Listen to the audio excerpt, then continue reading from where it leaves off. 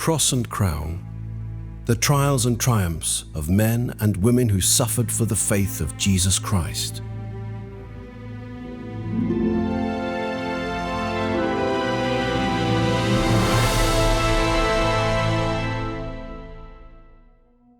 Written by James Dabney McCabe, originally published in 1874. Audiobook produced and copyrighted by scrollreader.com. These are the ones who came out of great suffering. They have washed their robes and made them white in the blood of the Lamb. Revelation 7:14. Others were tortured and refused to be set free, so that they might gain a better resurrection. Some faced mocking and beatings, chains and prison. They were stoned, they were sawn in two, they were killed with the sword. They went about in sheepskins and goatskins, poor, mistreated, and abused. The world was not worthy of them. They wandered in deserts and mountains, living in caves and holes in the ground. Hebrews chapter 11, verse 35 to 38. Preface. The sight of people suffering for the truth is the most powerful and noble scene this world can offer. In God's plan, such suffering has often helped to strengthen and spread the very truth that seemed to be dying with the martyr. This was true of the early church, whose history is filled with stories of martyrdom. The church won its greatest and most lasting victories at the stake, in the arena and on the scaffold. "In this conflict," said the great Napoleon, summing up the triumphs of the religion of Christ, "all the kings and all the forces of the earth were arrayed on one side. Upon the other I see no army, but a mysterious energy, individuals scattered here and there in all parts of the globe, having no other rallying sign than a common faith in the mysteries of the cross. On the one side we see rage and all the furies of hatred and violence. On the other there is gentleness, moral courage, infinite resignation. For 300 years the spirit struggled against the brutality of sense, the conscience against despotism, the soul against the body, virtue against all the vices. The blood of Christians flowed in torrents. They died kissing the hand which slew them. The soul alone protested, while the body surrendered itself to all tortures. Everywhere Christians fell, and everywhere they triumphed." Just as in the early days of Christianity, so it was with the rise of Protestantism. A return to the clear and powerful truths of that pure time, standing against the errors that the Roman Church had added for its own gain. These errors had hidden the faith that our Lord gave to his apostles, and they to the early Church. The gospel truth and the religious freedom we enjoy today were won by our ancestors through great pain and sacrifice. Papal Rome, much like the old pagan Rome, fought hard to destroy the truths that the Reformers, with great effort, brought back from the darkness of superstition and ignorance. Knowing that her teachings could not be supported by the Bible, Rome had taken the scriptures from the people and hidden them so well that she believed her power was secure forever. It was extremely difficult for the Reformers to recover the Bible and make it available to everyone. For this cause, they went gladly to their deaths, feeling honored to suffer, so that those who lived after them could enjoy the rights bought with their blood. Across Europe, fires were lit, and martyrs cried out to God. But everywhere, the truths they died for were victorious. Today, Protestantism is the leading force in the world. The major powers that shape world events are Protestant, including our own free country. The nations whose ships sail every sea, connecting the world more closely together, are Protestant. The countries with the freest and strongest governments, where people live with the most comfort and happiness, are Protestant. The leading thinkers of the world are Protestant. Freedom, both civil and religious, is Protestant. The printing press is Protestant. The public school system is Protestant. The money and business that drive the world's economy are mostly in Protestant hands. The great mining operations, the founding of new colonies, and the settling of new lands, all the things that define the greatness and progress of the 19th century, are Protestant achievements. These are the fruits of the hard work and suffering of the brave men and women of the Reformation. They lived and died to win freedom of religion and open access to the Bible. They tore down the walls Rome had built to stop free thought and learning. They made it possible for people to rise and live according to their true purpose. If they had failed, if the Bible had remained locked away, we would still be trapped in the superstitions and ignorance of the Middle Ages. Rome's rule reduced man to little more than an animal. The Reformation gave him the Bible, which taught him he was a child of God and heir to amazing promises. It lifted him to a true understanding of his worth and power and made it possible for him to live out his noble calling. It is right, then, that we should always remember the story of the suffering of those to whom we owe so much, because by looking at their trials we can best understand the truths they stood for. Yet, there is a tendency today to ignore these events and to view any effort to highlight the martyrdom of the Reformers with disapproval. And yet, there has never been a time when understanding the spirit and convictions of the Reformers has been more important. Among some Protestants, there is now a strong desire to bring back many of the very errors the martyrs died resisting, threatening to undo the great achievements of the Reformation. The one who caused those persecutions, the main source of false teaching, the Church of Rome, still exists and still follows the same policies it did in the days of our forefathers. In our country and in England, it is forced by circumstances to appear better and more refined than in places where it holds unquestioned power. But its goals remain the same, and its leaders are men who do not understand or respect our way of life, and who are opposed to it.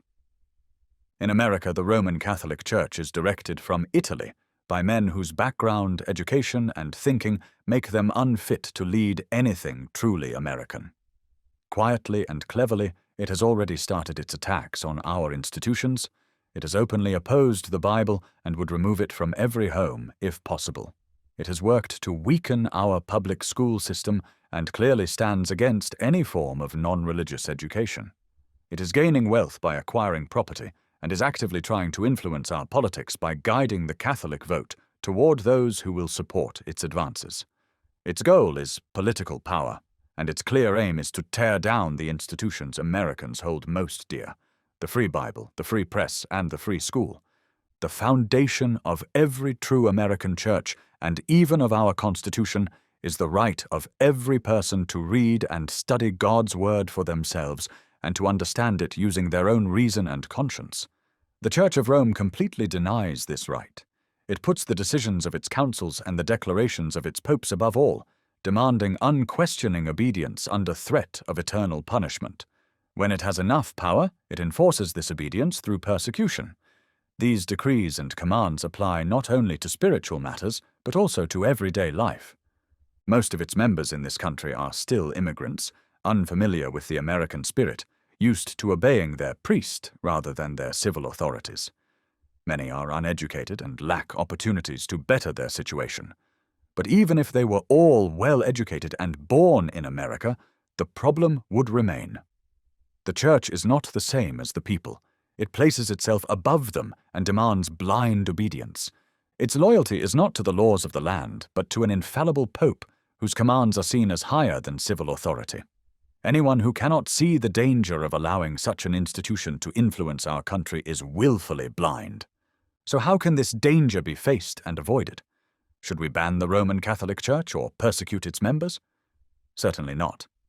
That would be to commit the very wrong that Christianity stands against.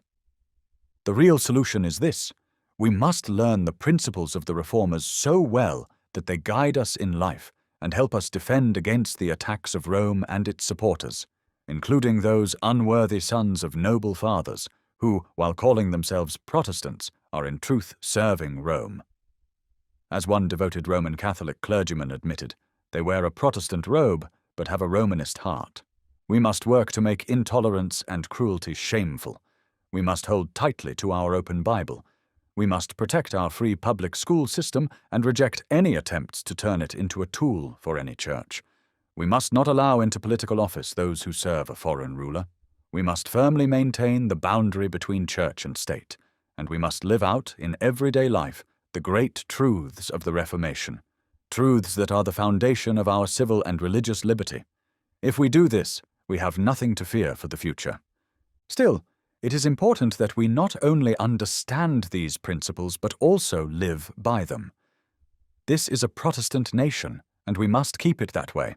It is time we truly understood what the Reformers did for us, what they gave their lives to protect, and what Rome is still trying to take from us. We can only gain this understanding by studying their lives and teachings. This book is offered to help meet that need. It does not pretend to be a full history of the Reformation or a complete set of biographies of the Reformers. It does not cover the great German Reformation, because its aim is not to retell that history, but to highlight the key principles of the Protestant faith. These truths are shown through some of the most powerful examples of Protestant martyrdom, stories chosen especially for their beauty and dramatic power, so they will speak clearly to the average reader. The book is divided into 3 parts, each standing on its own, but all working together to serve the larger purpose. First comes a short, clear account of the Vaudois Christians, the Huguenots, and the English Church, to give context for the stories of individual martyrs that follow. It is hoped that what is written here will be enough to fulfill the purpose set out, and that this work may be a blessing to all who read it. No attempt has been made to defend the cause of any one denomination. The cause here is that of Christ and his Church, a cause that matters to every true Christian, no matter their denomination. This book is not written as a partisan attack against the Church of Rome. The history of the Protestant Church is made up of real events, and those events are presented here without bias. That they show Rome as an enemy of truth is simply what the facts reveal. It is not due to the author's prejudice. Why should we not honor the memory of the heroes of our faith? We build statues and monuments to the patriots who won our civil freedom, and we never tire of telling their stories and praising their courage. So why should we not also remember and speak of the brave, faithful Christian men and women who suffered and died for our religious freedom, those who gave us the Bible at the cost of their lives and brought back to us a living, personal Savior? There is no greater, more moving, or more meaningful story in all of history. So let us keep alive the memory of these saints of the Protestant Church. Let their names be familiar in our homes. And when our children ask about them, let us tell the story with grateful and reverent hearts, so we can prepare the next generation to hold firmly to the faith our fathers sealed with their blood. This book will not only show you the faith of the martyrs, but also give you a view into an area of church history that many are often ignorant of. In Part 1, we consider the Vaudois, in Part 2, the Huguenots, and in Part 3, the English martyrs. Each of these sections starts with a much longer chapter that explains the historical context before focusing on specific martyrs who gave their lives for Christ during that period. Part 1. The Vaudois. Chapter 1. Historical sketch of the Vaudois Church. On the Italian side of the Upper Alps, the mountains gradually descend into the rich valleys and plains of Piedmont, stretching from the Mediterranean Sea to the borders of Switzerland. This region of Italy is known for its grand and beautiful landscapes. 3 valleys in particular stand out for their natural beauty and historical importance as they open from the mountains into the plains of Piedmont. Each valley is marked by a swift-flowing stream or mountain torrent, fed by the constant snows and glaciers of the Alps. These waters eventually flow into the great river Po. 2 of the valleys, Lucerna and Perouse, broaden as they descend, blending with the softer features of the Italian countryside. Lucerna is the most beautiful and fertile of the 3, full of charm. It is covered with thick greenery nearly all year, with groves of mulberry trees, forests of chestnut, waving fields of wheat, vineyards climbing the hillsides, and a mild climate. Scattered throughout the valley are peaceful villages filled with innocent and content people, resting quietly under the shelter of the surrounding Alps. "It would be a paradise," wrote the historian Leger, "if it were not so near the Jesuits at Turin." The 3rd valley, San Martino, is less gentle in appearance. It is a wild and narrow gorge carved by the fierce Germanasca stream. On either side of the river, the massive Alps rise sharply, with cliffs and rocky heights looming over the narrow land below. The climate is harsh and the people are rugged. In the upper parts of the valley, winter seems almost endless. Snow stays on the ground for 8 or 9 months each year. Crops are few, grass is sparse, and the only sounds that break the quiet of the Vaudois Sabbath are the high-pitched call of the marmot and the cry of the eagle. In the clear mountain air, the graceful chamois can sometimes be seen leaping across the rocky peaks, According to Dr. William Beattie, these valleys lie along the French and Italian borders, sharing characteristics of both. They are part of the section of the Alps known in ancient times as the Cottian Range, the natural boundary between Piedmont and Dauphiny. In this area, the mountains lose some of their wildness and give way to forested hills, green meadows, vineyard-covered slopes, and rich farmland beside the rivers. A native historian describes their location more precisely. They are on the western edge of Piedmont, bordered by the French frontier near Briangon, and the Italian provinces of Pinerolo, Susa, and Saluzzo. The area they cover is about 12 Italian miles across in both directions, forming a square about 24 French leagues wide. From the town of Pinerolo, a viewer sees 4 valleys stretching out. To the north, the valley of Pragala or Clusone, ending in the valley of Pérouse or Saint Martin. To the west, the valley of Lucerna, with Angron as one of its branches. And to the south, the valley of Rora, the smallest but highest in elevation.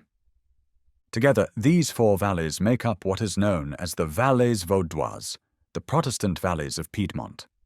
Within this small region, no larger than the District of Columbia, there has lived for centuries a distinct people, seldom numbering more than 20,000. They have preserved their ancient customs and way of life more faithfully than almost any other group in Europe. Known for the simplicity and purity of their lives, they have been free from the ignorance, superstition, and moral corruption that plagued the surrounding nations. The men are tall, strong, graceful, and full of energy and endurance. The women are fair, naturally refined, and long praised for their modesty and virtue. Both men and women are known for being honest, welcoming, peaceful, and patient. Not long after Christianity was brought to Italy by the apostles, the people of these valleys embraced the faith preached by St. Paul. They believed and taught the apostles' doctrine and followed the simple forms of worship described by early Christian writers like Justin Martyr and Tertullian. They took the Holy Scriptures as their only rule of faith and rejected anything not found in the New Testament. From the time of Constantine until now, they have remained constant in their faith and have made no major changes to their way of worship. Muston, in his work Israel of the Alps, which offers a full and fascinating history of the Vaudois, writes, "Here, let me point out one of the strongest internal evidences for the apostolic origin of the Vaudois. The Church of Rome was originally apostolic, having been founded under the leadership of St. Paul. Now, if the Vaudois had always been separate from Rome, they could not claim apostolic descent. But if they broke away from Rome at a later date without any earlier independent existence, then their history would only begin at that point of separation. However, this is not the case. The Vaudois existed from the very beginning of the Church's shared life. That apostolic life was preserved in their mountain homes. They may have believed it also continued in other places, but when Rome became so deeply corrupted that its original apostolic nature was clearly lost, the Vaudois refused to recognize it as truly Catholic. Instead, they exposed how far it had strayed from real Catholicity. Some might argue that there were no Christians living in the Alps during the time of the Apostles. But the Church did not die with the Apostles. During the time of the early martyrs, the message of the gospel was spread throughout Italy. The Ambrosian liturgy, which the Vaudois were criticized for keeping after it had been abandoned elsewhere, was not established until the 4th century, and the inclusion of the Epistle to the Laodiceans in some of their ancient manuscripts also points to this early period. The Vaudois, though few in number, remained true representatives of the universal Church and were forerunners, not followers, of the Reformation. This was entirely because of their faith in the Word of God, the gospel of Christ. They may not have understood it as clearly as the Reformers did later. They may have kept some practices from the Roman Church and accepted teachings we no longer hold today, like the difference between mortal and venial sins. But we are not claiming they were without error. What made them strong, united, and faithful to the gospel, what gave them their unique identity as a church, was their firm stand on the authority of God's Word and the message of salvation through Jesus Christ. In this way, they were both truly Catholic, in light of the Bible, and Protestant, in contrast to Roman Catholicism. The Vaudois were not rebels or outsiders. They were true heirs of the Church. Begun by the apostles, that early church was once called Catholic and was persecuted by the pagans. But when it later became powerful and began to persecute others, it lost its true character. Yet in the valleys of the Vaudois, the church remained simple, free, and pure, just as it had been in times of persecution. Because they lived in the mountain valleys, these Christians were called Vaudois, meaning people of the valleys. At first, this name was not meant to describe a religious group, but simply referred to where they lived. Later, when the Church of Rome began to persecute them, the name became an insult among Roman Catholics. As Muston says, it came to mean the same as magician or unbeliever. But the Vaudois themselves used only one name for themselves: Christians. We continue with an extended excerpt from The Israel of the Alps. Their pastors were called barbas, a word that means uncle in southern France, a title that showed respect. They had a school hidden deep in the mountains where the harsh natural surroundings encouraged strength and firmness of spirit. Students there had to memorize the Gospels of Matthew and John, the general epistles, and part of Paul's letters. Over 2 or 3 winters, they were also taught to speak Latin, the Romance language, and Italian. After completing their studies, they spent some time in solitude before being ordained to the ministry through the Lord's Supper and the laying on of hands. The people supported them through voluntary gifts, which were divided each year at a general church meeting. One part went to the ministers, one to the poor, and one to the missionaries. These missionaries always traveled in pairs, a younger man and an older one. The elder, called the regidor, was the leader, and the younger, the coadjutor, was his assistant. They traveled throughout Italy, where they had secret believers and organized stations in many towns. Every pastor was required to serve as a missionary at some point. This allowed the younger ones to learn the careful work of sharing the faith, guided by older, experienced men who they were expected to obey completely, not just out of respect, but as a duty. The older men, by training faithful successors, prepared themselves for rest. Once their work was done, they could die in peace, knowing they had entrusted the gospel to wise and committed hands. In addition to their religious training, the barbas were also taught a trade or profession so they could support themselves. Some worked as peddlers, others as craftsmen, but most were doctors or surgeons. All of them knew how to farm and tend animals, skills they had learned in childhood. Very few were married. Their constant travels, poverty, dangerous mission work, and life spent in hardship help explain why most of them remained single. Each year, a general church meeting was held in the valleys. At this synod, the conduct of the pastors was reviewed, and they were reassigned to new locations. Barbas actively serving in ministry were moved every 3 years, always in pairs trading places with others. Only the elderly were allowed to remain where they were. During the synod, a general leader of the church was chosen, called either the president or, more commonly, the moderator, a title still used today. The barbas were required to visit the sick, even without being asked. They acted as mediators in disputes and corrected those who misbehaved. If warnings didn't work, they could excommunicate someone, though this was rare. Their preaching, teaching, and devotional practices were much like those of the Reformed churches, except that worshippers quietly said the opening and closing prayers of the sermon. The Vaudois also had hymns, but they only sang them in private, just as was common in the early church. Their beliefs were closely aligned with those of the apostles and the early church fathers. In short, they believed in the full authority and divine inspiration of the Bible, the Trinity, the sinful nature of mankind, and free salvation through Jesus Christ, with a strong emphasis on faith expressed through love. This was the structure and doctrine of the Apostolic Church in the valleys of Piedmont. Over time, the Church of Rome began to change and add to the teachings it had received from the apostles. As it grew in power, it became more corrupt. It began to focus less on spiritual matters and more on gaining earthly authority. Every change or addition to its original faith was aimed at strengthening its control over earthly kingdoms. Other church leaders firmly opposed these claims. St. Ambrose, the well-known Bishop of Milan, although eventually pressured to give in, strongly objected to the Bishop of Rome calling himself the successor of St. Peter. He argued that only someone with the faith of Peter could make such a claim, and he even condemned Pope Liberius as a supporter of Arianism. Other respected leaders, such as Philastrius, Bishop of Brescia, Gaudentius, his successor, and Rufinus of Aquileia, agreed with Ambrose and clearly opposed many of the teachings that the Roman Church later insisted on. Mansuetus, Bishop of Milan in AD 677, also rejected the Pope's claim to supremacy. He pointed out that the major church councils, such as those of Nicaea, Constantinople, and Chalcedon, were called by emperors, not by the Pope, proving that the Pope was not the head of the Church. Rome was not discouraged by this resistance and never stopped trying to dominate the world. She began by targeting the dioceses closest to the city. When persuasion failed, she turned to bribery and corruption.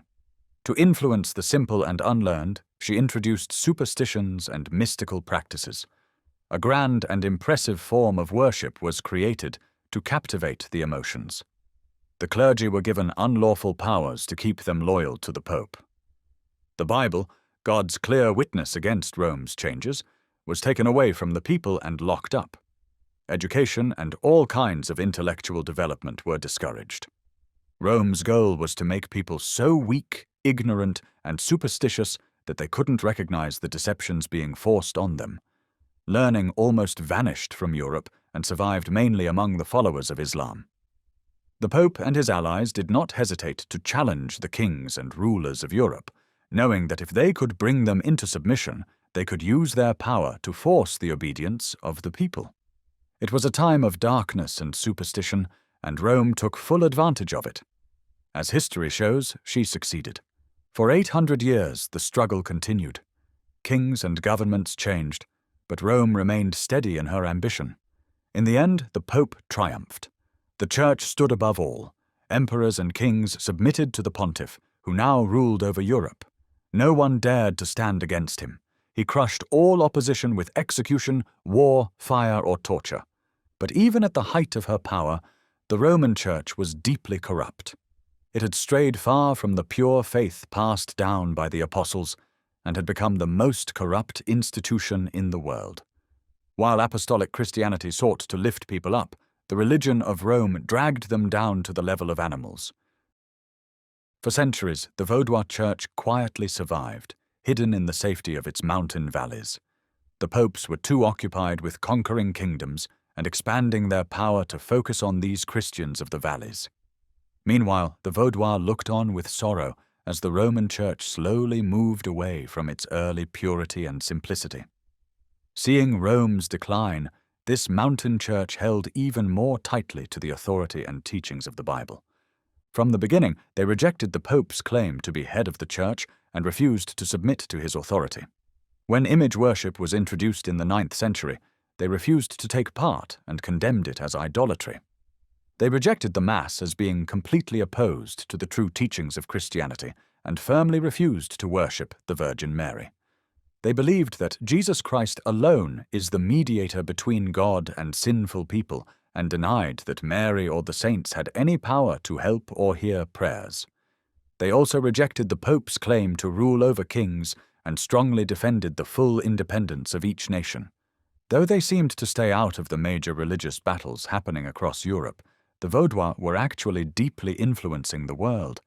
Their missionaries went everywhere, spreading the simple truths of the gospel and stirring hearts. In Hungary, Bohemia, France, England, Scotland, and Italy, they worked with powerful, though quiet, effect. Lollard, who prepared the way for Wycliffe in England, was a missionary from these valleys. The Albigenses, whose struggle with Rome is one of the most moving stories in history, learned the truth through Vaudois missions. In Germany and Bohemia, their teachings prepared the way for the Reformation. Huss and Jerome, Luther and Calvin simply continued the work the Vaudois missionaries had already begun. It's hard to say exactly when Rome first began to focus on the Vaudois. A Vaudois poem called The Noble Lesson, written around the end of the 11th or start of the 12th century, tells of earlier times of persecution. But the first widespread persecution of the Vaudois is believed to have taken place around the year 1209. This conflict was more political than religious.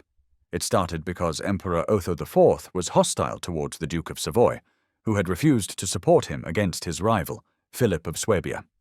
In revenge, the emperor gave the Archbishop of Turin, who was also a prince of the empire, permission to attack the Vaudois, subjects of the Duke, by military force. However, this campaign had little effect, and the early church continued peacefully until the time of the Reformation. As Muston said, The Vaudois are the link that joins the Reformed churches to the first followers of Christ. Though the Roman Church, having turned away from gospel truth, has tried countless times to break this link, all her efforts have failed. Empires have collapsed and dynasties have vanished.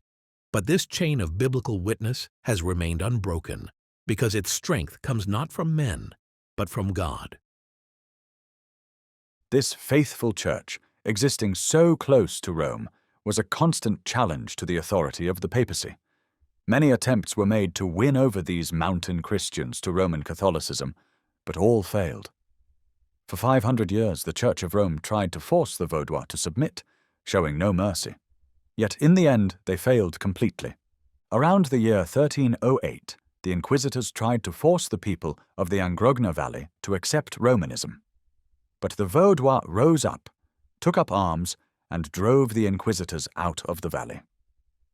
In the year 1472, Amadeus IX, who was the Duke of Savoy, died. After his death, the rule of the duchy passed to his wife, Yolande. She was the sister of King Louis XI of France. On January 23, 1476, without having previously found any fault with the Vaudois, the Duchess, urged on by the priests, ordered the lords of Pignerol and Cavour to use any means necessary to force the Vaudois into the Roman Catholic Church. In response, the Vaudois demanded that the Roman Church return to its original purity. The Duchess then called on her powerful nobles to take stronger action. But before she could carry out her plans, she was captured and taken away by the Duke of Burgundy, who feared she might support her brother, the King of France, with whom he was at war. Yolande was followed by her second son, Charles I, who chose to continue the efforts his mother had begun. In 1485, he ordered an investigation into the beliefs and practices of the Vaudois. The next year, he presented the findings to the Pope. The report revealed just how different the faith of the Vaudois was from that of Rome, and how dangerous it could be for the Roman Church to allow this witness to the truth to continue at the very center of Europe. Pope Innocent VIII was alarmed for the safety of the Roman Church. He had not believed that so much biblical truth still remained in the world, and he determined to wipe it out. Though he held the highest office in the Church, his personal life was disgraceful. Though bound by vows of celibacy, he had fathered 8 illegitimate children. Any ordinary Vaudois could claim a purer life than this pope. Still, Innocent was determined to destroy the Vaudois.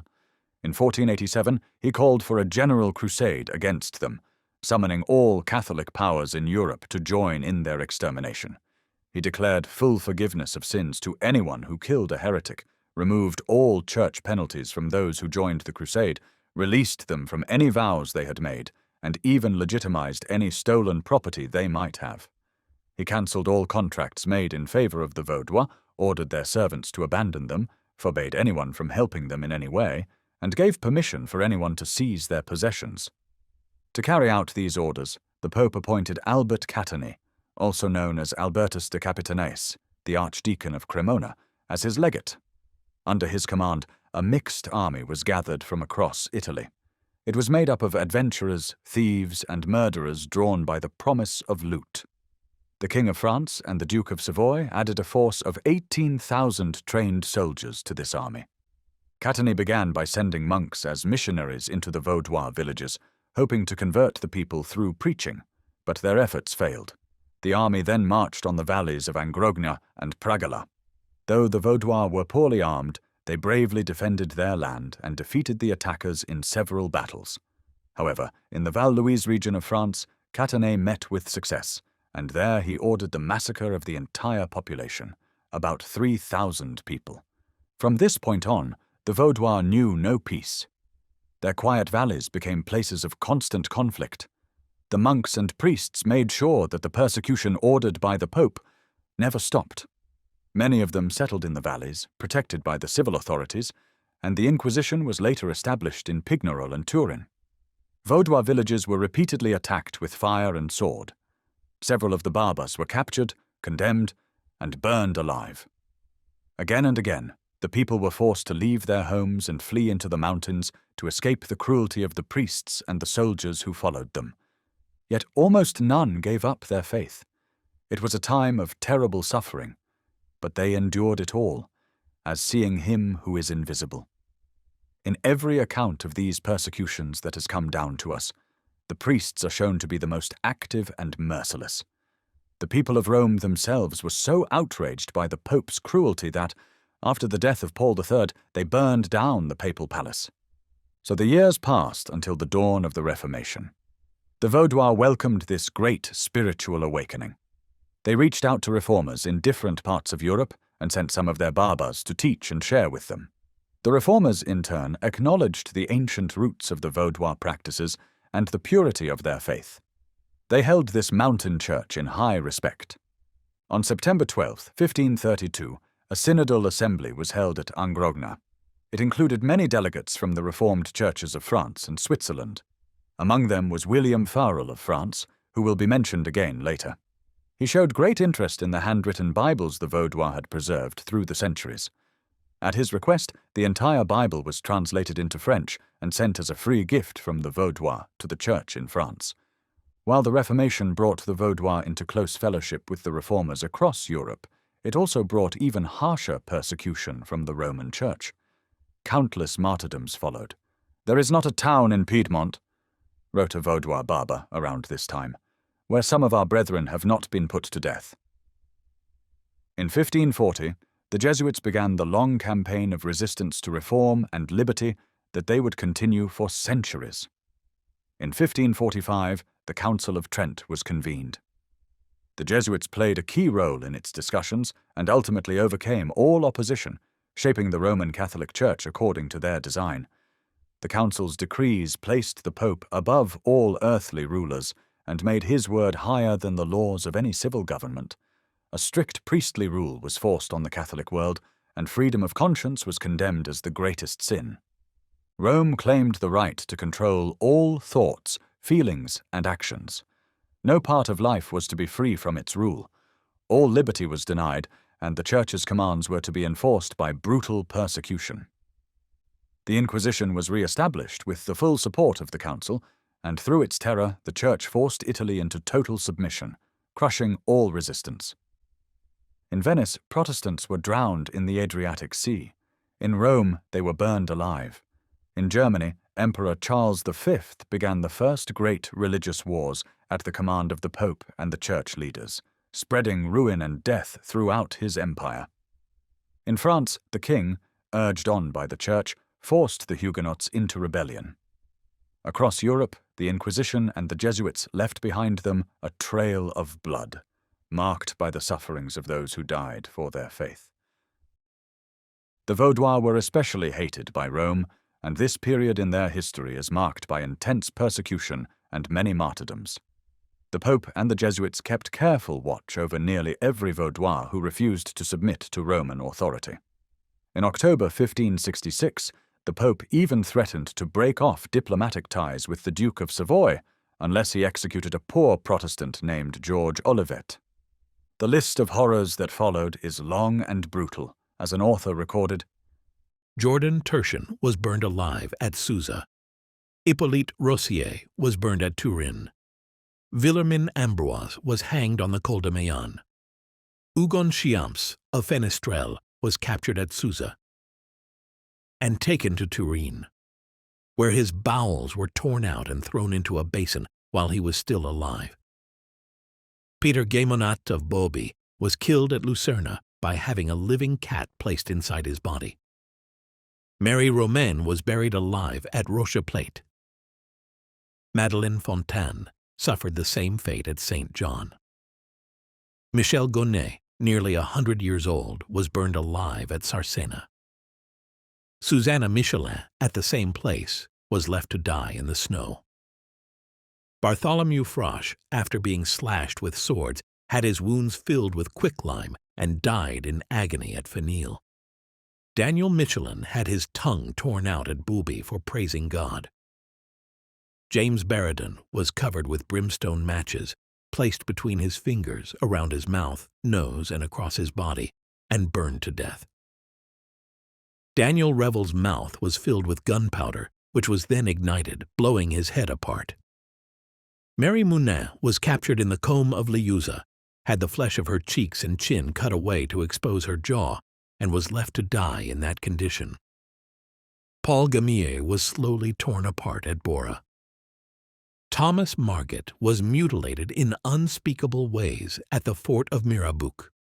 Susanna Jacquin was cut to pieces at La Tour.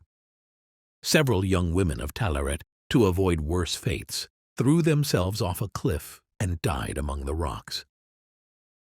Sarah Rostagnol was split through the center of her body and left dying on the road from Airals to Lucerna. Anne Charbonnier was impaled alive and carried through the streets from Saint-Jean to La Tour like a banner.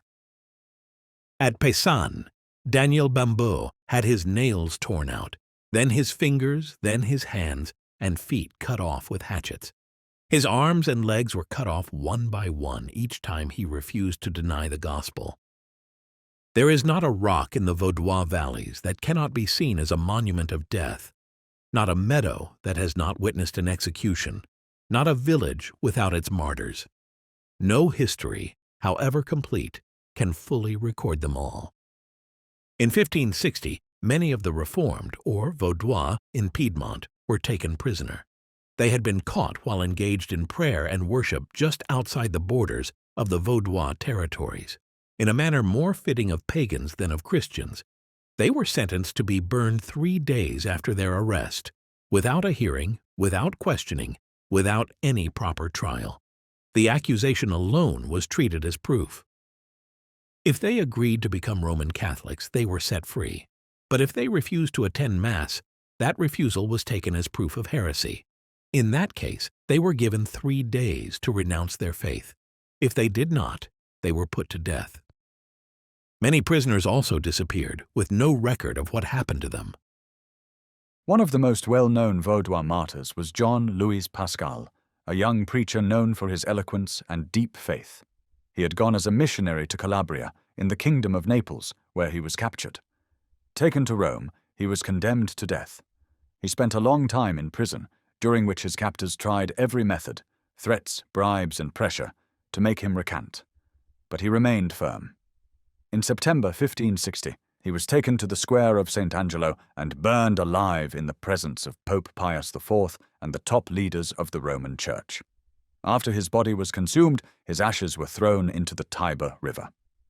The main square of Turin also became the site of many martyrdoms. These victims were guilty only of holding fast to the gospel as it had been passed down from the apostles. At many of these executions, the people of Turin were moved to tears, but the priests, especially the Jesuits and Franciscans, were without pity. Rome, drunk with the blood of the saints, had hardened the hearts of its servants. Some monasteries even hired bands of violent criminals to go into the Vaudois valleys for the specific purpose of exterminating the heretics. These men murdered the elderly and children with brutal cruelty, abused women before killing them, and burned homes, farms, and vineyards. The priests openly approved these actions. In their eyes, murder, assault, arson, and robbery were entirely justified when directed at the Vaudois. The priests kept the Dukes of Savoy from learning the truth about their Vaudois subjects.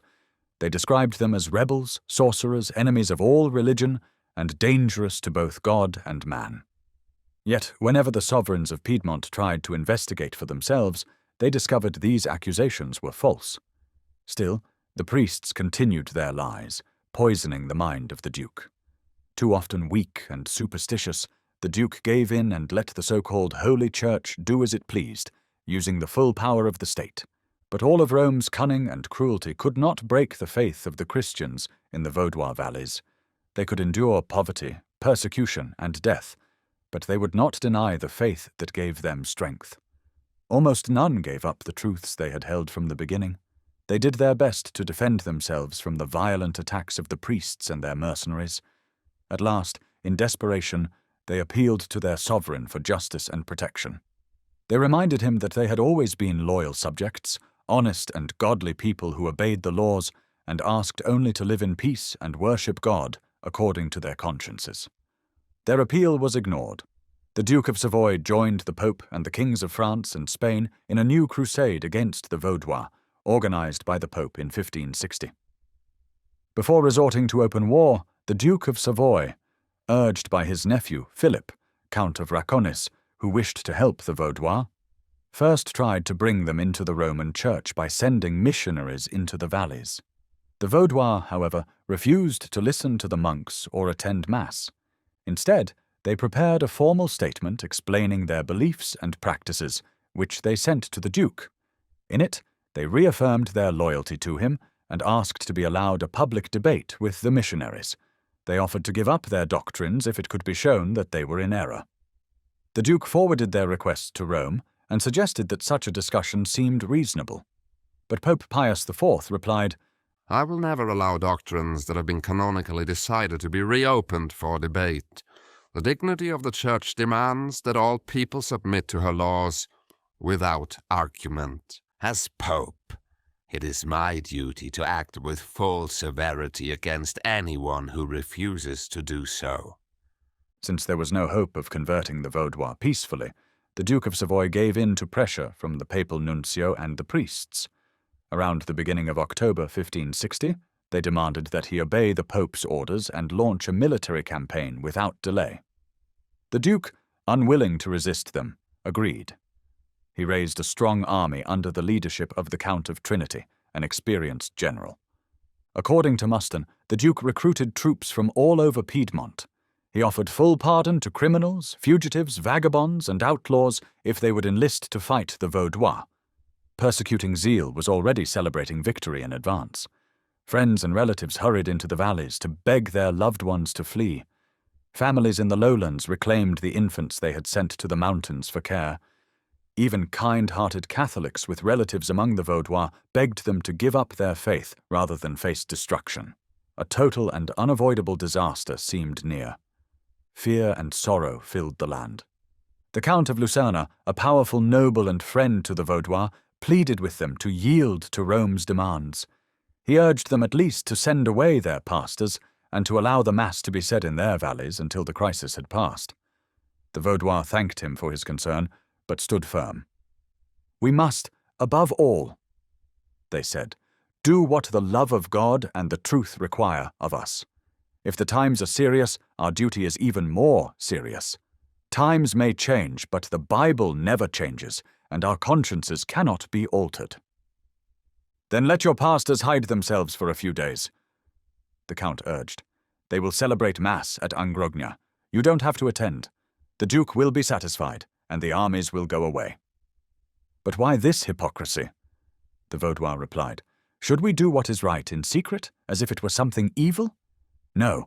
May God protect us. We will not be ashamed of his ministers, for then he would be ashamed of us." The Count of Lucerna was deeply grieved by their refusal. He believed the Vaudois were doomed. Meanwhile, the army led by the Count of Trinity was quickly organized. A proclamation was posted throughout the villages, warning that the Vaudois territory would be destroyed by fire and sword if the people did not convert to the Roman Catholic faith. On November 1st, 1560, the army began its march and set up camp at Bubbiano, a village on the plain of Piedmont. It was a force made up mostly of adventurers, lacking discipline or order. From the very start, the soldiers committed all kinds of abuses, attacking not only Protestants but also Catholics, mistaking the region for Vaudois land and taking out their violence on anyone in their path. The Vaudois were not idle in the face of danger. As soon as they realized what was coming, they began gathering what little they needed to survive and took steps to protect themselves and one another. Their pastors increased their efforts, and the people crowded into the religious assemblies. A solemn day of fasting and prayer was observed, followed by a shared celebration of the Lord's Supper to prepare their hearts for the trials ahead. Then they gathered their flocks and herds and left their homes in the valleys. They headed toward the hidden, high places in the mountains where shelters had already been planned. They surrendered everything to their persecutors, except their faith, which they carried with them into the hills. There, in caves and crevices of the rocks, they hid until better shelters could be built. Thus, Wrote Gilles, did these poor people prepare, with incredible resolve and joy, to receive from God whatever sufferings he chose to send. From the valleys to the mountain heights, nothing was heard but psalms and hymns as they carried the sick, the elderly, the weak, the women and children to the safest places in the rocks. For 8 days, added Richard, you could see nothing but people coming and going along these rough paths, carefully carrying bundles and bits of furniture. Among all these worthy people, no one regretted what they had left behind. So strong was their determination to patiently accept the will of God. Moved by their courage, Philip of Savoy, Count of Raconis, wrote to his uncle. The Duke. These poor people remain firm in their beliefs, yet they refuse to take up arms against their ruler. Some are leaving their homes, while others wait calmly for martyrdom with their families, a marvelous and sorrowful sight to witness. The army continued its advance, destroying everything in its path and showing no distinction between Catholic and Protestant victims. The Catholic people of the region, now desperate, took an extraordinary step. Desiring, says Muston in The Israel of the Alps, to protect the purity of their daughters from the brutal violence of the undisciplined soldiers, they did something worthy of the most admired times in history. Knowing the high moral standards of the Vaudois, the safety of their mountain strongholds, and the courage of those who defended them, these Catholic families saw no safer place for their children than among the very people their church was attacking. Without hesitation, many brought their wives and daughters to the Vaudois, trusting them with the honor and safety of their families. It was truly remarkable to see young Catholic women entrusted to Protestants at the very moment Catholic armies were marching against them. Yet this trust was not misplaced. The Vaudois guarded these women with the same care and respect they gave their own families. They never once thought of using them as hostages or trying to gain an advantage over their enemies. Instead, they risked their own lives to protect them, hid them from danger, and when the danger had passed, returned them unharmed to their loved ones, without asking for anything in return. Though this may seem hard to believe, it is confirmed by all the historians of the time, Gilles, Richard, de Thou, and Crespin. It stands as one of the clearest and most powerful testimonies of the virtue and generosity of the Vaudois, given even by their enemies. At first, the Catholic army had the advantage. The Vaudois were poorly armed and had not initially planned to resist by force. But when it became clear that they faced either death or the denial of their faith, they took up arms. They fortified the mountain passes and began a determined defense. A few key victories helped them greatly by supplying weapons they had lacked. With these, they managed to hold back the Count of Trinity in the lower valleys until winter came, covering the mountains in snow and freezing the rivers. The Vaudois, being native to the region, were better able to move and fight in these harsh conditions than their enemies. From their mountain refuges, they launched surprise attacks on scattered bands of Catholic soldiers, often driving them back into the plains or sending them tumbling over cliffs. In some cases, just 5 or 10 Vaudois were able to defend a narrow pass against a full regiment. In one notable instance, 50 Vaudois defeated 1,200 soldiers. The crusading forces, forced to move through narrow and difficult mountain paths, were sometimes overwhelmed by sudden and deadly attacks. The Vaudois would roll down avalanches of stones and heavy logs from the cliffs above, causing panic and heavy losses among their enemies. Even with so many victories, the Vaudois suffered greatly. Their situation was heartbreaking. Their places of refuge were high up in the cold mountains, surrounded by snow and ice. They lived in crude stone huts that barely shielded them from the harsh weather. From those heights, they could look down and see their beloved valleys and homes now occupied by Romish soldiers, while their simple churches were taken over by priests to celebrate the Mass. Yet, No one gave in. All were firmly committed to endure whatever came, choosing suffering over abandoning the truth. They knew that when spring returned, their enemies would come again, determined to destroy them. So they prepared together for what lay ahead.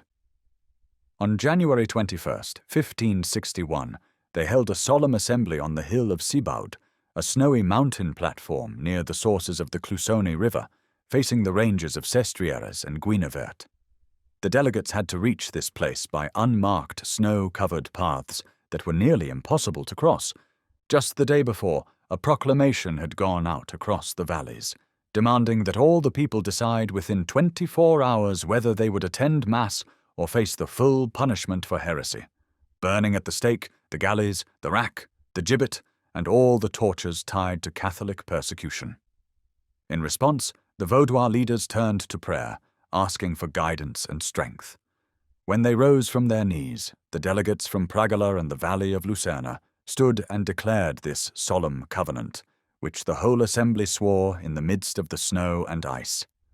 In the name of the Vaudois churches of the Alps, of Dauphiny, and of Piedmont, which are all here united, and whose representatives we are, we promise, with our hands upon the Bible and in the presence of God, that all our valleys will courageously stand by one another in all matters of religion, without failing in the obedience due to our lawful rulers. We promise to uphold the Bible, whole and pure, without any mixture, according to the practice of the true Apostolic Church. We will continue in this holy faith, even at the risk of our lives, so that we may pass it on to our children intact and unchanged, just as we received it from our fathers. We pledge to help and support our persecuted brethren, to set aside personal interests for the sake of our common cause, and to depend not on man, but on God. Simple and noble words, worthy of the brave men who spoke them. Bound together by this covenant, the Vaudois renewed their efforts to resist the advancing Roman army. They strengthened their defenses, built new lookout posts, and set up a system of signals to quickly send messages across the valleys. They hurried to make more pikes and any other weapons they could obtain. Their finest marksmen were formed into a special unit called the Flying Company, ready to rush wherever danger threatened. 2 pastors were assigned to this group to lead them in prayer and worship, and to keep them from shedding blood without cause in the heat of battle. In February 1561, the Count of Trinity once again set his army in motion, this time targeting the valley of Angrogna. At the upper end of this valley lay the stronghold chosen by the Vaudois, Pras-del-Tor. Pras-del-Tor, as Muston describes, is not on a mountain height, but deep within a hollow among the mountains. It lies in the base of a valley, wild and harsh like the peaks of the Alps, hidden from view and as still as a secluded glen. The steep slopes bring down the icy waters of the Angrogna torrent, which rushes among the rocks. This green hollow, surrounded by cliffs and dark crags, looks like a black crater from above, but seems like a peaceful oasis once inside. A narrow, twisting path among the rocks is the only way in or out. It was along this narrow and defensible path that the Count of Trinity had to lead his troops.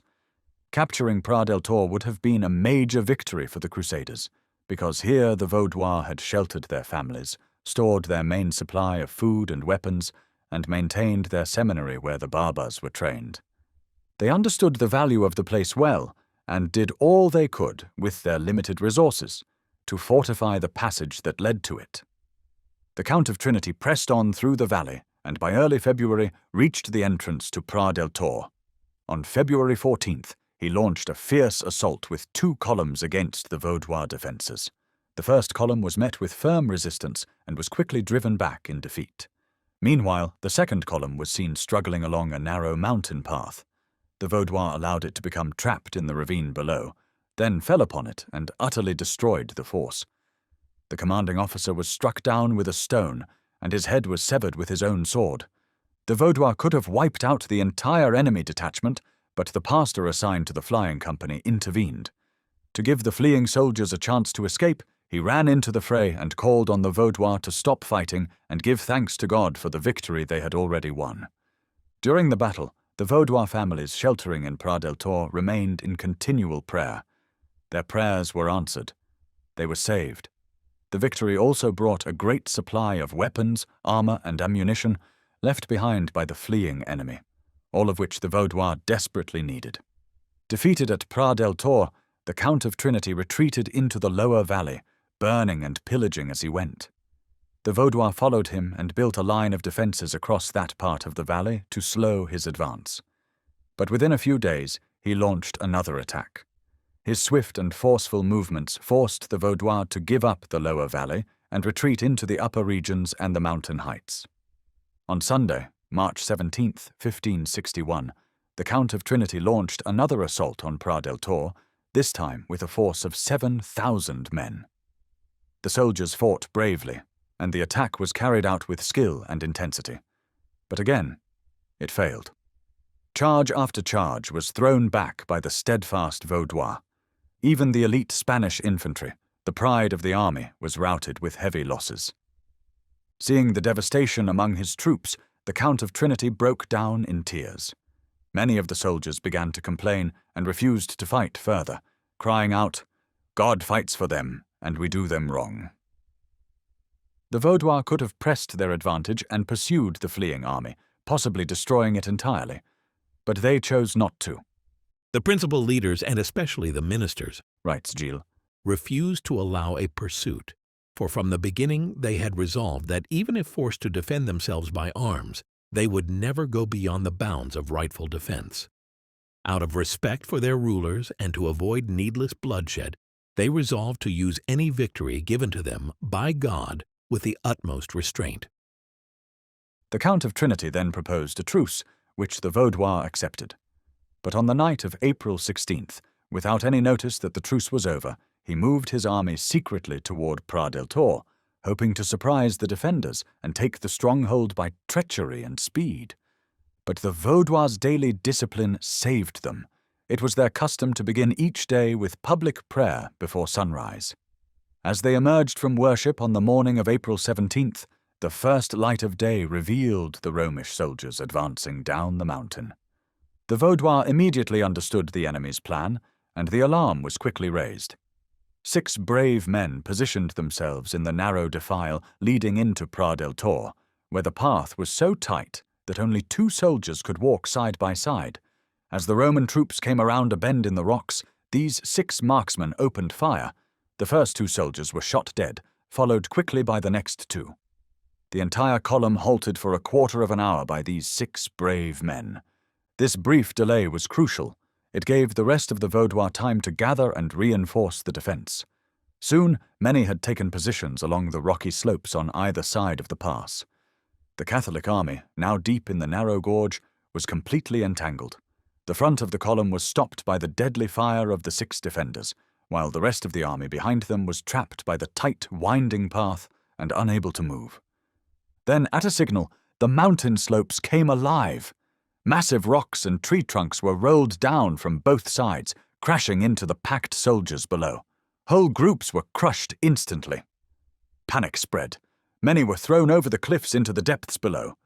The army broke and turned to flee, but the path behind them had become a death trap, constantly struck by the falling avalanche of stone and timber. The roar of crashing rocks echoed through the valley. The retreat turned into a complete rout. The Vaudois sprang forward in pursuit, chasing the broken army all the way down into the lower valley. Not a single Vaudois was lost, but the Catholic army suffered devastating losses. This final victory was decisive. The soldiers, worn down by defeat and hardship, lost heart and swore never to enter the mountains again.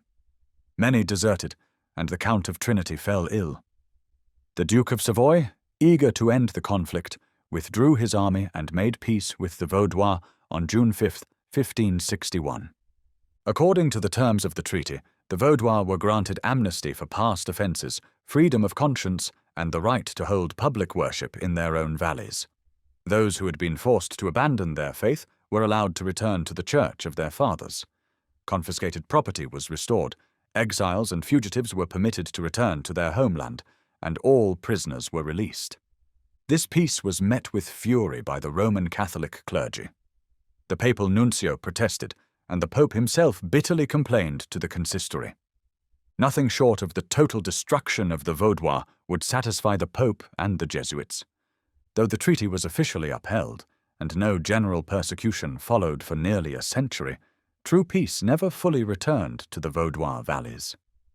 The Dukes of Savoy were not always just rulers, but if left to themselves, they likely would have allowed the Vaudois to live in quiet freedom. However, they were surrounded by priests and church officials determined to carry out the Jesuit agenda against the Vaudois. Although they failed to stir up a full-scale persecution, they succeeded in harassing the Vaudois constantly. The people were burdened with heavy taxes, which they paid faithfully. They were subjected to constant restrictions, barred from certain trades and forbidden to live outside their valleys. Their barbas were captured and burned at Turin and Pignerol, yet despite all this, they remained loyal subjects and never rebelled against their rulers. Jesuit missionaries were sent into the valleys, offering sermons and rewards to anyone who would convert to Catholicism. But neither persuasion nor bribery succeeded. Jesuitism could not stand against true Christianity.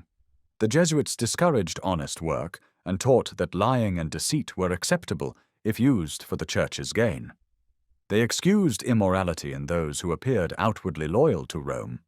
They permitted, sometimes even encouraged, robbery, murder, and violence when done by so-called faithful sons of the Church. For them, the end always justified the means. In contrast, the Vaudois held that labor was honorable and laziness a sin. They promoted education and strongly opposed ignorance. They insisted on purity of life and thought. Crime was almost unheard of among them, even as it spread throughout Europe. They upheld the highest standards of virtue, and their young women were known everywhere for their chastity, something respected and protected by the entire community. The men valued the honor of their wives and daughters above all. They refused to use evil to achieve good, choosing instead to shape every part of life by the clear truth of the gospel. They were willing to suffer and even die rather than compromise that truth.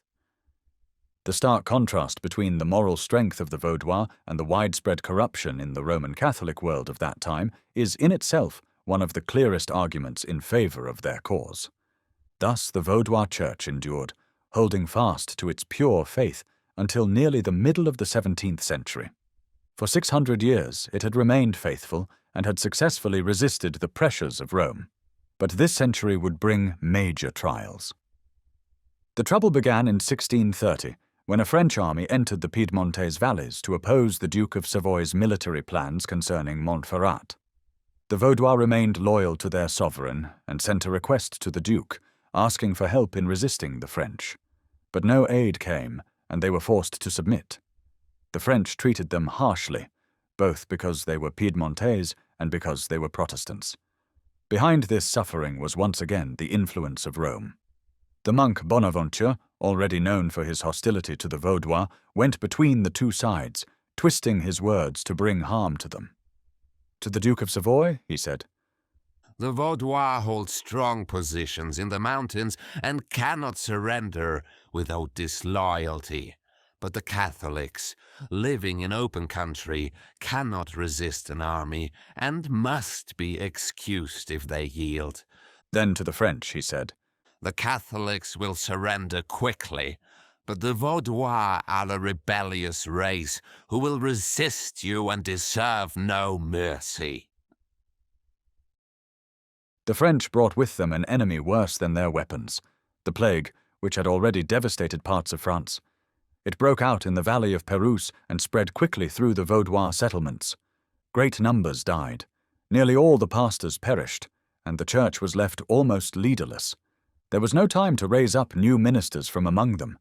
In desperation, the Vaudois sent to Geneva for help, as only 3 pastors remained actively serving in all the Protestant valleys. The plague ultimately claimed 10,250 Vaudois lives. With the arrival of pastors from Geneva, a gradual shift occurred in the outward structure of the Vaudois Church. Though their beliefs remained unchanged, a more organized, modified Calvinistic system of governance was adopted. The ancient 12th century catechism was replaced by a newer one. The title of barber was no longer used for pastors. Instead, a moderator was appointed as a ruling elder. Ministerial training was moved from Prat-del-Tour to Geneva. However, these changes were entirely external. The Vaudois did not become Calvinists in doctrine or worship.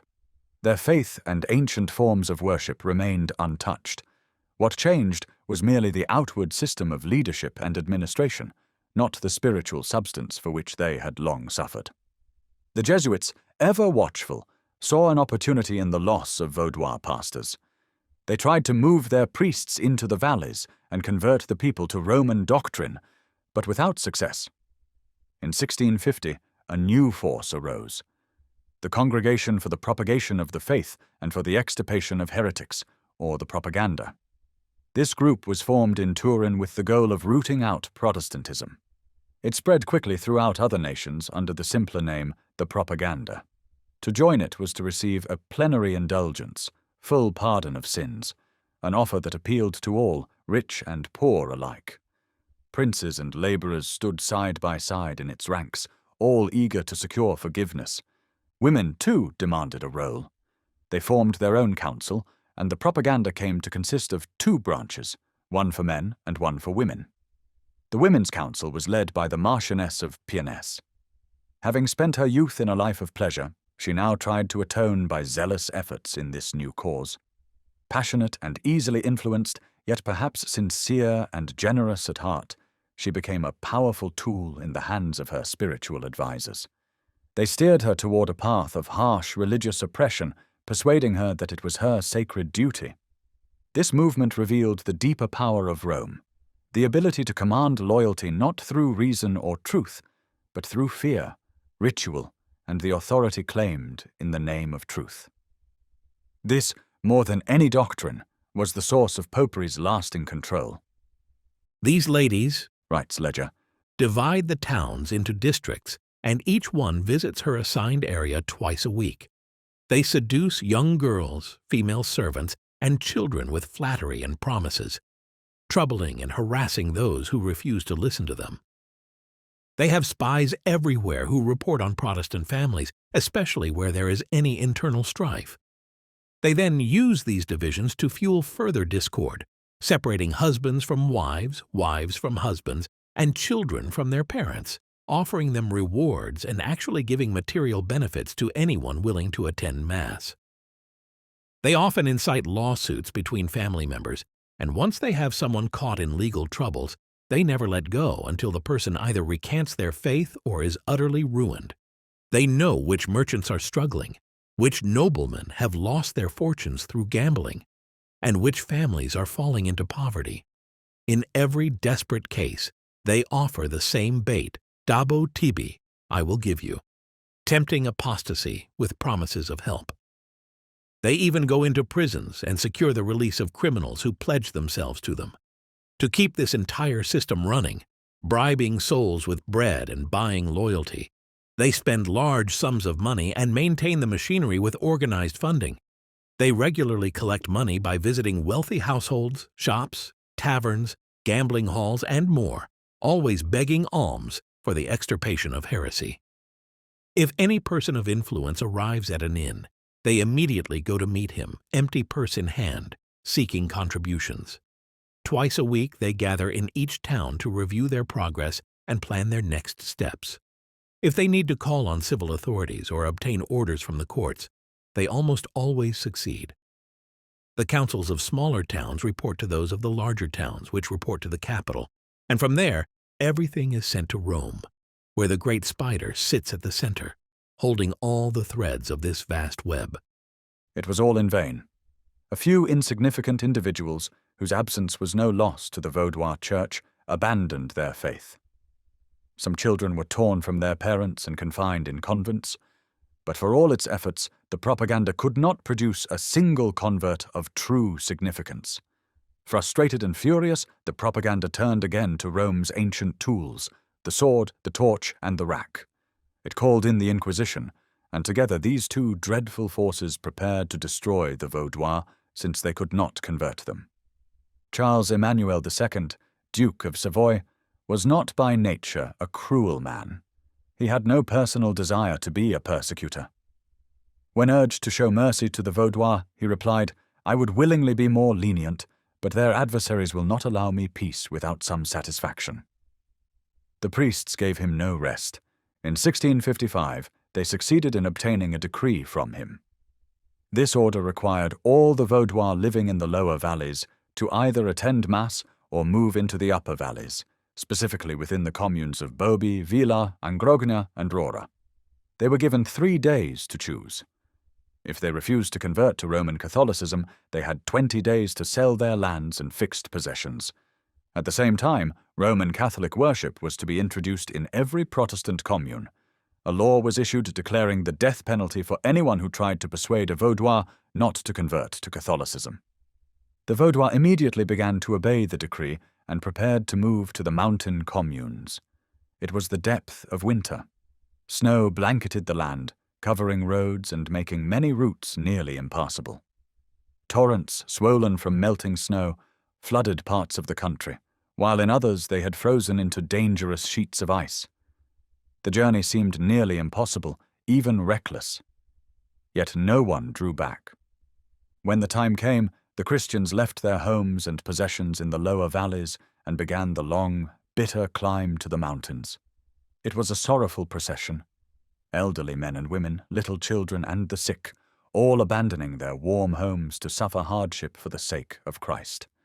They waded through freezing waters, climbed icy slopes, and at last reached the scattered villages of their fellow believers in the upper valleys. There, though poor, their brethren welcomed them with open arms. Not one among them renounced the faith. Entire towns and villages in the lower valleys were left empty. Fertile lands were deserted.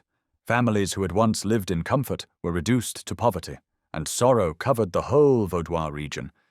Yet far up in the cold valleys of the Alps, the Church found a place of refuge and rest.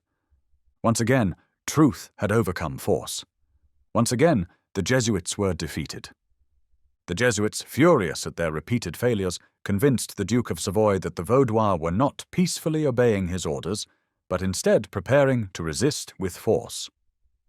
Acting on this report, the Duke dispatched a strong force under the command of the Marquis of Pianès into the valleys to enforce obedience.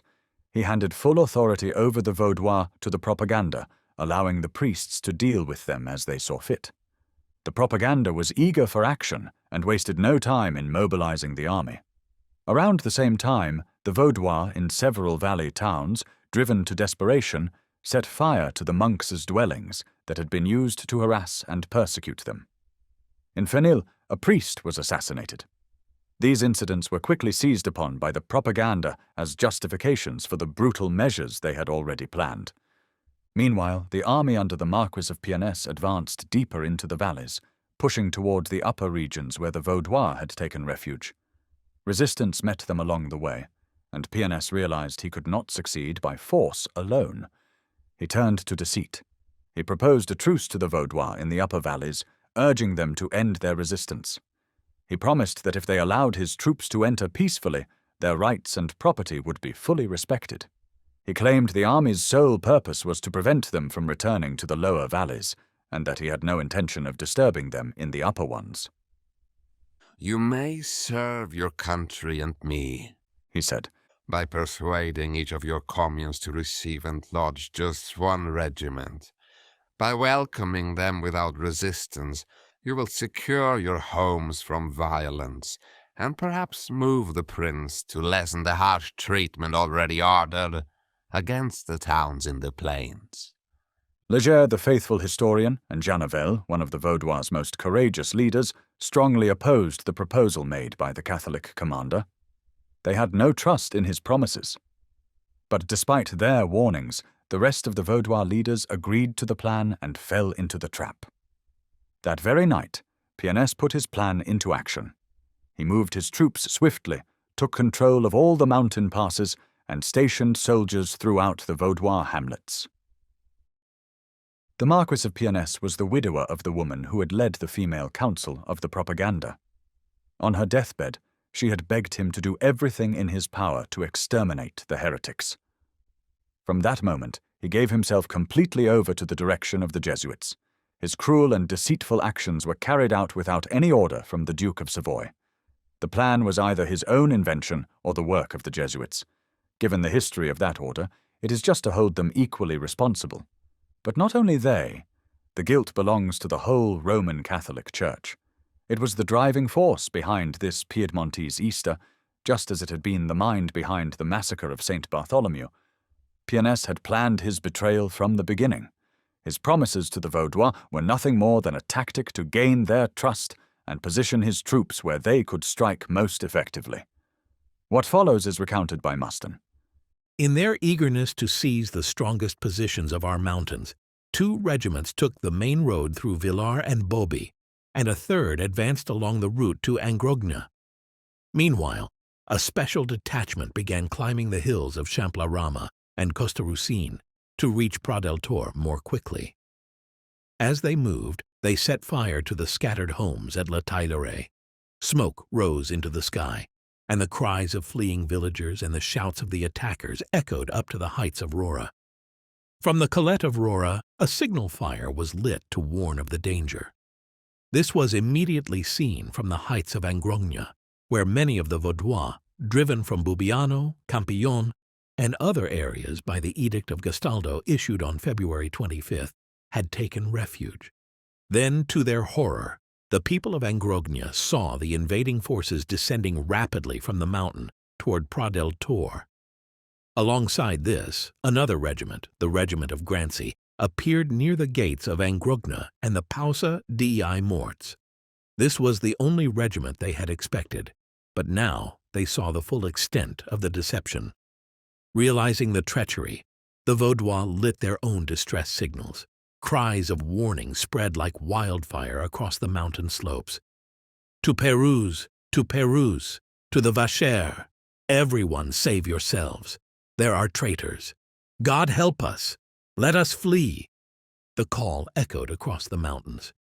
Those able to bear arms fled toward the heights of the Vacher, then down through the valley of Pramol into the safer regions of Pérouse and Praguela, which at that time were under French control. On the side of Bobby, the alarm came more slowly, as the regiments of Bagnola and Petitbourg, assigned to be quartered at Bobby and Le Villars, arrived peacefully by the main road. Suspicion arose only when the soldiers, instead of remaining in Bobby as expected, began to move upward toward Sarcina and Villeneuve. Along the way, victims had already been slain, but these isolated murders went unreported, and the officers maintained the appearance of strict discipline among the troops. Even in Angrogna, where only women, elderly men, and children remained, feeble guardians of the abandoned homes, the soldiers at first committed no visible excesses. De Pianès established his camp there and let his troops rest, pretending he planned to stay only a few days, as agreed upon with the Vaudois deputies. In this way, he worked to gain the trust of the Vaudois women and children. The soldiers encouraged them to send word to their husbands and brothers, urging them to return, assuring them that no harm would come to them. Some believed the promises and came back, to their ruin.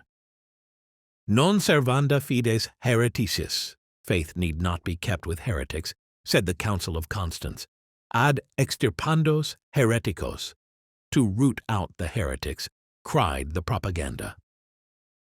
From the head of the valley to its farthest corners, in villages and hamlets, on roads and rocks, the propaganda, using the treachery their church openly justified, had stationed its soldiers or planted assassins. Then the signal was given.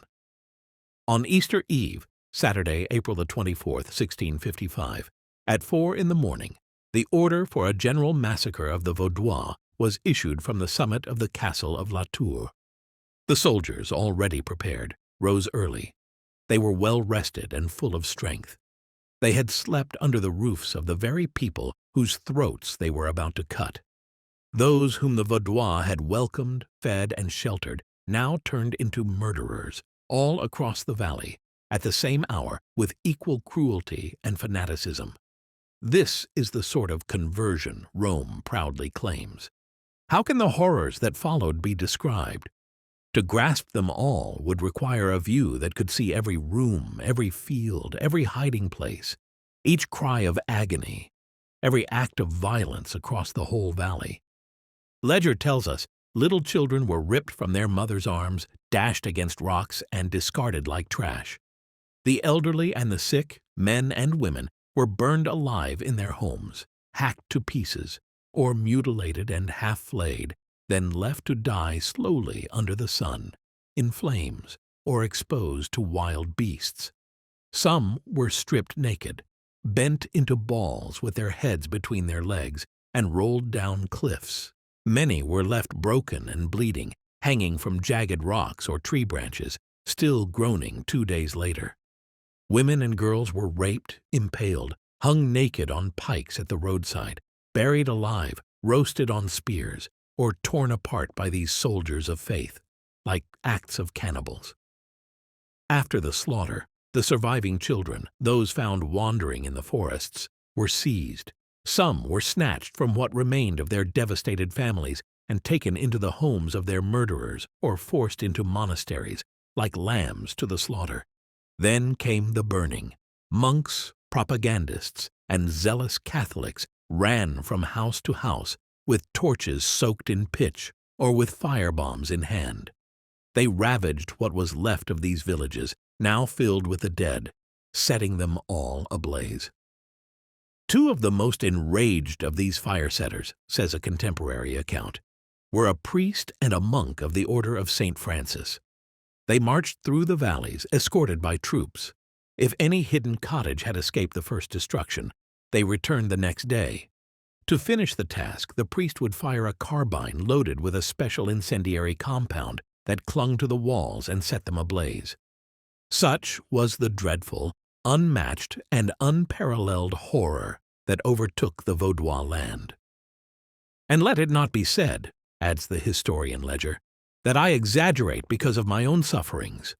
I went from place to place gathering the sworn testimonies of survivors before 2 notaries who accompanied me. In some cases, fathers saw their children torn in half by the bare hands of soldiers or cleaved through with swords. In others, mothers watched as their daughters were assaulted or murdered before their eyes. Daughters saw their fathers' living bodies mutilated. Brothers watched their siblings' mouths filled with gunpowder and ignited, blowing their heads apart. Pregnant women were ripped open, and their unborn children pulled out alive from their bodies. What more can I say? Oh my God! The pen drops from my hand. Corpses lay scattered on the ground or were impaled on stakes. The torn limbs of children were thrown into the roads. Brains were splattered against rocks. Human trunks without arms or legs, bodies skinned or with eyes gouged out. Toes with the nails ripped off. All were seen. Some were nailed to trees with their chests torn open and hearts removed. Women's bodies were found in even worse condition.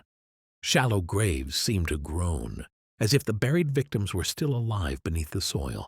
Everywhere, misery, terror, desolation, and death. These are the things I can tell. The complete destruction of Vaudois homes by fire followed swiftly after the massacre of their inhabitants. In many villages, not a single house was left standing. As one witness recorded, the once beautiful valley of Lucerne became like a blazing furnace, where the fading cries of the dying were the only remaining proof that a people had lived there. Every one of these noble and courageous souls could have saved their lives by denying their faith. But even when tortured in prison, many held firm. 10 or even 20 years later, there were still Vaudois chained in the galleys of the Duke, suffering as martyrs. In the dark dungeons of Villefranche and Touraine, forgotten prisoners endured unthinkable torments. Only heaven knew the full measure of their faith, their agony, and their joyful deaths. The treachery and cruelty of the Marquis de Pianès were loudly praised by the priests, especially the Jesuits, who had designed and orchestrated the slaughter. They alone rejoiced. But across Europe, even in Catholic nations, the news brought horror and outrage. Oliver Cromwell, then leader of the English Commonwealth, issued a forceful protest against these cruelties. Protestant powers across the continent demanded justice for the Vaudois. The English ambassador, Sir Samuel Morland, confronted the Duke of Savoy directly, declaring, "Were all the Neros of past and future times to view these fields of carnage and infamy, they would conclude that they had never seen anything but what was good and humane in comparison with these things." The Duke of Savoy tried to deny responsibility, blaming the atrocities on French officers in de Pianes's army. But several of those officers swore under oath that they had refused to take part in the slaughter and had resigned their posts rather than carry out the orders. The truth was plain. This massacre was conceived, directed, and executed by the priests. De Pianes was merely their instrument. Some of the Vaudois who survived the massacre fled into the highest reaches of the mountains, hiding in caves surrounded by ice and snow. Many others crossed into French territory to escape the slaughter. Two of their leaders, Janavel and Jahia, gathered armed bands and mounted a fierce resistance against the Catholic forces. The Duchess of Savoy tried to persuade the King of France to turn away the refugees, and despite the bravery of Janavel and Jahia, it appeared the Vaudois church was nearing total ruin. Yet King Louis XIV showed kindness to the fugitives, and the efforts of those who had taken up arms met with more success than they had dared hope. Once again, the Protestant nations of Europe pleaded the Vaudois' cause. In August 1655, the Duke of Savoy agreed to end the war. A treaty was signed at Pignerol, allowing the Vaudois to return to their upper valleys and restoring some of their previous rights. According to this agreement, the Mass could be held in every valley, but Protestants were not required to attend. With this small measure of peace, the surviving Vaudois returned to their homeland and began the difficult task of rebuilding what had been destroyed, striving to restore their valleys to something of their former life and freedom. For 8 years, a fragile peace lingered in the valleys. During this time, the Vaudois worked hard to rebuild their lives and communities, while the Jesuits continued to harass and persecute them. The treaty was ignored by both the Duke of Savoy and the priests, and by 1663 they had provoked the Vaudois into armed resistance once again. Sporadic warfare continued with brief pauses until 1680, when the Duke temporarily halted the persecution. This brief respite was shattered in 1685, when Louis XIV revoked the Edict of Nantes, launching a brutal campaign against the Protestants of France. He pressured the Duke of Savoy to renew his oppression of the Vaudois. Protestant nations pleaded on their behalf, but received only the cold response that the Vaudois would be spared if they agreed to leave their homeland. Though offered refuge elsewhere, they refused to abandon the land of their fathers. They gathered for worship, received the Lord's Supper, and prepared to defend themselves once more. A combined army of French and Piedmontese soldiers, led by General Catinat, invaded the valleys. The Vaudois resisted with courage, but without their great leader Janavel, who was wounded and exiled in Switzerland, they could not withstand the force of their enemies. The army ravaged the land, committing unspeakable atrocities equal to those of earlier massacres. By summer 1686, the entire Vaudois population, save those already slain, had been captured. 14,000 Christians were locked away in the prisons of Turin and other towns. The Inquisition resumed its bloody work. Many prisoners were tortured and executed. Disease swept through the overcrowded dungeons, killing thousands more. Of the 15,000 Vaudois who had lived in the valleys at the start of the persecution, only 3,000 remained. These survivors, though starved, grief-stricken, and weakened, emerged from their cells still faithful to the truth they had long defended. The winter of 1686 to 1687 was one of unusual severity. The Rhone River froze solid, and the Alpine passes became nearly impassable. Yet in this bitter season, the surviving Vaudois prisoners were herded into groups and forced to march across the Mont-Cenis Pass into Switzerland. The Jesuits, even then, showed no mercy. Many children were torn from their parents and sent to convents. The exiles, poorly clothed, some nearly naked, suffered terribly during the crossing. When they reached Geneva, the entire city came out to receive them. These generous confessors of our Lord Jesus Christ, as one eyewitness called them, were met with compassion and hospitality. The people of Geneva welcomed them into their homes and cared for their needs. As the Vaudois entered the city, they sang in solemn tones the psalm, "O God, why hast thou cast us off?" It was a moment of sorrow and dignity. While many found refuge in Geneva, others were invited by Protestant nations to settle elsewhere. Some accepted and went to Holland, Germany, and England, but the majority remained in Geneva, still bound to their homeland in heart. Meanwhile, in the Vaudois valleys, silence and ruin prevailed. The towns were empty, fields and vineyards untended, and the remaining livestock wandered without care. Eventually, a colony of Roman Catholics was sent to occupy the abandoned land. A large number of priests accompanied them, and the churches of the Vaudois were either demolished or converted into Catholic chapels. For the first time since Christianity had come to this region, the Mass was performed and the Virgin venerated without resistance in the high Alpine valleys. For 3 years, the priests ruled unchallenged over the land they had seized with violence and deceit. While the Vaudois exiles had found safety in foreign lands, their hearts remained with their homeland. Though urged to settle permanently in places where they would be free from persecution, they could not give up the hope of returning to their beloved valleys. This longing only grew stronger with time. Eventually, a group of them resolved to reclaim their homes, no matter the cost. They turned once more to their old leader, Captain Janavel. Though now old and infirm, Janavel's passion for their cause had not faded. He could not join them in person, but his spirit and counsel guided the effort. The leadership of the expedition was entrusted to their pastor, Henry Arnaud, who became the living embodiment of their courage and devotion. Their determined preparations did not go unnoticed. The Swiss authorities caught wind of their plans and warned the Duke of Savoy. In response, Swiss, French, and Piedmontese troops were stationed along the expected routes of return, with orders to stop the Vaudois. The odds were overwhelming, yet neither the warnings nor the show of military strength could discourage them. They refused to abandon their mission. Despite pressure from the Swiss to give up, the band of exiles, filled with the spirit of Janavel and resolved to regain their homes, began their journey. Their courage transformed them. Each one became a hero, ready to risk all for faith, home, and freedom.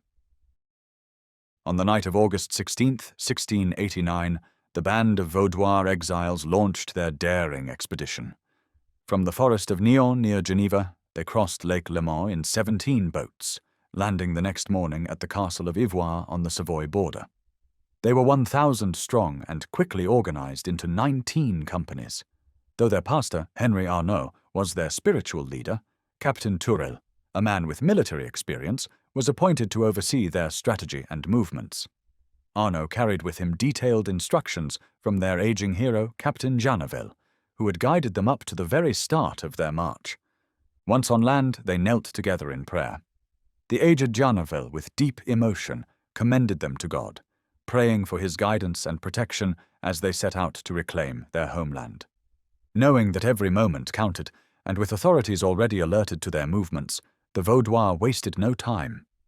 They avoided main roads and instead followed the most rugged and remote paths.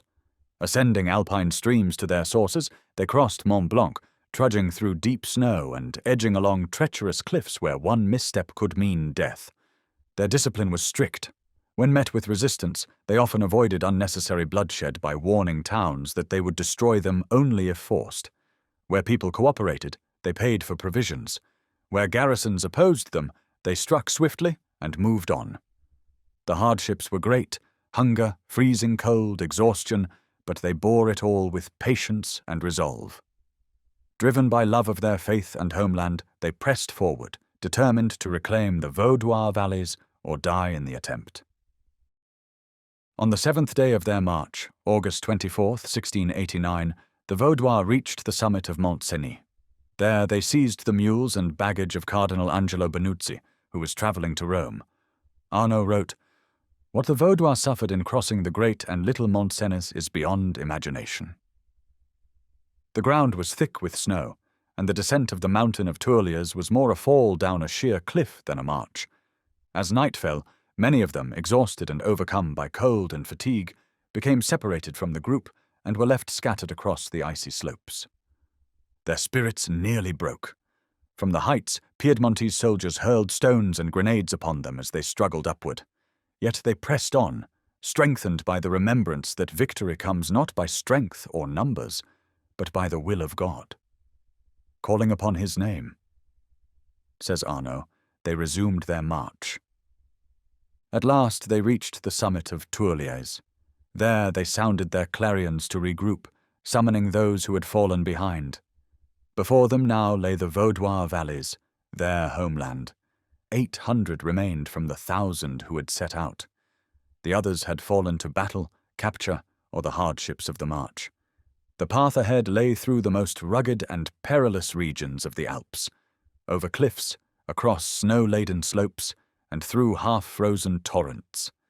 Each night they camped on the bare mountain, exposed to the ice and wind, with nothing but chestnuts and water to sustain them. Yet each morning and evening they gathered around Pastor Arnaud, lifting their voices in prayer. Renewed by faith, they rose and moved onward. As they neared the valley of the Dora, the local peasants warned them of the strong military forces lying ahead and ridiculed the seeming futility of their mission. Near the town of Salabertrons, the Vaudois asked for food, only to be told mockingly that they would not need it.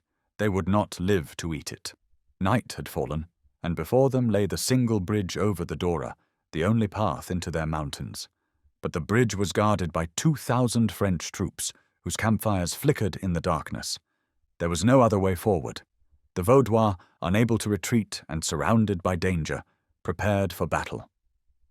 Before moving, they knelt in the shadow of the mountains and offered a solemn prayer to God, asking not life but victory. With determined force they charged. The French troops resisted fiercely, but the Vaudois pressed on with such fury that they broke the enemy line after 2 hours of intense fighting. The bridge was taken. 700 French soldiers fell, while only 22 Vaudois perished. As moonlight bathed the valley, the Vaudois gathered the arms and supplies they could not carry, heaped them together, and set them ablaze. The resulting explosion echoed through the mountains, and the victors lifted their voices. Glory to the God of armies, who has delivered us from the hands of our enemies. Ordinary courage, writes Muston, would have sought rest now. The Vaudois had marched for 3 days and nights, with barely a moment's sleep, and with only bread and water for nourishment. Still, they pressed on, fearing that delay would allow enemy troops to cut them off. The next mountain, separating the valley of the Dora from Pragala, awaited them. Bathed in moonlight, they climbed, but exhaustion overcame many. Men fell asleep where they stood, and the rear guard struggled to rouse them. Some were forgotten in the darkness and were never seen again. At sunrise on August 25th, 1689, the weary exiles reached the summit. Behind them lay the wild peaks they had crossed. Below them stretched the valley of Pragala, and far ahead, shining in the morning light, stood the familiar mountains encircling their native valleys. Their hearts lifted. They broke into a psalm of praise, and Pastor Arnaud called them to prayer. O Lord, my God, Thou who didst bring back the sons of Jacob from the land of bondage to that of their ancestors, O God of Israel, God of our fathers, be pleased to accomplish and to bless Thy work in us, Thy feeble servants. May the light of the gospel never be extinguished in these mountains, where it has so long shined, and grant that our hands may rekindle it and maintain it there. And to Thee alone, O Heavenly Father, with Jesus, Thine only Son, our Savior, and the Holy Ghost, our Comforter, be honor, praise, and glory, now and forever. Amen. News of the Vaudois' approach sent panic through the valley of Pragala.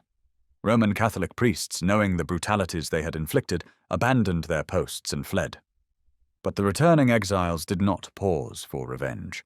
Their mission was not destruction, but restoration. They pressed on, and that night made camp in the village of Jossund, at the base of the Col du Pis. The next day, they resumed their march. After pausing at the alpage of Le Pis, they descended the mountain by torchlight into the valley of San Martino. On Tuesday, August the 27th, they arrived at the Balsil, a place Janavel had instructed them to secure as their stronghold. There they captured several prisoners and hid the weapons they seized among the rocks for future use. On August the 28th, they marched to Pral, where they held a service of divine worship, the first such gathering since the Vaudois had been driven from their homeland. The returning exiles began reclaiming their homeland by driving out the Roman Catholics who had settled there since their expulsion. For a time, success attended their efforts. They won every engagement. In response, the Duke of Savoy ordered the land to be laid waste in hopes of starving them into surrender. Herds and flocks were driven from the upper valleys. Fields of ripened grain were set on fire. The cherished groves of chestnut and walnut trees were destroyed. A large army under General Catinat was also dispatched to crush them. The Vaudois subsisted on roots, herbs, and nuts, as well as small secret stores of food they had buried before their exile. Hardship pressed them on every side, but they endured through steadfast prayer. For 2 months they held their ground against 20,000 well-supplied troops. By mid-October, their situation was dire. Hunger and cold closed in. Their commander, Captain Tourelle, deserted them. With winter approaching, it seemed the end had come. But their pastor, Henry Arnaud, now also their military leader, remained firm. Refusing to abandon the valleys, he strengthened the weary with prayer and counsel. In their darkest hour, Arnaud recalled Janavel's advice. If all fails, go to the Balsil and wait for help from above. He shared this with his people, and they all agreed. There they would make their final stand. The Balsil is a steep and rugged mountain rising at the upper end of the valley of San Martino. Dr. William Beattie describes it as a cone-shaped mass of rock, positioned where 2 valleys meet, one formed by the Germanaska stream coming from the Col du Pis, and another crossed by a torrent from Mount Guinevert. Surrounded by deep ravines and towering cliffs, the Balsil is almost unreachable, except by a steep path just above the village of the same name. This narrow approach, once fortified with strong barricades, offered a nearly unassailable defense. At the mountain's base, a swift branch of the Germanaska curves sharply, making the peak a natural fortress. Though isolated from surrounding heights, it is watched on either side by the sheer cliffs of Le Py and Guinevert, both almost impossible to scale. Though nearly impregnable, the Balsil offers little comfort. Its summit is barren, bearing only a few stunted shrubs. The rocky soil produces almost nothing. The climate is harsh year-round, and the winters are bitter and severe. The Vaudois were at Roderet when they decided to seek refuge on the Balsil. It was October 22nd, and there was no time to lose. All known routes into the valley of San Martino were guarded by enemy troops. However, a dangerous and little-known path ran along the mountain ridges, offering a way to reach the Balsil without descending into the valleys below. Though perilous, it was their only chance. They spent most of the night in prayer. 2 hours before dawn, under complete darkness, they began the journey. To keep from losing one another on the treacherous trail, the guides wore strips of white cloth on their shoulders, and some attached glowing pieces of phosphorescent wood to their backs. In some places, the travelers had to crawl on their hands and knees along narrow ledges that clung to the mountainside. Still, every one of them reached the summit of the Balsil safely, without once being detected by the enemy. The next day brought a new challenge. There was no food. Their refuge was nothing but bare rock. A group was sent out to forage and managed to find a few vegetables. They also discovered an old mill nearby and were able to repair it enough to grind corn for bread. Not long after, they found that the previous year's harvest still lay under the snow in the valley of Pral. Clearing away the ice, they gathered this hidden grain throughout the winter and used it to survive. As soon as the Vaudois reached the Balsil, they began fortifying their new stronghold. Though worn out by their long and difficult journey from Switzerland, they undertook immense labor. They built 7 large defensive walls, one above the other, up the mountain slope using trees, stones, and earth. These were connected by deep trenches and covered pathways that also led up to the summit. To protect themselves from enemy artillery, they constructed bomb-proof shelters. At the peak, they built a fortified structure surrounded by 3 walls. For shelter against the severe weather, they dug 80 caves into the side of the mountain. The Catholic commander was stunned by their escape from Rodore. At first, he didn't know where they had gone, but soon word came that they had taken refuge on the Balsile, and he led his army to confront them, arriving on October 29th. The enemy launched a fierce assault, but the Vaudois, skilled with their rifles, repelled the attack and inflicted heavy losses. Before another attack could be mounted, winter descended. The cold was so severe that the Catholic troops were forced to retreat to the lower valleys to avoid freezing to death. The Vaudois church spent the winter isolated on the Balsile. In the midst of hardship and danger, they found strength through their regular worship. They faithfully used the ancient forms of their church. Every Sunday, Henry Arnauld preached 2 sermons, and each morning and evening he led them in prayer. Though their number had dwindled to about 400, every man was a native of the valleys, loyal to his homeland and faith. Small groups often went down into the valleys, sometimes reaching Lucerna and Angrogna. They harassed the Catholic settlers and brought back much-needed supplies. They hoped for help from Switzerland, but no aid arrived. Efforts to send relief were stopped by enemy forces.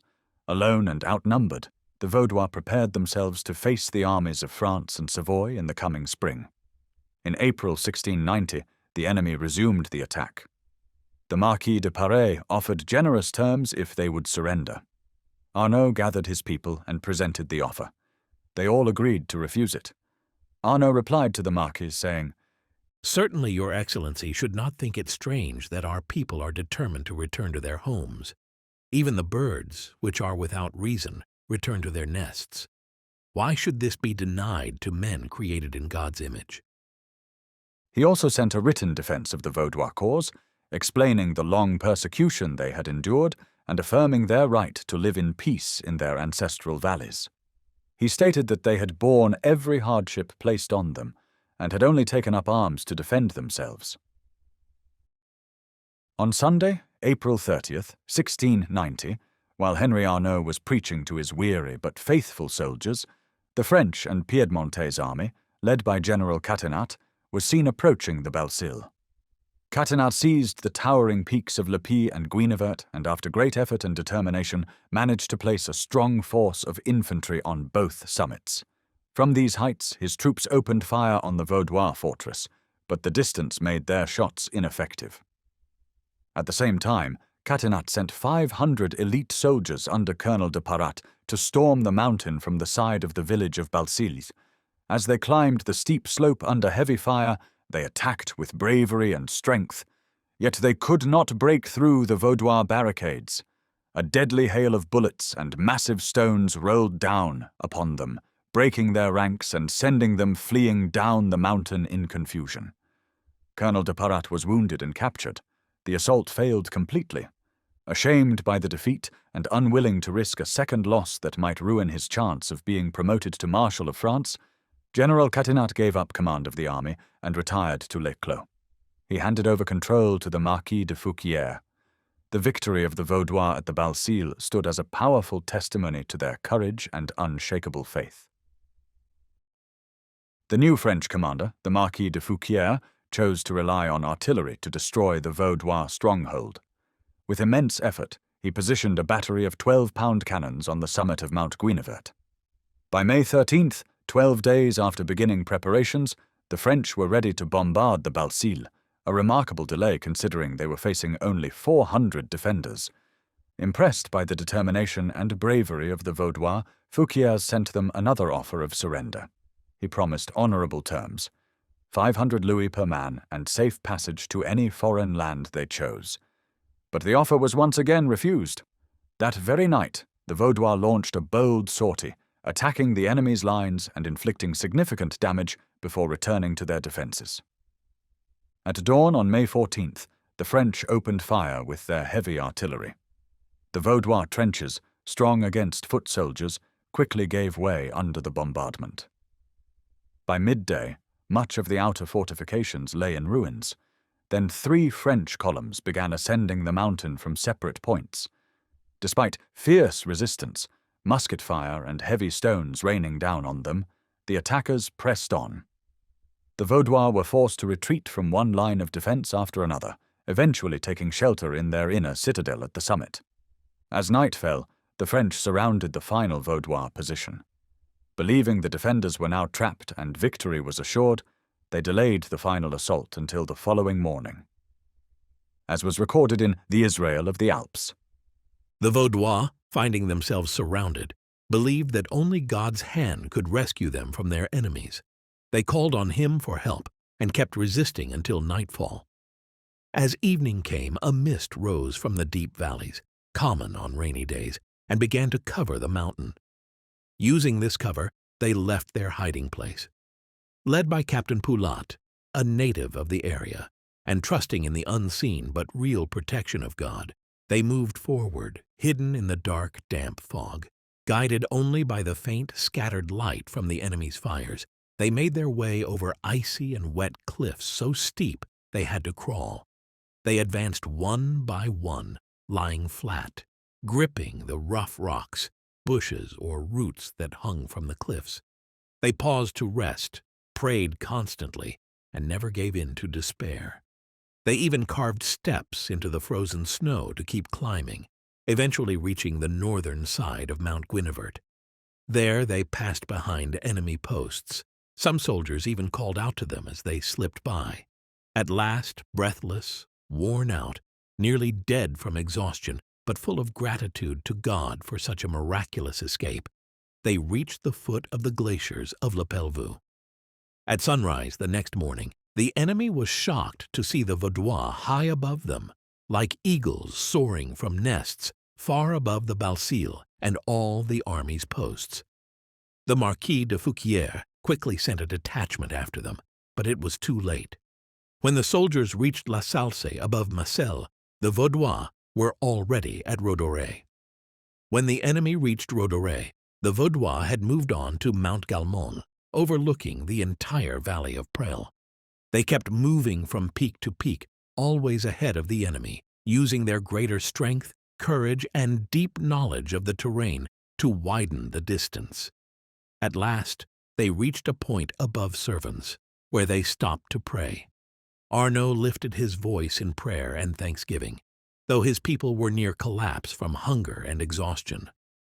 To keep going, these rugged mountain dwellers sucked on snow and chewed green fir tree shoots to find strength.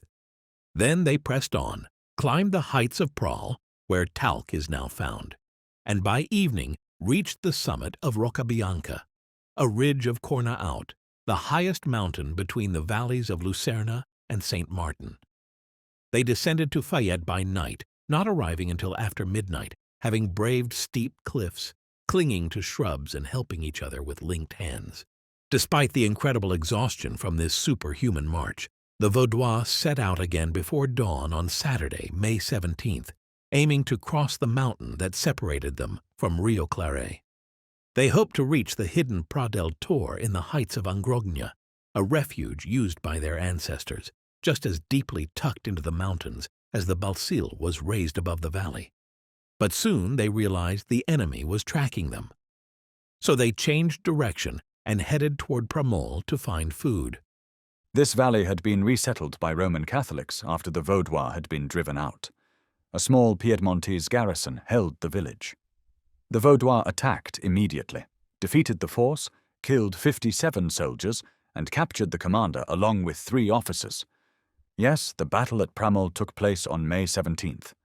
That same day, the Vaudois, who had been cut off from the outside world during the winter, learned from their captured enemies that Spain, Austria, and England had declared war on France, and that the Duke of Savoy had until May 20th to choose a side. Encouraged by this news, they pressed on to Angrogna. The next day, they heard that Victor Amadeus had chosen to side with the Allies and was willing to offer the Vaudois peace and protection if they joined his forces in the coming war. They accepted this offer gladly, having always remained loyal to their sovereign. Though the French were still in the valleys and urged them to join their side, the Vaudois refused and continued fighting against them, winning several victories. By mid-June, the French forces left the valleys to focus on other campaigns.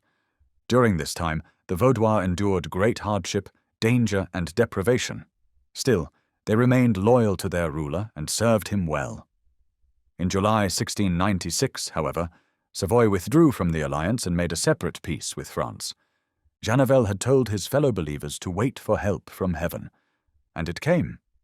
To strengthen their loyalty, Victor Amadeus allowed the Vaudois to return to their ancestral homes. In May 1694, he issued a decree restoring them to their valleys and granting them freedom of religion. In response, the Vaudois joyfully returned from the far-off countries where they had found refuge: Switzerland, Germany, Holland, and England. San Martino, Pérouse, and Lucerna once again welcomed their rightful inhabitants.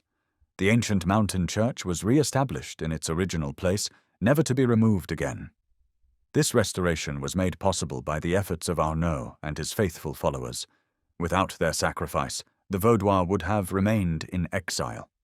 Their courage had turned the tide at the darkest hour. It was rightly called the Glorious Return. When they arrived, they were joined by several of their fellow believers who had become Catholics in 1686. Out of 424 such families, 421 chose to return to their original faith, now that the Duke of Savoy had given them permission to do so. Naturally, the Pope and the Jesuits were deeply offended by the Vaudois' return and the freedoms they were granted. The Pope quickly objected to the Duke's decree. On August 19, 1694, the Inquisition, led by Pope Innocent XII himself, issued a formal ruling cancelling the Duke's edict.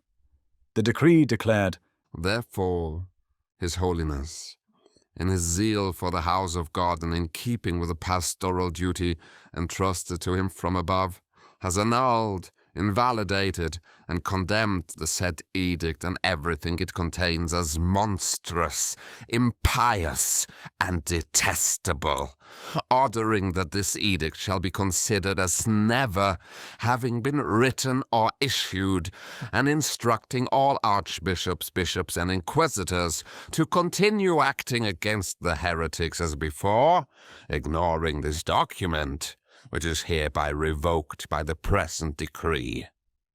The Duke of Savoy, recognizing that the independence of his crown was in danger, immediately had the Piedmontese Senate pass a law on September 2, 1694.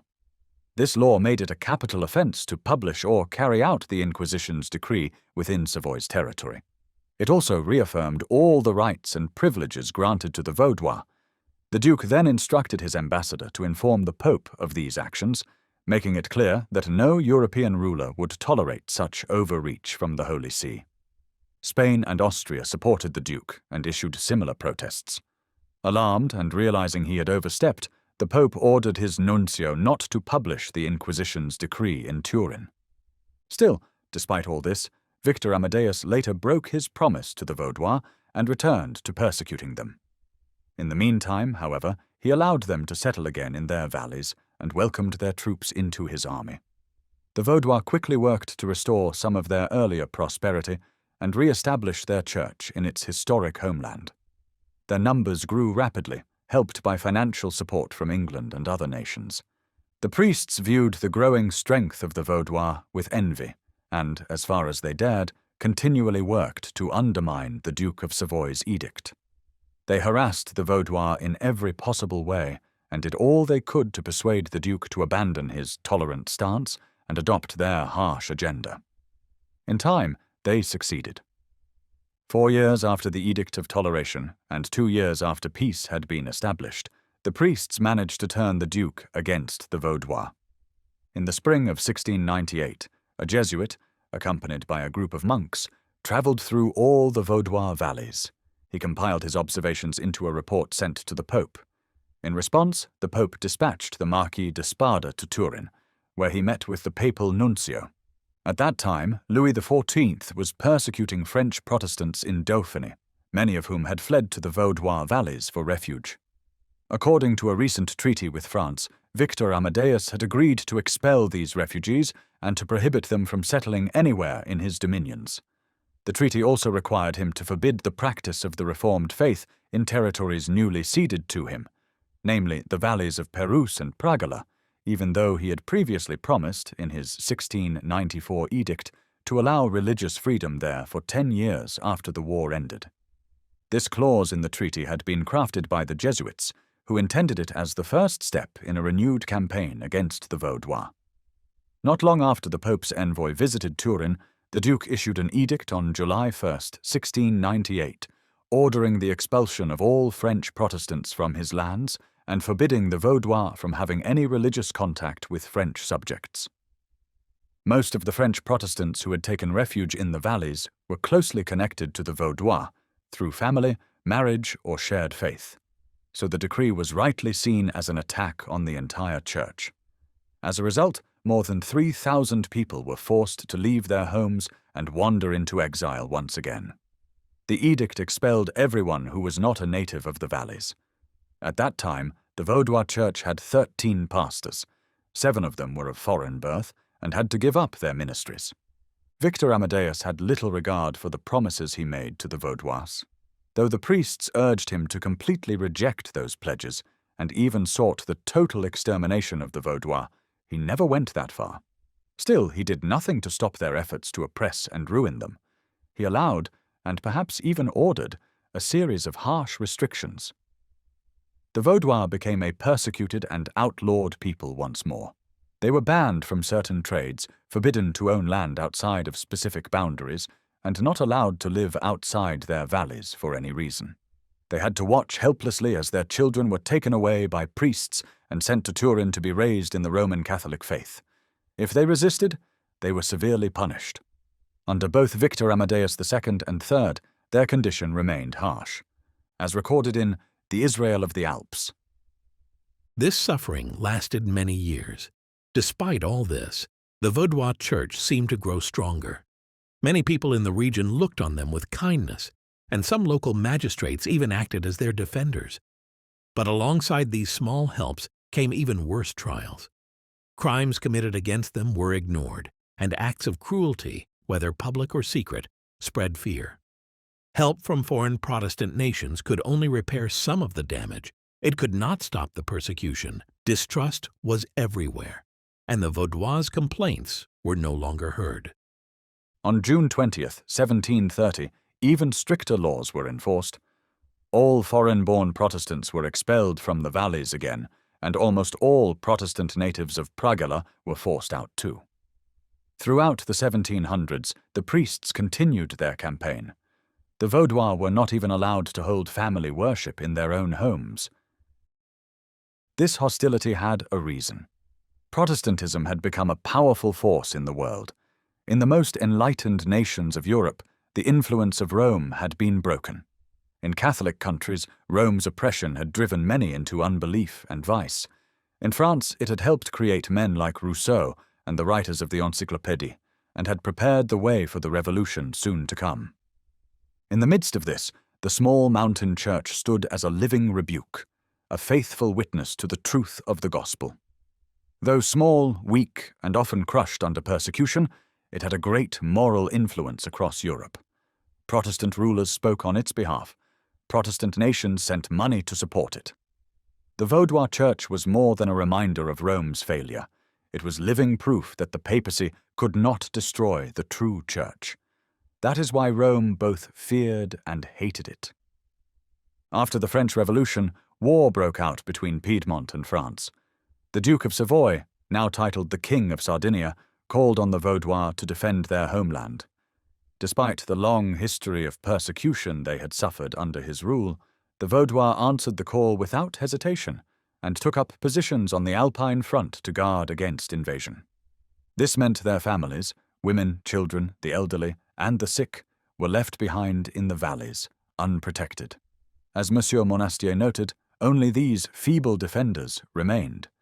Catholic extremists, seizing the opportunity, planned a massacre like the infamous St. Bartholomew's Day, targeting the defenseless Protestant families. The plot was set to unfold during the night of May 14th to the 15th of 1793. Over 700 conspirators were involved. A group of armed men gathered at Lucerna, ready to move out at a signal and sweep through the communities of St. John and La Tour, destroying everything with fire and sword. The priest's house in La Tour, along with his church, the Recollet convent, and the homes of some local Catholics, were filled with men prepared for looting and murder. Yet, not all Catholics supported the plot. Some acted with honor and compassion. Don Brianza, the priest of Lucerna, refused to take part, and rushed to warn the Vaudois of the danger. Captain Odetti of Cavour also came to their aid, warning them and standing by the friends he had among them. An urgent message was sent to General Godin, pleading with him either to bring his troops down from the mountains or to allow the Vaudois soldiers to return and defend their homes from the planned massacre. But the general, unable to believe such treachery and cruelty was possible, dismissed the warning. Another messenger was sent, and again the general paid no attention. A third came, bringing a list of the conspirators. Still, the general would not believe it. He insisted he had orders to stay in position and could not allow any troops to withdraw. This third attempt also failed. In total, 17 people went to him to plead the case. Meanwhile, time was running out. The Vaudois troops, full of anger and fear, were desperate to return and protect their families. Finally, the magistrates of La Tour and Le Villard themselves came to General Godin, confirming the truth of the plot and begging for protection. Only then did he act. It was the very night before the massacre was to occur. A false report was spread about an incoming French attack, prompting the troops to pull back. This allowed the Vaudois soldiers to return to their villages and take positions in their home communities. The soldiers from St. John and La Tour were stationed farther away and rushed down the mountain with such urgency that many dropped part of their gear along the way. None dared stop to retrieve anything. Every second mattered when the lives of their families were at risk. To pause, even briefly, could mean losing everything most precious to them. When the armed and angry Vaudois soldiers arrived, the conspirators fled through the back gate of the Récollet convent, which opened onto the Angrogne torrent. Their own list of names, drawn up as part of the plot, was sent to the Duke of Aosta, later Charles Emmanuel IV, who had shown some concern for the Vaudois. But despite the evidence, none of the conspirators were punished. Instead, the king reproached General Godin for allowing his troops to leave their posts. Godin answered, "Sire, it is the most glorious day of my life, for I have not had to shed blood, but have prevented the effusion of it." Even so, he was dismissed from service. Though he lost favor at court, he gained the deep gratitude of the Vaudois, who knew they owed their lives to his decision.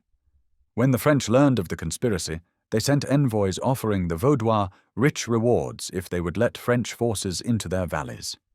The Vaudois firmly rejected the offer.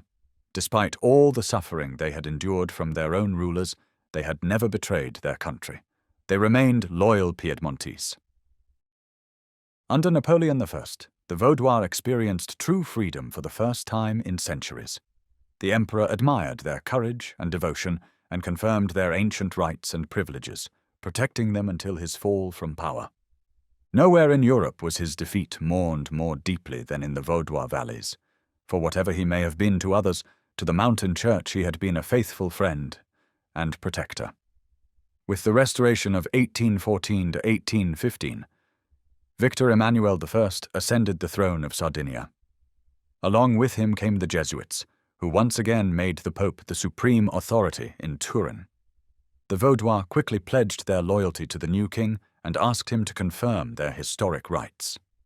Though the king personally favored treating them kindly, he was under the influence of the Jesuits, whose policies never changed. These advisers blocked his intentions and pushed him to issue a series of edicts more suited to a medieval monarch than to a ruler of the 19th century. From this time until 1848, the Vaudois endured harsh persecution under Victor Emmanuel and his successors. Though the king signed the decrees, it was the Jesuits who were behind these cruel actions. The Vaudois suffered humiliation, loss of rights, and harsh treatment that rivaled their worst past oppressions. They were barred from public office and forced to stop working on Catholic holydays. They were forbidden from owning land beyond limited boundaries or from converting others to their faith.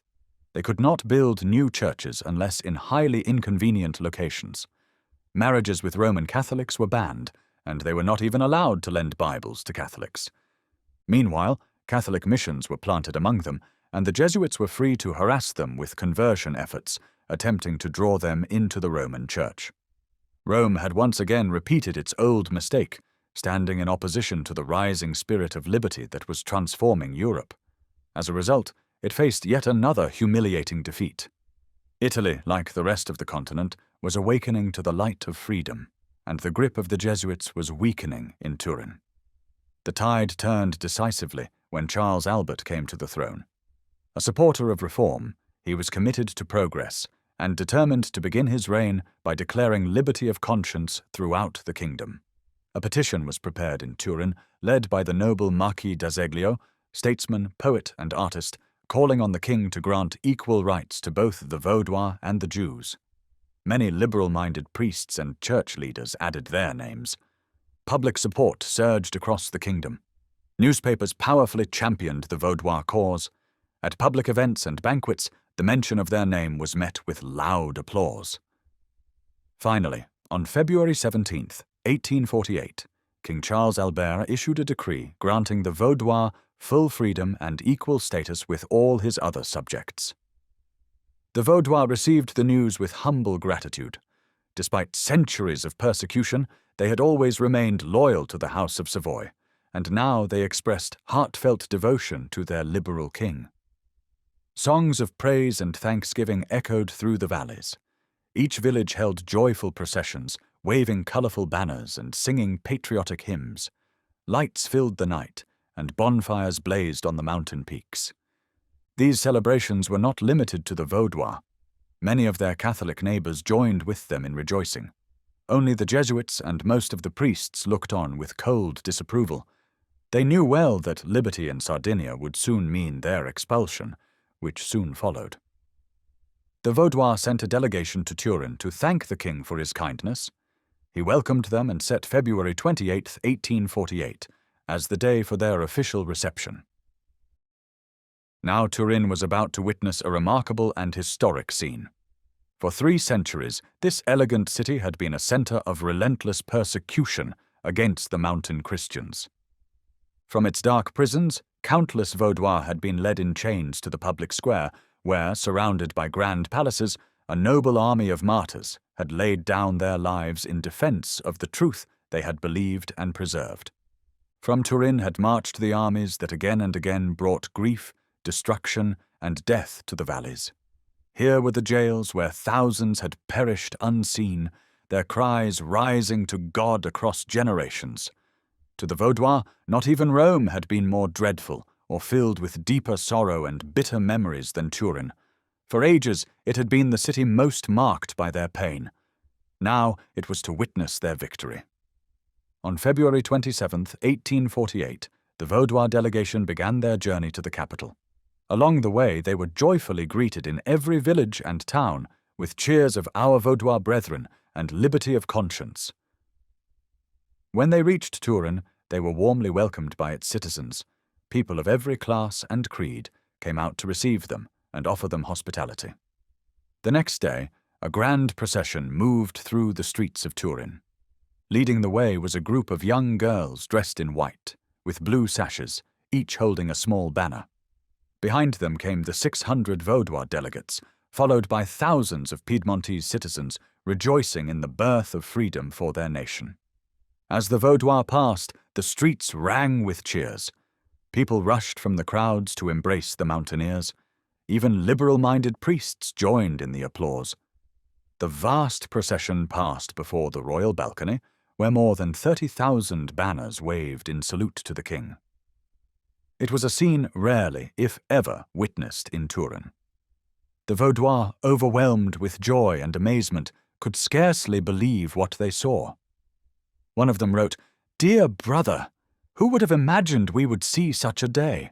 Who would have thought that on the very square where once the fires were lit for our martyrs, and the crowds gathered to watch their deaths, such a multitude would now greet the Vaudois with shouts of love and brotherhood? Truly, it is God who has done all this. To him be the glory and thanks. May his blessing ever rest on our beloved native land." The long war of 800 years between Rome and the Mountain Church had finally come to an end. Truth had triumphed, and for the first time since they refused to submit to the claims of the papacy, the Vaudois enjoyed real and lasting freedom. That freedom has not been taken from them since. The rising strength and independence of Sardinia, the creation of the Italian kingdom, and the sweeping changes across Europe have only served to strengthen their security. The Pope no longer holds temporal power, and although Jesuit influence still works to impose its medieval control on modern minds and consciences, it continues to meet with the same failures as in the past. Rome will not succeed in reversing the progress of the world. Therefore, the triumph of the Vaudois Church can be considered complete, and its future safe from the assaults of its former persecutors. Still dwelling in their beautiful valleys, the mountain church continues in the same faith passed down from the apostles, following its ancient form of worship, and standing as one of history's clearest proofs of the indestructibility of truth. No human effort could have preserved this small flock through such fierce trials, but they trusted in the Lord, and he delivered them. His hand led them through their long and bitter journey, bringing them at last into a place of peace. Because they held fast to the word of his patience, he also kept them from the hour of trial. Chapter 2. The Martyrs of Val Lousie. On the western side of the Cottian Alps, within the old French province of Dauphine, lies the narrow and scenic gorge called Val Lousie. This valley stretches down from Mount Pelvoux, whose snow-covered peak rises 13,468 feet above sea level, to the basin of the river Durance. It is a bold and rugged place, full of dramatic natural beauty, but not appealing to those unmoved by the harsh majesty of mountain landscapes. Scattered across the valley are a few small settlements, the largest being the village of La Ville de Val Lousie. The people are poor, living simple lives. They survive mainly by tending their flocks and farming the limited patches of land they can reach. Surrounded by towering peaks, they live cut off from the wider world, knowing little of Europe's events and caring only for their own daily needs.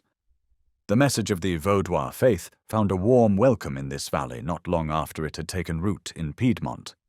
The straightforward and powerful truths of the gospel touched the hearts of these rugged mountain folk in ways hard for us to fully grasp today. The religion of Christ, the Prince of Peace, became the guide for their lives. While the rest of the world fought and struggled, the people of Val Lousie lived in peace and love. There was little need for the force of law among them. These mountain Christians were obedient to their leaders, believing that honoring their prince was as much a duty as honoring God. Crime and lawlessness were unknown. Outside their valley, only the rights of powerful nobles mattered, and people often lost everything to the stronger hand. But within Val Lousie, honesty ruled. No one took what was not theirs, and if someone was in need, the rest shared what little they had. Love and charity shaped the way they lived. In the world beyond, women were treated as little more than slaves, despite Europe's claims to chivalry. They were seen mainly as tools for men's pleasure, and true female virtue was rare. But in Val Lousie, the purity of maidens and wives formed the foundation of their simple social order. Every woman would have chosen death before dishonor, and every man would have given his life to defend that purity which they all cherished. So the little church in Val Lousie continued on, simple, pure, and shining like a light in the spiritual darkness that covered the world. Its pastors kept the people faithful to Christ, and for a time, Rome, though beginning to assert bold claims over the nations, was too occupied with powerful rulers to concern itself with this quiet corner of the Alps. The church met in open spaces or in small village huts. Their worship was simple, much like that of the Vaudois in Piedmont. It continued peacefully until the 13th century, when Rome, having strengthened her hold on power, resolved to silence every voice that did not praise her authority. Between 1238 and 1243, papal agents crossed the Alps and entered Val Lousie. They claimed to come to convert the mountaineers to the faith of Christ. But their real demand was clear: acknowledge the supremacy of the Pope, receive the Mass. The mountain Christians were stunned. They answered that the Bishop of Rome was just one local church leader and held no authority over them. As for the Mass and other teachings of the priests, they said these were idolatrous and opposed to the Word of God. The priests tried to argue and persuade, but the Vaudois stood firm. We reject these things because they are condemned by the Bible. When persuasion failed, the church turned to force.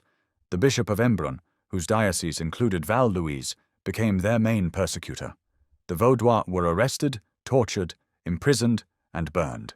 Yet they held fast to their faith to the very end, dying with the name of Christ on their lips, the Saviour for whom they suffered. Not long after the earlier wave of persecution, a faithful Vaudois from the valley of Lucerne in Piedmont, named Chabert, purchased a good house in the main village of Val Louise. He bought it from Dauphin John II and gave it as a gift to the people, to be used as a church. The community worshipped there in peace until the year 1348. One bright morning in that year, a band of armed men could be seen travelling along the rugged road beside the roaring Durance River. They came from the direction of Embrun and descended into the quiet valley. The unusual and troubling sight caused alarm. Word spread quickly, and soon a crowd had gathered in the main village to await the soldiers' arrival. The troops marched directly to the church and halted in front of it. With them came a group of priests. Their leader announced that they were acting under orders from the Archbishop of Embrun, who had commanded the destruction of the Vaudois church in Val Louise, calling it a disgrace to the land.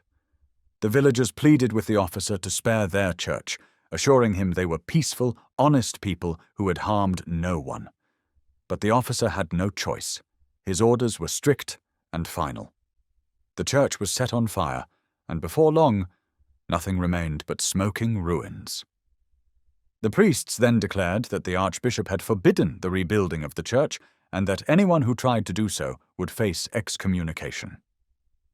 This cruel act did not go unchallenged by the Vaudois. They protested earnestly, hoping to save their church, but their appeals were ignored. Worse still, their resistance led to more suffering. 12 of the most outspoken among them were arrested by order of the priests and taken to Embrun to stand trial before the archbishop on charges of heresy. Upon arrival, they were thrown into prison and left there for several days. Eventually, they were brought before the archbishop, who questioned them about their faith. They answered clearly and without hesitation. They were then asked if they would acknowledge the authority of the Pope and accept the Roman Catholic doctrines of the Mass, the sacraments, the worship of the Virgin Mary and the saints, and confession. They refused each of these demands. The faith they held had been handed down to them, unchanged, through a line of faithful ministers since the days of the apostles. They desired to live and die in that faith. The teachings offered to them, they said, were errors with no foundation in the Holy Scriptures, and to accept them would violate their consciences and offend God. Because of their refusal, they were subjected to brutal torture, yet they remained steadfast, crying out to God for strength to be faithful even unto death. When the archbishop saw he could not break their resolve or force them to recant, he sentenced them to death as heretics. The execution was set to take place in the square before the Cathedral of Embrun. In the centre of the square, a large pile of wood and reeds was built. On the appointed day, a vast crowd gathered to witness the martyrdom. The 12 Vaudois were led out from their prison under heavy guard. Monks walked alongside them, mixing false words of exhortation with cruel insults and mockery. Each martyr wore a yellow robe marked with red flames, meant to symbolize the fires of hell. When they reached the square, the priests pronounced the curse of the Roman Church over them, declaring them cut off from all hope of salvation. Their heads were shaved, their feet left bare, and ropes tied around their necks. Then from the cathedral's dark tower, the funeral bell began to toll. The clergy chanted the dirge used for such executions. The martyrs stood calmly, undisturbed by the hatred and noise. They lifted their hearts in prayer, asking God for strength to suffer faithfully for Christ. When they spoke to one another, it was only to offer comfort and encouragement. Once the chanting ceased, the priests again urged them to renounce their faith and accept the doctrines of Rome. Again, the Vaudois refused, choosing truth over life. Then the executioners stepped forward. One by one, the martyrs were strangled. Their bodies were thrown onto the burning pile, and soon all 12 had perished. Their ashes were gathered and scattered by the monks to the winds. When word of their deaths reached the villages of Val Louise, there was deep mourning among those who had loved them. Yet their grief was filled with hope. They praised God that their family and friends had remained true to him, praying that their sacrifice would strengthen the church. They prayed that all who followed Christ might be faithful unto death, and so, with these martyrs, receive the crown of life promised to those who suffer for his name. Chapter 3. John Louis Paschal. Two young men from the Vaudois valleys happened to meet one day at an inn in Turin. As they talked, their conversation turned to the condition of their homeland.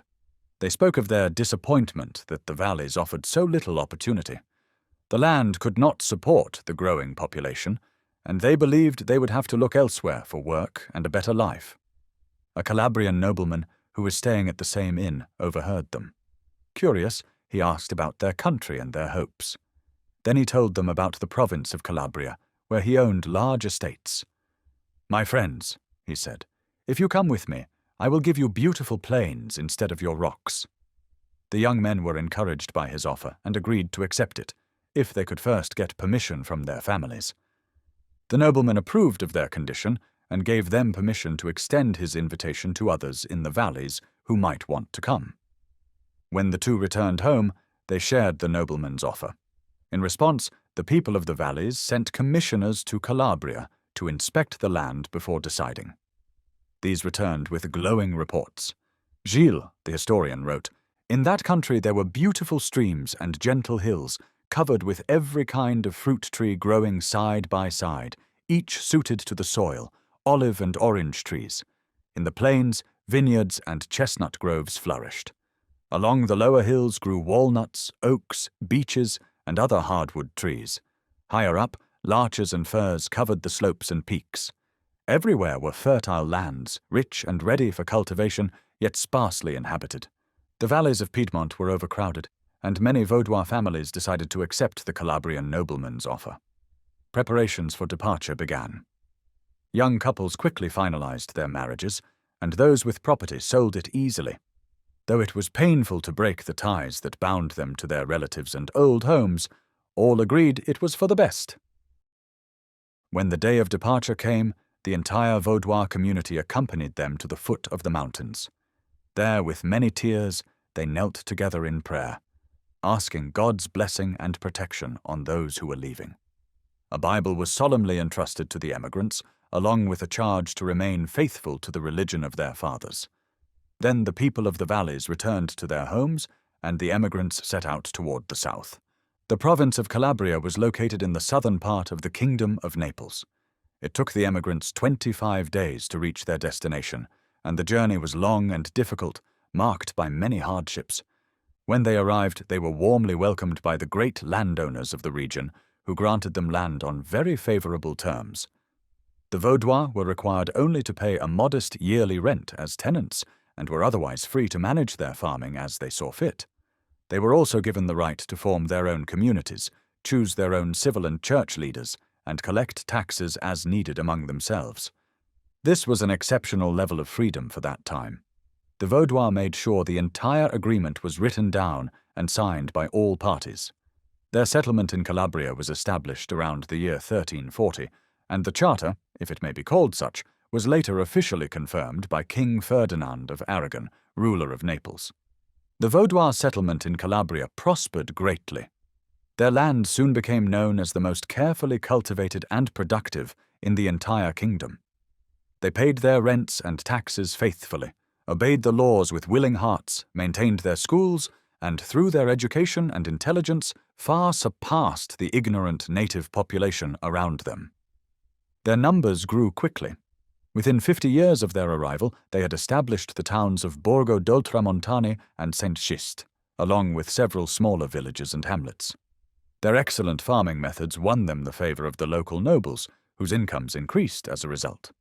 Their example also began to influence the native Calabrians, and the province's agriculture reached a level of excellence it had never known before. By the end of the 14th century, they were joined by some of their Vaudois brethren from the French valleys. Even as late as the year 1500, more settlers came from the Piedmont valleys. Nowhere in Italy could a happier, more enlightened, or more prosperous community be found than the Vaudois settlement in Calabria. The spiritual needs of the Vaudois settlers in Calabria were never neglected. They were regularly visited by the Piedmontese Barbas, pastors appointed by the Vaudois Synod. These missionaries traveled in pairs, an elder and a younger assistant. They rotated every 2 years. Setting out from the valleys of Piedmont, they made a regular circuit across the Italian peninsula. If their route to Calabria took them along the eastern side of the Apennines, passing through Genoa and Naples, they would return by the western side, journeying up the Adriatic coast through cities like Venice and Milan before heading back to Piedmont. The arrival of these travelling pastors was eagerly awaited by the Calabrian believers.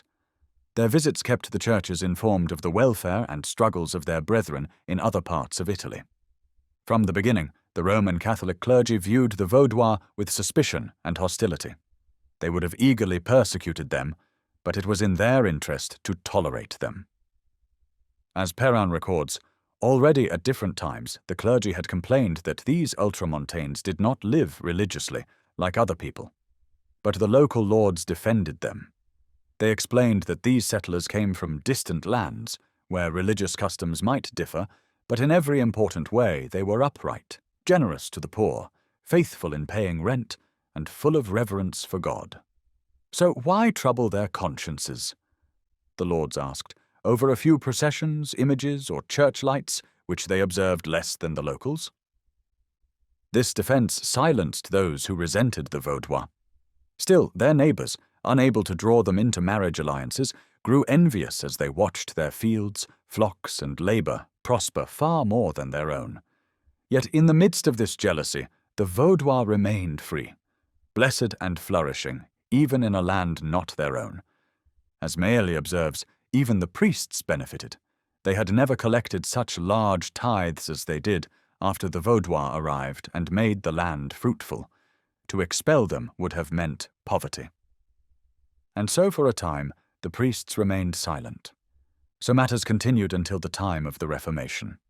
The Vaudois community in Calabria continued to thrive, but the hatred of the Roman Catholic clergy towards them grew stronger with each passing year.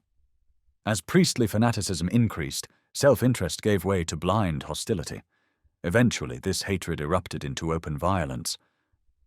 In 1561, Rome unleashed a wave of savage monks and soldiers upon the Vaudois of Calabria. The massacre that followed was brutal beyond description. Only a few survivors managed to flee and reach their brethren in Piedmont. The rest perished, and the Vaudois church in Calabria was entirely destroyed. The cruelty of the slaughter was so horrific that when news of it reached Rome itself, the people were enraged. In their fury, they burned down the Pope's palace, an act that revealed how appalling the massacre had been, even in the heart of Roman Catholic power. Before this final tragedy, however, the Calabrian Vaudois had given the Church one of its most honored martyrs. Encouraged by news that the Vaudois of Piedmont had begun to build churches for public worship, the believers in Calabria resolved to do the same. They also wished to have a permanent pastor to live among them. Some of the wiser members of the community warned against this, fearing it would only provoke the Roman clergy and bring danger. But their counsel was overruled. The church chose a representative, Marc Usegli, to travel to Geneva and seek a pastor. Usegli arrived safely and presented the request to the elders of the church in Geneva. After careful thought, they agreed to send a pastor, fully aware of the risks involved. They chose a man known for his gifted preaching and strong faith, John Louis Paschal, a native of Gonin in Piedmont. Once a soldier, he had left behind a life of arms to serve as a preacher of the gospel. John Louis Paschal was a young man, new to the ministry, but full of zeal and eager to serve Christ. Just 2 days before being chosen as pastor to the Calabrian Vaudois, he had become engaged to Camilla Guarina, a young Piedmontese woman who, like him, had fled to Geneva to worship God freely. When Paschal was informed of his appointment to the dangerous mission in Calabria, he went to Camilla and asked her permission to leave. Grief-stricken, she cried out, "Alas, so near to Rome, and so far from me!" Yet being a true daughter of the Vaudois, she urged him to do his duty and trust that God would, in time, bring them together again. Paschal accepted the call, and in the spring of 1559 he arrived in Calabria. The Vaudois believers welcomed their new pastor with warmth and gratitude.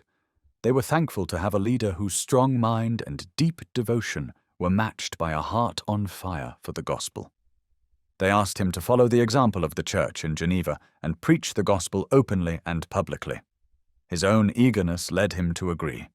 His preaching deeply moved them. They gathered around him with joy, like loving brothers and sisters, growing even more eager for the word of life the more he shared it, just as the Lord multiplied the bread for the people. But these public sermons stirred the anger of the Roman Catholic priests. They began spreading fear among the uneducated locals, warning them that a Lutheran had arrived to poison the land with heresy. They called for Paschal and all his followers to be executed. So great was the agitation that violence seemed likely. At that time, the principal noble over the Vaudois, Marquis Salvator Spinello, was staying in Foscalda, a nearby town. Sensing the rising danger, he sent word to the Vaudois, asking them to send a delegation to explain their actions. The Vaudois pleaded with Paschal to go with the deputies and represent them before the Marquis. Paschal agreed, and in July 1559 he set out with the delegation toward Foscalda. Upon arriving in Foscalda, Paschal and the Vaudois delegation took lodging at an inn. There they were met by a member of the Marquis's household, a man who secretly shared their beliefs and was sympathetic to their cause. Understanding the danger that awaited them, he tried to protect them. Turning to Paschal, whom he recognized as the leader, he said, "Listen to me. You have powerful enemies. The wisest defense for the weak is to avoid confrontation. I urge you, go back before presenting yourselves." Paschal was shocked. "What? Shall I retreat in silence without defending myself, without speaking the truth, without pleading for my beloved church?" "The only goal of pleading is to win the case," the man replied carefully, "and in this situation, the only way to win is to remain silent." "That would be not only weak, but shameful," said Paschal with fire in his voice. "The Christian's duty is not to measure his chances of success, but to do what is right. God's help cannot fail us in such a cause. What strength is greater than that found in his word?" "But his word," said the friend sorrowfully, "has no power with those who refuse to hear it. You will not be judged by the word of God, but by the word of men." "Then," Paschal answered firmly, "it is far better to have the honor of defending the word of God than the success of conquering men. You would defend it better by preaching it to your churches, churches that long to hear it, than by exposing it to the scorn of those who wish to silence it." "But it is my churches themselves who are on trial," Paschal replied, "and their pastor must stand with them." No warnings, no arguments could persuade him. Paschal had resolved to speak the truth boldly before the Marquis. He trusted so fully in the righteousness of his cause that he believed justice would prevail, and that he and his companions would be cleared and sent back unharmed. More than that, he hoped that by clearly proclaiming the truths of the gospel, he might even open the Marquis's eyes to the errors of Rome and lead him to the way of eternal life. For Paschal, that hope was worth every risk. At the appointed hour, Paschal and his companions appeared before the Marquis. Paschal had expected to meet his accusers, the priests, and to be given a fair chance to defend both his doctrine and his people, but he quickly realized his mistake. The Marquis was fully aligned with the clergy, and had summoned them not to hear a defense, but to trap Paschal. Neither the priests nor the Marquis had any interest in debating with the Vaudois pastor. Their only goal was to silence him. It was a carefully devised plan, and it succeeded. When Paschal began to speak, he was abruptly cut off by the Marquis, who ordered the Vaudois deputies to return home. Only Paschal and Marc Usegli were detained. They were immediately arrested and cast into a dungeon, where they were held for 8 months without any contact with the outside world. Though confined, they were kept in the same cell, and during their long imprisonment they strengthened each other through the comfort of Christian fellowship. Eventually the two were transferred from Foscalda to Cosenza, where they were held for over a month. There Marc Usegli, whom Paschal fondly called Market or Little Mark, was tortured in an attempt to force him to renounce his faith and accept the doctrines of Rome. He refused without wavering. After this, nothing more is heard of him. It is understood that he perished under the cruelty of his tormentors, another faithful witness who gave his life for the truth. In April 1560, John Louis Paschal was transferred from Cosenza to Naples, shackled alongside 22 galley slaves. His chains were so tight and painful that he could not find rest. Using all the money he had, he bribed the officer in charge to ease his fetters slightly, gaining some small relief from his suffering. The journey to Naples took 9 days. During those days, even in chains and pain, Paschal preached repeatedly to his fellow prisoners. He exhorted them with earnestness, proclaiming the full and necessary salvation that comes through Jesus Christ alone. From Naples, he was sent on to Rome, to be judged directly by the Inquisition. He entered the city by the ancient Appian Way, passing through the gate of Ostium, the very route by which the Apostle Paul had entered Rome, surrounded by Roman guards. Down this same road, many of the early Christian martyrs had walked to their death and eternal reward. And now, 14 centuries later, another faithful witness for Christ passed through that historic gateway, walking the hard stones of the eternal city to follow in the footsteps of those who had gone before him. He was taken to the Tower of Nona and thrown into a secure dungeon. There he was held in strict isolation. No one was permitted to speak with him except the inquisitors, who came repeatedly to pressure him to renounce his faith, but always in vain. At that time, Paschal's brother Bartholomew was living in Coni. Though a Roman Catholic, he deeply loved his brother and resolved to try to see and perhaps save him. He secured a letter of recommendation from the governor of Coni to the Count of Trinity, who was then in Rome. Upon arriving, Bartholomew delivered the letter and, through the Count's influence, received permission to visit John Louis. The Inquisition also hoped that Bartholomew might succeed in persuading his brother to recant. Bartholomew was led into a dark, damp dungeon, so dim that he could barely see inside. But as his eyes adjusted, he saw his brother, his arms bound tightly with thin cords that had cut into and inflamed his flesh. He was pale and gaunt, yet calm and steadfast. The inquisitor who accompanied Bartholomew pointed silently to the prisoner.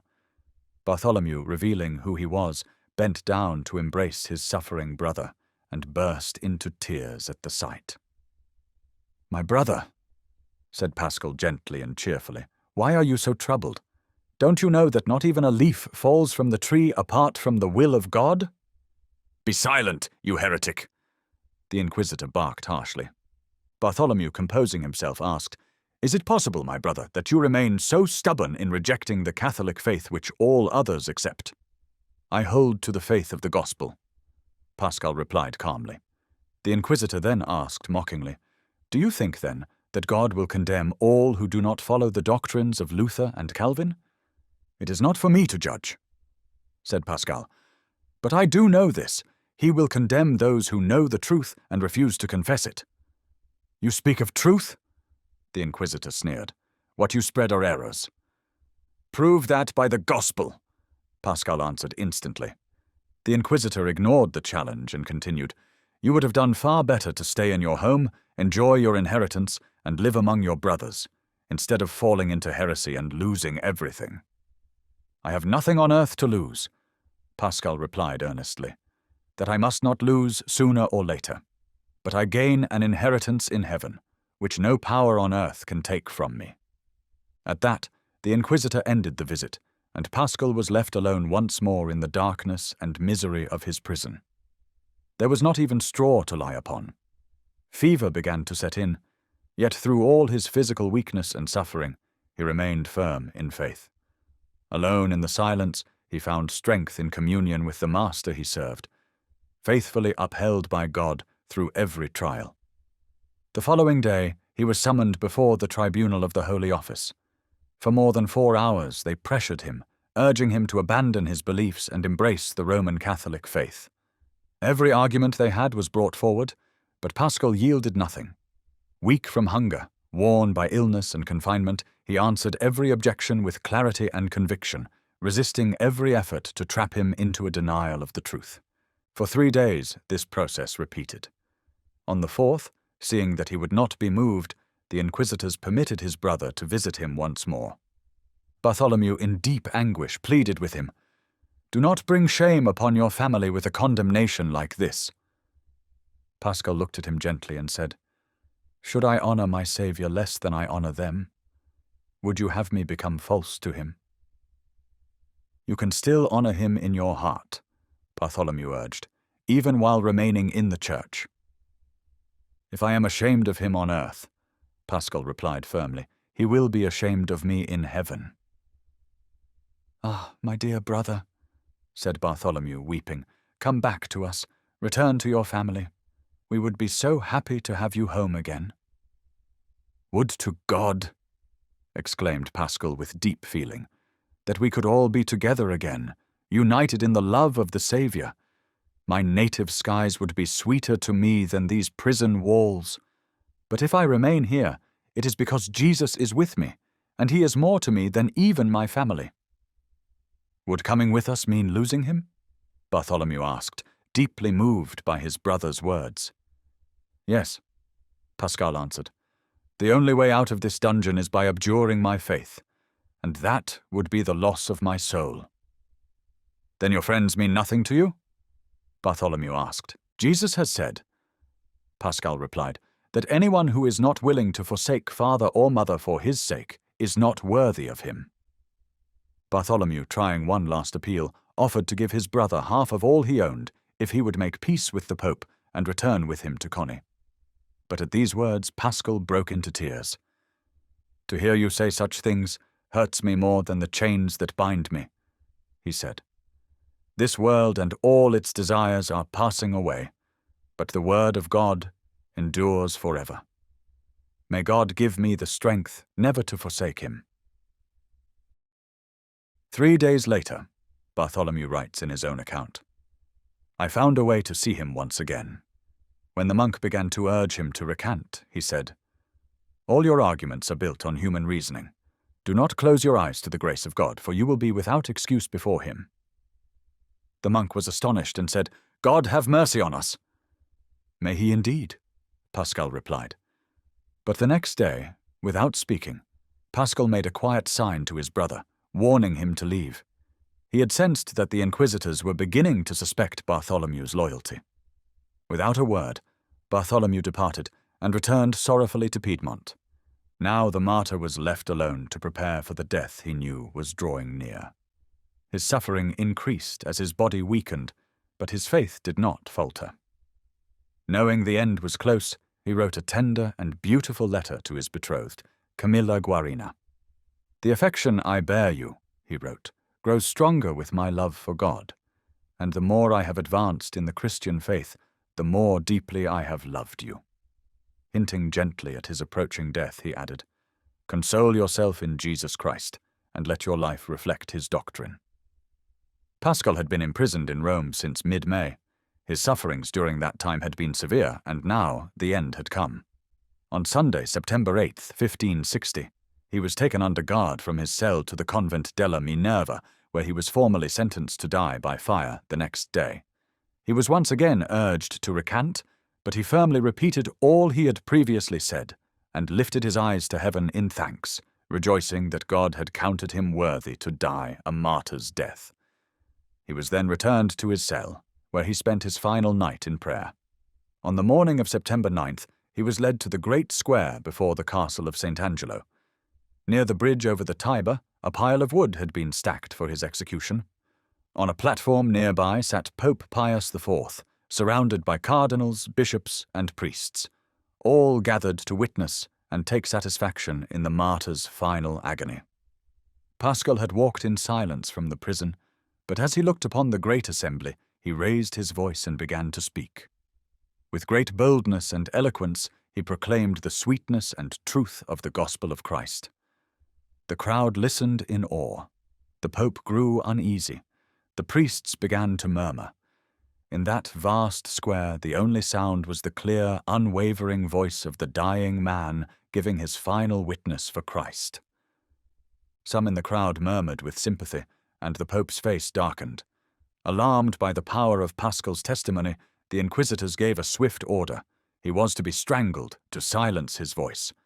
The executioners moved in, tightened the cord around his neck, and soon his body was lifeless. It was then thrown onto the burning pile, where it was reduced to ashes.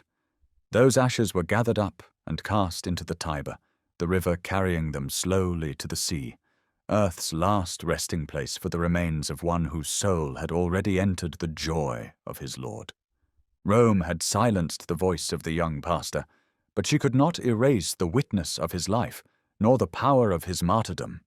His story became a treasure to the Church for which he gave his life. In times of deep sorrow and fierce persecution, it brought comfort and strength. It gave courage to the faithful, reminding them to hold fast to the truth more, sealed with his blood. Chapter 4. Martin Gonin. In the year 1532, the Synod of the Vaudois Church met in the valley of Angrogna. At that gathering, it was resolved that the Church must secure a new supply of printed Bibles and other religious books to distribute among the Vaudois of Piedmont. There was a deep need for such resources, but the task was dangerous.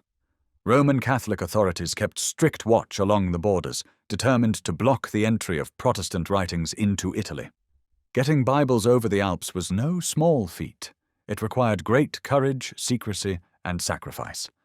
The work was often entrusted to brave and trusted men, sometimes even to the barbas, the pastors themselves. Books were hidden in luggage, bales, or crates, and smuggled in through the most remote and treacherous mountain paths, avoiding all common routes. If caught, the punishment was death. Rome had decreed that anyone who brought the word of God to the people should die for it. One who had already succeeded in this perilous mission was Martin Gonin, the pastor of Angrogna. Known for his boldness, endurance, and wisdom, he was also a man deeply familiar with the mountains, among which he had lived all his life. Zealous in the cause of Christ and the Church, he had previously brought Bibles and instructional books from Geneva across the mountains and continued to serve faithfully in Angrogna afterward. By the end of 1535, the need for more books had again become pressing. Geneva remained the only source, and someone had to go. The man chosen would need knowledge, discretion, and spiritual insight to select the right materials for the needs of the people, and he would have to risk everything. It was understood that the journey could easily cost him his life. Martin Gonin stepped forward and offered himself. His offer was accepted. He waited until near the end of February 1536, and then set out with another Vaudois named John Girard, who was going to Geneva to establish a printing press, especially to serve their own people. They travelled by the usual routes, but because the Alps were buried under deep snow, they faced little danger. Few dared to travel those paths at that time, and as a result, the Piedmontese troops scarcely watched them. Gonin and Girard reached Geneva safely, and were warmly welcomed by the Church there. Gonin carefully selected the books most needed by his people, and made ready to return. By then, however, war had broken out between the King of France and the Duke of Savoy. The French had taken Bresse, Savoy, and most of Piedmont. To go back the same way he had come would be too dangerous, for French soldiers now guarded the roads, and they would show no mercy to any Protestant found in their territory. So Gonin decided to travel through France instead, planning to reach the Vaudois communities in Dauphiny. From there he could easily make his way home. At first, all went well, but near the border of Dauphiny, he was stopped by a detachment of soldiers. They suspected him of being a spy for the Duke of Savoy and sent him as a prisoner to Grenoble. At Grenoble, he was questioned by officers of the Parliament. Gonin answered them openly and without fear. His honesty made such an impression on them that they declared him innocent and ordered his release. Before informing Gonin of the judge's decision to release him, the jailer, hoping to profit from the moment, searched him for valuables.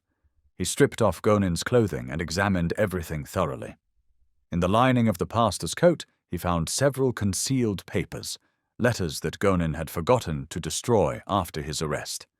These were innocent but heartfelt letters of counsel and encouragement, written by the pastors of Geneva to their Vaudois brethren, which Gonin had agreed to deliver.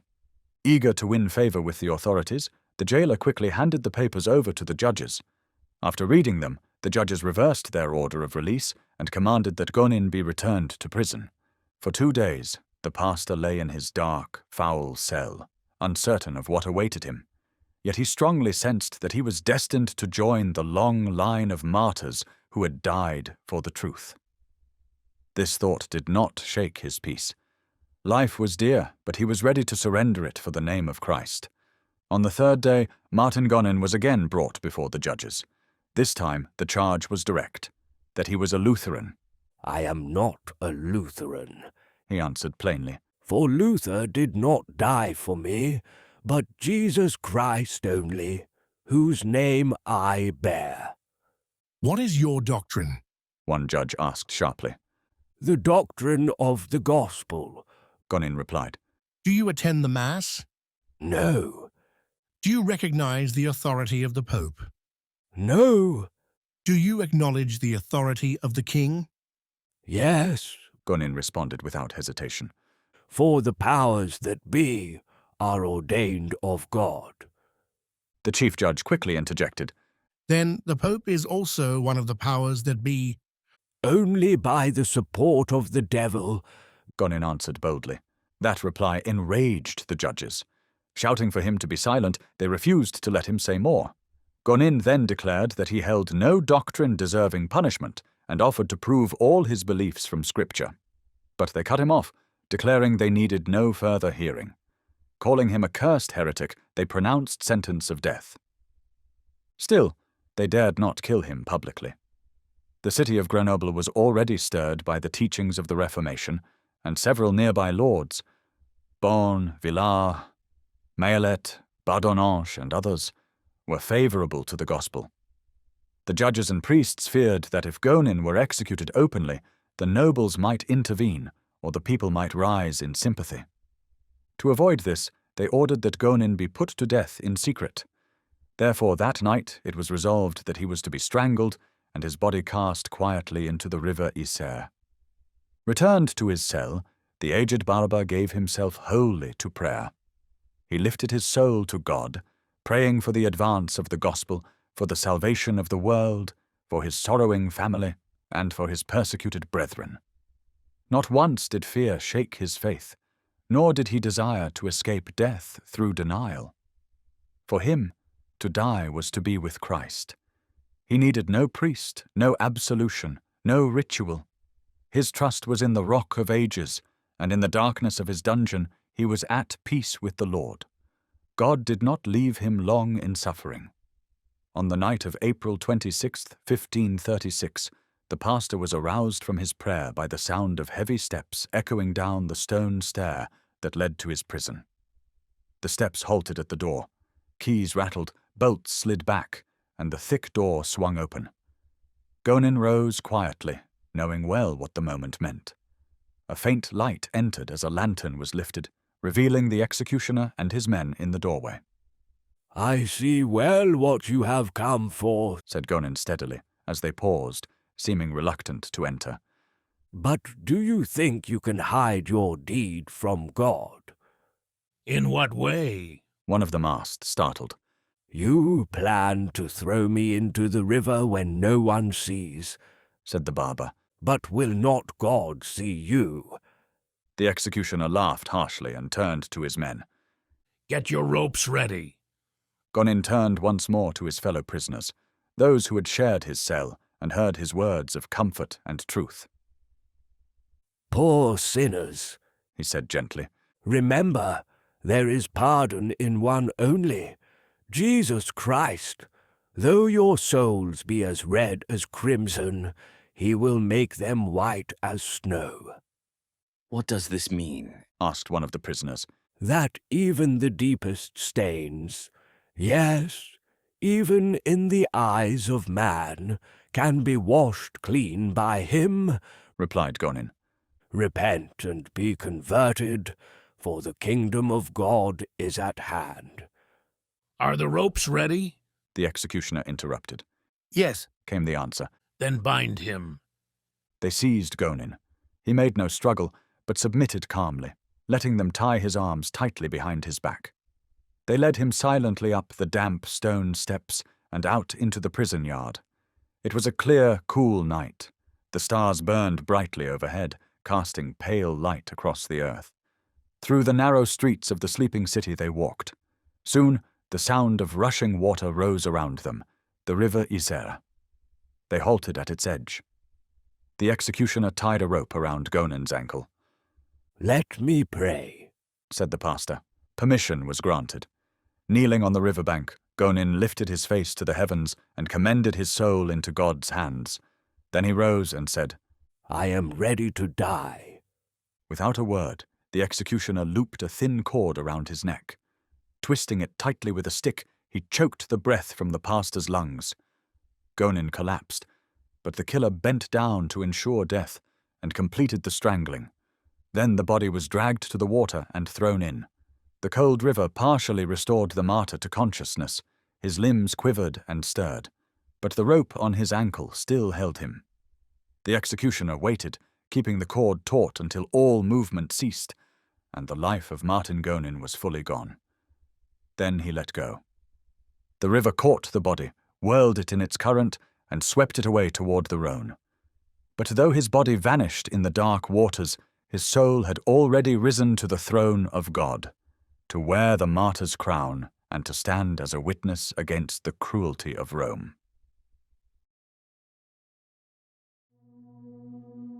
Chapter 5. Bartholomew Hector. In July of 1555, a man named Bartholomew Hector entered Piedmont from Geneva. He came not as a soldier or noble, but as a humble bearer of the word of God.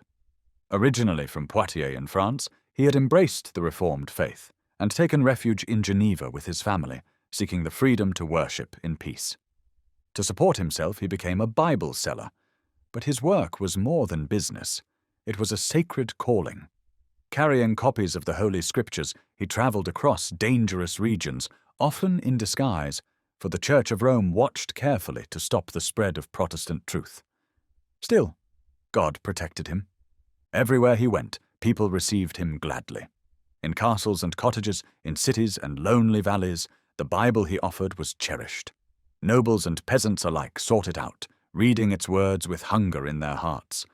This response stirred Hector deeply. He no longer saw himself as merely selling books. He knew now he was a missionary, bringing the light of God's word to a people living in spiritual darkness. What sustained him was not the little he earned in money, but the joy of knowing he was carrying the guide to eternal life, to dying souls. It was this joy that gave him strength for the long climbs over rugged mountains and courage for the risks he took.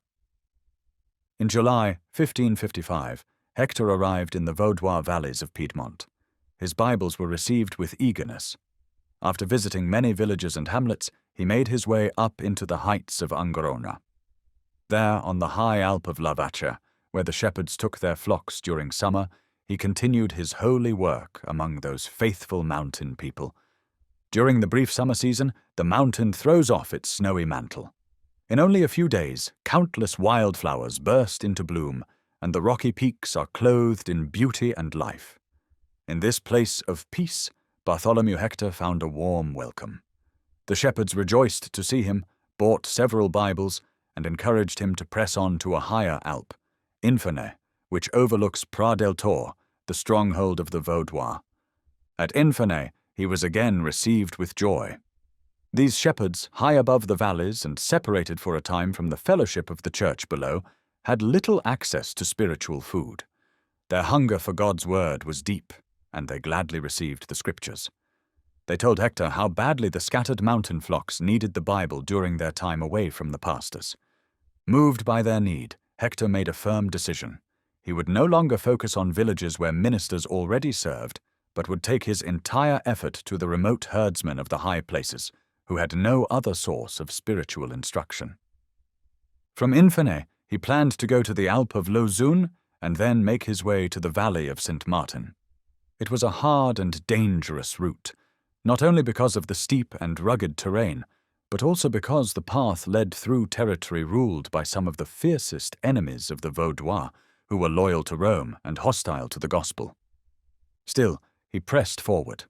The dangers before him were great, but the thought of feeding souls with the bread of life gave him strength. If he could bring the word of God to even a few more hungry hearts, the risk was worth it. As he descended towards the valley, Bartholomew Hector had to pass through Rio Clare. The seigneurs of that place, the Truchets, were devout Roman Catholics and enemies of the Vaudois. Suspecting his true mission, they arrested him. Unwilling to judge him themselves, they sent him to Pignerol. There he was thrown into prison, and an inventory of the books found in his possession was forwarded to the Senate of Turin. His only offense was distributing the Word of God, an act considered a grave crime by Rome. For 7 long months he lay forgotten in the dark prison at Pignerol. Then, on March 8, 1556, he was brought before the judges of that town. "You have been caught selling heretical books," they said sternly. "If the Bible contains heresies in your eyes," Hector replied calmly, "in mine it holds the truth." "They use the Bible to keep the people from attending Mass," one of the judges said. "If the Bible turns them from it," Hector answered, "then God must not approve of the Mass, for it is idolatry." These bold words angered the judges. They declared him an infamous heretic and insisted that salvation could only be found within the Church of Rome. "Outside of Christ," replied Hector firmly, "there is no salvation, and by his grace I will never forsake him." The judges, too enraged to listen further, ordered him back to prison. There Bartholomew Hector spent the night in prayer, seeking strength from God. The following day he was summoned again. "It is a shame for a man to deny the truth as you have," one judge said. "If I may be permitted," Hector replied, "I will prove that my doctrine is founded upon the Bible." "We will hold no discussion with error," came the stern answer. "But judges exist to discern between error and truth," he said. "Allow me to show I am in the truth." "If you are not in the Church," the president of the court said, "you are not in the truth." "I am in the Church of Christ," Hector replied firmly, "and I prove it by the gospel." Return to the Church of Rome if you would save your life, interrupted another. Jesus says, "He who would save his life shall lose it, and he who shall lose his life for my sake shall find it." Stung by this reply, a judge said harshly, "Think on the abjuration that is required of you. It is the only path left to save yourself." "What good is it to save my body if I lose my soul?" No threat nor persuasion moved him. His heart was set, and he chose Christ over life. Seeing his unshakable resolve, the judges ordered him to be sent in chains to Turin, to be dealt with by the higher court there. These new judges were inclined to show mercy. The sincerity of Bartholomew Hector, his calm and truthful manner, and the innocence of his actions deeply impressed them. Still, fearing to oppose Rome outright, they could not grant him full acquittal unless he recanted. They offered him several opportunities to escape death, if only he would renounce his convictions, but he refused every compromise. "If you will not abjure your faith," they said at last least retract what you have previously declared." "Prove to me that my words are false," he replied. "This is not a matter of proof," one judge retorted. "It is a matter of saving your life." "My life is in my faith," he answered with quiet courage. "It is my faith that has made me speak." Unwilling to directly condemn such a man, the judges declared the matter belonged not to them, but to the Church. Since his crime was heresy, not civil disobedience, they transferred him to the Holy Inquisition for final judgment.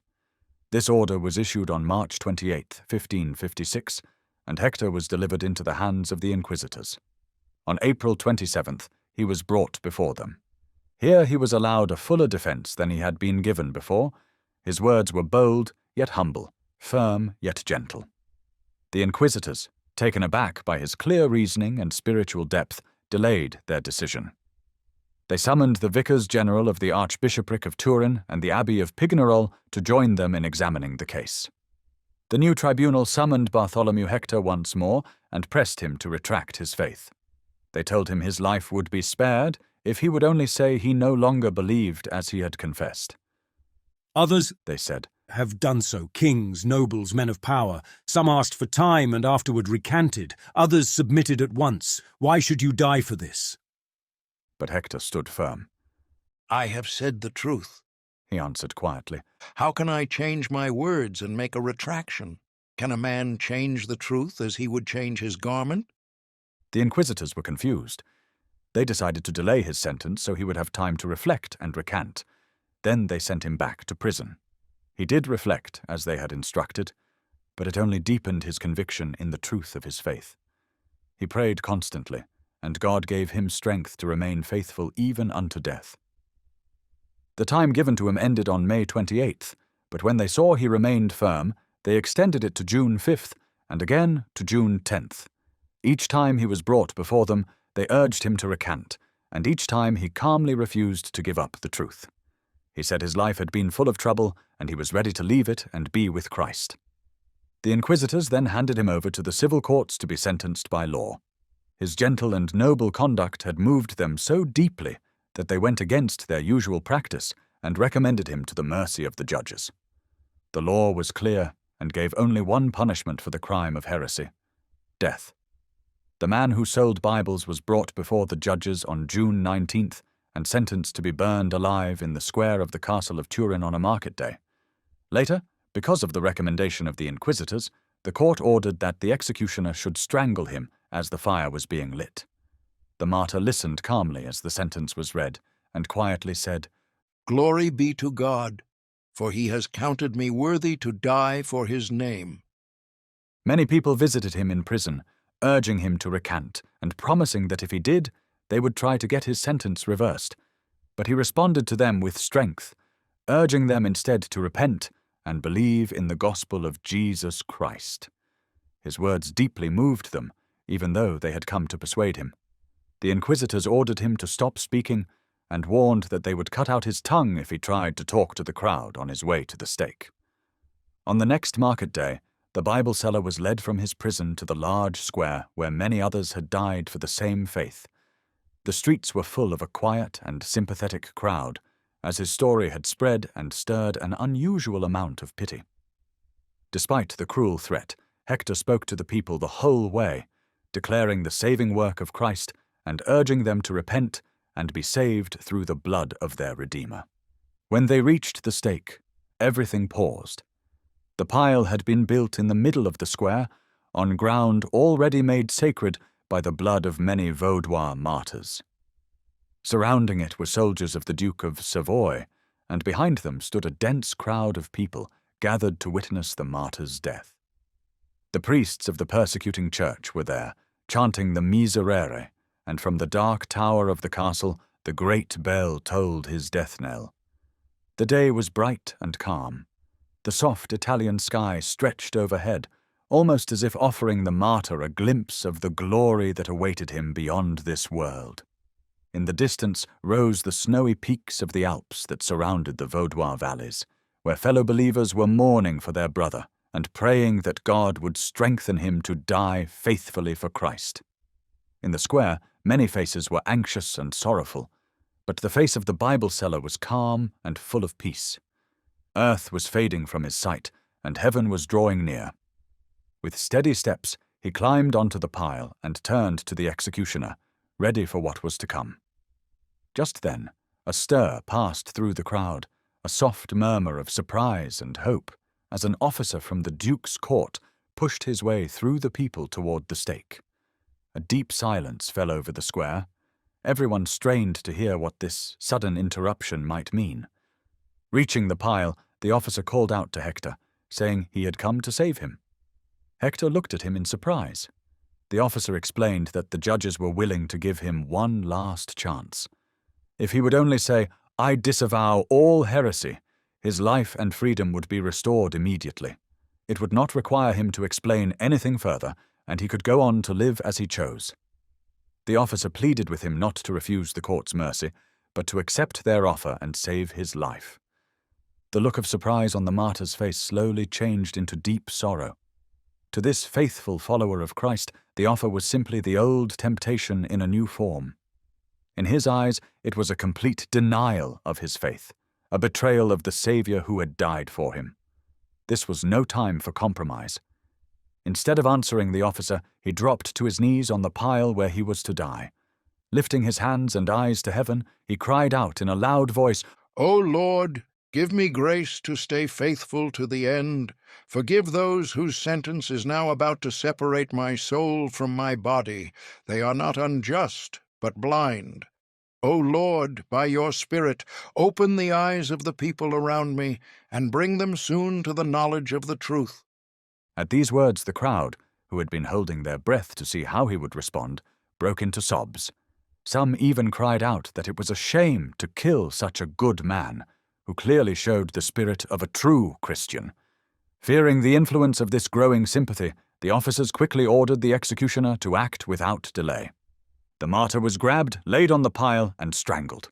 At that same moment, flames rose up, hiding the stake and the martyr from the crowd's view. In the next instant, it was over. The soul of the Bible seller had entered the gates of the New Jerusalem to receive his reward from the one who said, "To him who overcomes will I grant to sit with me on my throne, just as I also overcame and sat down with my Father on his throne." Rome had killed his body, but the gospel of Christ had saved the soul of Bartholomew Hector. Chapter 6. Joan Mathurin. The town of Carignan stands on the left bank of the River Po, south of Turin and just outside the boundaries of the Vaudois valleys. Because of its closeness, a number of Vaudois had moved there during the 16th century, drawn by the chance to earn a better living, even though an official edict confined them to their own valleys. At first, the Piedmontese authorities allowed them to stay without interference, but when the Roman Catholic priests discovered that the Vaudois were secretly gathering for prayer, they decided to wipe them out. The persecution began in 1560. Without any warning, the priests had them arrested and imprisoned as defiant heretics. They were given no trial, no chance to explain or defend themselves.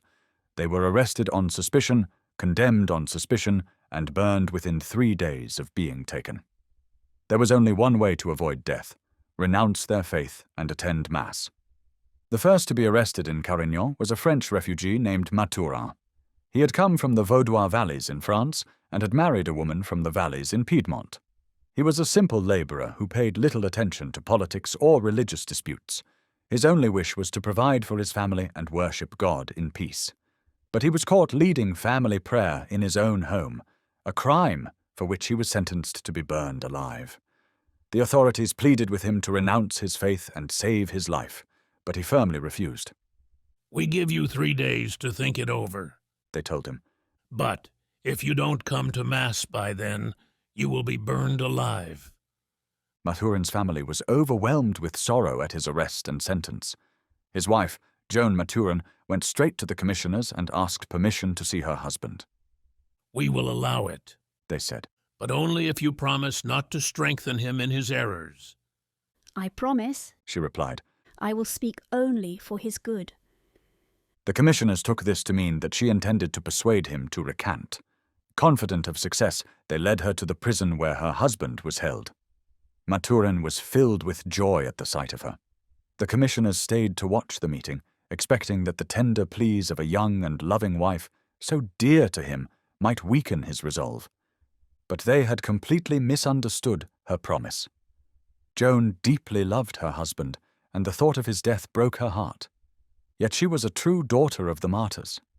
Her greatest fear was not that he would die, but that he might give in, that the pain of leaving her might cause him to turn away from God. She had come not to urge him to live, but to encourage him to be faithful, even to death. As Gilles records, says the account, she urged him right there in front of the commissioners with all her strength to remain firm in his faith, and not to compare the short pain of death with the eternal salvation of his soul. The commissioners were furious when they heard her words and harshly scolded her for deceiving them, but Joan ignored their anger. Holding her husband's hand, she continued, gently but firmly, "Do not let the attacks of the evil one cause you to turn away from your hope in Jesus Christ." "Tell him to obey us, or you will both be hanged," the commissioners shouted. Still paying no attention to them, she said to her husband, "Do not let love for the things of this world make you lose your heavenly inheritance." "You heretical devil," cried one of the magistrates. If you don't change your tone, you'll be burned tomorrow. Looking straight at her accuser with calm boldness, the faithful woman replied, Would I have come here to urge my husband to choose death rather than deny the truth, if I myself intended to escape death by denying it?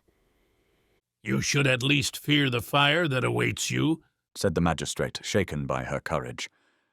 I fear him who can cast both body and soul into a fire far more terrible than your flames, she answered.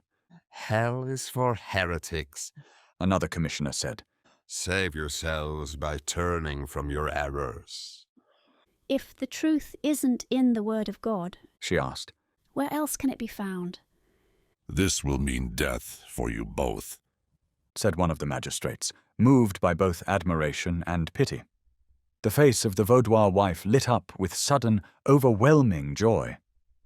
Turning to her husband, who still held her hand tightly, as if all his strength came from her, she said tenderly, Blessed be God, for having joined us in life, he will not separate us in death. One of the commissioners, a cruel and fanatical man, laughed harshly and shouted, Instead of one, we shall have two to burn. I will be your companion to the end, she said quietly to her husband, ignoring the men. Will you come to Mass and be pardoned? The magistrates asked again. I would rather go to the flames and have eternal life, she answered.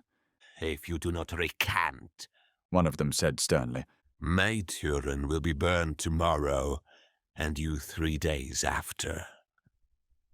We will meet again in heaven, she said gently. Think about the time you still have, said the magistrate, who had shown her some pity. It doesn't matter how long, because my decision is final, she replied. Say rather, your decision is for death, he said sorrowfully.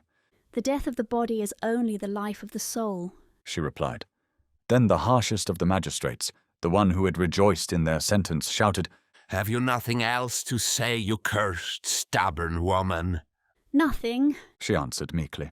Except that I beg you not to delay my execution for 3 days. Let me die with my husband. The magistrates conferred briefly. Then one of them said, So be it. You will both be burned at the same stake tomorrow. With that, they left. The heavy door of the dungeon slammed shut, and the husband and wife were left alone, but not truly alone, for God was with them to give them comfort and strength. Mathurin had already resolved to die, rather than deny his faith, but the courage of his faithful wife strengthened him even more. He did not resist her desire to die with him. It was far better to enter eternity together than for one to remain and face the cruel hatred of a persecuting church alone. And above all, their last hours on earth were made sweet by being spent together. They prayed and shared tender moments of love and encouragement. Joan was rewarded even before death, for she saw her husband grow strong and joyful, rejoicing with her in the destiny that would reunite them forever. Her presence lit up the dark prison like a flame, and her beloved face shone before him like the face of an angel. Never had they loved each other so deeply, so purely, or with such holy devotion as on this final night before their martyrdom. On the afternoon of March 2nd, 1560, a stake was raised in the public square of Carignan. Around it was a heap of dry wood, ready to be set aflame. A large crowd had gathered, and among them stood many priests and monks from the church responsible for this act. As the sun began to set, the deep toll of the cathedral bell rang out, signalling the arrival of the condemned. Soon after, soldiers entered the square and halted at the stake. Behind them came a line of monks chanting the requiem for the dead. Then, walking hand in hand, calm, upright, and even smiling, came Joan Mathurin and her husband. A wave of pity swept through the crowd, but it was quickly silenced when the priests turned to glare at any who dared to sympathize with the victims of the Holy Church. The two martyrs paid no attention to the chanting or the priests' words. They spoke only to each other, encouraging one another to remain strong. They did not flinch as the executioner led them to the stake. Still hand in hand, they climbed onto the pile and allowed themselves to be chained to the post. The slanting rays of the setting sun fell softly across the square, casting a gentle glow that seemed to form a halo around the heads of the innocent victims. Then the executioner lit the fire. Flames rose quickly, engulfing the couple in light and smoke. Through the roar of the fire, the calm, steady voice of Joan could be heard, telling her husband to take courage, for the gates of heaven were opening before her. Then all was silent, except for the crackle of the flames. As twilight settled over the square, the crowd remained quiet and sorrowful. The monks had stopped their miserere, and the great bell was silent. The fire continued to burn, but not a cry or groan had come from the two. Locked in each other's arms, they had given themselves to the flames. When the moon rose, nothing remained but a heap of glowing embers and a few charred bones, marking the place where the Vaudois wife and her husband had passed, hand in hand, into the kingdom of God. Chapter 7. Sebastian Bazan. During the French occupation of Piedmont from 1536 to 1559, several towns in the region had pastors of the Vaudois faith. One of these towns was Poncarlier. In this town lived a noble and wealthy family named Bazan, who had converted to the Vaudois faith. When freedom of religion was later forbidden, the Bazans left their home and moved to the Vaudois valley of Lucerne in the early 1600s. They settled in La Tour, where Sebastian Bazan, the eldest son, had already been studying for some time to receive religious instruction. The family at that time included Sebastian, his wife and children, his two brothers with their families, and their elderly mother. Gilles, the Vaudois historian and a close friend of Sebastian, wrote of him, "He was a very zealous defender of the Protestant religion, a sincere man, and an enemy of all vice. Because of this, those who opposed truth and virtue could not bear him. Yet he was highly respected and had a good reputation among all who knew him." Bazan's strong defense of his faith stirred up the hatred of the monks, who waited for the right chance to take revenge on him. That opportunity came on April 26, 1622, when Bazan had business that brought him to the town of Carmagnola. Though he knew the monks were against him, he did not hide his presence and openly entered the town.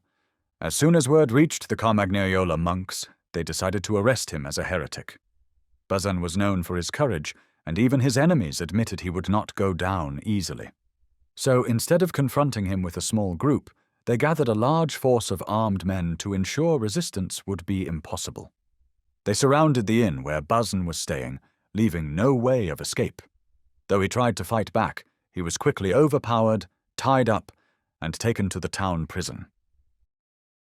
He remained a prisoner for several months, during which time his friends worked tirelessly to obtain his release.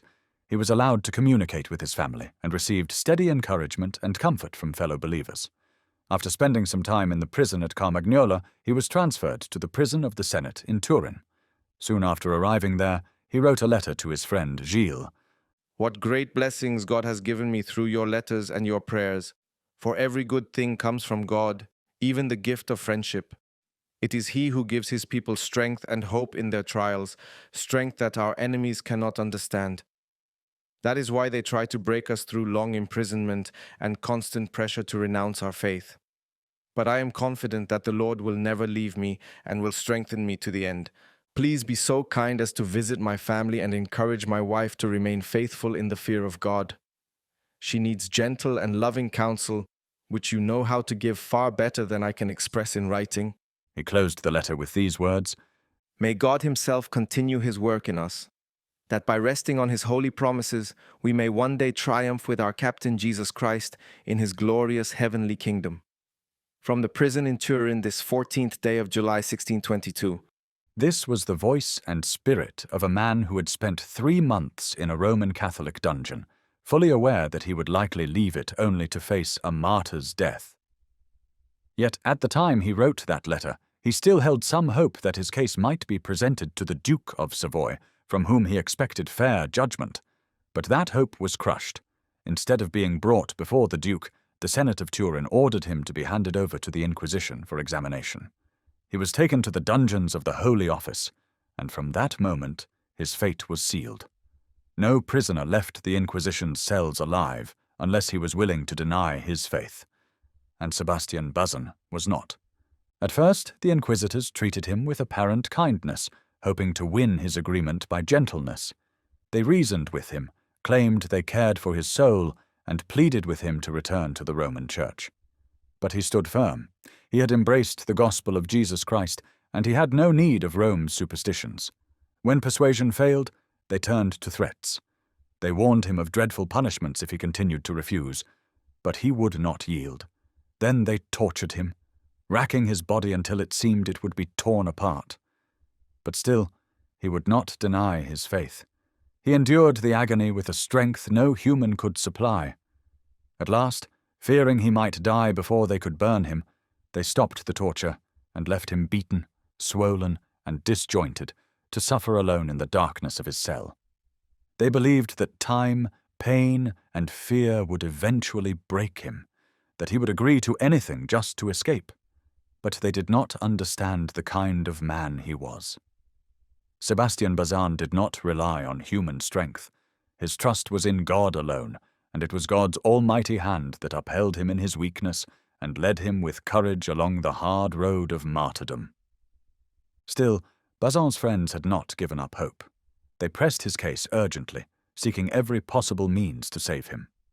When Marshal Lesdiguieres of France, renowned for his bravery and influence, heard of Bazan's sufferings, he wrote directly to the Duke of Savoy, to whom he had rendered past service and who owed him favour.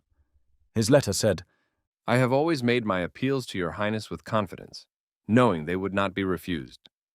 I now ask you to grant life and liberty to one named Sebastian Bazan, held in the prisons of Turin. He is guilty of nothing but his religious beliefs. If all who share his faith must be put to death, then even great Christian princes, and perhaps your Highness yourself, will find it difficult to repopulate your lands. The King of France has granted peace throughout his kingdom to those of that religion, and I strongly urge your Highness, as your devoted servant, to do the same. It is the surest way to secure lasting peace in your dominions. Lesdiguieres sent a second letter, and other influential men also pleaded for Bazan. The Duke of Savoy, moved by their words and inclined to mercy, pressed the Inquisition to release the prisoner. But even the Duke had less power than the Inquisition within his own realm. The inquisitors refused, replying with false humility that the decision was no longer theirs to make. They claimed the matter had been referred to the Pope, and until his will was known, they could not release Bazan. In truth, they had already resolved to put him to death, and this appeal to Rome was only a tactic to delay and frustrate the efforts of those who sought to save him. The Duke, unable to override them, was forced to let the matter go. Sebastian Bazan remained in prison for 1.5 years. Throughout that long captivity, his enemies never managed to break him. He endured suffering with a calm and steady spirit that amazed them, and he faced even the cruelest tortures with the courage of a true Christian. Finally, on November 22, 1623, the officers of the Inquisition came to him with the news. The decision of the Holy Office had been confirmed by Rome, and he was to be burned alive the next day. I am content to die, he said calmly and boldly. It is the will of God, and I trust it will be for his glory. But as for men, they have passed an unjust sentence, and they will soon have to answer for it. The inquisitors mocked his final words. But that very night, they remembered them with shock and fear. For the chief inquisitor, the one most responsible for Bazan's persecution, and who had pronounced his death sentence, died suddenly, though he had shown no sign of illness. He passed away in full strength and apparent health, struck down on the eve of the execution. On the morning of November 23rd, Sebastian Bazan was led out to the great square of Turin to die for his faith. Before leaving the prison, he had been tightly bound, and a gag was forced into his mouth to prevent him from speaking to the crowd that had gathered to witness his execution. The square was filled with people, but a heavy silence hung over them as Bazan approached the stake, escorted by the agents of the Inquisition. His story was widely known, and many in the city felt deep sympathy for him. With steady steps, the martyr climbed the pile of wood. The executioner followed and began chaining him to the stake. At that very moment, the gag slipped from Bazan's mouth, and he cried out in a loud voice, "People, it is not for a crime that I am brought here to die. It is for choosing to follow the word of God and for standing firm in his truth against error." A deep sob rose from the crowd, revealing their sorrow and sympathy. Sensing the danger of the people being moved by the martyr's words, the inquisitors quickly ordered the executioner to light the fire. The torch was set to the wood, and flames leapt up around Sebastian Bazan, swallowing him from sight. Then, from within the fire and smoke, his voice rang out, strong, clear, and filled with holy joy. He began to sing the hymn of Theodore Beza, the song the Vaudois believers sang after the Lord's Supper. His voice, full of courage and heavenly strength, rose above the roar of the flames. Let me now, Lord, depart in peace, for according to your promise you have shown my eyes the glorious salvation I was ever awaiting. The people began to weep openly. As the smoke briefly cleared, all eyes searched for a glimpse of the martyr. Through the flames they saw him, standing with hands clasped and eyes lifted toward heaven, where he saw his eternal home. Then the smoke thickened again, and his voice, though fainter now, still sang the closing lines. You have shown my eyes the glorious salvation I was ever awaiting. A final burst of smoke and fire, and the voice was heard no more. Yes, it was silent on earth. But in heaven, that same voice now joined the song of the redeemed. Part 2. The Huguenots. Chapter 8. Historical sketch of the Protestant Church in France. In each country of Europe, the Reformation took on its own unique form. In France, it was especially a national movement. Like others around the world, the French were waking up from the moral and intellectual dullness of the past century and beginning to lose trust in the Roman Church. The sharp minds of the French began to question the traditions and authority of a church that showed many signs of flawed human influence. People found it hard to believe in the holiness of a clergy whose daily lives were as immoral and worldly as those of the most jaded individuals. They saw the clergy protected in their wrongdoings by a corrupt king, who burdened the nation with heavy taxes to fund his immoral lifestyle. A small group of nobles and gentry oppressed the people, ignored their rights, and harshly punished any efforts to resist. Their king, though officially ruling independently, was in truth under the control of an Italian prince. France's freedom was at the mercy of a foreign power. It was a dark picture for the thoughtful people of the time, and they saw no hope of improvement. Rome and the clergy opposed every attempt to promote moral and intellectual progress. Though the clergy claimed to be the people's teachers, they acted more like masters, using their power to drag the nation further into superstition. When people looked to Rome, the real power behind the French throne, they found even greater corruption. For many decades, the papacy had been filled with ambitious, unprincipled men who cared more about political power than spiritual leadership. They used religion to serve their own interests, trying to bring kings and emperors under their control and using every dishonest method to expand their influence. They succeeded so well that few European rulers dared to act in their nation's best interests if it went against Rome. These popes built up a powerful church that claimed to be infallible, yet people could clearly see it was deeply corrupt. They said their authority came from God's word, yet they kept the Bible hidden from the people and punished those who tried to study it. Immorality and crime were found throughout the church. Monasteries had become centers of scandalous behavior. Some popes even doubted the divinity of Christ, though they claimed to represent him. They filled the world with superstition, pushing out the true teachings of Christianity. The doctrine of Christ's role as mediator was almost lost, replaced by prayers to saints. They claimed to forgive sins in exchange for money. They told people to trust in wooden and stone idols, rigged to cry or move, frauds they called miracles. Rather than pointing to Christ as the one true Savior, they made people worship old nails, pieces of wood, skulls and bones, claiming these had miraculous powers. In short, the Church of Rome was corrupt from top to bottom. It seemed to exist only to take people's money and strip them of their freedom. From the Pope down to the lowest friar, corruption was everywhere. Anyone who could think clearly saw how far the Church had fallen. It was no longer respected or revered. It had sunk beneath the people. It was the most corrupt institution of the time, blocking all efforts at reform and seeming only to want to drag the world back into darkness. The result was predictable. Religion itself came into disrepute, and atheism began to spread.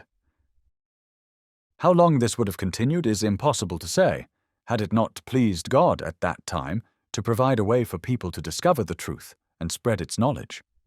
The Holy Scriptures had until then remained locked away in libraries and monasteries across Europe. They were a closed book to the common people, accessible only to a privileged few, most of whom were determined to keep them hidden. At that time, the only Bibles available were handwritten manuscripts, copied by skilled scribes onto vellum. It took a fast writer about 10 months to complete a full copy of the Scriptures. Since very few people with access to the Bible had the skill or time to do this work, there were very few copies in existence. These rare manuscripts were extremely expensive. In France, the lowest price for a Bible was 600 crowns. In general, a single Bible could cost as much as a piece of land. Even wealthy colleges and monasteries often could not afford to own one. The book had become so rare that its language was completely unknown to the common people, and even to most clergy and scholars. But God chose this time to reveal the art of printing, one of the greatest blessings He has ever given the world. Before printing, even the wisest thinkers could influence only those close to them. But with this new invention, people could speak to the entire world. Books could now be produced quickly, in great numbers, and at affordable prices. This brought people into closer connection with each other and with truth. I will not go into the details of how printing was discovered or how it developed, but will speak only of its great impact on people's minds, especially in matters of religion. The early printers focused mainly on producing more copies of the Bible.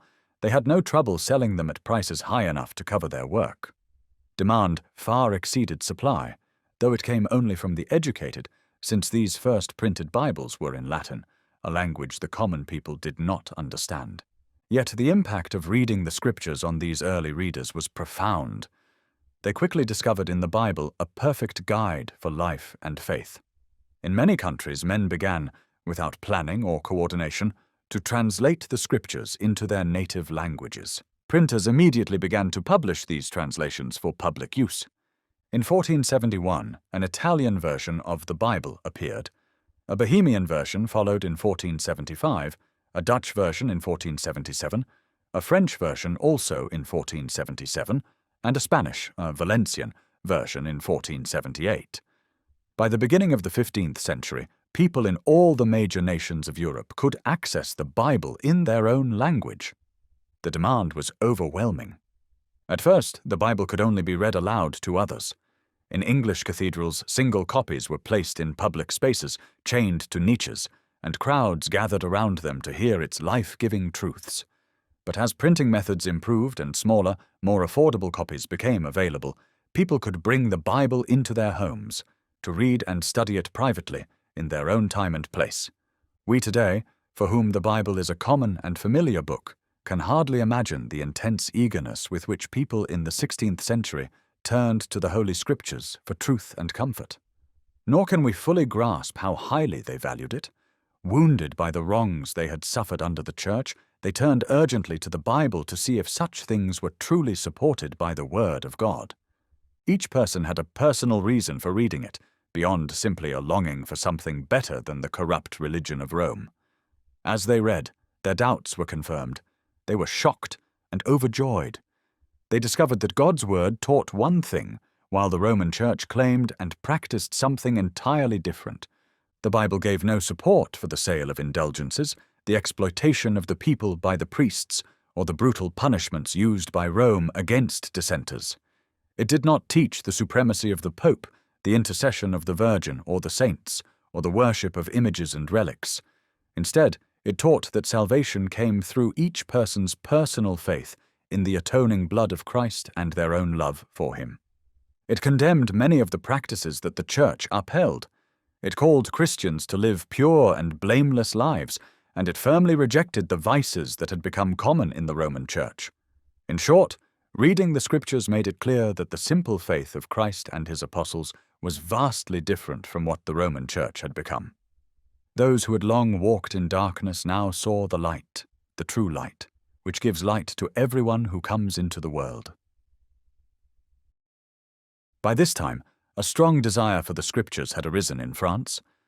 Several partial translations of the Bible had appeared toward the end of the 15th century, but all of these were replaced by a complete version of the Scriptures, printed in parts at Antwerp between 1512 and 1530. This translation was done by Jacques Lefebvre, also known as Faber of Estaples, and it became the foundation for all later French Bibles. Wherever the Bible was made available and freely read, the results were the same. There was a swift reaction against the widespread superstition, apathy, and irreverence of the time. People were awakened to a new spiritual life and began to long for a purer faith, one not buried beneath man-made traditions, distortions, and corruptions that had weakened and hidden the true beauty of Christianity. The invention of printing also had a powerful political impact. For ordinary people to be able to read books, especially the Bible, in their own language was revolutionary. It stirred hearts across all nations, leading to unrest, excitement, and change. Society became energized and deeply moved. A sense of justice began to grow, and long-oppressed peasants, along the Rhine, in Alsace, and in Swabia, began to raise their voices, demanding freedom from serfdom and recognition of their dignity as human beings. The effects of widespread Bible reading soon became clear. The Reformation began among the common people. One early center of this movement was the town of Meaux, located about 50 miles northeast of Paris and close to the Flanders border. Known for its production of woolen cloth and other materials, Meaux was largely populated by craftsmen and laborers. Very few priests lived there, as most of the clergy were non-residents. Jacques Lefebvre, who had translated the 4 Gospels into French, dedicated himself to the spiritual care of the people in Meaux. He was joined by William Farel, a passionate and gifted reformer. These two preached to the working class and gave them copies of the Gospels to read for themselves. They even convinced the Bishop of Meaux to support them, and he not only encouraged their preaching but often joined in it. The results were remarkable. A complete moral and social transformation took place. The immorality, roughness, drunkenness, and disorder that had once filled the town vanished quickly. The people became more hard-working, respectful, kind to one another, cleaner in their habits, and more faithful in their religious lives. Meaux became known throughout France for its devotion and good order, and its example began to influence even far-away communities. Meaux was not alone. Bernard Palissy described similar changes in the town of Saintes, in the southwest of France, showing that the knowledge of the gospel was bringing new life wherever it spread. The progress we made was so great that, within a few years, before our enemies rose to plunder and persecute us, immoral plays, dances, indecent songs, gluttony, and excessive styles of clothing and hair had almost completely disappeared. Harsh or vulgar language was rarely heard, and crimes and scandals became nearly unknown. Lawsuits became much less common. If two believers had a disagreement, efforts were quickly made to reconcile them. Often, before starting any legal case, one would first try to correct and persuade the other. As Easter approached, many quarrels and disputes were settled peacefully. During that time, instead of debates and divisions, there were psalms, prayers, and songs of worship. The people no longer desired immoral or offensive music. The Reformed faith spread so strongly that even the magistrates began banning activities they had once allowed. They ordered innkeepers not to allow gambling or disorderly behavior in their establishments, so that men would not be drawn away from their homes and families.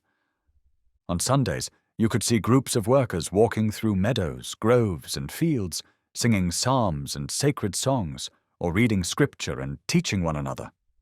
Girls and young women gathered in gardens and quiet places, singing songs on holy subjects.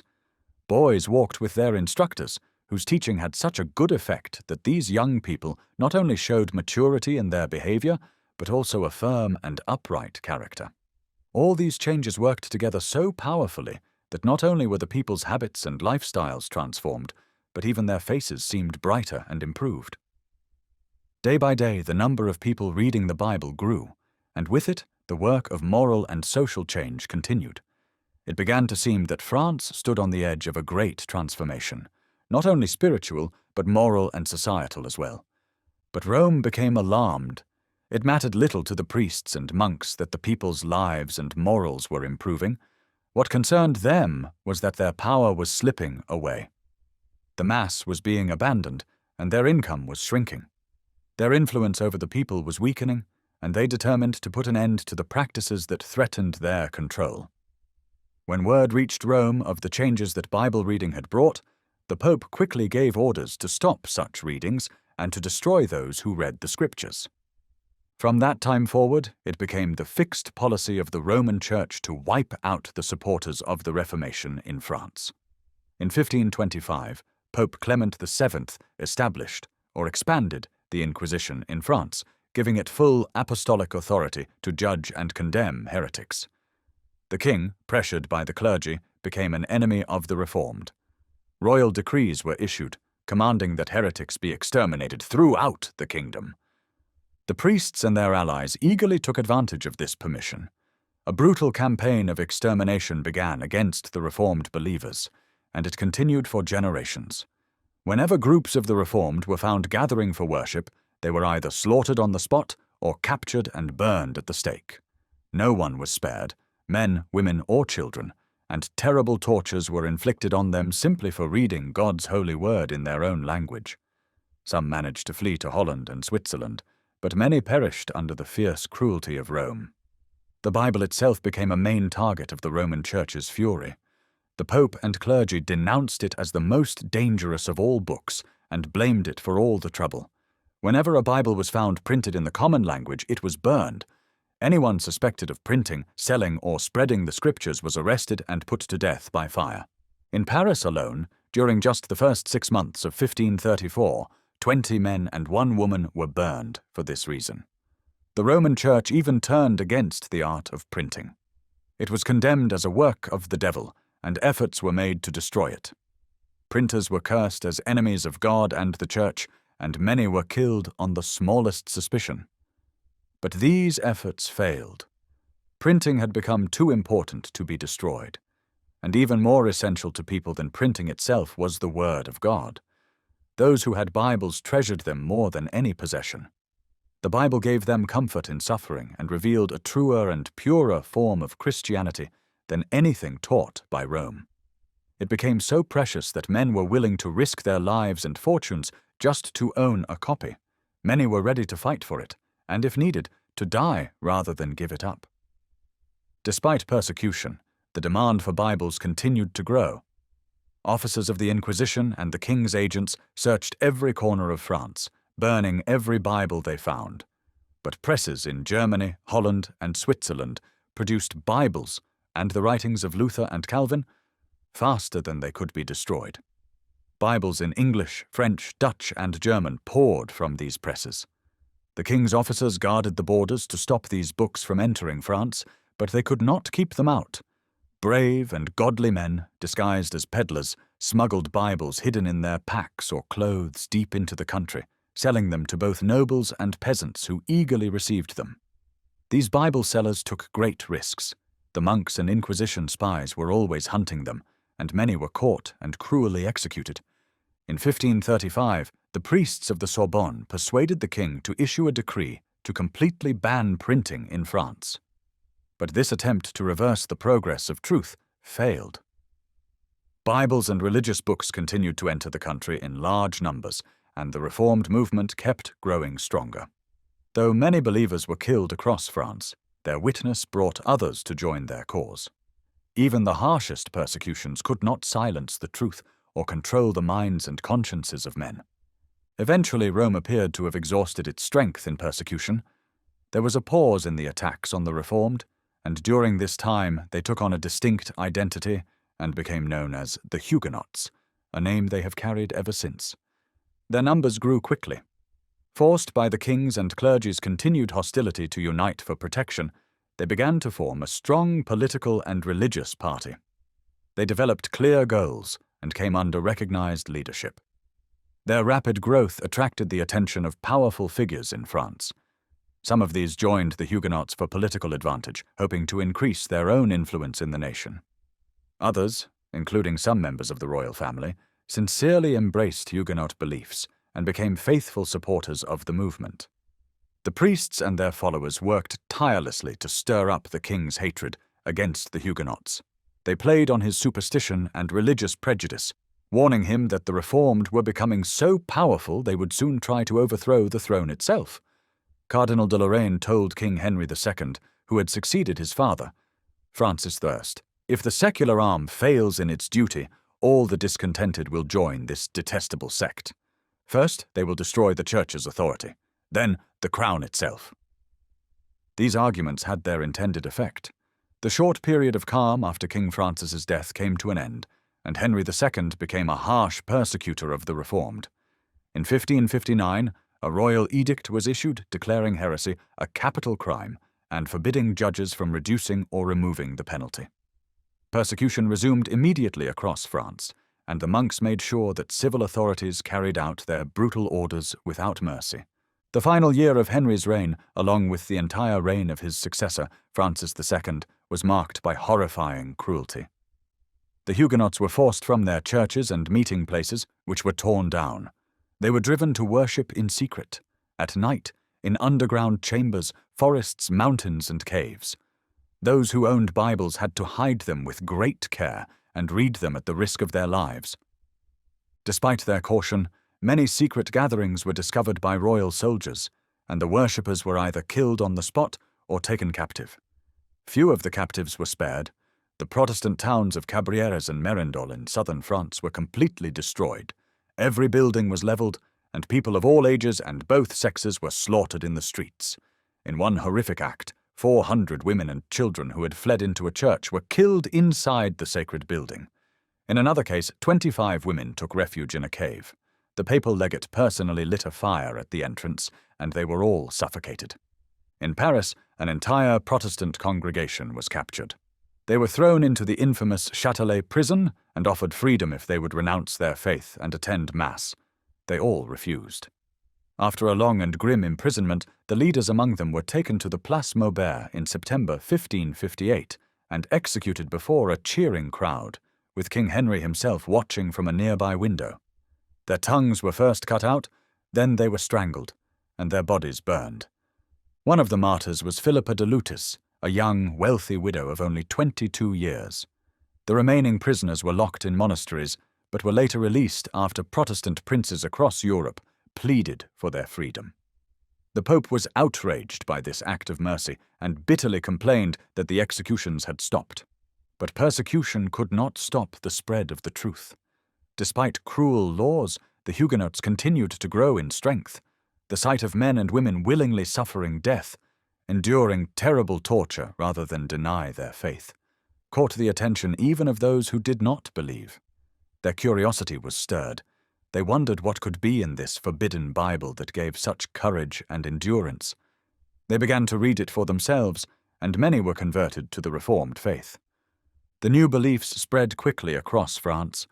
They became rooted not only in the major cities but also in the countryside, especially in the south and southeast.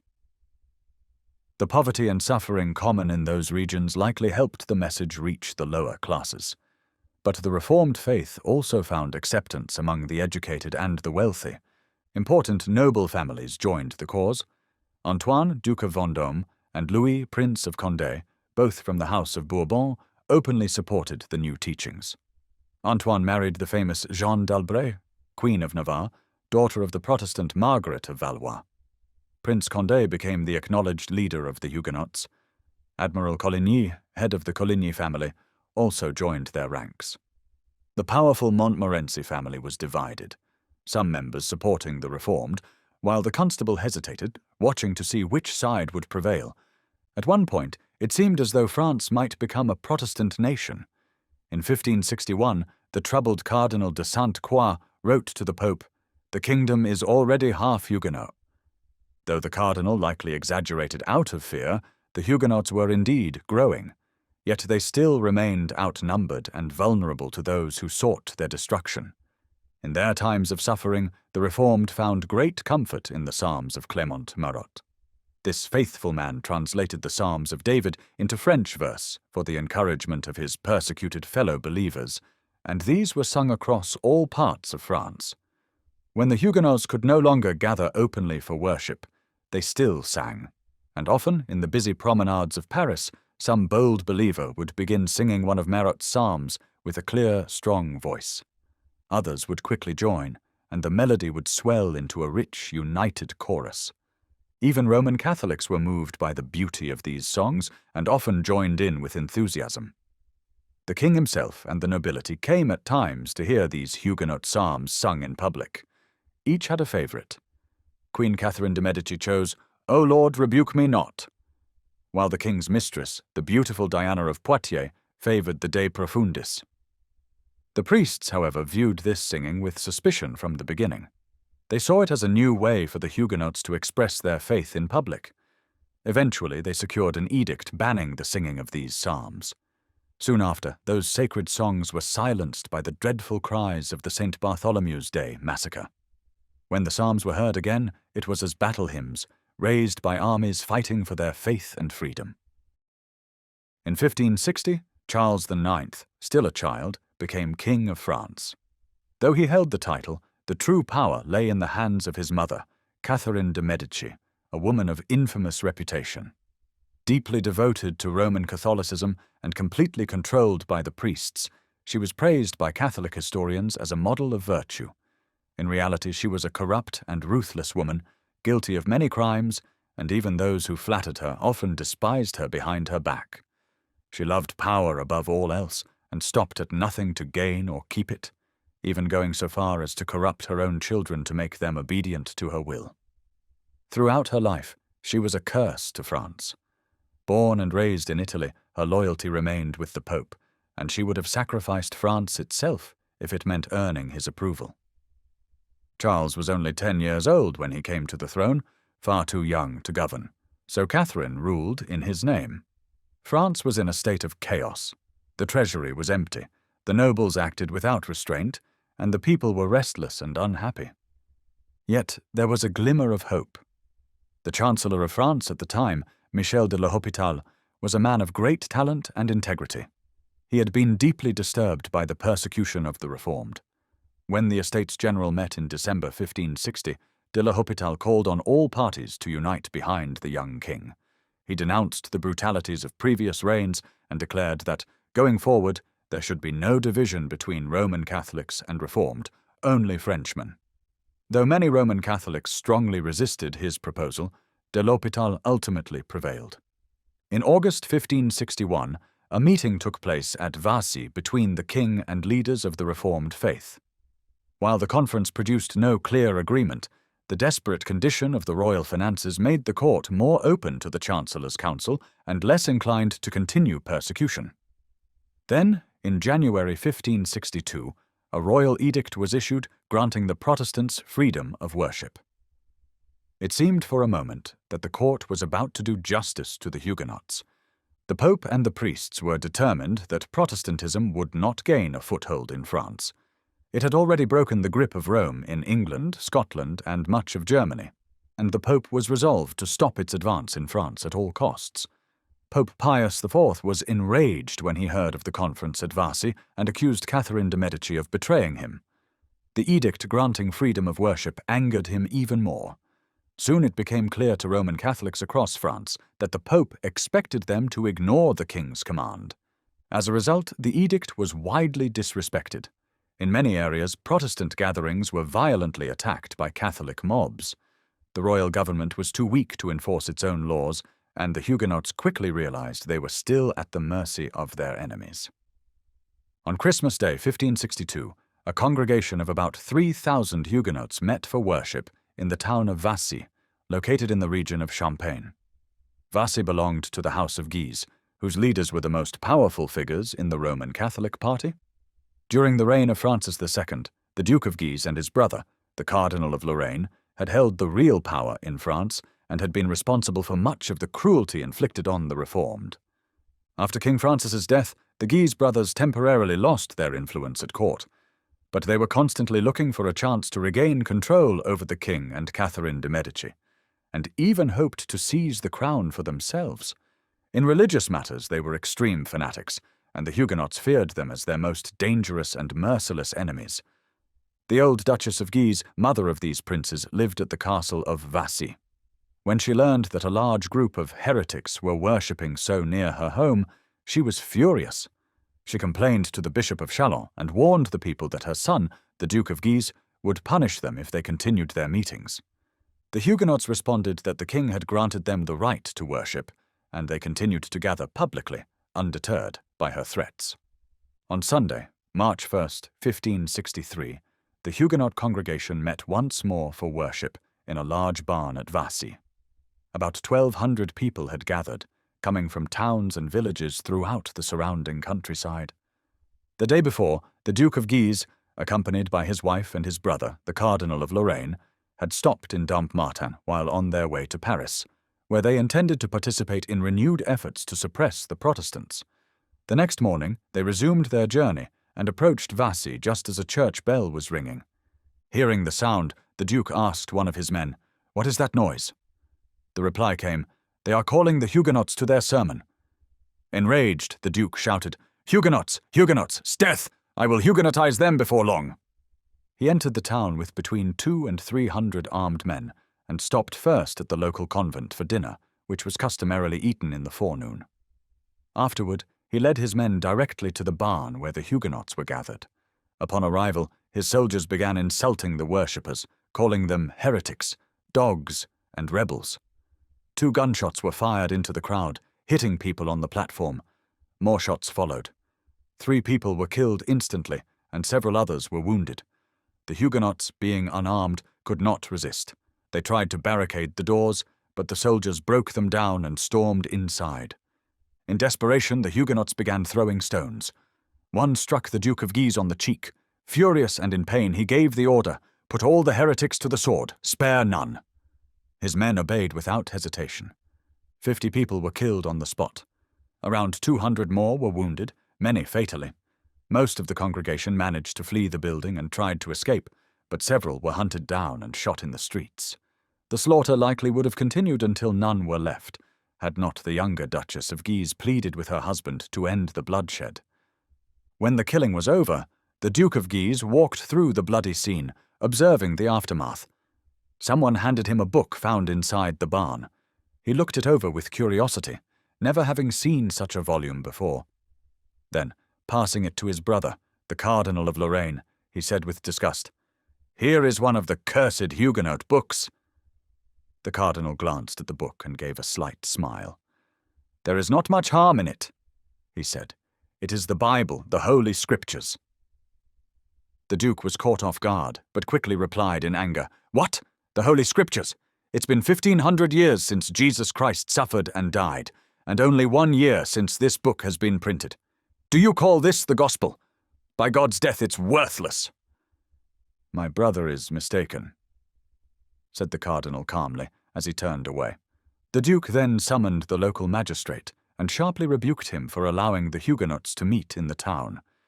The judge defended himself by referring to the royal edict that granted freedom of worship, stating he was only obeying the king's command. "Detestable edict!"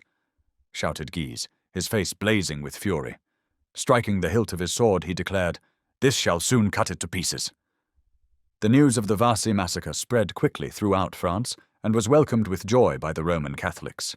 From their pulpits, priests praised the slaughter openly, comparing it to Moses' destruction of the worshippers of the golden calf. 2 weeks later, the Duke of Guise entered Paris in triumph.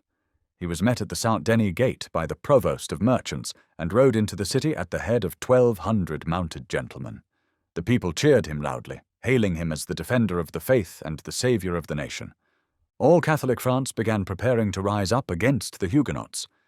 Queen Catherine de' Medici, recognizing the danger and harbouring distrust toward the powerful Guise family, tried to flee Paris with the young king.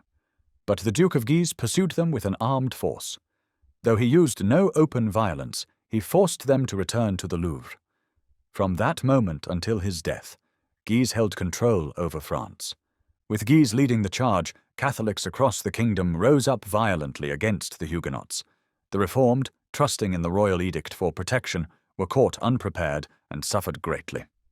Massacres took place in city after city. Paris, Senlis, Amiens, Meaux, Chalon, Troyes, Bar-sur-Seine, Epernay, Nevers, Le Mans, Angers, Blois, and many more. In Tours, so many were killed that the banks of the Loire River were piled with the bodies of men, women, and children. In Provence, the Reformed endured horrific torture before execution. Across France, thousands were slaughtered. In every town where bloodshed occurred, priests and monks were often the most savage.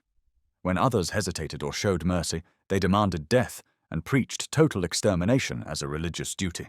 The Huguenots had been caught off guard and were at first unable to defend themselves. But soon their leaders realized that if they did not take up arms, they would lose not only their lives, but also the lives of their fellow believers.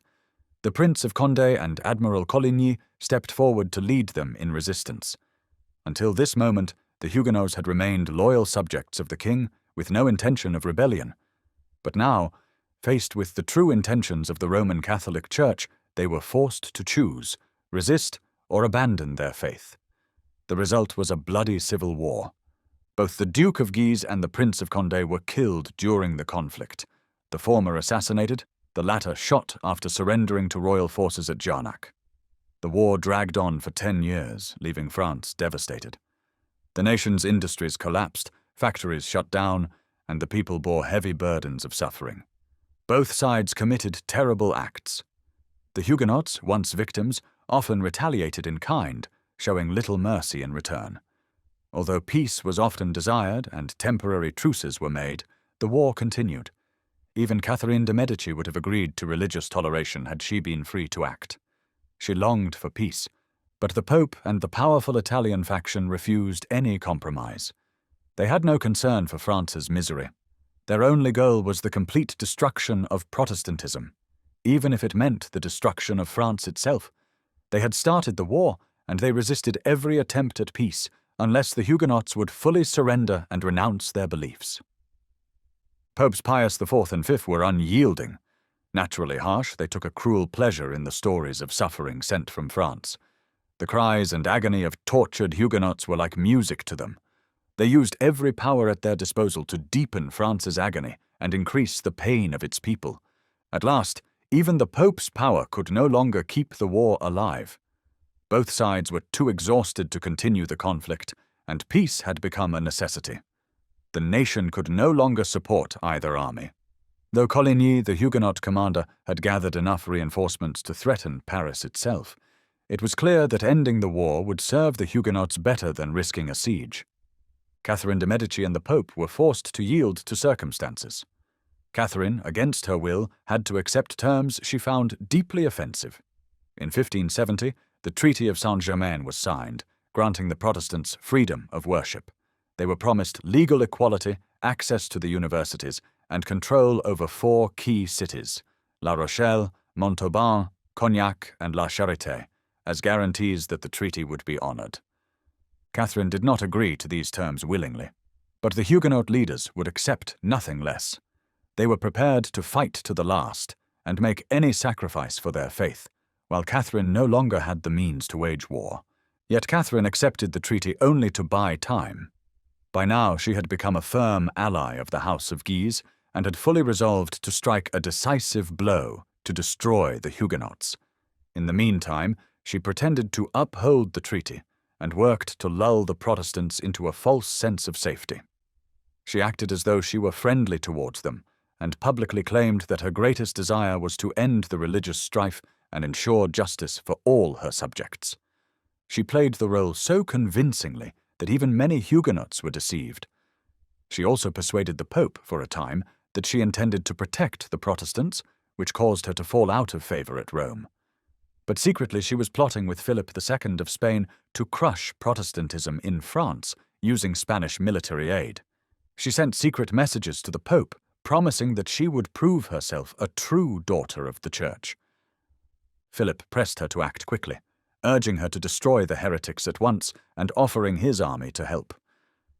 Catherine assured the Duke of Alva, Philip's envoy, that she shared the king's desire to exterminate the Reformed. but that, for the time being, she had to proceed cautiously. Around this time, she received strong support in carrying out her plans. In 1540, the Order of the Jesuits, founded by Ignatius Loyola, a zealous Spanish soldier-turned-monk, was officially recognized by the Pope and established in Rome. Under the leadership of the Jesuits, the Roman Catholic Church was reorganized and disciplined into a highly efficient spiritual system. The Jesuits demanded total obedience and submission. They upheld authority over individual freedom. To them, the individual did not matter. The order was everything. They were tireless watchmen, constantly protecting the interests of Rome. One of their first missions was to destroy the heretics who had left the Church. Their main tool in this task was the Inquisition. Wherever they gained influence, they either set up the Inquisition or strengthened it. They refused compromise. They were harsh and unrelenting. Whenever a heretic was brought before them, and they had the power to act, that person had to either recant or be put to death. The Jesuits' first major campaign took place in Flanders, which at the time belonged to Spain. The Netherlands had become very prosperous in trade and manufacturing. The people there were hard-working, intelligent, and inventive, known for their skills in art, commerce, printing, architecture, and metalwork. The faded splendor of cities like Antwerp, Bruges, and Ghent still speaks to their former greatness. Although Bruges and Ghent never fully recovered from the damage caused by oppressive trade guilds, many other towns where industry remained relatively free continued to thrive in peace. Under the gentle rule of the Dukes of Burgundy, Antwerp became the trade centre of northern Europe. It is said that more business was done in Antwerp in 1 month than in Venice over 2 years, even at the height of Venice's power. Around the year 1550, it was common to see as many as 2,500 ships in the Scheldt River, filled with goods for destinations all over the world.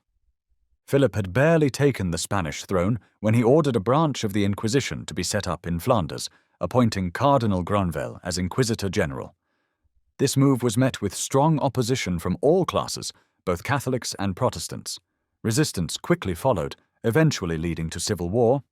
In 1566, Sir Thomas Gresham wrote from Antwerp to Cecil, saying, "There are over 40,000 Protestants in this town who would rather die than let the word of God be silenced." The conflict that followed was fierce and determined on both sides and lasted for many years. Philip sent powerful armies led by skilled generals, such as the Duke of Alva and Alexander Farnese, Prince of Parma, to crush the revolt. Though they failed to establish the Inquisition in the Netherlands, they succeeded in either killing or driving out most of the Protestants south of the Scheldt. In the process, they also ruined the economy of Flanders, destroyed its trade, and even left the Catholic population in deep poverty. Cities like Bruges and Ghent were overrun with beggars and thieves. Antwerp's once busy docks were deserted, as merchants, craftsmen, and tradesmen fled, leaving their possessions to be looted. The Duke of Alva led this brutal campaign of persecution for 6 years and claimed to have executed 18,000 people, not counting those killed in battle or the many unrecorded atrocities committed by Spanish soldiers against the rural population. Philip showed no sorrow over the destruction of his provinces. Even after Alva was recalled, the war continued with even more violence under new commanders. What encouraged Philip most was that the remaining people were finally being frightened back into Catholic obedience. Church leaders told the Duke of Parma, the new governor, that despite the province being nearly emptied of people, more had come for confession and absolution that Easter than at any time since the revolt began. The Jesuits had been key leaders in the brutal actions in Flanders and were ready to do the same in any country that refused full obedience to Rome. Soon after the Pope officially recognized them, they were brought into France. With the support and protection of Cardinal de Lorraine, they quickly gained a strong presence in the kingdom, one that has been a source of suffering ever since. They became powerful allies in Queen Catherine's wicked plan against the Reformed, fully supporting her scheme. It's hard to say how much of the plot came from Catherine and how much from the Jesuits, but it's clear she had cunning advisers from their ranks. We also know the Jesuit fathers worked hard to win the king and the people over once the plan was set in motion. The Treaty of 1570 brought France a brief time of peace, nearly 2 years, because both sides honoured its terms. The king and queen mother allowed the Protestants to worship freely, and the country began to recover from the civil war. But the Pope disapproved openly. He would be satisfied with nothing less than the death or conversion of every last Huguenot. Catherine then proposed that, to strengthen the new peace between the religious factions in France, her daughter Marguerite de Valois should marry Henry of Béarn, the young king of Navarre and recognized leader of the Huguenots. Henry's mother had raised him in strict Reformed teachings, believing he would one day lead his persecuted people. She was at first suspicious of Catherine's offer. However, Admiral Coligny and some other Huguenots saw the proposal more positively. Though they didn't fully trust Catherine, they hoped the marriage might benefit the country. Eventually, the Queen of Navarre came to agree. With everyone's consent, one problem remained. Henry was a Protestant and Marguerite a Catholic. A priest of the Roman Church could not perform the wedding without a special dispensation from the Pope. Pope Pius V was asked for it, but he refused. In response, Charles IX threatened to have the marriage performed by a Huguenot preacher in a public Protestant service. Catherine resolved the issue by forging a papal dispensation. Once all was ready, the king and queen mother invited the Huguenot leaders to Paris to join the wedding celebrations. Some were wary of Catherine's intentions and chose not to go. Others, more trusting, believed that no harm would come to them during such a public event, and many, including the brave Queen of Navarre, went to Paris, where they were warmly welcomed by the royal court. The Queen of Navarre arrived around the 1st of May. Catherine acted delighted by her presence. But on May 9th, the Queen suddenly died. The Roman Catholic historian Davila wrote, "The first blow of this execution fell on the Queen of Navarre, who, because of her rank and sex, was poisoned, likely by a pair of gloves that had been treated with a subtle poison. Shortly after handling them, she developed a violent fever and died 4 days later." Her sudden and unexpected death raised suspicions among the Huguenots. The king, knowing the poison had affected only her brain, ordered the body to be examined. It was declared unmarked, but they did not examine the head, claiming it would be inhumane. Based on statements from attending physicians, the official report stated she died a natural death from a malignant fever. The death of the Queen of Navarre delayed the marriage for a time. Her son formally took her crown, and a few weeks later he travelled to Paris, arriving around the 1st of August. He was accompanied by a distinguished group of noblemen, including his cousin, the Prince of Condé. Both Navarre and Condé were warmly received by King Charles, and were given lodging in the Louvre Palace, where the royal court was staying. Some time before their arrival, Admiral Coligny had already reached Paris with his followers and taken lodging on the Rue de Bresse, not far from the palace. The king greeted him with great honour, called him father, and assured him he wished to be guided by his counsel in resolving the troubles of the nation. His real aim was to deceive the experienced soldier and leader, and to silence any suspicion Coligny might have had. He succeeded completely. The admiral, generous and trusting, believed in the king's promises and welcomed what he saw as a chance to restore peace and repair the damage of war. Throughout the first 2 weeks of August, large numbers of Huguenots came into Paris, gallant gentlemen, noblewomen, and seasoned warriors, trusting in the word and honour of the French king. Though many were welcomed with celebration and feasting by the court and nobility, some remained uneasy. Despite the royal hospitality, they could see that the people of Paris were openly hostile to them. The priests had stirred up the citizens, preaching that it was their duty to destroy the Huguenots and promising that the opportunity would soon come. Their influence was so strong that a single word from a Catholic leader could set the entire city in motion against the Protestants. Some of the Huguenot leaders, sensing danger, went to Coligny to urge him to leave the city at once. But still trusting the king's word, the admiral dismissed their fears with a laugh and encouraged them to stay and enjoy the wedding festivities. On August the 18th, 1572, the wedding was celebrated with great splendour at the Cathedral of Notre Dame.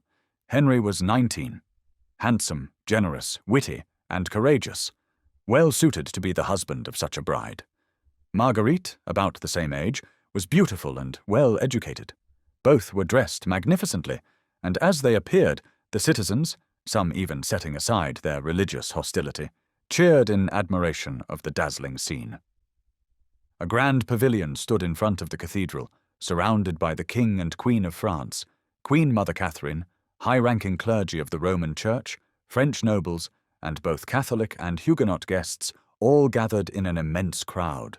Cannons roared, bells rang from every church, and flags waved in the warm summer air. The marriage ceremony was performed with elaborate ritual. Afterward, Henry led his bride into the cathedral to attend Mass, then stepped outside with Condé, Coligny, and other nobles, walking in the open square until Mass ended. The entire company then moved to the Archbishop of Paris's palace, where a grand feast was held. The wedding was followed by several days of celebration and feasting at the Louvre. Catherine and the Catholic leaders made sure to show no hint of their deadly intentions. They offered every delight to their guests, while secretly pushing forward their plan to destroy the Huguenots. Orders were sent to delay the messenger who was to deliver news of the marriage to Rome until August 24th. On the day after the wedding, a secret council met at the Louvre to finalize their plans. King Charles IX was a weak and passive ruler, easily controlled by his unscrupulous mother. Though he had grown to sincerely admire Admiral Coligny, he was persuaded by Catherine, the Duke of Guise, and the priests to join their deadly plot. They fed him false reports of Coligny's supposed betrayal, stirring him to anger. In a moment of rage, Charles declared he would give 50,000 crowns to anyone who would kill the admiral. Catherine and her allies, fearing he might change his mind, rushed to act before he had second thoughts. The Duke of Guise found a man willing to carry out the murder. On August 22nd, the assassin hid in a house near Coligny's residence and shot him as he returned from meeting with the king. Coligny was hit by 2 bullets. One shattered a finger, the other struck his arm. His companions brought him back to his lodging, while others stormed the house from which the attack came. Though the assassin escaped, they found clear evidence linking the crime to Queen Catherine and the Duke of Guise. The attempt on Admiral Coligny's life shook the Huguenots from their false sense of security. They gathered in large numbers at his residence, both to protect him from further harm and to discuss how to safeguard themselves. Alarmed and convinced that this was only the beginning of a larger plot to destroy their entire party, they acted quickly. King Charles II was immediately informed of the attack and claimed to be outraged. He sent word to Coligny that he would visit him, and that same afternoon he arrived at the admiral's lodging. He was accompanied by his mother, Catherine, and his brother, the Duke of Anjou, both fearful that Coligny's noble and sincere words might turn the king against their hidden plan. They passed through rooms crowded with Huguenot gentlemen who had come to guard their wounded leader. The grim faces of these men made it clear to the plotters that their intended victims suspected the truth. Coligny's words deeply affected the king, who promised to find and punish the ones responsible for the cowardly attack. Catherine, worried by how strongly the king was responding, quickly urged him to leave. Charles returned to the Louvre, more than half resolved to act as a true king and do justice. Soon after, Henry of Navarre and the Prince of Condé went to the king and asked permission to leave Paris, fearing for their lives. The king, still uncertain, pleaded with them to stay, assuring them they would not be harmed. Meanwhile, Huguenot nobles gathered around Coligny's house and Henry's quarters. Had it been possible to move the admiral, they would have all left the city on August 23rd. But Coligny's surgeon, himself a Huguenot, warned that moving the injured man would be fatal. So they stayed, placing even tighter guard on their leaders, and sent a delegation to the king to demand justice. The day following the attempt on Coligny's life was filled with dread for King Charles IX and his mother Catherine. The king's behavior showed the same weakness and lack of thought that often comes with guilt. In an effort to deceive Henry of Navarre, he had ordered an investigation into the assassination attempt. But the information uncovered only deepened the unease. There was no way to hide the involvement of Maurevel's employers. A council was quickly called at the Louvre. At the council, Charles wavered. As the final moment approached, his conscience began to trouble him, and he hesitated to move forward with the plan. Catherine urged him to act firmly, warning that unless he protected her and the Duke of Anjou, the Huguenots, already suspecting them of ordering Coligny's assassination, would take revenge. De Retz warned the king that the Protestants were so angered that even he and the Duke of Guise might fall to their wrath. Word then came that the Huguenots were preparing to move Coligny out of Paris. If he escaped, the entire plot would collapse, and civil war would be inevitable. The Huguenots had already threatened to rise in force if justice was not done. Catherine, seeing her son's hesitation, reminded him that couriers had already been sent to Germany and Switzerland to raise troops, and that in the kingdom's unprepared state another war would certainly bring his ruin. The unstable king, swayed by the emotions of the moment, was quickly overwhelmed. Only a short time earlier he had resisted the thought of killing so many of his subjects. But now, urged on by his advisers and consumed by fear of the past, anxiety for the future, and anger at the failure of his earlier plans, he became the most eager of all to carry out the decision already reached in secret, to launch a full-scale massacre of the Huguenots. It could not be delayed. Some of the Protestants were leaving Paris each hour, and if action was not taken immediately, the opportunity would be lost. So it was decided. At dawn the next morning, the massacre would begin. At first, no one was to be spared from the massacre, not even members of the royal family. King Charles IX agreed to the destruction of one branch of his own house. It was discussed, said the Archbishop of Paris, whether they should kill the King of Navarre and the Prince of Condé along with the others, and all the assassins were in favour of it. Nevertheless, by a miracle, they resolved to spare them. According to Davila, the Duke of Guise wanted the King of Navarre and the Prince of Condé to be killed with the Huguenots, but the Queen Mother and others recoiled at the idea of shedding royal blood. Brantôme added, they were certainly marked for death, listed on what they called the Red List, because it was said the roots must be dug up, such as the King of Navarre, the Prince of Condé, the Admiral, and other high leaders. There was also a proposal to kill the Montmorency family, who, though Catholic, were closely tied to the Huguenots. But Marshal Montmorency could not be lured from Chantilly and was out of reach. The council then concluded that destroying the younger royal line while leaving the elder alive to take revenge would only increase the risk of civil war. De Retz, however, insisted that all should be killed. On August 23rd, Catherine and her allies spent the day finalizing their plan. They agreed that the signal for the massacre would be the tolling of the great bell of the palace. As soon as it rang, bands of armed Roman Catholics were to rise and slaughter the Protestants, men, women, and children alike, with the goal of wiping out every Huguenot in Paris. Admiral Coligny was to be the first to die. Weapons were distributed to the Catholic citizens from the Hôtel de Ville and the royal arsenals. The priests played a major role in stirring the people to violence, urging them on with the belief that they were doing God's work. The royal guard was reinforced with troops brought in from the suburbs and kept ready to assist in the killings. To distinguish the Catholics from their victims, they were instructed to wear white scarves on their left arms and white crosses on the fronts of their hats.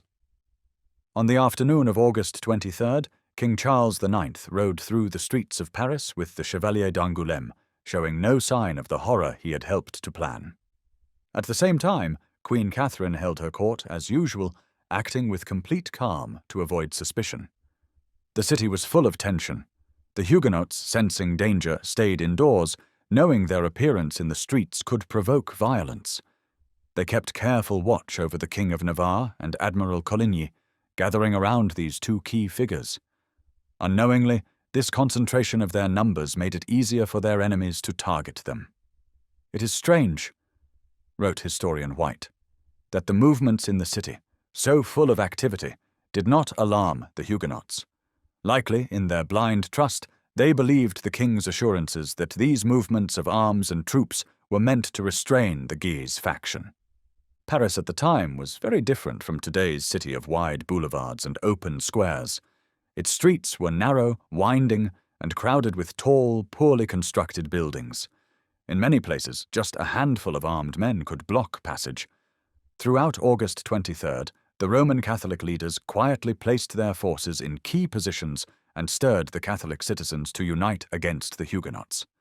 As evening fell, the air grew heavy with the heat of late summer, and an eerie quiet settled over the city. The silence was broken only by the sound of soldiers moving into place, their footsteps echoing in the dark. The King of Navarre stayed in his rooms at the Louvre, surrounded by many of his friends and supporters. Though uneasy, none of them left when the captain of the royal guard warned that the palace gates would soon close for the night. At Admiral Coligny's home, the royal guard still stood watch, and the Huguenots, believing this a sign of safety, had eased their guard. Most of them returned to their lodgings. Only a few remained: the skilled surgeon Ambroise Paré, who served both Coligny and the king, and the admiral's chaplain. Near morning, Coligny, weary and wounded, at last fell into a deep sleep, unaware that the hour of slaughter was near. Shortly after midnight, Queen Catherine rose from her bed and went to the king's chamber, accompanied only by the Duchess of Nemours, one of the most ruthless of the conspirators. Charles IX was pacing back and forth, deeply agitated and unsure. He was too weak to take a firm stand either for or against the massacre, and hesitated to give the final signal for such widespread slaughter. One moment he raged, declaring he would call on the Huguenots to protect him from his own family. The next, he lashed out at his brother, the Duke of Anjou, who stood silently under the rebuke. Soon the rest of the conspirators, Guise, Nevers, Birague, de Retz, and Tavannes, entered the room. They were visibly troubled by the king's uncertainty. But Catherine remained calm and resolute. Seeing her son's weakness, she spoke with sharp authority. "It is too late to retreat, even if it were possible. We must cut off the rotten limb, no matter how it hurts. If you delay, you will lose the greatest chance God ever gave a man to strike down his enemies at once." Then, in a quieter tone, she added to herself, "Mercy would be cruel to them, and cruelty merciful." Her cold determination broke down the king's resistance. Overwhelmed, Charles gave the order for the massacre to begin. The Duke of Guise, eager to move quickly and not let the king reconsider, left the room immediately. Within minutes, he led a strong detachment of the royal guard out from the Louvre. His first task was to kill Admiral Coligny. Coligny had fallen into a deep sleep, comforted by the belief that he was safe under the protection of the royal guard, stationed at his house by order of the king. The surgeon, Ambroise Paré, dozed beside him in a chair. The house was quiet, wrapped in the stillness of the night. As the hours passed slowly, nothing disturbed the silence, until between 3 and 4 in the morning on August 24th, 1572. Suddenly, the sound of heavy footsteps echoed through the street, growing louder. A sharp, urgent knocking struck the gate, followed by the command, "Open, in the king's name." La Bonne, thinking it was a royal messenger, pulled back the bolt, and was immediately struck down by assassins who forced their way in. The household staff tried in vain to block their entry, but were quickly overwhelmed, and nearly all were killed. The noise woke Coligny. He immediately guessed that the Duke of Guise had launched an attack. His attendants helped him from his bed, and he wrapped himself in his dressing gown. Calm and composed, he seated himself to await his fate. Corneton burst into the room, and the surgeon asked what was happening. Turning to the admiral with emotion, Corneton said, "Sir, it is God calling us to himself. They have broken into the house, and we can do nothing." "I have long been ready to die," replied Coligny, "but you must flee for your lives if there is still time. You cannot save me. I commend my soul to God's mercy." At his urging, the attendants fled. Only 2 escaped by climbing over the nearby rooftops. Coligny remained in the room with the faithful surgeon, Ambroise Paré, who refused to leave his side. The sound of tramping feet and crashing doors grew louder. Then, the final door burst open. Cossens and Behem, leading the assassins, rushed in. They had expected a fight, but stopped briefly at the sight of the old man, unarmed, standing calmly before them. Coligny, tall and dignified, faced them without fear. Behem, a strong German soldier, was the first to speak, pointing his sword at the admiral's chest. "Are you not Coligny?" he asked. "I am," replied the brave old man. "But, young man, you should honor my grey hairs and not strike a wounded man. Still, what does it matter? You cannot shorten my life unless God allows it." Behem responded with a blasphemous curse and thrust his sword into Coligny's chest. The others joined in the attack, and the admiral fell to the floor, mortally wounded. Behem then ran to the window and shouted down to the Duke of Guise, who waited in the courtyard, "It is done!" Guise called back, "Monsieur d'Angoulême will not believe it unless he sees him." Bayham lifted the bleeding body from the floor and dragged it to the window. Coligny, not yet fully dead, stirred slightly in resistance. "Still moving, old fox?" sneered Bayham.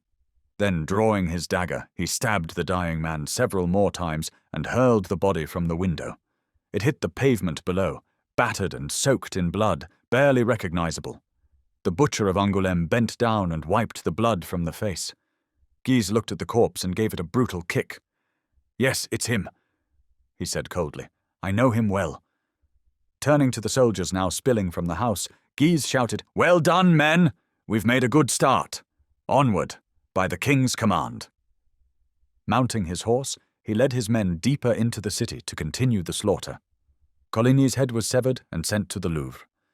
Meanwhile, back in the palace, the conspirators had gathered in a room overlooking the Place Bassecour, waiting in tense silence for signs that the attack on Coligny's house had begun.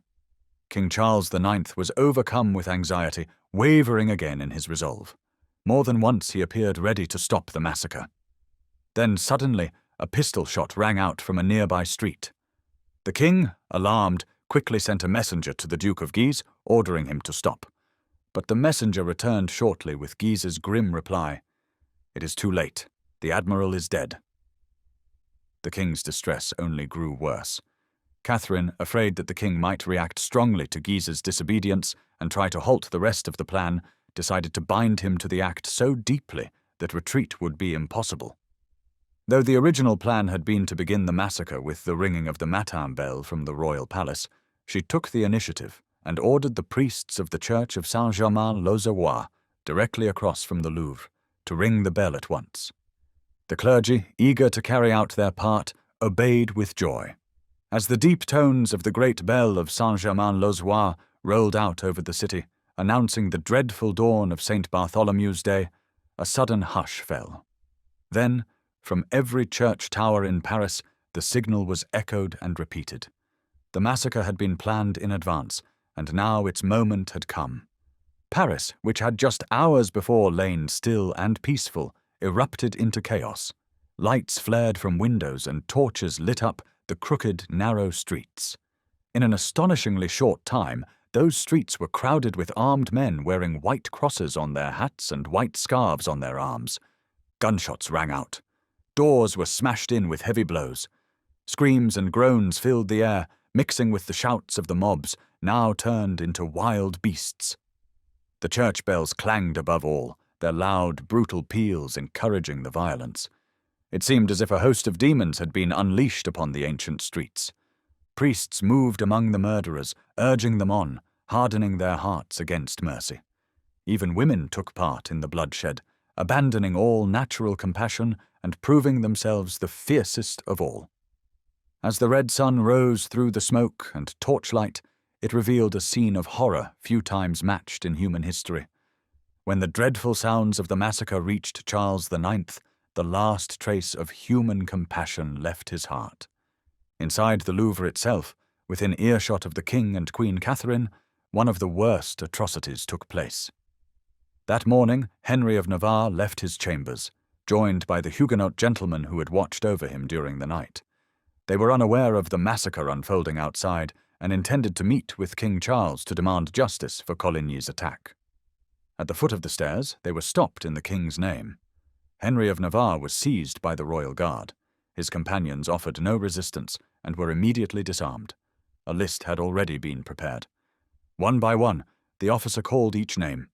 As the men stepped forward, they were sent through 2 lines of Swiss mercenaries towards the courtyard. There, without warning, they were struck down. Within a short time, the courtyard beneath the palace windows was filled with the bodies of some 200 noblemen. Blood slicked the stones where France's finest had fallen. The Swiss soldiers stripped the dead of their valuables as they fell. Later in the day, the women of Catherine's court came to view the carnage. Laughing and mocking the dead, they paid special attention to the body of Soubise, whose wife had once sought to divorce him, claiming the marriage had never been consummated. The cruelty of the spectacle was complete. The King of Navarre and the Prince of Condé were taken to the chamber of Charles IX. They found the king in a state of wild fury, half mad with agitation. Despite the danger, they confronted him, reproaching him for his broken promises. But Charles silenced them with a command. they must renounce their faith or die. Navarre asked for time to consider. Condé, however, boldly declared that he would never abandon his religion. Enraged, Charles swore that if they had not changed their minds within 3 days, he would have them both executed. Until then, they were kept as prisoners within the palace. Marguerite, Queen of Navarre, described her own terrifying experience during the massacre of St. Bartholomew's Day. I was awakened by someone knocking at my door, calling, "Navarre, Navarre." My nurse, thinking it was my husband, opened the door. A gentleman named Lorrain rushed in, wounded in the arm and elbow, with 4 soldiers chasing after him. They all burst into my room. To save his life, he threw himself on my bed and held me tightly. I jumped out the other side, but he followed, still clinging to me. I didn't know who he was, or whether he meant harm, or whether the soldiers were after him, or me. Both of us shouted in fear. At last, by God's mercy, Captain de Noncey of the Guards came in. Seeing me in such a state, he couldn't help laughing, though he pitied me. He scolded the soldiers for their behaviour and drove them out. He promised me the man's life. I had him lie down, and his wounds were treated in my closet until he fully recovered. As I changed my night-dress, soaked in blood, the captain explained what had happened and assured me my husband was safe with the king. Then he led me to my sister of Lorraine's room. I was almost dead from fear. As I stepped into the anteroom, which had open doors, a gentleman named Bourse ran past, fleeing from soldiers, and was struck down with a halberd just 3 paces from me. I nearly fainted into Captain de Noncey's arms, thinking I had been struck too. After recovering somewhat, I entered the small room where my sister lay sleeping. While I was there, Monsieur de Miosson, my husband's first gentleman and Armagnac, his valet de chambre, came begging me to save their lives. I went at once to the king and my mother, threw myself at their feet and pleaded for mercy. At last they granted my request. Though it was the Lord's Day, the massacre continued without pause. Every Huguenot home and lodging had already been marked in advance. Armed mobs broke in without mercy, slaughtering all inside, men, women, and children alike. Infants were not spared. Many women were first violated, then murdered. Priests roamed the streets, urging the killers on, declaring the work holy. Marshal Tavannes, the military commander, rode through Paris with his blood-covered sword, shouting, "Kill! Kill! Bloodletting is as good in August as in May." The slaughter began on Sunday and continued for 2 more days. It's impossible to count the dead day by day. Only a few individual stories have been preserved. Writing that very day, likely before noon, the papal nuncio Salviati reported, "The whole city is in arms. The Huguenot houses have been stormed with great loss of life and looted with incredible eagerness. Everywhere you look, you see white crosses in hats and caps. It's quite a sight." But he said nothing of the bloody corpses piled in the streets, or of the wagons loaded with dead bodies carried to the Seine and dumped in the river. The water ran red with blood, and so many corpses drifted to the island near the Louvre that the air became foul from the stench of decay. Some were flung alive from the bridges, bound hand and foot. One man, likely a rag picker, carried 2 small children in his basket and tossed them into the river as if they were garbage. A baby, too young to walk, was dragged through the streets with a rope around its neck by a gang of children 9 or 10 years old. Another child, who smiled and reached for his killer's beard, was stabbed and hurled into the Seine. Among the earliest victims was the wife of the king's feathermaker. Assassins broke into her home on the Notre Dame bridge around 4 a.m., stabbed her and threw her, still alive, into the river. She clung to the bridge supports until finally killed with stones. Her body, caught in the woodwork by her long hair, remained there for 4 days. It's said her husband's corpse was later thrown into the river and struck hers, setting it loose so both floated away together. Madeleine Brigonnet, widow of Theobald of Yverin, tried to escape disguised as a commoner, but her elegant petticoat betrayed her. Refusing to deny her faith, she was granted a moment to pray, then thrown into the river. On the bridge of Notre Dame, where many Protestants lived, countless atrocities took place. One house was completely slaughtered except for a small girl. Naked, she was dipped in the blood of her murdered parents and threatened with the same fate if she ever became a Huguenot.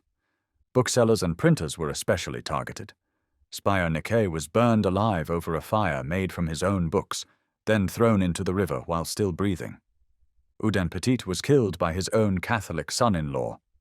Bene Bianchi, the Queen's perfumer, personally murdered a young, crippled goldsmith who had shown great talent.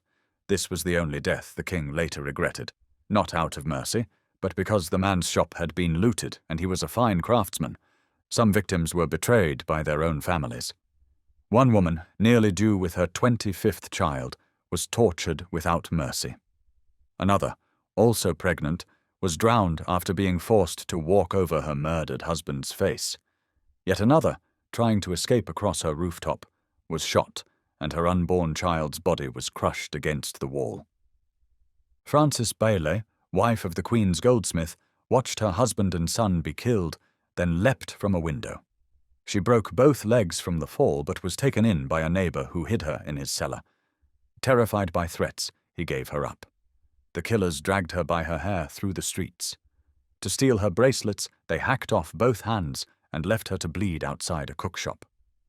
The cook, annoyed by her groans, drove a roasting spit through her body and left her there. Later, her body was thrown into the river, while her severed hands were left in the street, where dogs fed on them. Few of the Huguenots made any attempt to resist, though many were seasoned soldiers. Had they rallied, they might have bought enough time to organize a defense. But instead, stunned and disoriented, they were neither able to fight nor flee. Their minds seemed frozen. Only 3 men in Paris are recorded as having fought for their lives. Taverny, a lieutenant in the Maréchaussée, defended his home for 8 or 9 hours alongside a single servant. When they ran out of lead bullets, they fired pitch pellets. When those too were gone, Taverny charged out and was overwhelmed by the mob. His wife was imprisoned, but his sick and invalid sister was stripped naked and dragged through the streets until death ended her torment and shame. Gurchy also fought back, though all he had was a dagger against attackers armoured in cuirasses. He was killed. Soubise too resisted fiercely, fighting alone against many, and fell like a hero beneath the Queen's own windows, one of the first to die. Historian Mézeray wrote that 700 or 800 people had taken refuge in the city's prisons, thinking they would be safe under the wings of justice. But officers selected for the task led them out to the place grimly known as the Valley of Misery, where they were beaten to death with clubs. Their bodies were thrown into the river. The Venetian ambassador confirmed this account, stating that the victims were slaughtered in groups of 10. A gold beater named Crozier, who took part in the prison massacres, showed off his muscular arm and claimed to have killed 4,000 people with his own hands. Another boasted of dispatching 80 Huguenots in one day. On Tuesday, a butcher, one of Crozier's companions, bragged to the king that he had killed 150 people the previous night. Coconnas, a notorious favourite of the Duke of Anjou, boasted that he had rescued 30 Huguenots from the mob, not to spare them, but to make them renounce their faith before killing them himself, ensuring, as he put it, that they were secured for hell. Around 7 o'clock in the morning, King Charles IX stood at one of the palace windows, taking in the quiet beauty of the August morning. Suddenly, he was startled by loud cries of "Kill! Kill!" coming from the street below. A group of 200 guards were firing wildly, not with great effect, at a number of Huguenots who had crossed the river, either to seek the king's protection or, as some accounts say, to aid him against the Guises. Charles, who had only moments earlier remarked to his mother that "the weather seems to rejoice at the slaughter of the Huguenots," felt a rush of savage excitement. He had hunted wild animals before, now he would hunt men. Calling for an arquebus, he fired down at the fleeing Protestants, though they were out of range and unharmed. Such were some of the horrors packed into 3 terrible days in August. The full extent is beyond telling. It is believed that 6,000 people were killed in Paris alone, many of them among the most loyal and honourable subjects the king possessed. When calm finally returned to the city, a dreadful silence settled over it. Even among Catholics, many could not help but denounce the massacre, though some still rejoiced that heresy had been purged from the capital. But it soon became clear to Catherine and her allies that they had made a grave political error. The massacre had inflicted a wound upon the kingdom that no skill of theirs could heal. They tried to shift the blame onto the Duke of Guise, but he refused to bear it. Eventually they persuaded King Charles to take public responsibility, claiming the killings were a political necessity, not a religious purge. The papal nuncio, Salviati, immediately condemned the king's statement as utterly false. "Any man with the least experience in worldly affairs," he said, "would be ashamed to believe it." Almost as soon as the massacre began in Paris, Charles IX, at the urging of his mother and the conspirators, sent messengers throughout the kingdom, instructing governors in various cities and towns to kill all the Huguenots under their authority. The goal was nothing less than the complete extermination of the Reformed faith in France. In most places, these orders were carried out with brutal eagerness. Blood flowed in the provinces just as it had in Paris. Yet in some areas, local officials acted with mercy and refused to carry out the slaughter. The authorities in Nantes flatly refused to authorize the killings. At Alençon, Governor Matignon declared he would turn the city garrison against any who harmed a Huguenot, and no blood was shed there. In Auvergne, Protestants were spared in every location but one. One of the noblest replies came from the governor of Bayonne, who, upon receiving the king's orders, wrote back, "Sire, I have communicated your Majesty's commands to the faithful inhabitants and garrison of this city. I have found among them many good citizens and brave soldiers, but not one executioner. James Henouille, Bishop of Lisieux, also stood firmly against the decree." When the king's lieutenant presented him with the order to slaughter the Huguenots in his city, he replied, "No, no, sir. I oppose and always will oppose the execution of such an order, to which I cannot consent. I am the pastor of the Church of Lisieux, and the people you are commanded to kill are my flock. Though they have strayed from the fold entrusted to me by Jesus Christ, the Supreme Shepherd, they may yet return. I will not give up hope for their repentance. Nowhere in the Gospel do I read that the shepherd should allow the blood of his sheep to be shed. On the contrary, I find that he is called to pour out his own blood for them. Take back the order, for it shall never be obeyed while I live." In Burgundy, little blood was shed, as many local leaders refused to carry out the command. The Catholics of Senlis also declined to take part. At Dieppe, the governor refused to act on the king's order. In Nîmes, the town leaders closed the city gates and placed a guard over them to keep out strangers. Then, calling on both Catholics and Huguenots to stand together, they urged all citizens to protect the peace and defend one another. In doing so, they kept the Catholic population unaware of what was happening elsewhere until the danger had passed. In other regions of France, the scenes were just as grim. At Saumur, every Huguenot in the town was slaughtered. In Angers, the king's messenger arrived at dawn on August 29th. He immediately ordered the city gates closed and entered the home of a Huguenot gentleman, killing him in his sickbed. He then visited Pastor La Rivière, a man he had long counted as a friend. Finding him in his garden, he greeted him with a customary embrace and said, "I have the king's orders to put you to death immediately." The pastor asked for a few moments to pray, which was granted. After finishing his prayer, Montsoreau, his executioner, killed him where he stood. The assassin went on to murder 2 more ministers and then incited part of the Catholic population to attack the Huguenots. The violence spread quickly until the local magistrates intervened and forced him to stop. In other cities, Orléans, Lyon, Bordeaux, Toulouse, Troyes, Meaux, Rouen, and more, the massacres were even more brutal. The Huguenots were given no mercy. They were shot, hacked apart, burned alive, beaten to death, or thrown into rivers. The cruelties reached dreadful extremes. In Lyon alone, 4,000 were killed. In Arles, the Rhône River became so polluted with corpses floating down from Lyon that people could not drink its water for days. In Bordeaux, the Jesuit preacher, Father Auger, urged the mobs on with fiery sermons. "Who," he cried, "executed the divine judgments at Paris, the angel of the Lord? And who will execute them in Bordeaux? The angel of the Lord, no matter how man may resist him. At last, the storm of blood and terror exhausted itself. A grim silence settled over France, and people began to reckon the cost. Mourning filled the land, as sorrow and ruin touched nearly every community. The Duke of Sully estimated that 70,000 Huguenots were slain during the massacre. Other accounts placed the number as high as 100,000. Some, more conservatively, as low as 10,000. But no matter the exact count, it was one of the most devastating blows the kingdom had ever inflicted upon itself. The effect was not only moral and spiritual, it was military and political. Among the dead were many veteran soldiers, weakening France and handing an advantage to her rival Spain. When Philip II received Queen Catherine's letter describing the massacre, he laughed aloud. The only time, it is said, that he ever did so in his life. Catherine also sent word to the Pope.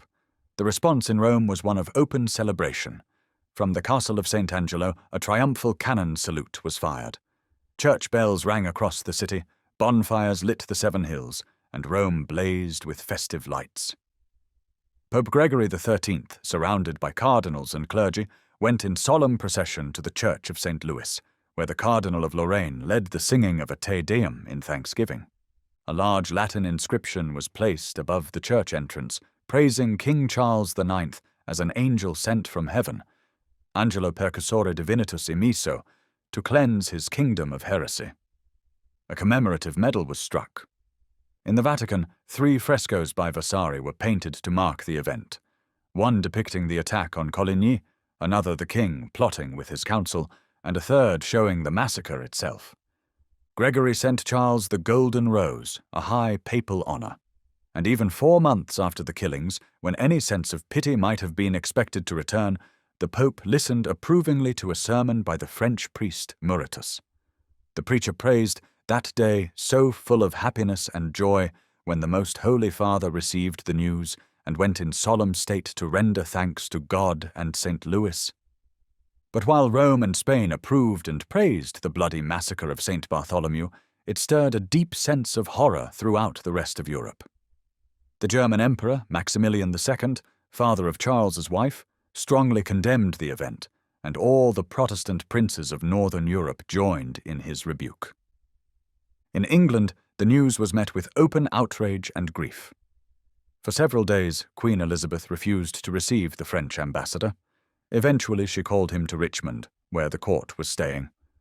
Fenelon, the French ambassador, whom Hume describes as an honest man who hated the treachery and cruelty of his own court and was even ashamed to call himself a Frenchman, still had to follow orders and deliver the official excuse given to him.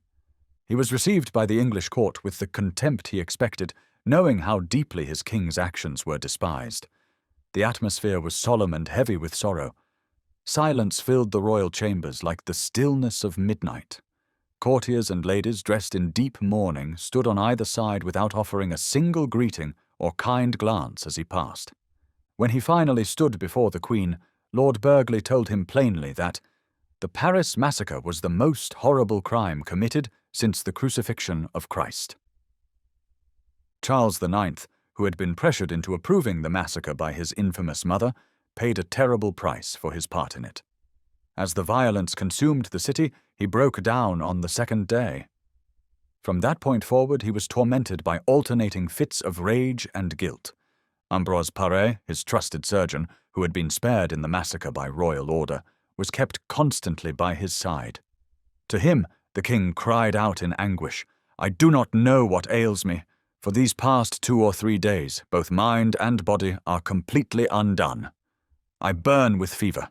Pale, blood-stained faces grin at me from every corner. Ah, Ambroise, if only they had spared the weak and the innocent." From that time, Charles's health rapidly declined. He became mentally unwell, plagued by visions of blood and haunted by the ghosts of his victims.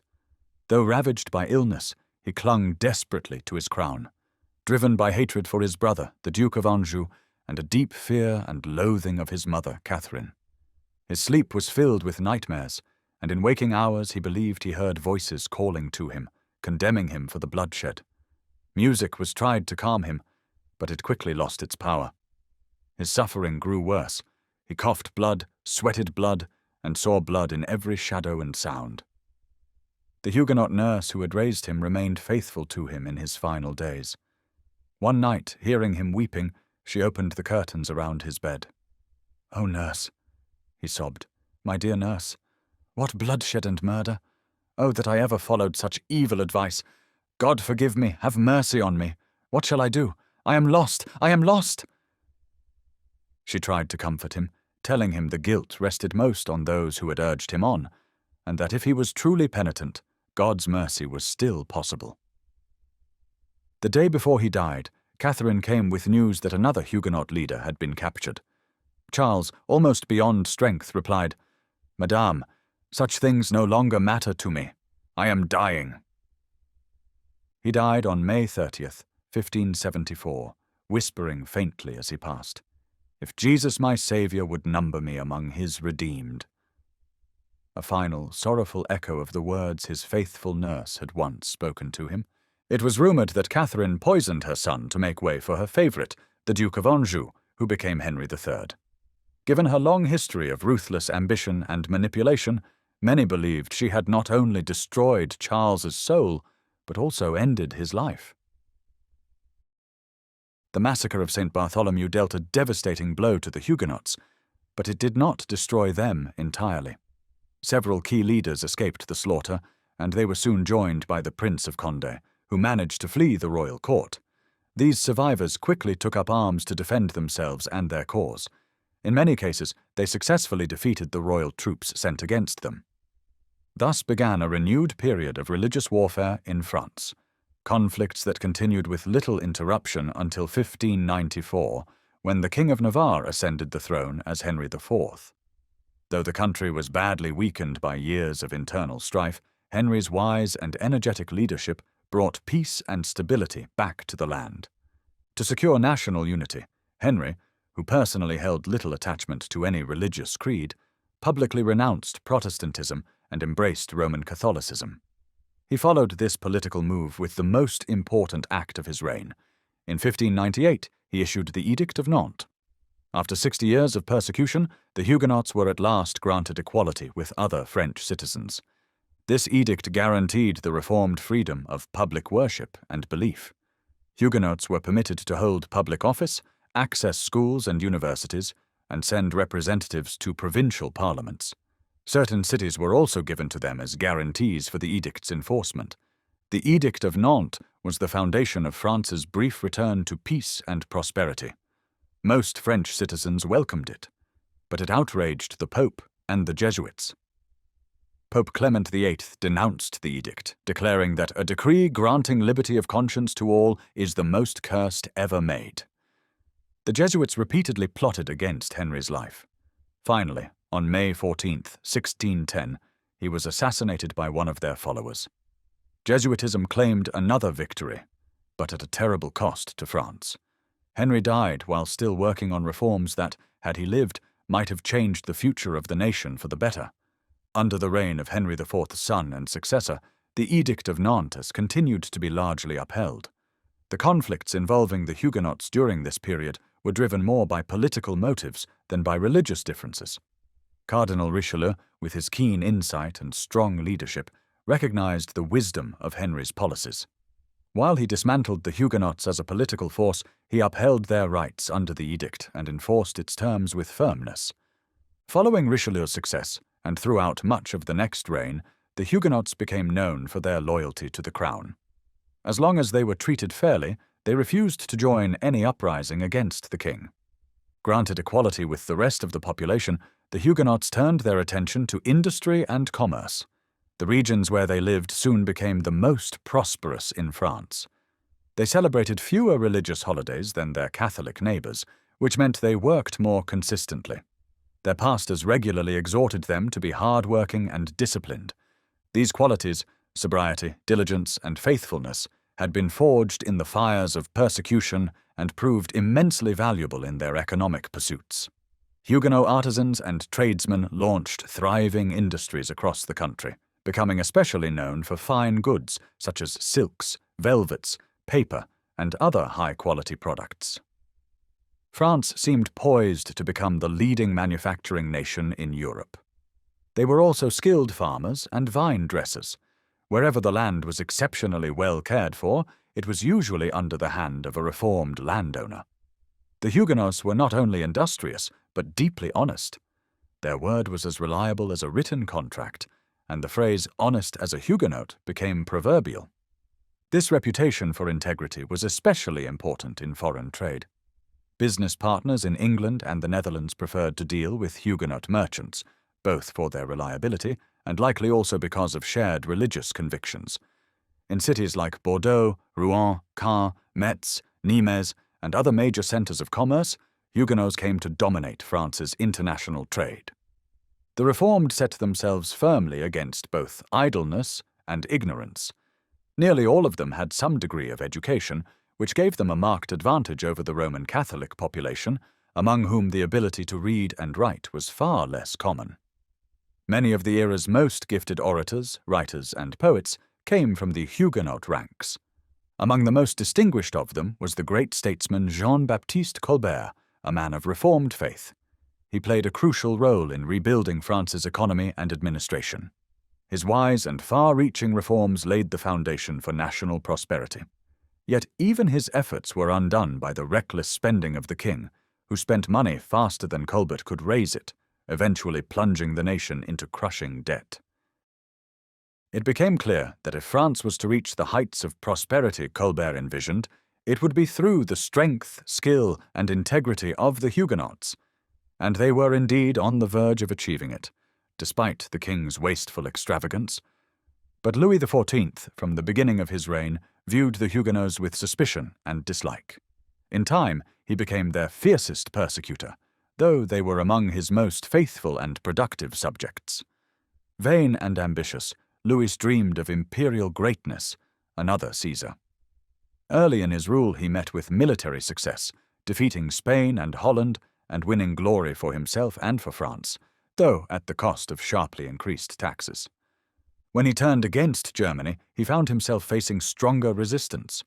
As defeats multiplied and burdens on the people increased, the aging king grew more ruthless, directing his growing frustration and absolutist zeal against the Reformed. The heavier his troubles, the more merciless he became toward the Huguenots. Rome had never looked favorably on the toleration granted to the Huguenots, and the Jesuits had long worked to revive a policy of extermination against them. As they gained greater influence over Louis XIV, their demands became increasingly bold.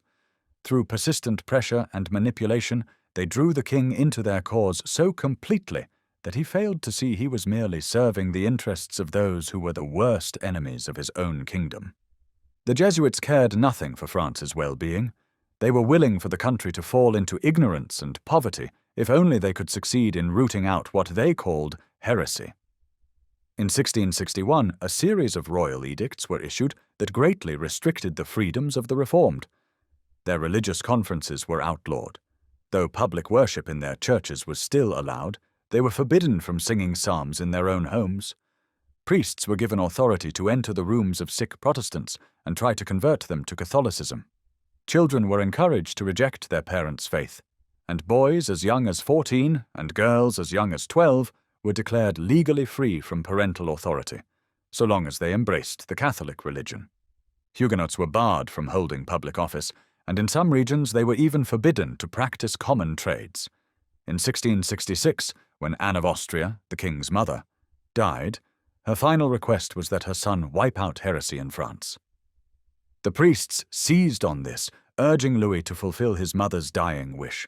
Wishing to satisfy the church and ease his own troubled conscience for a life filled with excess and immorality, Louis resolved to carry out the destruction of the Reformed. The Huguenots, sensing the rising danger, began to flee. Many abandoned or hastily sold their homes and possessions, seeking refuge in Holland, Switzerland, and England. Wherever they went, they carried with them their industrious spirit and skill, enriching their places of exile. In response, Louis issued an edict forbidding any French subject to leave the country without royal permission, under penalty of having their property confiscated. At that time, the Protestants numbered about 1.5 million. Had they chosen to resist, they might have posed a serious threat to the crown. But they made no move toward rebellion.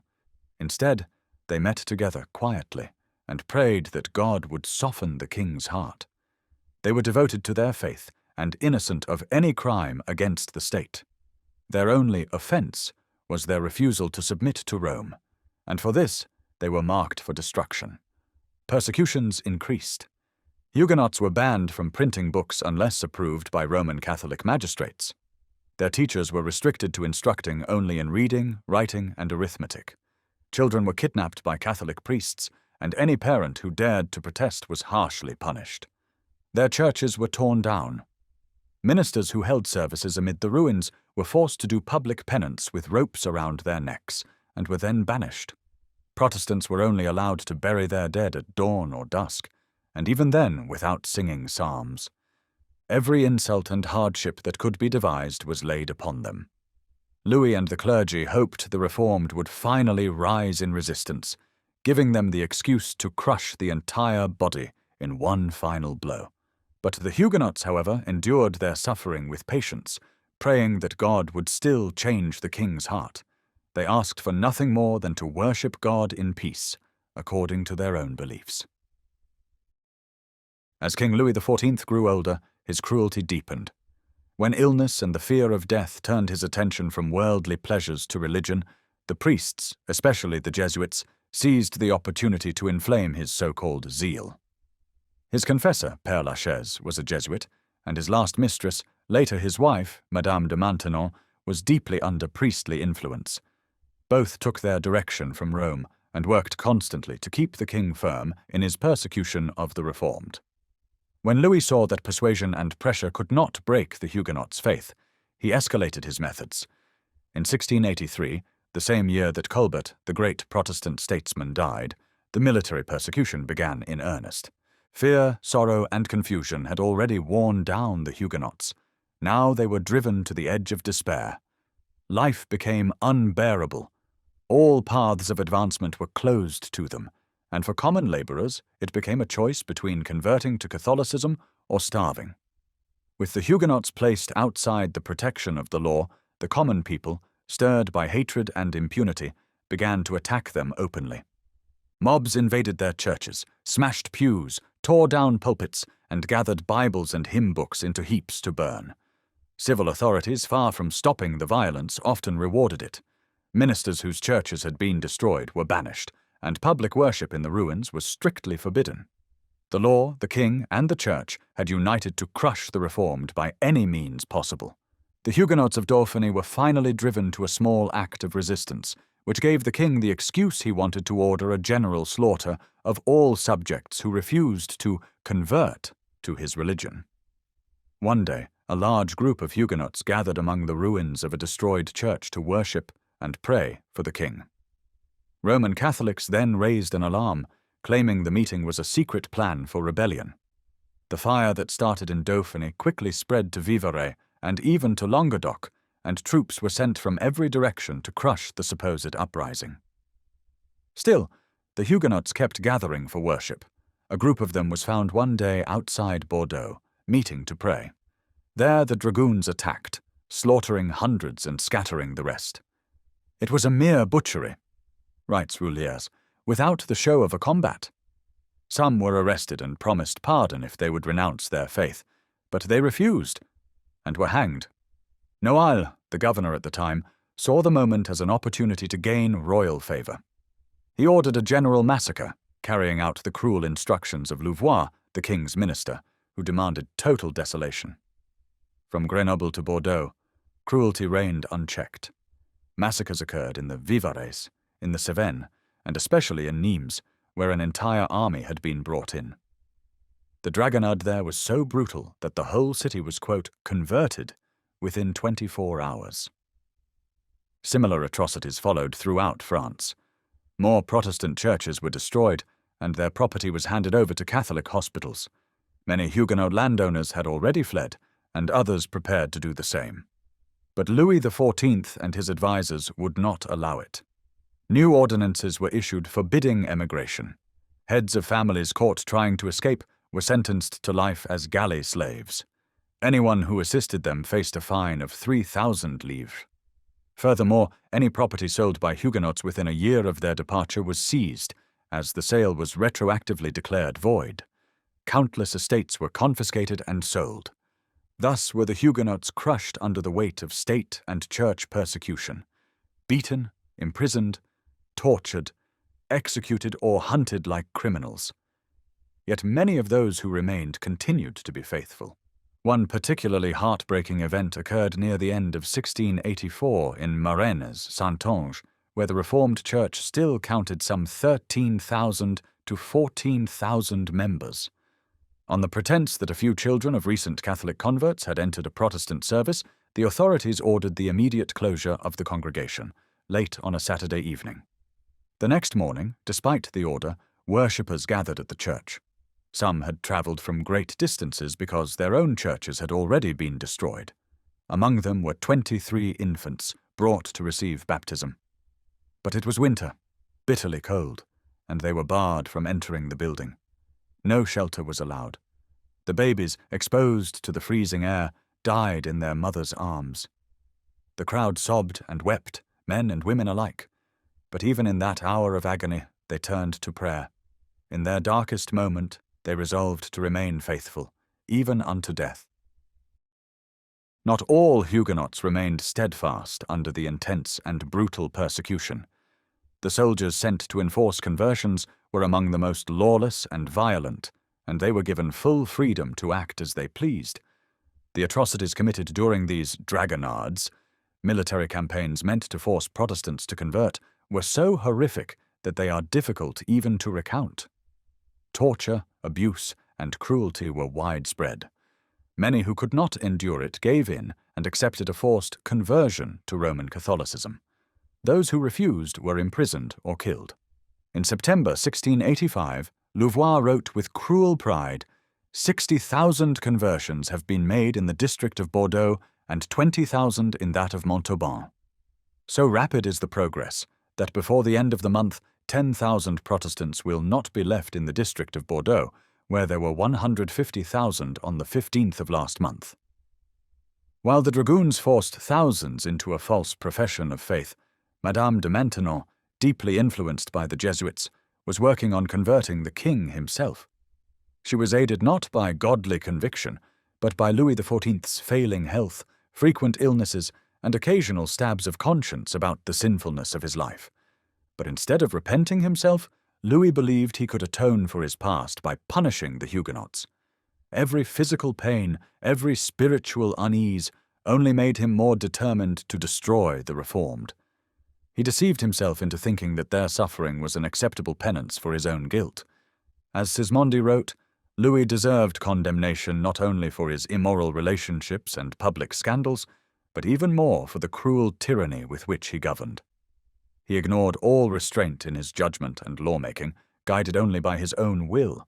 Even while his people starved, he made no attempt to reduce his extravagant spending. Those who claimed they had converted him to a more devout life only led him to adopt two new goals: to give up his sexual immorality and to utterly destroy Protestantism in France. The farce of Louis XIV's conversion continued. In August 1684, Madame de Maintenon wrote, "The king is prepared to do everything that shall be judged useful for the welfare of religion. This undertaking will cover him with glory before God and man." At that very time, the dragonnades were devastating the southern provinces, and cries of agony rose across France from the persecuted Reformed. By 1685, Louis's health was failing. His body was wasting away, his teeth had fallen out, his jaw was rotting, and when he drank, the liquid would pass through his nose. In this pitiful condition, Madame de Maintenon became his caretaker. The Jesuits then secured what they had long worked for. They reached an agreement with Madame.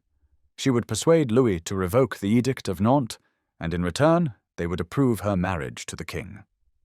Père Lachaise, the Jesuit confessor, supported a secret wedding. The ceremony was performed privately at Versailles by the Archbishop of Paris, witnessed only by the confessor and two others. The exact date remains uncertain, but it is believed that the revocation of the edict came one day, and the royal marriage followed the next. The revocation was officially declared on October 22, 1685. It marked the end of religious freedom for the Huguenots in France, a national betrayal that signalled their utter persecution. The revocation of the Edict of Nantes was celebrated with joy throughout the Roman Catholic world. The Pope wrote to Louis, congratulating him and thanking him in the name of the Church. Religious processions filled the streets of Rome, visiting shrine after shrine and offering prayers of thanksgiving for the new era of persecution. Across France, public rejoicings broke out, and the Catholic clergy were overwhelmed with delight. Under the protection of the Edict of Nantes, France had entered a period of prosperity unlike any before.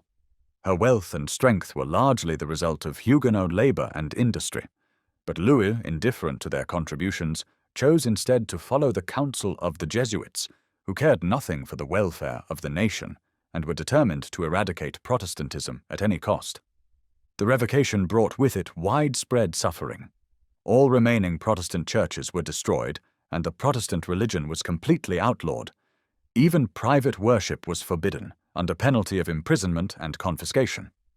All Protestant pastors were ordered to leave France within 15 days. Protestant schools were shut down, and parents were forbidden to teach their children the doctrines of their faith. Instead, parents were required, under heavy fines, to have their children baptized by Catholic priests and raised in the Roman faith. Those who had fled the kingdom were ordered to return within 4 months, or lose their property. Men who attempted to escape faced lifelong punishment in the galleys. Women were condemned to lifelong imprisonment if caught fleeing. This cruel revocation was, in truth, a clear declaration that the time of mercy had ended. It was an offense against religion and humanity, against morality and virtue. It remains one of the cruelest acts in history, and its only defender is the Church of Rome, the true source behind it. What followed defies belief. A season of torment swept over France, unbearable to recount. The Jesuits, now fully in control of policy, resolved that the Huguenots should feel the full force of their vengeance. Not content with merely silencing the Reformed, they demanded the total destruction of their faith and lives. The king, under their influence, forbade any effort to flee the country. His armies, alongside mercenaries hired from abroad, were turned loose upon the innocent across every region of France. Dragoon soldiers stormed homes, from the poorest cottage to the richest estate. The cruelty was unspeakable. Men and women were butchered in their homes, children torn from their parents and slaughtered before their eyes. Women, young and old, suffered brutal outrages. These acts were not hidden from the king or clergy. They were sanctioned and encouraged. Even the dying were not spared. Huguenots were forbidden to be comforted in death or to receive Christian burial. If one died without submitting to the last rites of the Roman Church, the body was seized by the public executioner and cast into the sewer. If the sick refused the Roman viaticum and recovered, they were punished with lifelong slavery in the galleys, or imprisoned and their property confiscated. The king and the Jesuits found that, despite all their power, they could not control the consciences of the Huguenots. A few did give in and join the Roman Church, but many of them returned to the Reformed faith as soon as they could. Most of the Huguenots stood firm, showing the world one of the greatest examples of religious courage and faithfulness ever seen. They were shown no mercy and faced harsh trials that truly tested their faith. But they endured everything. Their only hope for relief was to flee the country. They loved their homeland deeply, and the thought of leaving it caused them great sorrow. To stay meant suffering and death. To flee felt almost as painful. Escaping was also very hard. The borders were tightly guarded and the coasts carefully watched. Anyone caught by the guards was sent to row in the galleys, but first they were paraded in chains through the main Huguenot towns to frighten others who might try to escape. Yet, in spite of the danger, thousands fled. Many stories of their escape have been preserved. Some are deeply moving, and all are compelling. They gave up everything they owned and fled, thankful just to save their lives and keep their consciences. They used all kinds of disguises and took little-known paths. Most traveled at night, either alone or in small groups. Families often separated, agreeing to meet again just beyond the border. Avoiding the frontier guards was very hard. Some bribed the soldiers, others fought their way across. Eventually, the emigration became more organized. Secret guides were written and shared, showing the safest routes and best hiding places, giving real help to those trying to escape. Many were shot by soldiers and Roman Catholic villagers, and many others were captured. The prisoners were chained heavily, marched through major towns, and then sent to the galleys. These galleys were ships about 150 feet long and 40 feet wide. They were used to patrol the coast and sometimes attacked English ships that came too close. Along each side of the ship ran a bench where the slaves were chained by one leg, with enough chain to let them sleep on the deck. They had to stay there day and night, exposed to the heat and cold. They were poorly fed, barely clothed, and treated with great cruelty. Their job was to row the ship, with 2 or more men on each oar. If they did not row fast enough, they were whipped by an officer assigned to oversee them. These ships usually held the worst criminals, and being sent there was considered the most shameful punishment. It was a cruel injustice, driven by the Jesuits, to send faithful Huguenots to such dreadful floating prisons. Gentle, honorable men, respected for their goodness, were chained alongside the vilest criminals. Some were kept there for up to 20 years. Protestant pastors were always sent to the galleys if caught. Even noblemen were found among the rowers, their only crime being their faith. Learned men, known for their piety, were forced to row. The elderly and young soon died from the brutal treatment, with death bringing them relief. The stronger ones survived longer. When, after many years, pressure from Protestant countries led the French king to release them, the survivors came out pale, starved, wounded, and only fit for a hospital or the grave. Each galley had a Jesuit priest as chaplain, who constantly tried to invent new ways to torment the Huguenots. He repeatedly offered them pardon and freedom if they would give up their faith, but almost none accepted the shameful offer. Those who managed to escape from France found safety in the Protestant regions of Switzerland, in Holland, Germany, and in England. Many even crossed the ocean and settled in America. In all Protestant lands, they were welcomed with kindness and were encouraged to rebuild their lives and continue the trades they had practiced in France. Geneva stood out in its warm reception and care for the exiles. St. Francis de Sales, angered by reports of the city's generosity to the Huguenots, called for Geneva's destruction. The exact number of those who fled is unknown, but it was very large.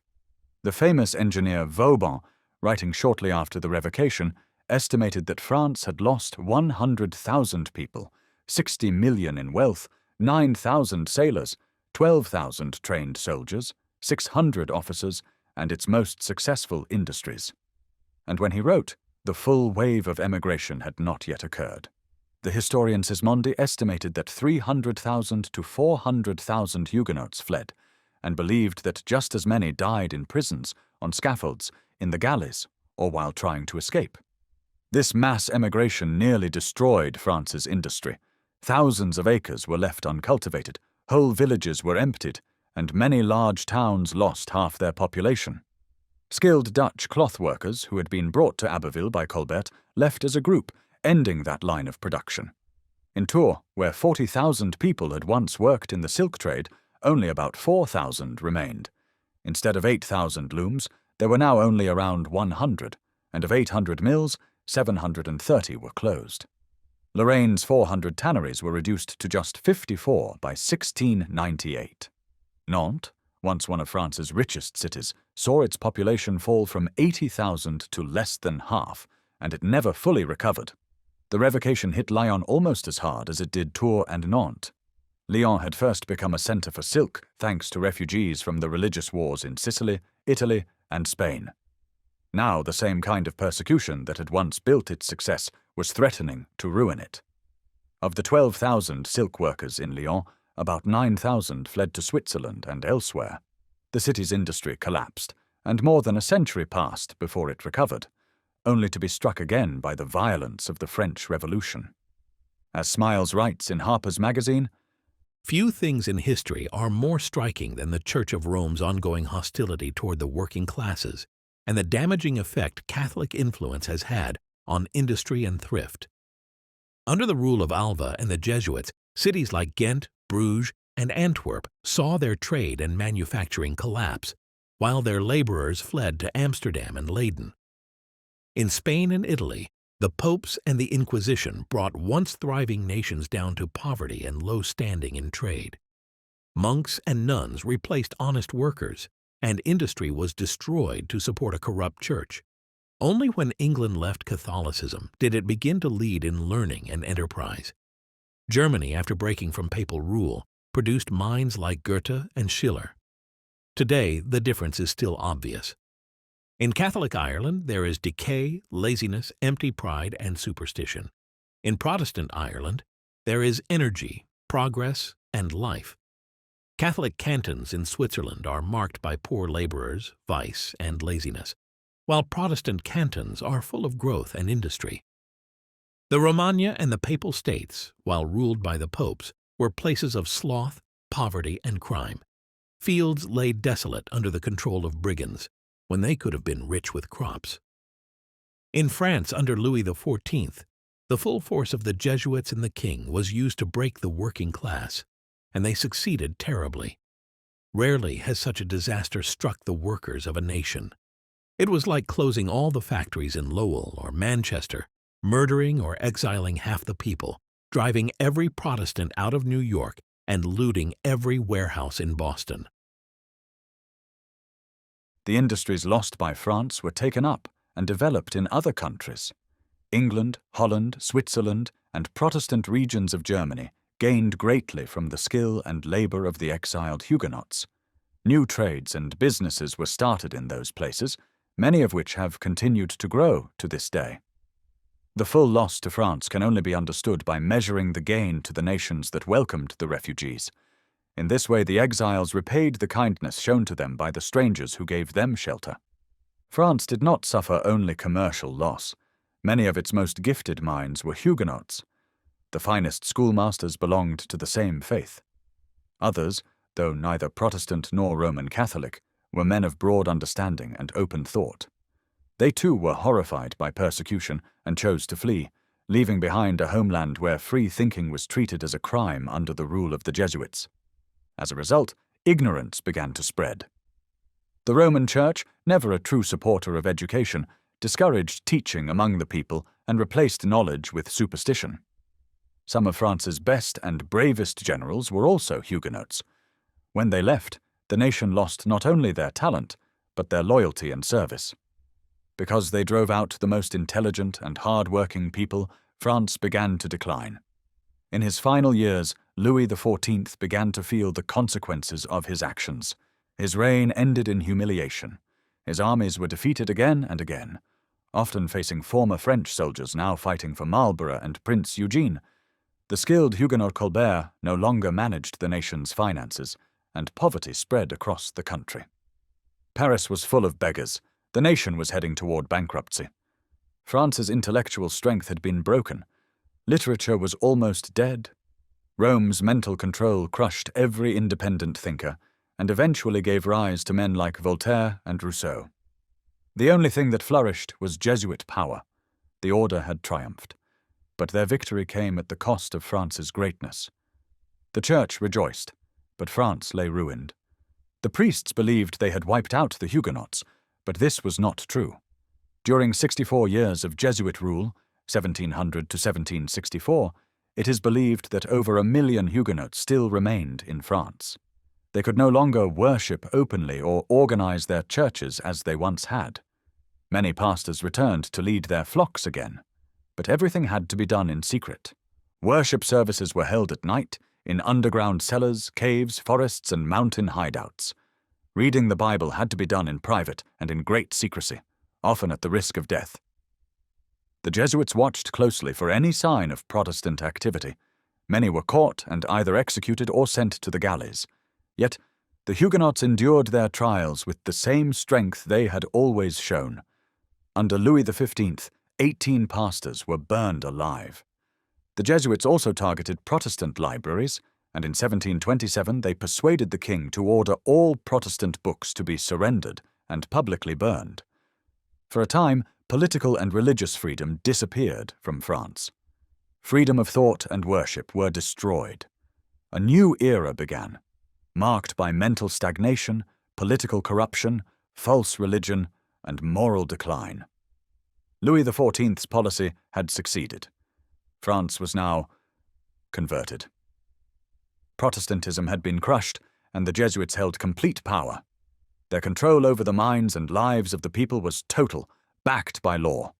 They were in charge of the nation's education system, shaping the next generation. They also ruled over the churches, the schools, and even the prisons. The Jesuits were the confessors of the Bastilles. 20 of these state prisons existed across France, where people could be locked away for life without trial, through a lettre de cachet, a royal order that could be bought or given as a favor. In addition to the Bastilles and the galleys, there were many other prisons, including about 30 in Paris alone, and even convents where people could be imprisoned without any sentence. As the historian Michelet said, "Surely never had man's dearest treasure, liberty, been more lavishly squandered." Through the reigns of Louis XV and Louis XIV, the Huguenots survived in secret, still facing persecution and hardship at nearly every turn. Yet they remained faithful to the beliefs for which their forefathers had suffered so much. When the Revolution finally gave them the freedom to worship openly, they emerged from hiding as a united and faithful church. The persecution of the Huguenots had a terrible backlash against the clergy of the Roman Church. The people saw the cruelty of the priests and were horrified. They saw a church stained with blood, enriched by the wealth stolen from its Protestant victims. Nearly all the troubles of France could be traced to the harsh rule and intolerance of the clergy. The monasteries had become places of idleness and corruption, and disturbing rumors surrounded the convents. Rome had pushed France to the limits of endurance, and many common people, though raised as Catholics, were driven into practical atheism. Their hatred for the clergy grew even stronger than their resentment toward the nobility. When the French Revolution broke out, the people across the nation turned fiercely against the church. Churches were looted and destroyed. Priests, monks, and nuns were brutally killed or hunted like animals. Many were guillotined, others were chained and sent to the galleys at Rochelle and the Isle of Aix, just as the Huguenots had been. The same suffering once inflicted on Protestants was now poured out on the clergy. But it was not the Huguenots who carried out this vengeance. It was the former Catholics, turned bitter enemies of all religion by the cruelty of the priests. Rome had sown France with ignorance and oppression like a ploughed field, and now reaped the violent harvest it had prepared. The Reign of Terror was the natural result of the revocation of the Edict of Nantes and the persecution that followed. A second wave of emigration began. This time, it was the priests and nobles who fled France. Although the country lost a large number of people, it did not suffer the same devastation as it had during the Huguenot exile. The earlier emigration had nearly destroyed France. This later one removed two groups that had long oppressed it. In fact, the second emigration turned out to be a benefit, clearing the way for a new era of progress and enlightenment that followed the Revolution. Under the Republic, the Huguenots were granted freedom of conscience and worship. Napoleon first claimed to tolerate them, but he was not truly a friend to their cause. The Restoration gave them a kind of legal freedom, but before this freedom was fully secure, terrible acts of cruelty were committed by royal officials and Roman Catholic citizens in Nimes and Uzes. The Catholics in those regions fought hard to prevent the Protestants from gaining the right to worship freely. The violence during this last persecution matched in savagery and horror the earlier brutalities already described. Similar scenes unfolded in Languedoc and the Vaucluse. The priests again proved themselves faithful to Rome's long tradition of cruelty. It took a strong show of force from the king himself to restrain them and to enforce the law granting religious liberty to the Protestants. Under the Second Empire, Protestants in France enjoyed more freedom than ever before. But near the end of Emperor Napoleon III's reign, the Jesuits began to grow again in number and influence. They gained the support of the Empress and, with her help, revived their old plans to take full control of the empire. Gradually, they took over the schools and colleges of France, and from that point onward, the quality of public education began to decline. They did not immediately destroy the system of public education developed by the state, but they slowly worked to weaken it.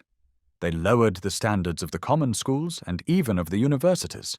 They introduced textbooks that twisted historical facts and began to change the curriculum in ways that increased their own power. Their goal was to suppress independent thought and inquiry, knowing that true education was their greatest threat.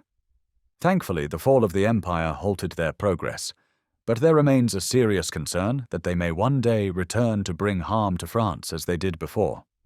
While they held power during the Second Empire, the Jesuits used every opportunity to harass and hinder the Huguenot pastors. Their open aim was to eliminate religious freedom and make it impossible for Protestants to worship publicly in France. Rome has never given up its old policy of persecution. It restrains itself today only because it lacks the strength to act against public opinion, but the hope still lives within her to see the return of the days when the fires of execution would again burn in Protestant towns, and the cries of dying heretics would please the ears of the so-called infallible Pope. One fact should be remembered carefully by Protestants everywhere, especially in France.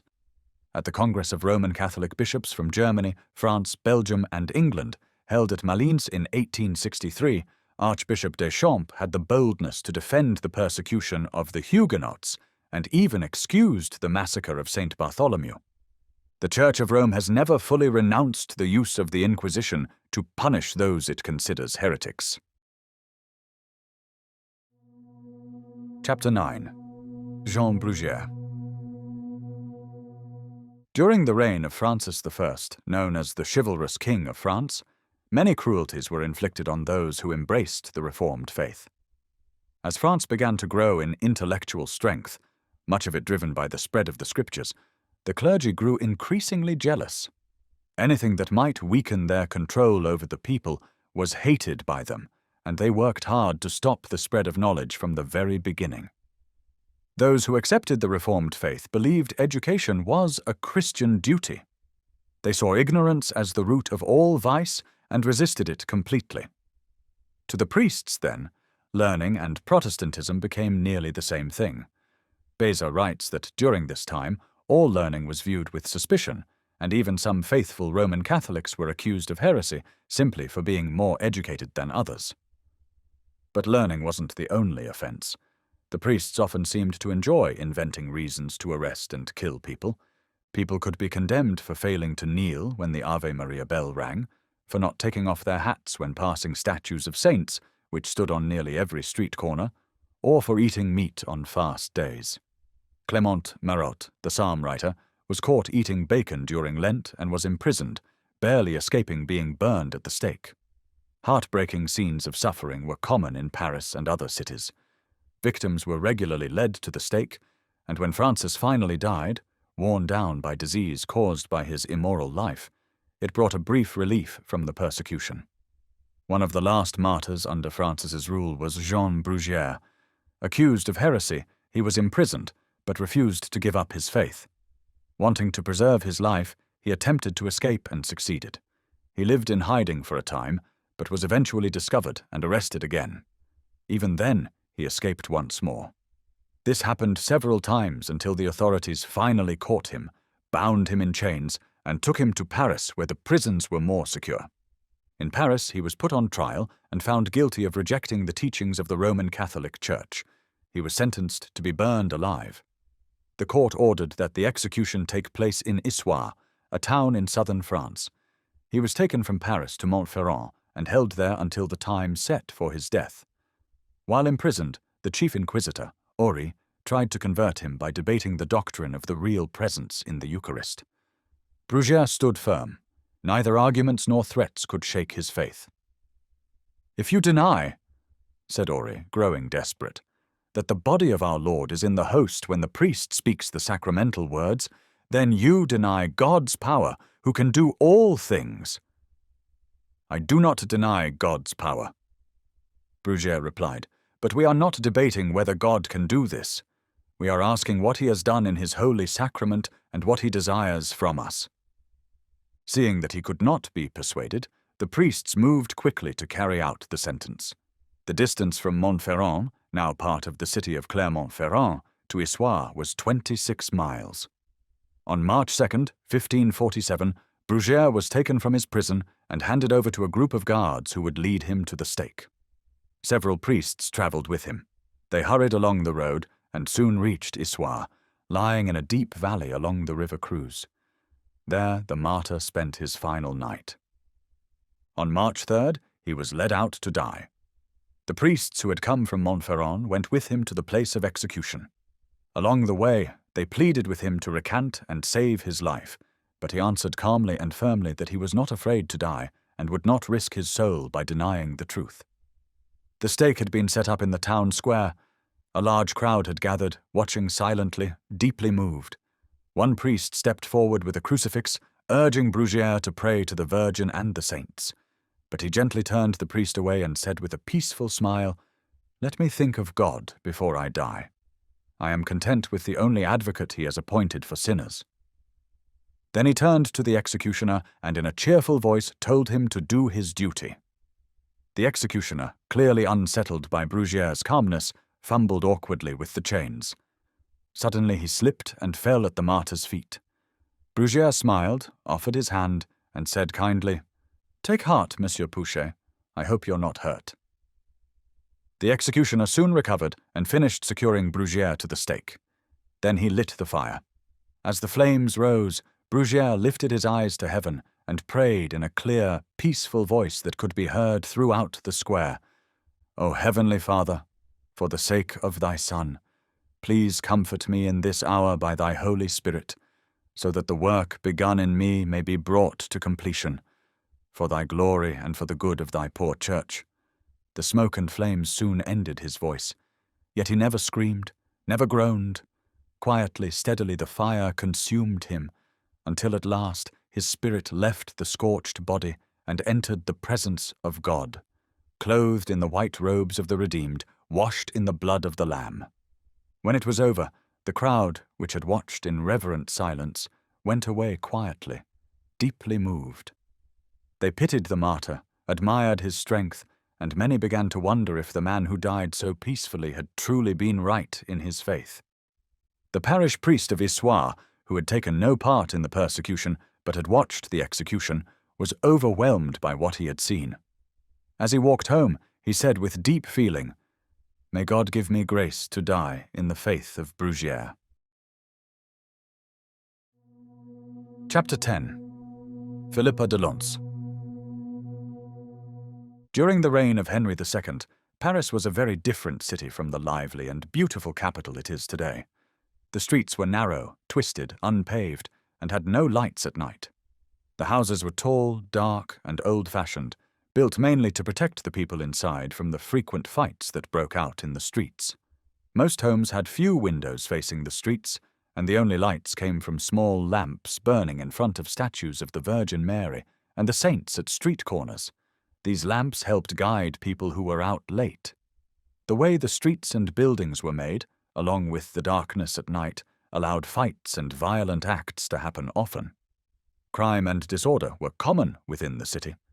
The great nobles often set bad examples by acting violently, and the common people quickly followed. Under Henry II, Paris became known for its lawlessness. The harsh treatment of the reformers had caused many violent and unjust events, which left the people deeply affected. Many began to lose respect for the rights of others, and grew used to cruelty and disorder. Things got even worse because of the country's military defeats. The French army in Italy, led by the Duke of Guise, kept losing to the Spanish army under the Duke of Alva. Then, Spain invaded France itself with its best troops, commanded by the powerful Duke of Savoy, Emmanuel Philibert. His army pushed into France all the way to the town of Saint-Quentin, only about 100 English miles from Paris. Constable Montmorency led a French force to help, but on August 10, 1557, he was crushed in battle and taken prisoner. His defeat was so complete that almost no army remained to stop the Spaniards from marching on Paris. On August 27th, the fortress of Saint-Quentin surrendered, and the Spanish controlled all of northeastern France. These back-to-back defeats threw Paris into chaos and fear. The priests, seeing that the people were distracted by the war and had stopped focusing on the reformers, decided to use the crisis to stir up even greater persecution. From their pulpits and in the streets, they told the people that these disasters were punishments from God for allowing heretics to live in France. God is punishing us, they cried, because we have not defended his honor. They insisted that the only way to win back God's favor and avoid more attacks was to destroy the reformers without pity. Their fiery messages stirred the people into a frenzy. The citizens of Paris became so frightened and angry that they were willing to follow the priests in any act of cruelty against the Reformed. On the left or south bank of the Seine, in a suburb of Paris, there was a house owned by a man who followed the Reformed faith. This man, deeply committed to his beliefs, had earlier offered his home as a meeting place for fellow believers. His offer was accepted, and several gatherings had already taken place there. But the large number of visitors began to draw the attention of the Catholic neighbors. The priests, growing suspicious, had the house closely watched. Eventually they were convinced it was being used as a secret place of worship by the reformers. They quickly set plans in motion to stir up the people against the Lutherans, as they called the reformers, and to attack the house during the next meeting, aiming to kill everyone inside. On the night of September 4th, 1557, a meeting of the Reformed was held in that house. Nearly 400 people attended. Most of the men were nobles or wealthy gentlemen, and the women were mainly from the upper class. Some even served in the Queen's household. The congregation was growing steadily, and this gathering was one of the largest yet. Guards were placed at the doors to prevent a surprise attack, and the worship began. It was carried out quietly and carefully. At the end, they shared in the Lord's Supper. Then they sang a hymn, prayed, and prepared to leave. Many stayed a few minutes longer to greet one another before parting. Just then, one of the sentinels burst into the room, pale and out of breath, shouting that the Rue Saint-Jacques, the street outside, was packed with a mob led by several monks. Looking out the windows, the people could see the crowd filling the street, carrying torches and weapons, shouting, "Death to the traitors! Down with the Lutherans!" At that moment, the mob rushed toward the house and began fiercely attacking the doors, trying to break in. A few of the gentlemen in the gathering were armed, as their noble rank allowed them to carry swords. They immediately rushed to the door and bravely held the mob back. Following their orders, the elders and the women went into the garden, hoping to escape into the open fields behind the house. But to their shock, they found the garden gates already guarded by armed men, their torches flickering beyond the walls. No matter where they turned, they saw the glow of hostile torches and heard the angry cries of "Death to the Lutherans!" The priests had made sure to seal off every way of escape, surrounding the house on all sides. The only choice left was to return to the house and face whatever came. Their return deeply discouraged the men defending the door. It made clear just how well the priests had planned the attack, and that unless help came from outside, they had no chance of stopping the mob. The only future they could see was death at the hands of the rioters, and possibly even worse for the women. The mob outside was growing larger and more aggressive, and it seemed only a matter of time before they broke through. Even if the defenders managed to hold out until morning, it would bring no relief. Once the city gates were opened, the rest of Paris's mobs would flood in to join the violence, leading to a full massacre. There was only one hope: appeal to the city's magistrates. It was better to face the civil authorities than to be slaughtered by the mob. Several courageous gentlemen offered to go at once to the Hôtel de Ville and report the danger. They said a heartfelt goodbye to their friends, drew their swords, tightened their belts, and got ready to break through the crowd. Suddenly the doors were flung open, and the brave men charged into the mob. With swift and forceful sword strokes, they carved a path through the crowd. Their sudden attack startled the mob, which scattered in fear, allowing the men to pass with little resistance. They reached the street and ran towards the city gate, losing one of their number along the way. At last they arrived at the Hôtel de Ville, where they urgently warned the authorities of the danger threatening their friends. Those who remained in the house could hear the noise and shouting in the street as their friends forced their way out, but they could not tell if they had reached the city safely. The mob continued its assault through the entire night, shouting curses and threats. The priests stood with them, urging them on, demanding that heresy be wiped out from the land. All night long, the believers waited in fear, praying constantly. At times, one of them would read a comforting passage from the New Testament aloud, trying to strengthen their hearts. But often the reader's voice was drowned out by the angry roars of the crowd. At last, morning came. As daylight spread over Paris and the city gates were opened, the danger grew worse. Soon, more rioters, drawn by the promise of violence and loot, would join those already outside. The door shook under the force of the blows it was taking. Then, with a crash, it gave way, and the mob stormed into the building with a cheer. The worshippers believed the end had come. But just then, the sharp sound of marching feet rang out. A unit of the city guard arrived at a run, drove the mob out of the house, and arrested the reformers. The soldiers formed them into a line and marched them away as prisoners.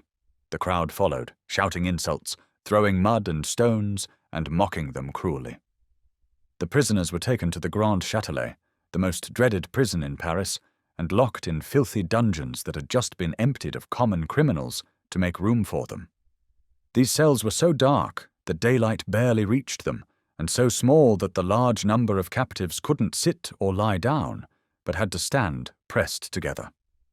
The Reformed Church in Paris was thrown into deep sorrow and distress by the arrest of so many of its members. Families across the city lifted up prayers to God for the release of these sufferers. A petition was sent to the king, asking him to show mercy to the prisoners, but he ignored it and cast it aside without a word. The priests and their followers were thrilled by their success in capturing so many heretics. They were greatly annoyed by the delay of the civil authorities, who were in no rush to bring the prisoners to trial. So they focused on stirring up public anger against the poor captives to prevent any chance of their escape. They condemned the prisoners and anyone who supported them, both in sermons and in private conversations. They also covered the city walls with inflammatory posters. They were determined that every prisoner would either renounce their faith or be burned, and they rejoiced cruelly at the thought of burning so many heretics at once. The prisoners were kept in the Châtelet prison for nearly a year before being brought to trial. They were charged with heresy and with breaking the law that banned religious gatherings, like the one they had attended, a crime punishable by death. They admitted to these charges. They were then offered freedom and their lives if they would renounce their faith and return to the Church of Rome. They all refused and were sent back to prison. Many of them later died as martyrs. Among the captives was a young widow from a noble family, known for her beauty. Her name was Philippa de Lons, and she was only 22. Her husband, recently deceased, had been a faithful member of the Reformed Church.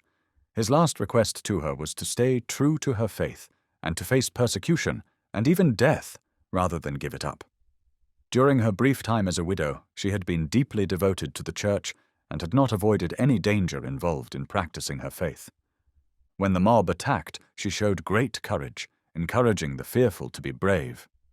Throughout her long imprisonment, she was an example of patient and fearless suffering for Christ. Her relatives and friends in Paris worked hard to save her from execution. She was brought before the judges several times and questioned in hopes that she would recant to save her life, but she refused any compromise. She said her faith had brought her deep comfort, supported her through the sorrow of widowhood and the hardship of prison, and she was confident it would reunite her with her husband in God's kingdom. She would not trade it for life or anything the judges could offer her. When all efforts to persuade her failed, the judges sentenced her to be burned. She was then taken back to prison. On September 27, 1558, after being imprisoned for over a year, Madame de Lons was led out to die. Before leaving her cell, she removed all signs of mourning from her clothing and dressed herself in the finest garments she had left. One of her companions, surprised by this, asked her why she had done so and why she looked so joyful. "Why should I not rejoice?" she answered. "I'm going to meet my husband." At the prison entrance, the jailer brought her to where Nicolas Clinet, a schoolmaster, and Taurin Gravel, a lawyer, both elders in the Reformed Church, were also waiting. They were to die alongside her. A cart stood at the prison gate to take them to the stake, and the street outside was packed with a noisy, triumphant crowd that had gathered to witness their execution. According to their cruel sentence, their tongues were to be cut out before leaving the prison, so they could not pray aloud or speak to the people on the way to their death. As Madame de Lons approached, The executioner saw all 3 victims ready. He grabbed one of the men and forced him to submit, then cut out his tongue. The second man suffered the same fate. Turning to Madame de Lons, the executioner barked, "Put out your tongue, woman." She obeyed immediately. Surprised by her courage, he said, "Well done, Truand. You're not afraid, then?" As I do not fear for my body, she replied calmly. Why should I fear for my tongue? The next moment, he threw her bleeding tongue at her feet. Now mutilated, the 3 martyrs were forced into the cart and chained together. As the cart rattled over the rough streets, they suffered in silence, unable to speak. Each spent the time in prayer. The crowd followed behind, jeering and shouting, cruelly demanding that the victims speak. Among the crowd, mixed in with the lowest rabble, were the priests and monks of the Church of Rome, who had brought about this brutal scene. The place chosen for the execution was the Place Maubert. In the centre, a pile of firewood had been heaped up, and around it gathered a crowd made up of the lowest people in Paris, dancing, shouting, and calling for blood. At a window overlooking the square stood the king, surrounded by priests who had brought him there to witness the execution. In a final act of cruelty, Madame de Lons was made to watch while the 2 men were burned first. They were placed on the pile and, already weakened by pain and blood loss, cried out in agony as the flames consumed them. Their screams were sharp and their suffering terrible. Through it all, Madame de Lons remained firm. She shut her eyes to the horror before her and sought comfort in deep, silent prayer. At last, her turn came. 2 executioners grabbed her roughly, tearing at her clothing and cruelly exposing her. Holding her tightly, they forced her feet into the burning embers where her companions had died, keeping them there until her bones were burned through. Then they turned her upside down, holding her head over the flames until her scalp was burned away and her eyes were scorched. Even then, she remained alive, bearing the pain with strength that only heaven could give. When they saw that she was not yet dead, and sickened by the horror of what they had done, they finally strangled her and threw her body into the fire. The flames quickly consumed her. That night, the priests went through Paris boasting that they had sent another heretic to hell. It was a boast fit only for them. But they were not the only ones who spoke of the day. The church for which Madame de Lons had died offered prayers of thanksgiving to God, who in his mercy had given such a brave example. Her life and death became a source of courage to others, reminding them to stay faithful, even if it meant facing the same end. Chapter 11. Dumont de Bostaquet. About 8 leagues from the town of Dieppe, in northern France, in the old province of Normandy, stood the ancient chateau of La Fontelay. It was a grand old building surrounded by a large estate, and for centuries had been the ancestral home of the noble de Bostaquet family. In the mid-17th century, the owner of the estate was Isaac Dumont de Bostaquet, a worthy heir of his noble line. He had received a good education in his youth and had served with distinction as an officer in the French army, leading Norman cavalry. After several years of military service, he sold his commission, settled on his estate, and married. From then on, he lived as a country gentleman of means and learning. He had been married 3 times. From his first marriage, he had 6 daughters and 1 son. From his second, 6 children. From his third, 2 sons and 3 daughters. Raised in the Reformed faith, he had studied its teachings carefully. He was well versed in the history and theology of the Reformation, and was a devoted student and firm defender of the Scriptures. His religious convictions were deeply rooted. Among the Reformed believers, he was seen as a leader and held great influence. Fortunately for him, the location of his estate spared him from much of the religious conflict happening elsewhere. Though he occasionally heard of the troubles faced by fellow believers in other regions, he and his neighbors were, for a time, free to worship in peace. Around the year 1661, the troubling rumors began to grow more frequent. The persecution of the Huguenots became more widespread and open, and there were signs that Normandy, which had been relatively untouched, would soon feel the pressure of the Jesuits' hostility. Roman Catholics, supported and protected by the king, had already begun tearing down Protestant churches in several parts of France, and it was hinted that some churches in Normandy would soon be targeted as well. One of these was the church at Landebeuf, where de Bostaquet and his family worshipped. The news stirred the old soldier's anger. Determined to protect the church, he went to Paris to seek a royal order forbidding its destruction. He was warmly welcomed by his former commander, Marshal Turenne, who helped him present his request to the king's ministers. But the ministers only offered vague promises, and seeing no real result, de Bostaquet returned home. When he arrived at his chateau, he learned that his efforts had been in vain. The Roman Catholics had already destroyed the Landebeuf church during his absence. Furious, he appealed to the local authorities, protesting the injustice. The magistrates, respectful of his rank, listened politely, but told him they could offer no help. The king, they said, was determined to make Protestant worship impossible in France, forcing everyone to convert to the king's religion. De Bostaquet was not willing to give up his faith.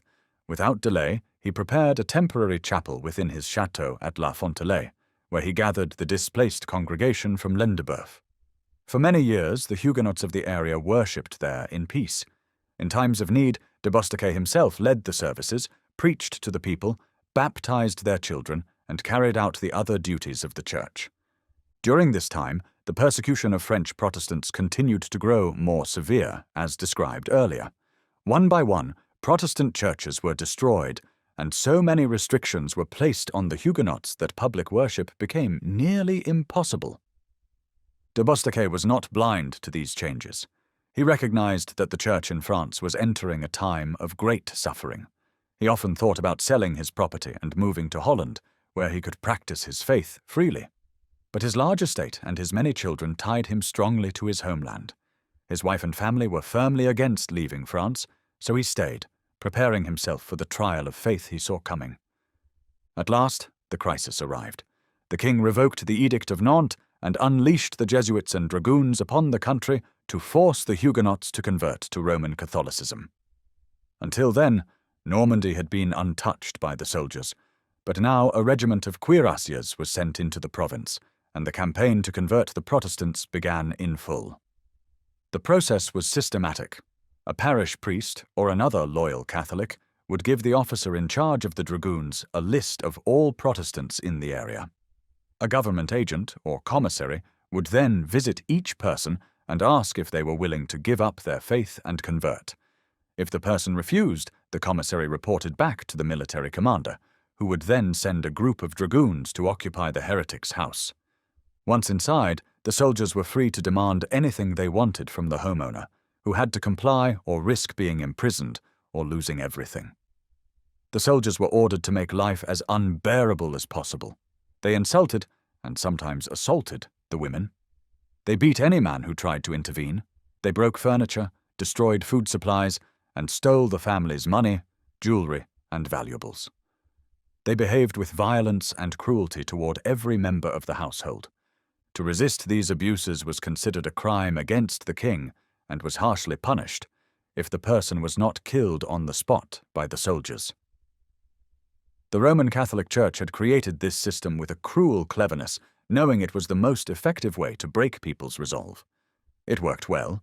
In many cases, entire towns converted in a single day, simply at the sight of the dreaded dragoons, who were feared and hated across France even more than the priests themselves.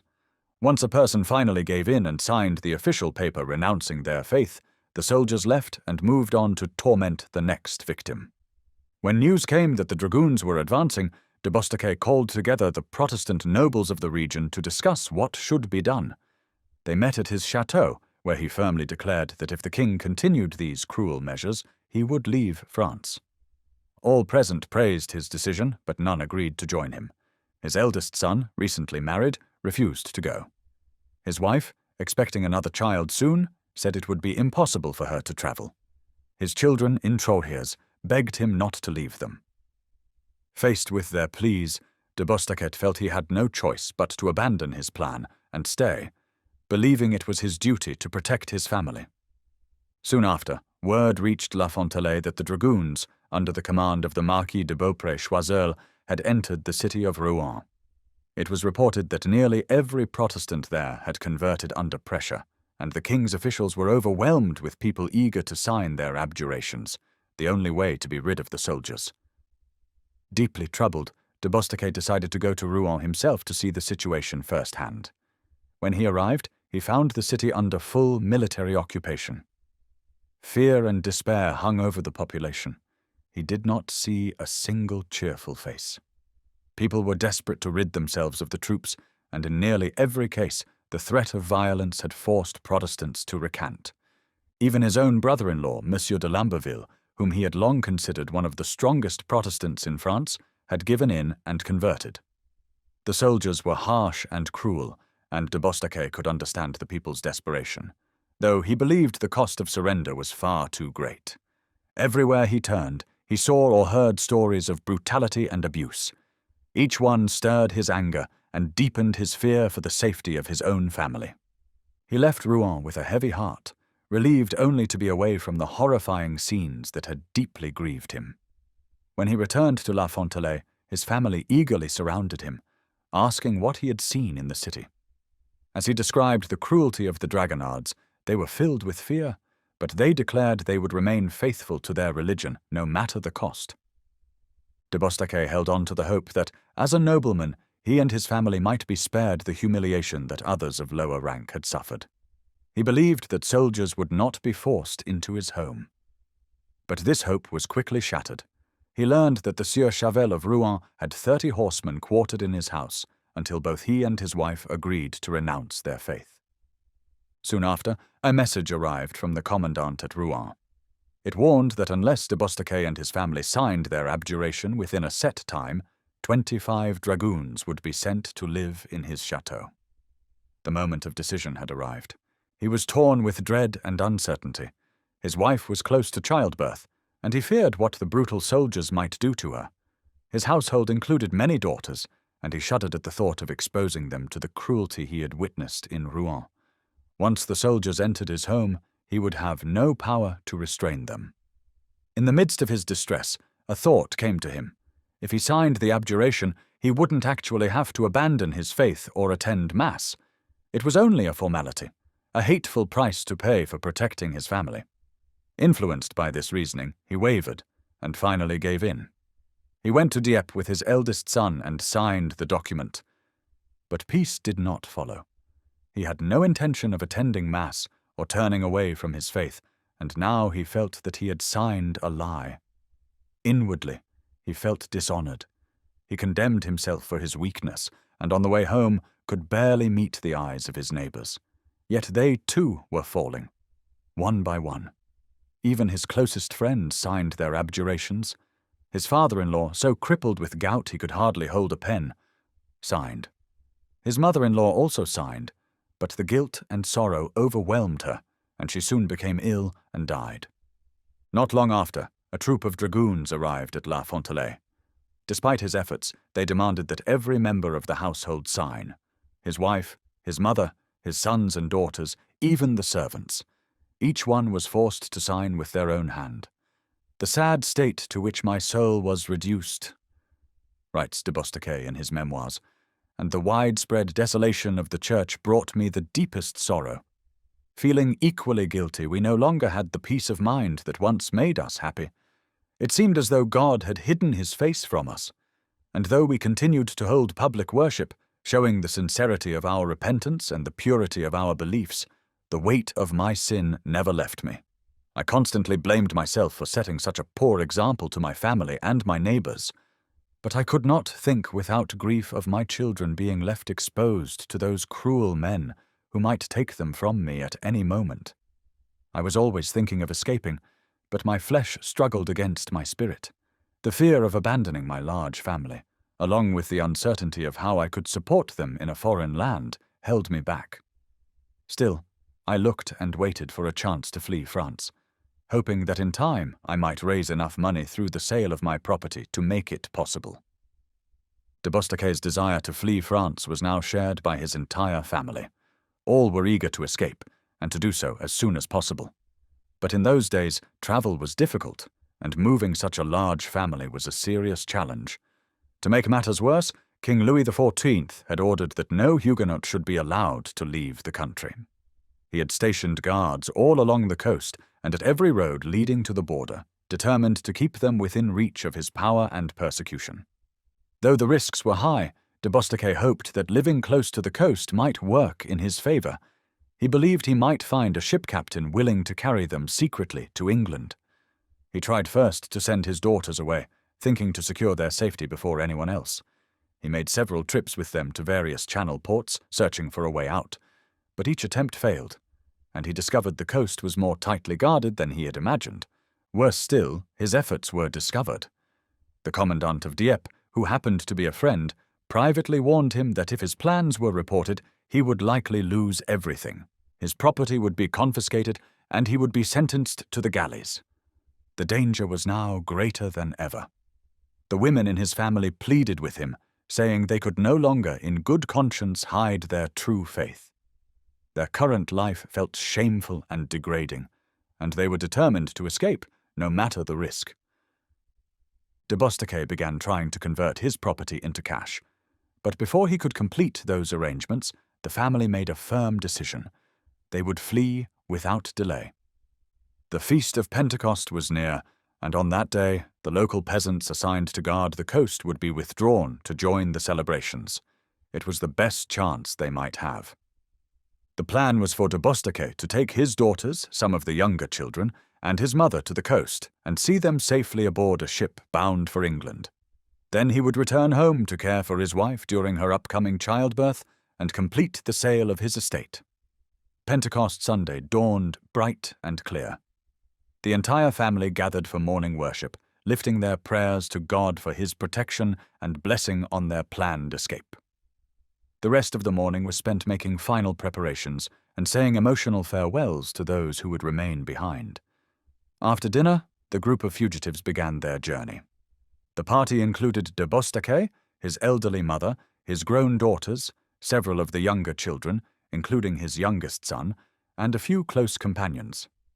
They travelled without incident to the village of La Hallière, where they spent the night. De Bostocquet continued on to Saint-Auban to arrange passage on an English ship preparing to sail from that port. He arrived safely and secured an agreement with the ship's captain. The vessel would lie offshore near Flainville and would send a boat to a specific point on the coast, where the family was to be waiting at the designated hour. With these arrangements made, de Bostocquet returned to his family, who had now reached Luneray. The following night, at 10 o'clock, the group set out from Luneray toward the coast, joined by several friends and many others also seeking to flee France. De Bostocquet led the way, his sister riding behind him on a pillion. Behind him came his son-in-law, de Ronfreville, with his wife. His 80-year-old mother rode a gentle pony led by 2 peasants. The rest of the group was mounted as well, and a valet brought up the rear, armed with a musketoon. They headed towards Saint-Auban. Along the way, they were joined by more relatives, Monsieur de Montcornet, an old army officer, and Monsieur de Becquigny, de Bostocquet's brother-in-law, who had with him a German valet carrying a young lady on a pillion. As they rode, they passed more than 300 other refugees making their way to the coast, some aiming for Saint-Aubin and others for Quiberville. Most of the people they encountered on the road were peasants, with only a few of noble rank among them. The night was clear and cool, and the whole group travelled quickly, hoping to reach the coast in time. They passed through the village of Havre-Mesnil, where the villagers came out to watch and wish them Godspeed. Just beyond the village, de Bostocquet received word that his sister-in-law, Madame de Roncheret, was on her way with her 3 children, one of his own daughters, and a young lady from Rouen. They were travelling by carriage and asked him to wait. He slowed the group, and soon the ladies arrived. The journey then continued through Flainville, until at last they reached the shore. The Coast Guard station appeared empty, and no soldiers could be seen. Encouraged, the party dismounted and rested on the hard, dry sand. But de Bostocquet was disheartened. There was no sign of the ship. In fact, the vessel was nearby, hidden in the darkness, waiting offshore for a signal to approach. But de Bostocquet, not realizing a signal was expected, gave none. Time passed with no sign of a boat, and he began to suspect the captain had failed to keep the agreement. He went to check on Madame de Roncheret, whose carriage had stopped several hundred yards from the shore and could go no farther. While he was there, the group resting on the beach was suddenly attacked. The Coast Guard and local peasants had returned to their post and launched a surprise assault. De Bostocquet later described what happened in his own words. A peasant called out to me that there was a great disturbance going on. Soon after, I heard the beat of drums, followed by musket fire. I immediately realized it must be the Coast Guard back at their station who had fallen upon our party. I feared we were lost. I was on foot and alone with my little son near the carriage. I didn't yet see the 2 horsemen charging toward us at full speed, but I heard cries all around calling out, "Help! Help!" I found myself in a strange state, unarmed and helpless. Just then, my valet, who had been holding my horses down on the beach, ran up to me, carrying my weapons.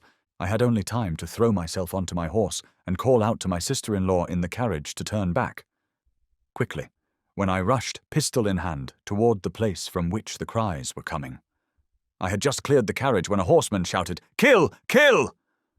I shouted back, "Fire, rascal!" He fired his pistol at me from such close range that the blast scorched my left cheek and set fire to my wig. But I was not wounded. I was still so close to the carriage that the coachman and the lackey saw my hair burning. I aimed my pistol straight at the man's stomach, but it misfired, though I had just reprimed it at Luneray. The man immediately turned and fled with his companion. I drew my other pistol and followed them at a trot. One of them shouted to the other, "Fire! Fire!" One of them had a musket and aimed it at me. It was nearly as bright as day, and I was only a few horse lengths away when he fired. The ball struck me in the left arm, the one holding the bridle.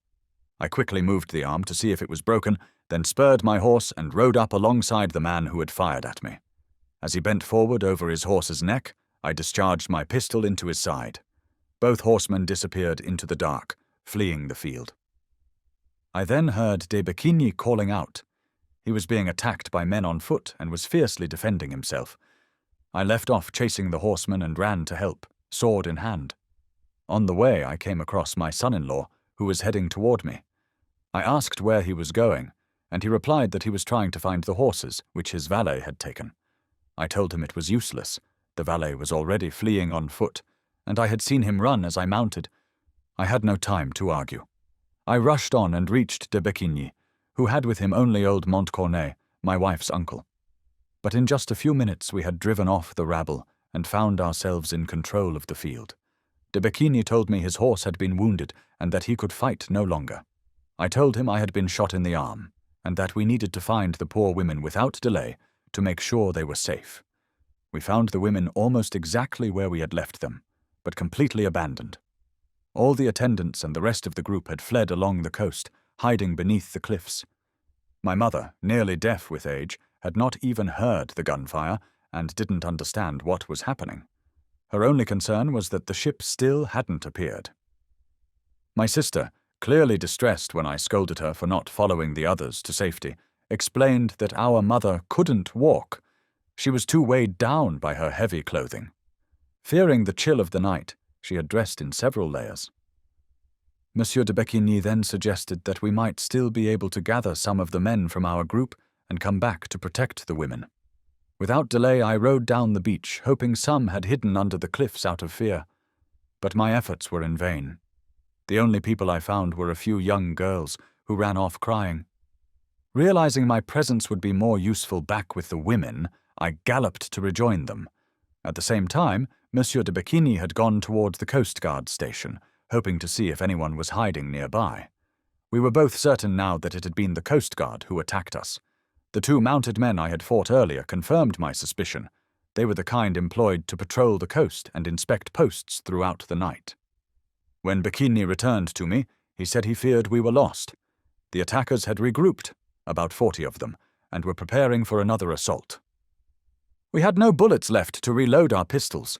The loss of blood was making me feel faint. De Becquigny's horse had been wounded in the shoulder by a musket shot and could now barely move. In this desperate situation, not knowing what to do to save the women and children, I begged him to lift my mother onto a horse.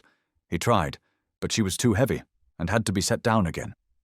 Monsieur de Montcornet was the only other man with us, but he was 72 years old, and the small horse he rode was of no help. de Becquigny's valet had run off after firing his musketoon in the skirmish, wounding a coastguardsman who later died from the injury. The tide was rising, which made it too dangerous to try hiding the women and children under the cliffs. Besides, I was unsure of the path in that direction. My mother and sister begged me to escape at once, warning me that if I were captured I would be utterly ruined, while the worst that might happen to them was being confined in a convent. In that moment of crisis, my heart was torn in 1,000 ways. I was overcome with despair, helpless to protect those I loved from the danger surrounding us. I didn't know what to do. As I struggled to decide, I began to feel faint from the blood I had lost. I took out a handkerchief and asked my sister to tie it around my wounded arm, but she was too short and too shaken to do it. I then turned to the young lady from Caen, whom they called La Rosière. She was tall, and by the moonlight I could see that she was beautiful. At first she was reluctant to come near me in my bloody state, but after I pleaded with her, she overcame her fear and bound my wound, stopping the bleeding. Even then I resisted their cries for me to flee, but at last, seeing that staying would accomplish nothing, and hearing both de Montcornet and de Becquigny urging me to go, I realized I had no choice. I had to leave them in the hands of Providence. My sister, afraid that the coast guards would rob her when they returned, handed me her 20 louis d'or for safekeeping. After praying that God would protect me, they begged me to flee. With the greatest sorrow I had ever felt in my entire life, I turned and left them. De Bostaquet, accompanied by his friend de Becquigny, fled along the shoreline. The sand slowed their progress, but along the way they came across de Becquigny's valet, and with him de Bostaquet's little daughter Judith. The valet was ordered to take the child in front of him on horseback, and the group pushed on, turning off the shore onto a road leading inland. De Bostaquet rode in front with his sword drawn. Soon after entering this new road, they encountered a group of 6 horsemen. The men halted, unsure whether to attack. But seeing de Bostaquet's readiness and resolve, they turned and rode off at full gallop. The fugitives continued as fast as de Becquigny's wounded horse could manage, finally reaching Luneray. There they stopped at the same house from which they had begun their journey the night before. De Bostaquet left his little daughter in safety and continued on towards Saint-Laurent. At Saint-Laurent they found a Huguenot surgeon who examined de Bostaquet's wounded arm. The procedure was painful, and though the surgeon probed the wound carefully, he could not extract the musket ball. It had lodged between the 2 bones of the forearm. Though de Bostaquet was in great pain and deeply needed rest, he dared not stay. He left as quickly as he could and made his way back to his estate at La Fontelay. Rather than return directly to his chateau, he went to the home of a trusted tenant, fearing that entering his own house might alert the authorities and lead to his arrest. From there, he sent word to his wife, who came quickly with their children. She was horrified to find him pale, blood-stained, his arm in a sling, and suffering terribly. There was no time to lose. He gave her urgent instructions on what to do in his absence, especially how to begin converting their property into money. Then, embracing her and their daughters with deep tenderness and placing them in God's hands, he mounted his horse once more. With his friend Saint Foy by his side, he rode off into the night, heading north, hoping to escape through Picardy, Artois, and Flanders, and reach safety in Holland. He took one last look at his beloved home, knowing it would soon belong to strangers and that he would never see it again. Then, for the sake of Christ, the exile turned his back on La Fontelay forever.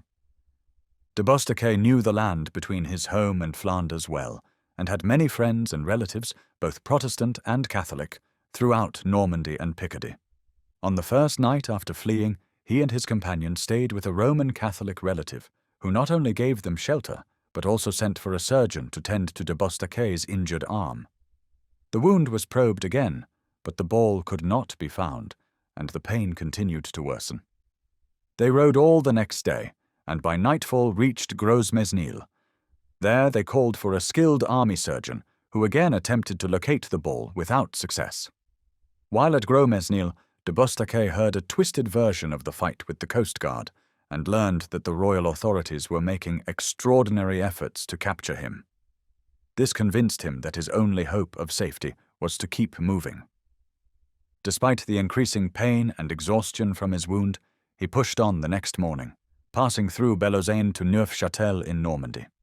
There he parted from Sainte-Foy, believing it safer to continue the journey alone. He reached Poucamont before moonset, but the pain in his arm had become unbearable. It was now badly swollen and inflamed, and he could go no farther.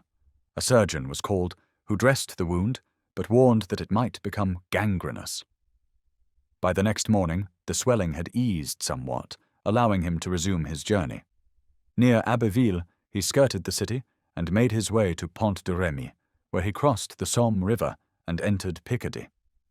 Before long, he arrived at Prouville, where he was warmly welcomed by Monsieur de Montluc, a Protestant friend. His arm had grown worse with increasing pain and inflammation. Monsieur de Montluc called his own surgeon, who found the wound blackened, swollen, and in an angry state. Once again he probed for the bullet and could not find it, and he ordered de Bostaquet to remain completely still and eat only a light diet for several days. De Bostaquet agreed and stayed for 2 days. During that time, he was joined by the elderly de Montcornet, also fleeing to Holland. On the 3rd day, de Bostaquet was amazed to discover the missing bullet, lodged in the finger of his heavy riding glove, where it had been from the beginning. This discovery gave him great relief, as he had feared the bullet was still embedded in the wound, causing the inflammation. After resting for a few more days, de Bostaquet and old Monsieur de Montcornet set out again. Their route took them by Le Quesnel and Doullens, along the main road to Hesdin, through the forest near the Abbey of Cercan, and on toward the Arras road to La Gouague. There they finally crossed the border into Flanders and continued on to Courtrai. Their journey was full of danger and narrow escapes. Many of the rivers and streams along the way were so closely guarded that they had to avoid bridges and swim their horses across. They were attacked by robbers and had a hard time driving them off. At every turn, they had to use cunning and caution to evade royal troops and patrols. Eventually, they reached Courtrai, but even there they didn't feel safe. Though the city was under the control of the King of Spain, the Catholic clergy held great influence, and danger still lingered. True safety, they knew, lay beyond, in the territory of the Prince of Orange. They pressed on to Ghent, and there, for the first time since their escape began, they slept with the peace of knowing they were finally beyond the reach of their persecutors. At Ghent, the two men parted ways. Montcornet went on to Maastricht, where his son was serving in the garrison. De Bostaquet continued to Holland, where he was welcomed warmly by the Prince of Orange. The prince gave him the same rank he had held in the French army. As captain of dragoons, de Bostaquet later joined William in his expedition to England and served with distinction in both England and Ireland, particularly at the Battle of the Boyne. The fate of the women left behind on the beach was tragic. They were quickly surrounded and captured by the Coast Guard, then handed over to the civil authorities to be punished for attempting to flee the country. Each woman was heavily fined and sentenced to confinement in convents, some for years, others for life. The men who had accompanied them, those few who had not escaped, were condemned to the galleys for life, and all their possessions were seized by the crown. The confiscation of de Bostaquet's estate brought an end to Madame de Bostaquet's efforts to sell their property. She and her children were forced from their home, and in time she was compelled to separate from some of them. After many trials, she finally managed to escape by sea, accompanied by one of de Bostaquet's sons and a daughter. They reached Holland safely, where friends received and cared for them. De Bostaquet, who had been tormented by rumors about their fate, was filled with joy when he learned they had arrived unharmed. After the final defeat of James II and the secure establishment of William and Mary on the English throne, de Bostaquet brought his wife and children to England. There they lived together until his death. These faithful exiles, for the sake of Christ, gave up their home, their wealth, and their family ties. They endured hardship and danger willingly, suffering with gladness for the one they loved and served. Their steadfast courage and patience stood as a powerful example to all who held fast to the faith for which they suffered. Chapter 12. Claude Brousson. The ancient city of Nîmes, in the south of France, was the scene of many tragic and moving events during the persecution of French Protestants. Nearly every stone in its streets could bear witness to the horrors that occurred there, and to the courage and steadfastness of the Huguenots from the Cevennes, who endured great suffering for their faith.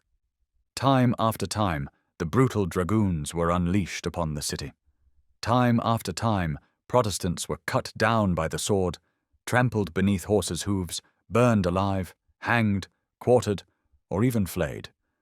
Again and again, they were forced by the thousands to sign false abjurations, renouncing their faith in words, though not in heart. But the Church could not be wiped out. No scheme of the priests could fully destroy it. The believers continued in secret.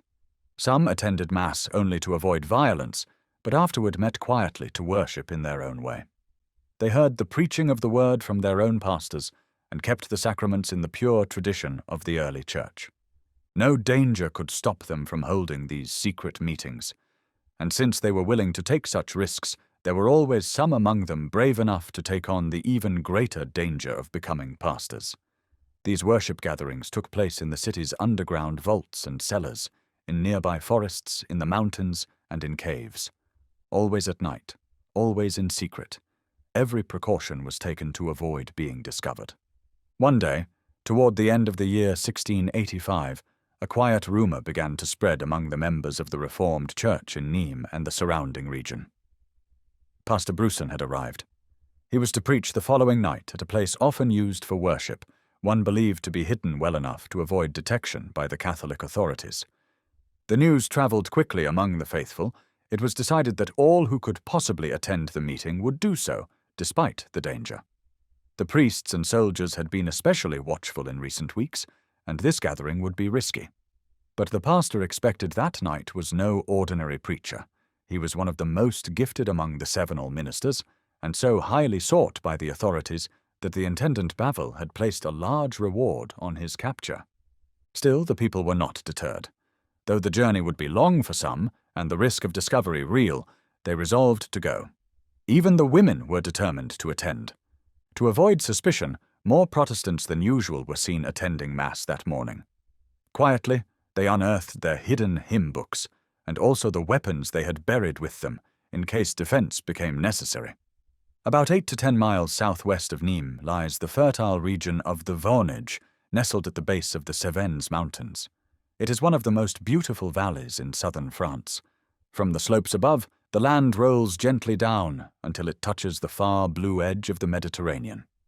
Closer to the mountains, the terrain becomes rough and dramatic, with narrow gorges, steep passes, and countless caves. At that time, the valley and surrounding hills were home to a large Protestant population. Nearly every ravine and cave had served at some point as a hidden sanctuary for worship. The chosen site for this secret meeting was a wild and narrow ravine near the town of Vergèze, about 8 miles from Nîmes. It could be entered from the town by a narrow path, winding between tall cliffs that rose steeply on either side, nearly shutting out the sky above. Towards the upper end, the gorge widened slightly, and the rocks jutted so far overhead that they nearly formed a cave. From these rocks trickled a small stream, which ran murmuring down the length of the ravine. Scattered evergreens and tough mountain shrubs clung to the rocky sides, adding to the stark and rugged beauty of the place. The lower end of the gorge had only one entrance, but near the top were several hidden paths leading over the cliffs, some of them cut by the Reformed themselves through great effort to provide escape routes in case of a surprise attack from below. The night of the meeting was cold, dark, and stormy. A steady, chilling rain fell, soaking everything and seeming to cut through every layer of clothing. But the Huguenots welcomed the miserable weather. It helped cover their movements. Few people would be out on such a night unless they had urgent business, and the risk of encountering spies or soldiers was far lower. As night fell early, the faithful began to leave their homes. Those living in Nîmes quietly left before sunset to avoid suspicion. From every part of the Vaudois, worshippers came, men and women, young and old, moving silently and carefully through the darkness. They paused often to listen, to look around, and to ensure they were not being followed, all making their way toward the ravine. At the mouth of the gorge, they were halted by guards. Those who gave the correct password were allowed to pass. Sentinels had been carefully posted at the entrance to protect the gathering and alert the others at the first sign of danger. More guards were stationed along the cliffs and at the heights above, where they could keep watch in all directions for approaching dragoons. By 10 o'clock that night, several hundred men, women, and even children had gathered at the upper end of the gorge. The wind howled along the rocky walls, and the rain continued to pour, soaking many of the worshippers to the skin. Yet none complained. All were cheerful and resolute, glad to endure discomfort if it meant they could worship God in peace, free from the interference of their persecutors. A few dim lanterns cast a faint light over the assembly, revealing the natural pulpit, a rocky ledge at the highest point of the gorge where the pastor stood.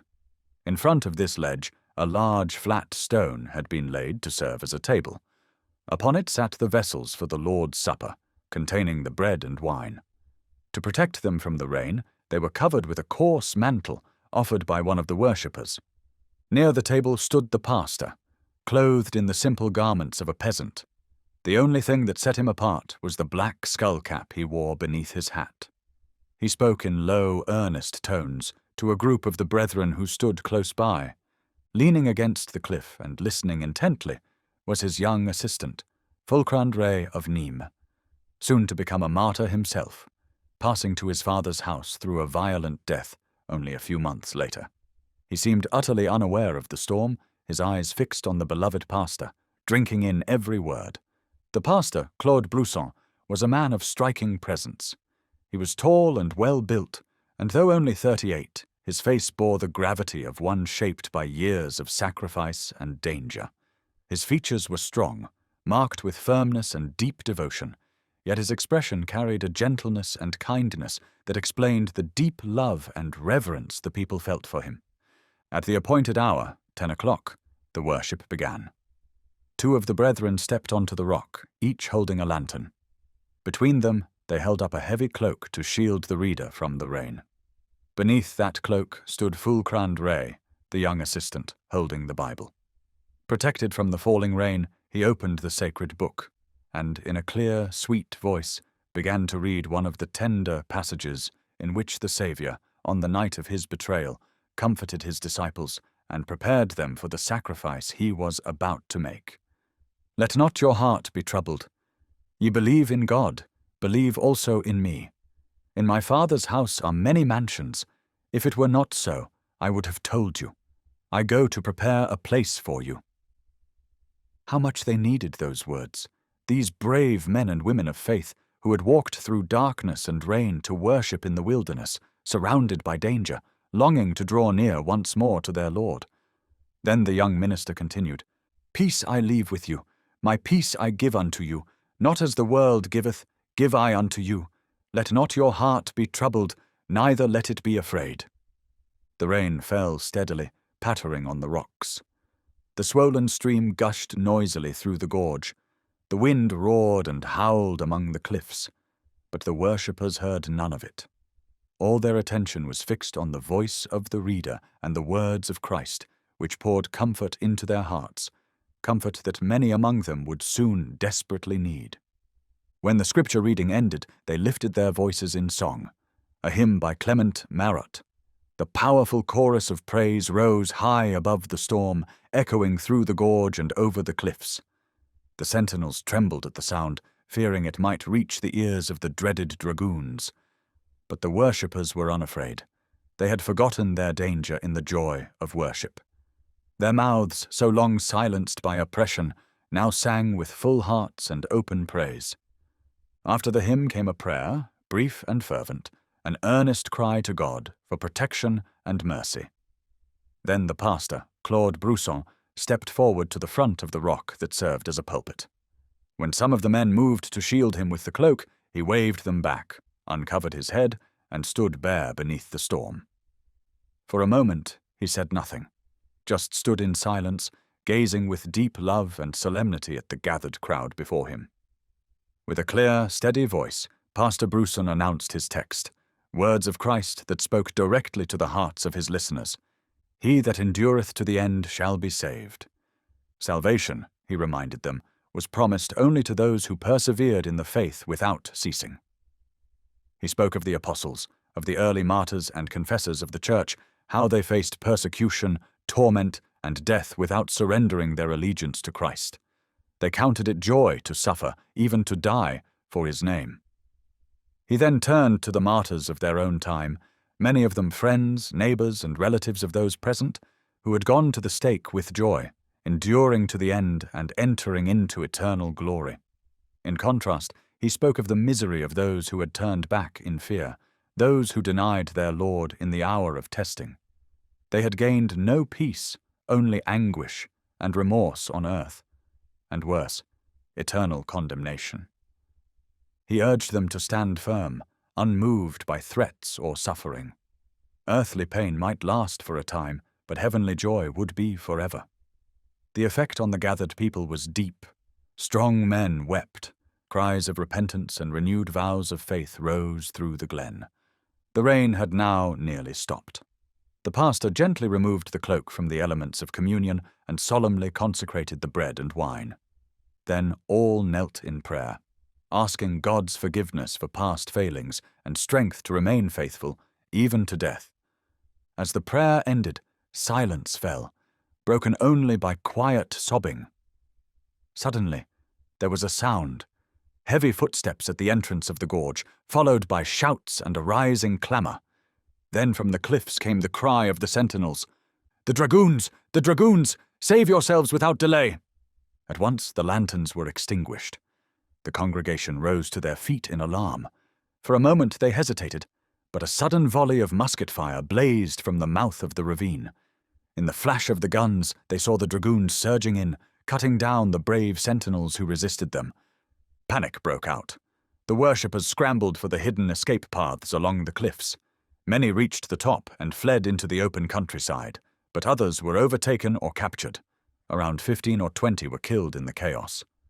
The soldiers, unable to catch more, gathered the prisoners they had seized and marched them back to Nimes to be punished, for the crime of worshipping their god.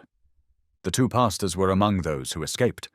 At the first alarm, 2 of the brethren, charged with their safety, seized them and rushed them up the cliffs and into the open country. From there they made their way into the mountains. After remaining hidden for a few days until the danger passed, they returned quietly and resumed their ministry once more. The elder of the 2 pastors, the one whose powerful preaching had so deeply stirred the hearts of the worshippers in the glen, was a Claude Brousson. He was born in Nimes in 1647 and was trained as a lawyer. After completing his studies, he began practicing law in the city of Toulouse. Raised in the Reformed faith, he remained a faithful and devoted member of the Huguenot Church. As long as it was allowed, he boldly defended the rights of the Huguenots in court. When it became too dangerous to do so openly, he quietly organized and led a secret committee that met in his home to discuss how the Reformed should respond to the rising persecution. When the authorities learned of this, they ordered his arrest.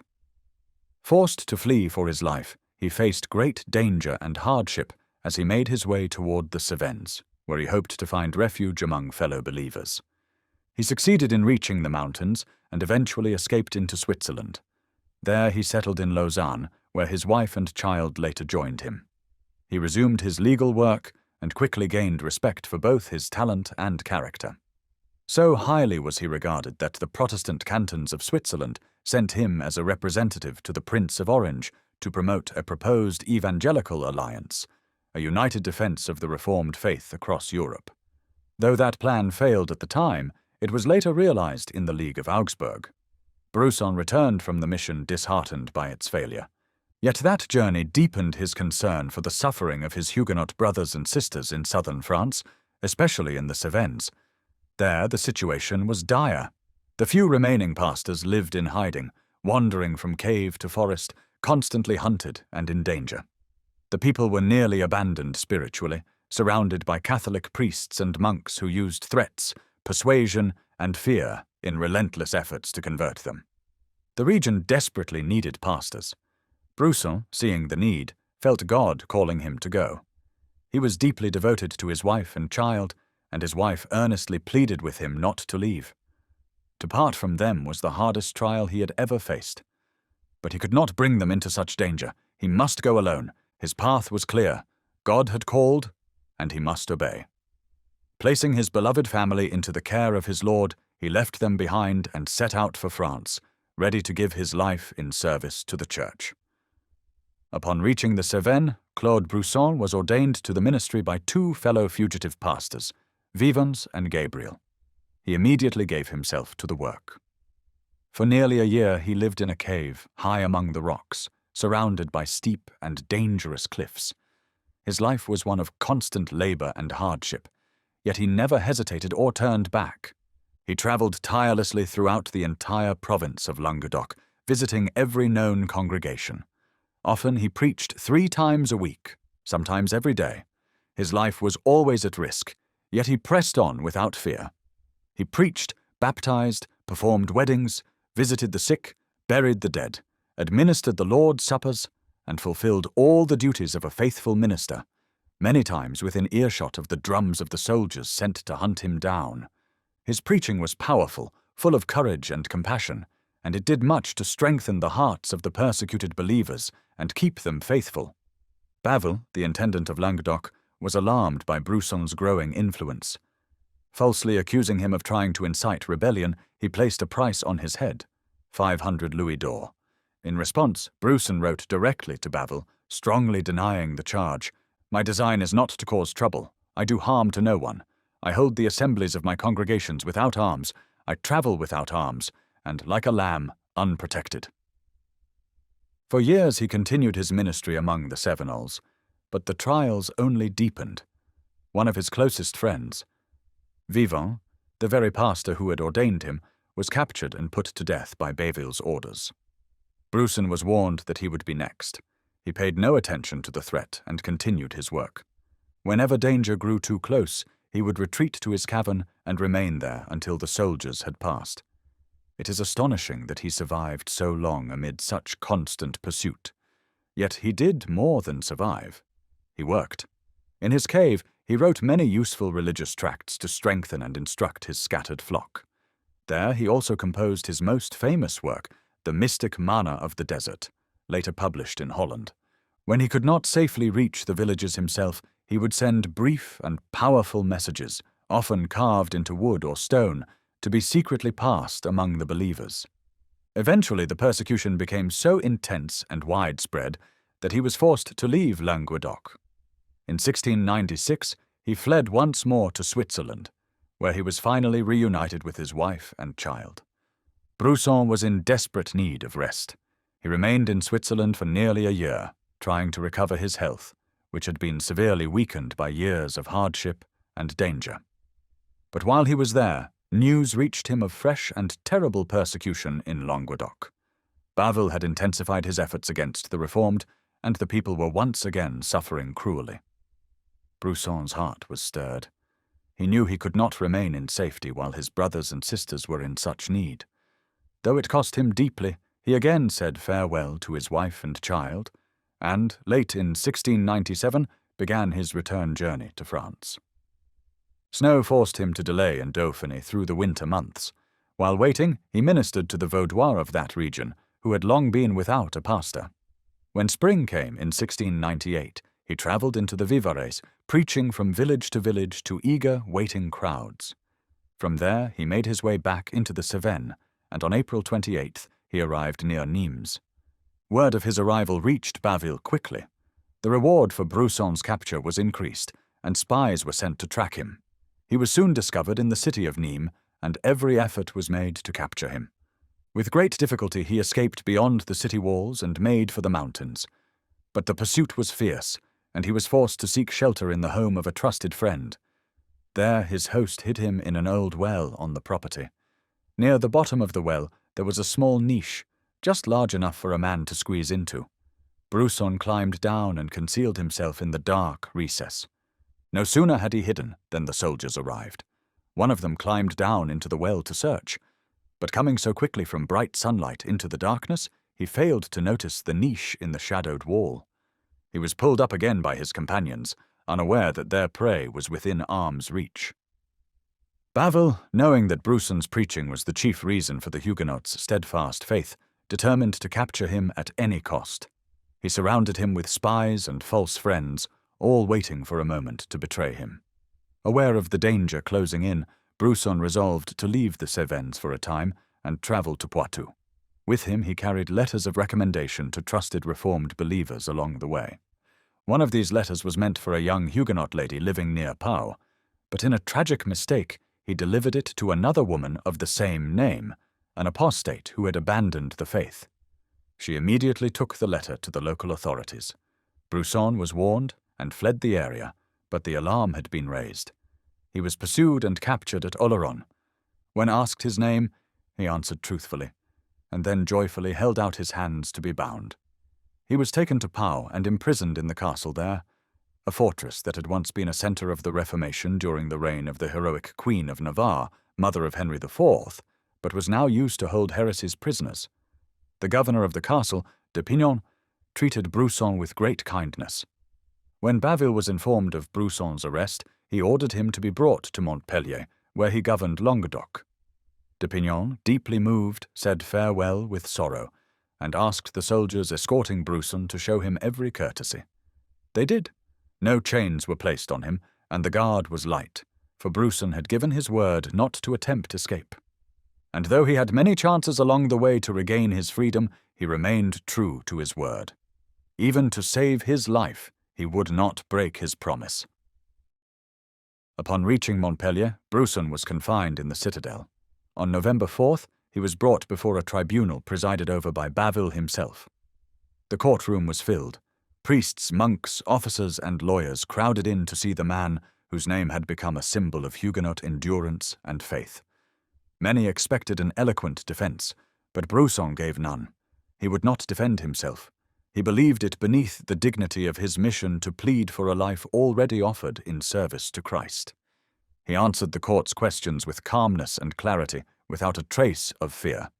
He declared that he had harmed no one, that he was a minister of the Reformed Church, and that he had returned to France only to comfort and strengthen his persecuted brethren. His words and peaceful demeanour visibly unsettled Bavil. "What were the motives of your conduct in the Cevennes?" Bavil asked. "To preach the gospel after the example of the apostles."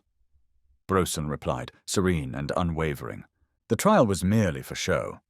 Though accused of rebellion, Bruson denied it firmly, and no evidence supported the charge. His only crime was preaching the word of God, an offence Rome could not pardon. He was sentenced to be shown the rack, then to be broken on the wheel, and finally to be hanged. When the sentence was placed before Bavil for approval, even his conscience seemed stirred. He altered the punishment. Bruson would merely be shown the torture device, then hanged, and afterward his body broken on the wheel. Bruson heard his sentence in silence. Then he bowed his head and prayed, for mercy on his judges and for God's forgiveness upon them. The pastor spent most of the night in prayer, and afterward fell into a peaceful sleep. On the morning of November 5th, 1698, he was led by 2 soldiers to the place of execution. As his sentence required, he was first brought before the rack. He looked upon the cruel instrument without fear, lifting his eyes to heaven in silent prayer. Several of the judges who had condemned him accompanied the procession. Their faces were pale, and they trembled as they walked beside the man they had sentenced. From the rack, Bruson was taken to the scaffold. He ascended it with calm assurance and turned to address the crowd, but the roll of drums drowned out his voice.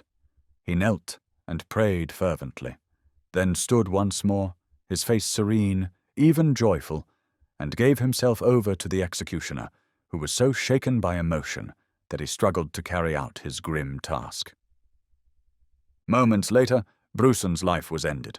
His body was then laid upon the wheel and broken, in accordance with the final part of his sentence. Not long afterward, the executioner confessed, "I have put over 200 persons to death, but none ever made me tremble like Monsieur de Bruson." One of his judges, present at the scaffold, said with sorrow, "I could have fled rather than put to death such an honest man. I could say much of him. Surely he died like a saint." Chapter 13. Jean Martyr, the Huguenot galley slave.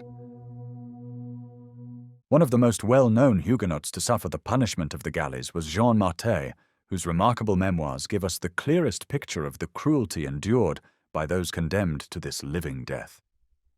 Jean Mathurin was born in 1684 at Bergerac, a small town in the province of Périgord. His parents were tradespeople and devout members of the Reformed faith, in which they raised their children. His early life passed quietly until 1699, when he was 15 years old.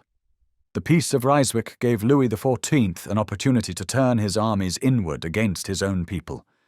Yielding to the urging of the Jesuits, he gave permission for renewed attacks on the Huguenots. The town of Bergerac lay within the lands of the Duc de la Force, a powerful nobleman and disciple of the Jesuits. In 1699, the Duke received permission from the king to return to his estates in Périgord to convert the Huguenots. Arriving at his castle of La Force, about a league from Bergerac, and accompanied by 4 Jesuit priests and a company of guards, the Duke began his efforts by seizing members of the Reformed Church and subjecting them to brutal torture without trial to force them to abjure their faith. Some victims died under the torment, others recanted simply to escape such a fate. The Duke was praised by the local clergy for his pious work, though the people hated him deeply. Later, the Duke went to Versailles to report his progress. The king, pleased with these violent measures, gave him full authority to carry out the conversion of the entire province of Périgord. In 1700, the Duke returned and took up residence in Bergerac, again with the same 4 Jesuit priests and a regiment of dragoons. These soldiers were unleashed upon the Huguenots with full freedom to act as they pleased, and they took full advantage, spreading terror and cruelty wherever they went. 22 of these dragoons were lodged in the home of the Mathurin family. Still not satisfied, the Duke had the father arrested and imprisoned at Périgord. 2 of the younger children were taken and sent to a convent. Left alone among these cruel men, the mother was forced to sign a statement giving up her faith. Jean Mathurin escaped from the house before the dragoons arrived. He was only 16 years old, but even at that young age, he understood the teachings of his faith well and was determined to stay true to them. He knew that going back home would mean falling into the hands of the dragoons, and staying in Bergerac would also lead to his capture. There was only one option: to flee the town. But that was difficult, since every road out of Bergerac was heavily guarded. The Duke and the Jesuits were determined that no Huguenots would escape. Still, Mathurin decided to try. That night, along with a boy from the town who was also a Huguenot and about the same age, he managed to get out of Bergerac. They walked through the woods all night and reached Musidon by morning, a small town about 4 leagues away. But they could not stay there either, as it was still too close to Bergerac, and they could be captured at any moment. The question now was, where should they go? They had heard from friends that Huguenots were safe in Holland and would find support there. That seemed to be their only refuge. They knew little about the country or how to get there, but they decided to head for Holland. Between them and the Dutch border lay nearly all of France, more than 500 miles. Bergerac itself was only about 70 miles from Bordeaux. They would have to make the journey on foot, and between them they had only 10 pistoles, about 100 francs. "We resolved," said Mathurin, "whatever dangers might come, to continue on to Holland, fully trusting ourselves to God's will in all the troubles we might face. As we asked for his protection, we firmly decided not to look back like Lot's wife. Whatever happened, we would stand firm in confessing the true Reformed faith, even if it meant the punishment of the galleys or death." From Musidon, they took the road to Paris, starting their journey in late October.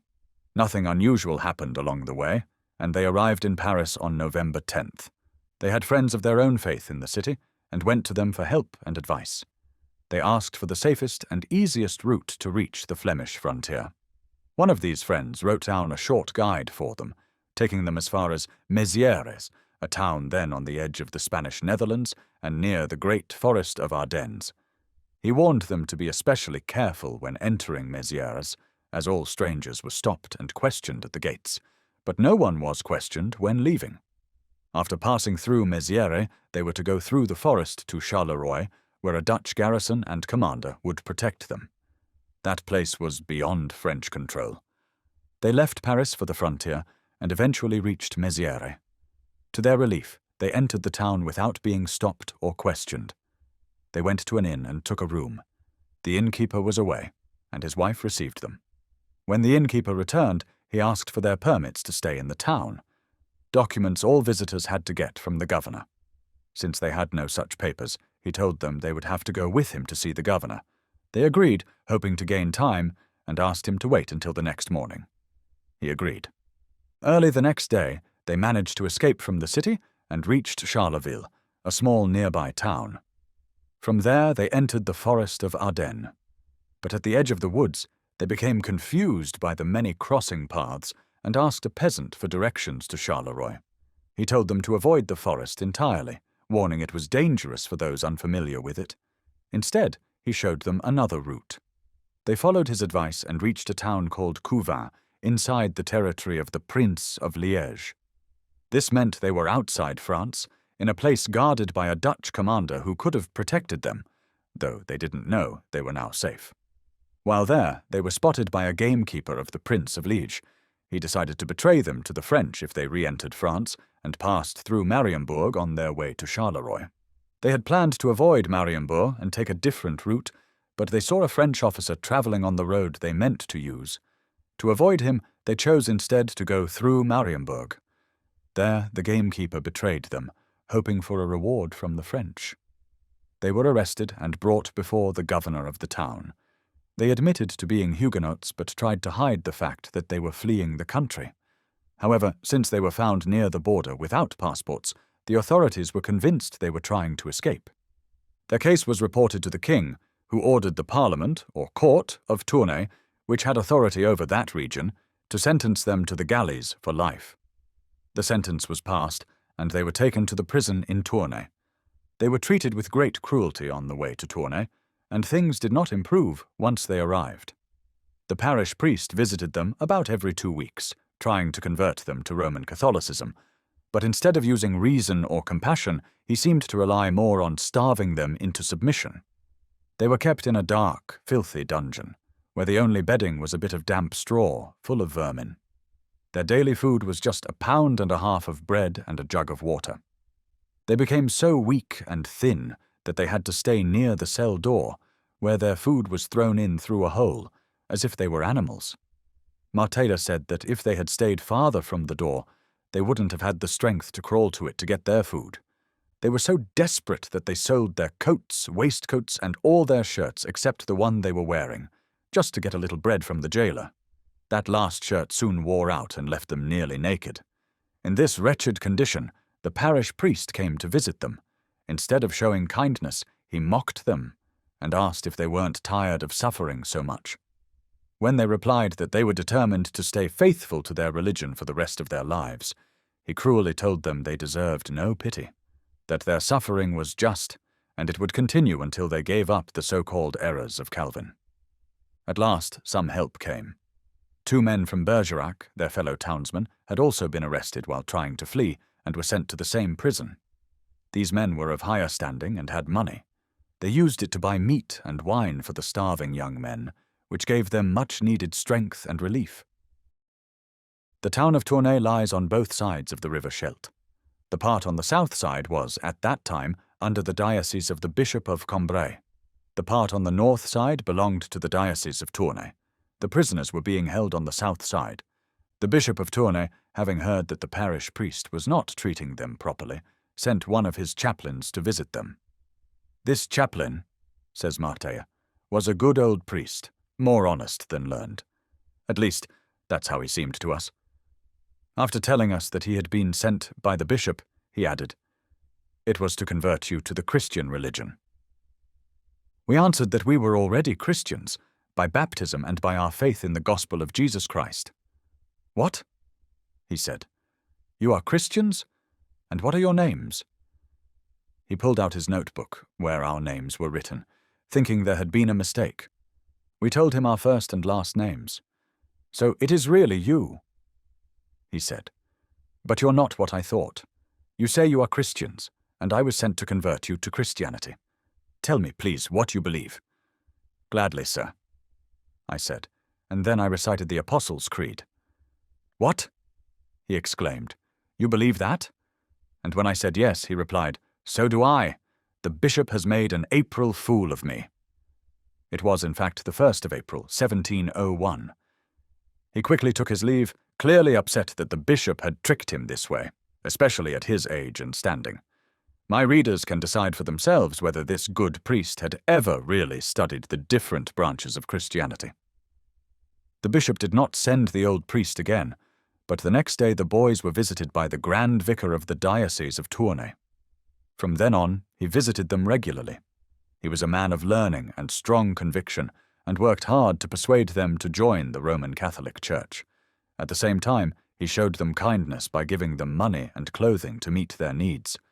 One day, the parish priest found him in the cell caring for the boys and became furious. He ordered the Grand Vicar to leave his parish.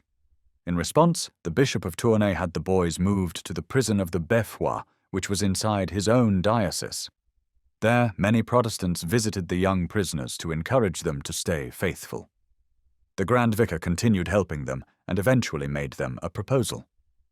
"We will let go," he said, "of most of the doctrines that seem false to you, like praying to saints and the Virgin, honoring images, belief in purgatory, indulgences, and pilgrimages, if only you will agree to believe in transubstantiation and the sacrifice of the Mass, and renounce the errors of Calvin." The boys immediately refused. They would not even consider such a compromise. Seeing that he could not change their minds, the Grand Vicar eventually stopped visiting. From Tournai, the boys were taken in chains to Lille, where prisoners were being gathered for the galleys. They were thrown into the horrible prison of Saint-Pierre, among some of the worst criminals in France. There they were searched, and their money and religious books were taken from them. To avoid being attacked by the other prisoners, they had to pay 2 crowns to be left in peace. It was the custom for the jailers to enter the prison every evening with a guard to make sure no prisoner was trying to escape. One evening, Martyr asked a guard to leave him a small piece of candle. The man refused, and as he walked away, he overheard Martyr say he regretted not grabbing it from him. The guard reported this to the jailer. "The next morning," says Martyr, "as I was sleeping on my bit of straw, I was suddenly awakened by several blows from the flat of a sword. I jumped up and saw the jailer holding a sword with the 4 turnkeys and the whole guard fully armed. I asked why they were attacking me, but the jailer just struck me 20 more times, and the same turnkey who had refused me the candle hit me so hard on the ear that I fell to the ground. When I got up, the jailer told me to follow him.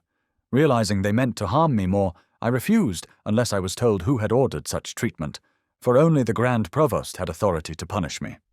At that, they beat me again until I collapsed. Then the 4 turnkeys grabbed me, 2 by the legs and 2 by the arms, and dragged me out like a dead dog.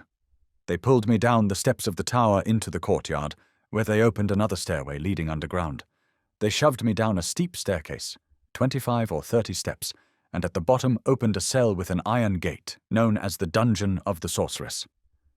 They forced me inside, shut the door, and left. In that awful place I could see nothing, as if my eyes were closed. I moved forward, trying to find straw, but sank to my knees in freezing water. I turned back and leaned against the door, where it was drier and higher. By feeling around, I found a little straw and sat down, but within 2 minutes I felt water soaking through it.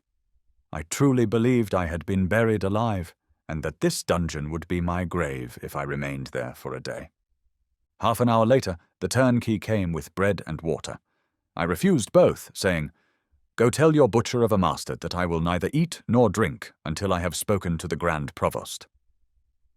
These firm words frightened the jailer, who knew he would be held responsible if the prisoner died. He had Martyr brought to his own rooms, washed his wounds, cleaned the blood, bandaged him, gave him a good breakfast and a glass of wine, and then placed him in a clean, dry cell. Not long after, Martyr was sent back to the tower with the other galley slaves. Meanwhile, friends in Bergerac had managed to gain the interest of the Grand Provost of Flanders. This official showed kindness to Martyr and to his companion, Daniel Legras. By his order, they were moved to a clean, airy room and given proper beds. Martyr was also put in charge of distributing charitable donations given by local citizens for the benefit of the prisoners, and he was to give them out according to each prisoner's needs. They remained in these more comfortable quarters for 6 weeks, after which they were sent to Dunkirk to be placed in the galleys. There, Martello was separated from his companion and assigned to the galley L'Heureuse, the flagship of a squadron of 6 galleys stationed in the port under the command of Captain de la Pelleterie. The French galleys were long, low ships with a single deck, moved by both oars and sails. They had 2 masts with lateen sails. The largest of these vessels measured about 166 feet in length and 32 feet in width, and carried 26 pairs of oars. They were armed with cannons, usually placed in the bow and stern, with a few along the sides.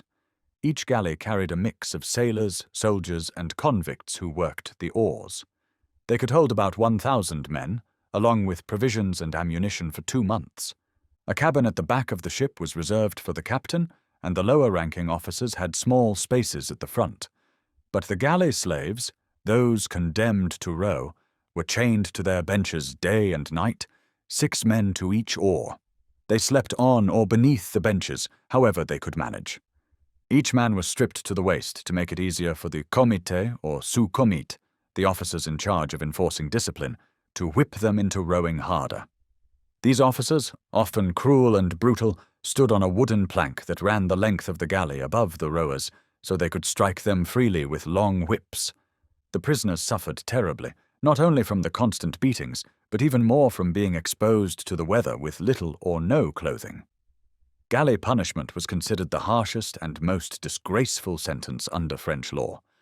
Until the religious persecutions, it had been reserved for hardened criminals. It was an act of extreme cruelty that the Jesuits persuaded the king to sentence devout Huguenots to such a life of misery and degradation. Soon after arriving in Dunkirk, Martyr narrowly escaped the punishment of the bastinado.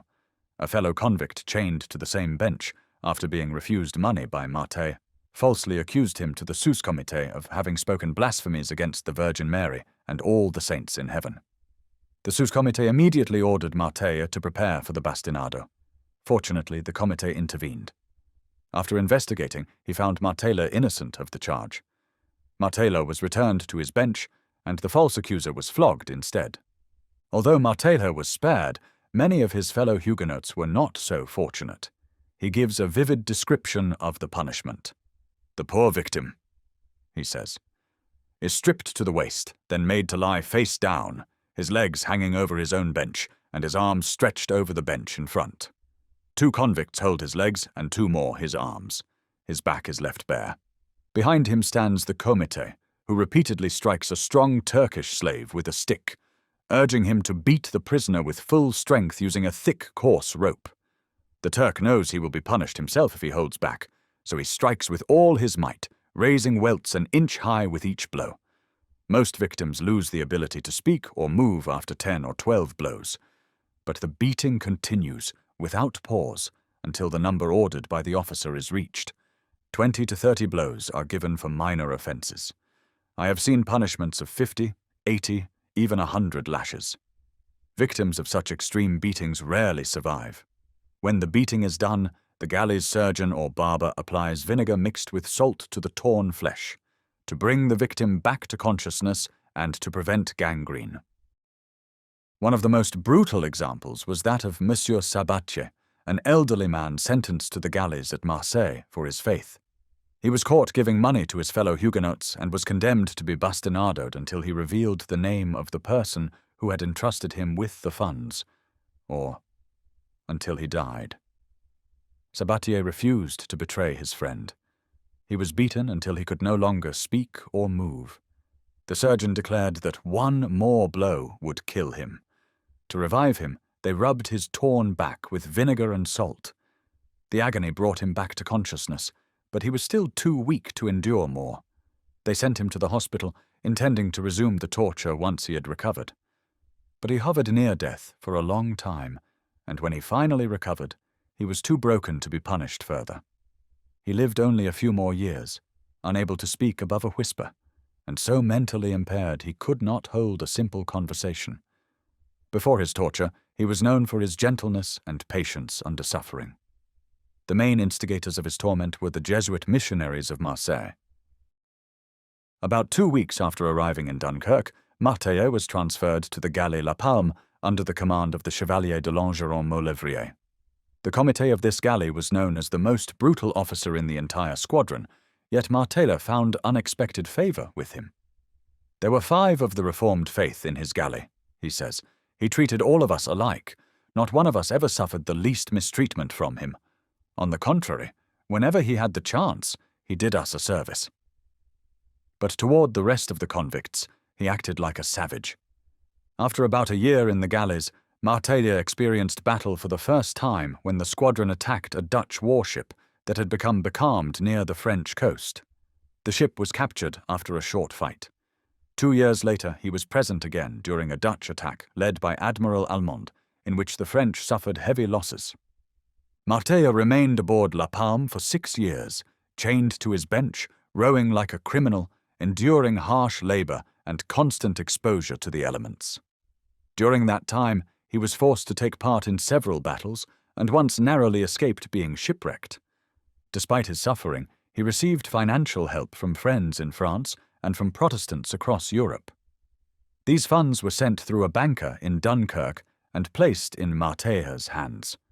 He distributed them among the Huguenots in the various galleys, using a Muslim Turk as his courier. This man believed that risking his life for charity would earn him God's favour, according to his faith. Eventually, the chaplain of the galley befriended Martyr. Seeing his suffering for conscience's sake, the chaplain intervened when the banker tried to withhold a remittance and ensured it was delivered. He also offered to handle all future donations sent to Martyr. This kind-hearted chaplain was a Dominican monk, and he never treated the 5 Huguenots on board with cruelty. On the contrary, he often showed them acts of kindness. His compassion offended the Jesuit chaplains serving on the other galleys. These men were notoriously harsh, and they decided to punish the Dominican for his gentleness. They wrote a formal accusation to the Bishop of Ypres, claiming that the chaplain was a heretic who favoured the Huguenots and allowed them to remain in peace rather than trying to convert them to Roman Catholicism. The bishop quickly summoned the chaplain to appear before him and answer these charges. When the chaplain obeyed, the bishop read the accusations and sternly asked what he had to say in his defence. "My lord," said the chaplain firmly, "if your highness commands me to exhort them, to urge them to listen and to conform toward the Roman Church, that is what I do every day, and no one can say otherwise. But if you order me to act like the other chaplains, who cruelly persecute these poor men, then tomorrow I will return to my convent." The bishop replied that he was satisfied with this answer, and went on to censure the Jesuit chaplains for their harshness. In September 1708, the squadron of galleys at Dunkirk came under the command of a renegade English officer named Smith. He was ordered to lead an assault on the English coast and burn the town of Harwich. The fleet set sail from Dunkirk on the 5th and reached the mouth of the Thames the same day. There they encountered a convoy of 35 merchant ships escorted by a frigate armed with 36 guns, heading toward the Thames. The plan to attack Harwich was immediately abandoned. Instead, they decided to go after the merchant ships. La Palme and another galley were sent to engage the frigate, while the rest pursued the merchant vessels. A fierce battle followed. The English frigate fought back so strongly that La Palme and its companion were badly damaged and had to call for help. The other galleys, which had been chasing the merchant ships, were recalled and sent to support the fight.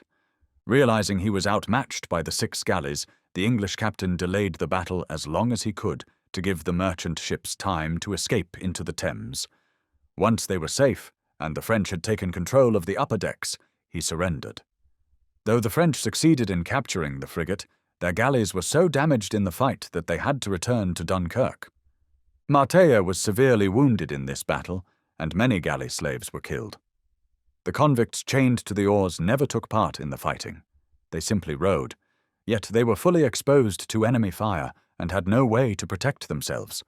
It was a harsh fate even for criminals, but for those imprisoned solely for their faith, it was a cruel injustice. Here is Marteja's own powerful account of how he was wounded. The frigate had caught us with grappling irons, and we were now exposed to its gunfire. Our bench, where I sat with 5 other convicts and a Turkish slave, was positioned directly in front of one of the frigate's cannons. Our ships were so close that I could have touched the cannon with my hand by slightly raising myself. This dangerous neighbour made us all tremble. My companions laid themselves flat, hoping to avoid the blast. As I looked at the angle of the cannon, I saw that it was aimed straight at our bench. Lying flat would offer no protection. We would take the full force, so I chose instead to stand upright. I could not escape. I was chained to the bench. There was nothing to do but stand and face it. I fixed my eyes on the enemy ship and saw the gunner walking from one cannon to another, lighting them with his match. I lifted my heart to God and prayed, knowing I could be moments from death. The gunner approached the cannon aimed at us. I had the strength to keep watching. He applied the match. The gun fired. I was knocked backward and flung as far as my chain allowed, into the middle of the galley. I lost consciousness, lying across the body of the lieutenant, who had been killed. I don't know how long I lay there, but eventually I came to myself. I got up and returned to my bench. It was dark, and I couldn't see the blood or the destruction around me. I assumed my companions were still lying down from fear. I felt no pain, and didn't yet know I was wounded. I said, "Get up, lads, the danger is over." No one replied. Then I turned to the Turkish slave on our bench, a former janissary who had once boasted he was never afraid. Seeing him still lying down, I joked, "What, Yusuf? Afraid for the first time? Get up!" I reached out to pull him up by the arm, and to my horror his arm came away in my hand. It had been severed from his body. I dropped the arm in shock and realized that he and the other 4 had all been torn apart. The entire blast had struck our bench. I sat back down, trembling. I had not been sitting long like that when I felt something cold and wet running down my bare skin. I touched it with my hand and could feel it was wet, though in the darkness I couldn't tell what it was. But I soon realized it was blood, flowing from a deep wound that had passed clean through my shoulder. Then I felt another wound on my left leg, just below the knee, just as deep, and a third one across my stomach, nearly a foot long and 4 inches wide. I was bleeding heavily, with no one to help me. All those around me were dead, on my bench and the 2 benches beside it. Of the 18 men who had been on those 3 benches, I alone had survived, though badly wounded. I had to wait for help until the battle ended. When the fight was over, the first thing done on our galley was to throw the dead into the sea and carry the wounded down into the hold. But God alone knows how many poor souls were tossed into the sea who were still alive, just unconscious from fear or blood loss. In the confusion and darkness, they made no careful check. If someone didn't cry out or speak, they assumed he was dead. I myself nearly suffered this fate. When the Argusins, the guards, came to our bench to unchain the dead and wounded, I had fainted and was lying still, covered in my own blood and the blood of my companions. The guards thought we were all dead. Without checking closely, they began to unchain us to throw us into the sea. That was all the proof they needed. Silence. I had been chained by the left leg, the same leg that was wounded. One guard grabbed that leg to drag me away, while another worked to unlock the iron ring. That second man happened to press on my wound, causing me such pain that I cried out loudly. I heard one of them say, "This man is not dead." Thinking they were still going to throw me into the sea, I shouted, fully awake now from the pain, "No, no, I am not dead." So instead of tossing me overboard, they carried me down into the hold with the other wounded and threw me onto a coil of rope. A strange resting place indeed for someone suffering and near death. 3 days after the battle, the galleys returned to Dunkirk. Marteja, weak from blood loss and suffering from gangrened wounds, was taken to the hospital. His friend, the banker, arranged for the chief surgeon, a skilled physician, to care for him personally. Thanks to this care, Marteja recovered after being confined for 3 months. By French law, any galley slave wounded in battle was supposed to be granted freedom, but Marteja was denied this right. Because he was a Huguenot, the king and the Jesuits refused him the mercy that was given even to the lowest criminals. Though he was no longer fit to row due to his injuries, he was sent back to his galley and chained once again to his bench.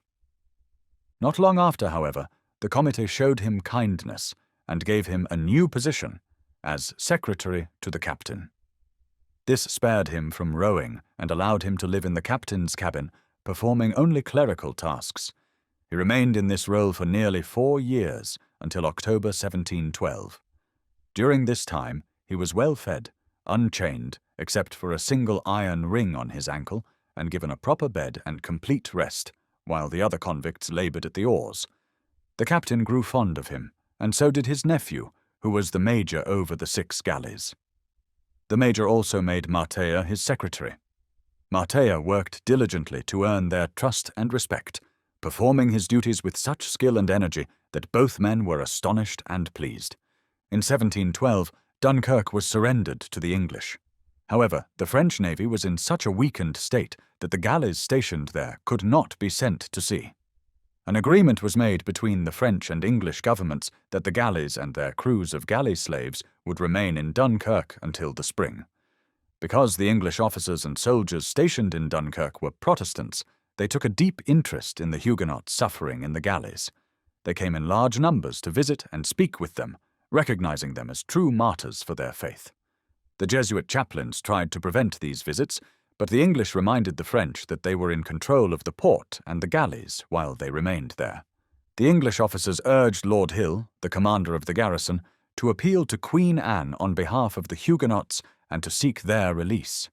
Lord Hill sent a message of sympathy to the prisoners and, at the same time, secretly pressured the French naval commander to remove the Huguenot slaves from Dunkirk by sea. He even offered a vessel to make it happen.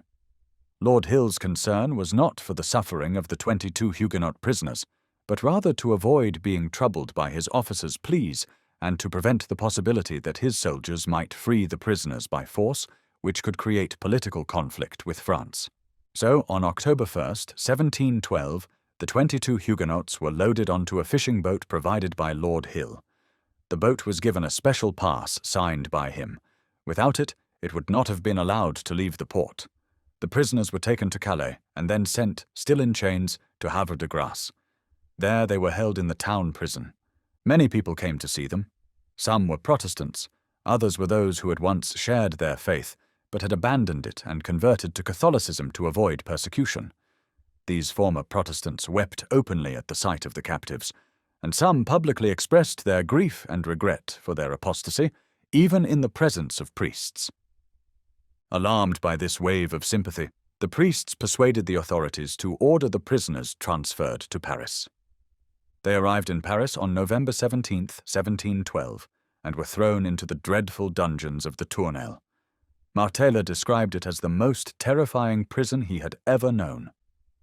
"It is," he said, "a large dungeon, or more accurately a vast cellar, fitted with enormous oak beams placed about 3 feet apart. These beams are roughly 2.5 feet thick and fixed to the floor in such a way that, at first glance, one might mistake them for benches. But their actual use is far more cruel. Thick iron chains, about 1.5 feet long and spaced 2 feet apart, are attached to these beams. At the end of each chain is an iron collar. When the miserable galley slaves are brought into this dungeon, they are forced to lie down in such a way that their heads rest on the beam. Then the iron collar is fastened around their necks, closed shut, and riveted in place on an anvil with heavy blows of a hammer. Since the chains are 2 feet apart, and the beams are usually 40 feet long, 20 men are chained along each beam, one after another. This round cellar is so vast that it can hold up to 500 chained men. There is nothing more dreadful than the position these poor prisoners are forced to endure. A man bound like this cannot lie flat. The beam is too high. He cannot sit or stand. The beam is too low. The only possible position is one of agony, half lying, half sitting, part of the body resting on the hard stone floor, the other part forced against the heavy beam. In this dreadful place, you hear only groans and cries of misery, sounds that could move any heart, except those of the brutal officers who oversee this dungeon. Even the little comfort of voicing sorrow is denied to the prisoners. Every night, 5 or 6 savage turnkeys guard the dungeon, and if anyone dares to speak, cry out, or groan, They are beaten without pity, struck with heavy ox bones. Many of the prisoners died in this horrible place. Many more who survived carried lasting injuries from the suffering they endured there. Martyr and his companions were chained in this brutal manner and kept in that position for 3 days. He wrote that during this time they came close to death, especially the older men. Eventually, a friend living in Paris paid the prison governor to have them moved near a window where they could breathe fresh air. They were then chained to the floor with longer chains, allowing them to stand or lie down. This brought them great relief. At this point, Martella had been a prisoner for 12 years, 10 of which had been spent in the galleys. He and his companions were told that they would be sent to Marseille to serve in the galleys stationed there. On December 17th, they left Paris with about 400 other prisoners. The galley slaves were chained together in pairs by the neck, with a thick chain about 3 feet long. In the middle of this chain was a round iron ring. Once fastened in pairs, they were lined up in files of 2, and a heavy long chain was passed through all the rings, binding the entire group into a single chain. The friends of the Huguenot captives paid the officer in charge of the transport to spare them from being flogged along the way, and also gave him money to hire wagons for those who might become too weak to walk. The chain gang left Paris at 4 in the afternoon and stopped for the night in Charenton. There the prisoners were stripped of their clothing and forced to stand for several hours in the bitter cold, while guards searched their garments, allegedly to check for hidden money, knives, files, or tools that could be used to escape. Many of the prisoners were severely frozen, and some died from the exposure. The Huguenots, however, escaped serious harm. They reached Marseille on January 17th, 1713, after a month-long journey marked by extreme suffering for the entire chain. Remarkably, the Huguenots arrived in good health despite the hardships. "I suffered more," wrote Martyr, "than I had during the 12 previous years of my imprisonment and labour in the galleys." Martella was placed aboard the Grande Riale, along with the other Huguenots. Including those already on board, there were now 40 galley slaves suffering solely for their faith. On this vessel, they were directly under the authority of the Jesuit missionaries. These priests used every means they could to persuade the prisoners to renounce their religion. When they saw their efforts were in vain, they turned instead to making the Huguenots' lives more miserable. They attempted to force them to kneel, bareheaded, in a posture of reverence every time Mass was said on board. Those who refused were punished with the bastinado. When this cruelty was brought to the attention of the Protestant ambassadors at the French court, they issued a formal protest to the king. Even Louis XIV was disturbed by the Jesuits' harshness and ordered the practice to stop at once, claiming it had been done without his knowledge. Still, the missionaries continued to tempt the Huguenots with offers of pardon and freedom, if only they would conform to the Roman Church, but every offer was firmly refused. In response, the Jesuits declared that no Huguenot would be released unless he recanted. Meanwhile, the Protestant powers of Europe were working to secure the release of the Huguenot galley slaves. Their efforts finally succeeded. In 1713, the Queen of England formally requested the French king to free those Huguenots who had been condemned to the galleys for their religion. Given the political situation, the request was effectively a demand, one Louis XIV was not in a position to refuse. Though it was deeply displeasing to him, and a strong rebuke to his Jesuit advisers, he agreed. He replied that the prisoners would be released on the condition that they leave France forever. Near the end of May 1713, the king issued an order from Paris directing the governor of Marseille to release 136 Huguenot galley slaves, whose names were listed. At that time, there were more than 300 Huguenots in the galleys at Marseille, so the remaining captives would not be freed until the following year. Martell's name was among those on the release list. When the governor received the royal order, he informed the Jesuit missionaries. They were outraged. They claimed the king had been tricked and overpowered, and that freeing the Huguenots would disgrace the Roman Church forever. They convinced the governor to keep the order secret from the prisoners for 2 weeks and immediately sent a messenger to Versailles, urging the court to withdraw it. However, the news leaked, and the prisoners learned that their names were on the list. 3 weeks passed, but no counter-order came from the king. The Jesuits pressed the governor for 1 more week to send another appeal. Again, no reply came. Finally, fearing the consequences of continued delay, the governor told the Jesuits he could no longer listen to their objections. Although the king had given the prisoners the freedom to leave France by any route they chose, the Jesuits persuaded the governor to insist that they leave by sea. They hoped that, unable to find a ship to England or Holland, the captives would be forced to stay in Marseille long enough for the priests to find a way to return them to captivity. At last, the governor informed the prisoners of their release and allowed them to go into the harbour to find a ship. They managed to locate one, but the Jesuits, determined to harass them to the end, forced them to pay for 2 additional vessels. They threw every obstacle in their path and were furious to find that they could not stop them from departing. The Jesuit superior, Father Garcin, was so filled with rage and humiliation that he left Marseille altogether, unable to bear seeing the release and escape of those he had long persecuted. At last, on June 17th, 1713, Martyrs, along with 35 others selected to leave on the first vessel, was officially released from his long captivity. They were delayed in the harbour for 3 days due to bad weather, but on the 21st they set sail. On the 24th, they arrived at Villafranca in the Kingdom of Sardinia, from where they made their way to Turin. At Turin, they were granted an audience with King Victor Amadeus, who offered them generous assistance for their journey to Geneva, their long-awaited destination. They crossed the Alps safely and arrived near Geneva early on a Sunday morning.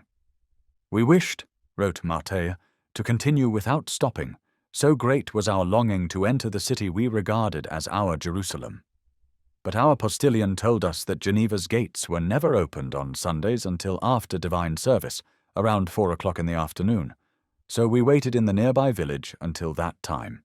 When the hour came, they mounted their horses again and rode toward the city. As they drew near, they saw a large crowd coming out of the gates. Their postilion was surprised, and even more so when, upon reaching the Plan Palais, just a short distance from the city, he saw 3 carriages approaching, escorted by halberdiers and followed by a great throng of men and women of all ages. A servant of the magistracy rode ahead and asked them to dismount so they could greet the magistrates of Geneva, who had come in person to welcome them. The released prisoners obeyed. When the carriages reached them, a magistrate and a minister stepped out of each one and embraced the former captives with tears of joy, offering heartfelt words of congratulations and praise for their steadfastness and faith under persecution. Martyrs and the others responded by giving all glory to the grace of God, which had sustained them through their trials. After these greetings, the magistrates allowed the people to approach. Then came a deeply moving scene. Some in the crowd had family members who had been sent to the galleys, and they did not know whether their loved ones were among the returning group. As soon as the signal was given, cries rang out. "My son! My husband! My brother! Are you there?" And joyous embraces followed, as some recognized their long-lost kin among the freed. The martyrs were warmly welcomed in Geneva. The citizens brought them into their homes and treated them with deep affection, eager to show their respect for those who had endured so much for their shared faith. The people of Geneva felt they could never do enough to honor the steadfastness of these sufferers. Martyrs did not remain long in Geneva. He continued on to Frankfurt, and from there passed into Holland, where he eventually settled. In the Netherlands, he was received with great warmth by the Dutch Church, which was already familiar with his story. Wherever he went, he was treated with the respect his courage had earned. He lived to old age, married, and left behind a family. The French Church has continued to honor his memory, and still speaks with pride and reverence of the boy who, at 16, chose the galleys over denying his faith, and suffered rather than betray his Lord. Chapter 14. The Martyrs of Toulouse. The persecution of the Protestants in France did not end with the death of Louis XIV. Under his successor, Louis XV, some of the most brutal episodes of suffering took place. Since Rome was the true source of these oppressions, it mattered little who held the crown or who advised him, so long as the priests, especially the Jesuits, remained in power at court. Their policy was consistent and merciless. For the Huguenots, there were only 2 choices: submit or die. It was during the reign of Louis XV, near the end of 1761, that a pastor named Francis Rochette was arrested in southern France. His crime was preaching the gospel to the Huguenots of that region. When questioned, he openly admitted what he had done and was imprisoned to await trial. To the priests, proclaiming Jesus Christ as the only mediator and advocate for sinners was a grave offense, and they were determined that this young minister should be put to death. Among Pastor Rochette's friends were 3 young men of noble family named Grenier. They had been members of his congregation for some time and were determined to save him if they could. They fully understood the danger involved in trying to rescue someone condemned for heresy, but they were not afraid to take the risk. A plan for the pastor's escape was carefully prepared, but just as it seemed likely to succeed, it was discovered and betrayed. The 3 young men were arrested and thrown into the same prison where their pastor was held. They were left there in silence for several months. The Jesuits hoped that long confinement, isolation, and pressure would wear down their resolve and lead them to abandon their faith. On February 17, 1762, Pastor Rochette and the 3 Grenier brothers were brought before the Parliament of Toulouse for trial. They openly admitted to the charges brought against them and were sentenced to death. The pastor was to be hanged, and the 3 brothers, none of whom had yet reached the age of 22, were to be beheaded. The execution was scheduled for February 19th, just 2 days later. They had long anticipated this outcome and were spiritually prepared for it. Once returned to their cell, they devoted their remaining hours to prayer and preparation, encouraging one another with scripture and words of faith. Since they shared the same cell, they were able to strengthen each other in their final hours. But they were not left in peace. A group of priests soon came to their cell, claiming they had come to help prepare them for death and to persuade them to reconcile with the Church of Rome. The prisoners told the priests they had no need of their services, that they were ready to die, and counted it joy to suffer for God and His truth. The priests then changed their approach, telling them that the Attorney General had given them authority to offer full pardon and freedom if they would renounce their faith. All 4 prisoners, without hesitation, rejected the offer. Pastor Rochette kindly but firmly asked the priests to stop their efforts and allow them to die in peace. He thanked them for what he called their well-meant concern, but made it clear their work was in vain. One of the priests responded harshly, declaring that Rochette would be damned for refusing to convert. The pastor calmly replied that they were soon to appear before a more just judge, the one who had shed his blood for their salvation. Then, turning to his companions, he exhorted them to remain strong and faithful to the end. Another priest interrupted, claiming that only the Church had authority to forgive sins and that heresy was unforgivable without repentance and penance before death.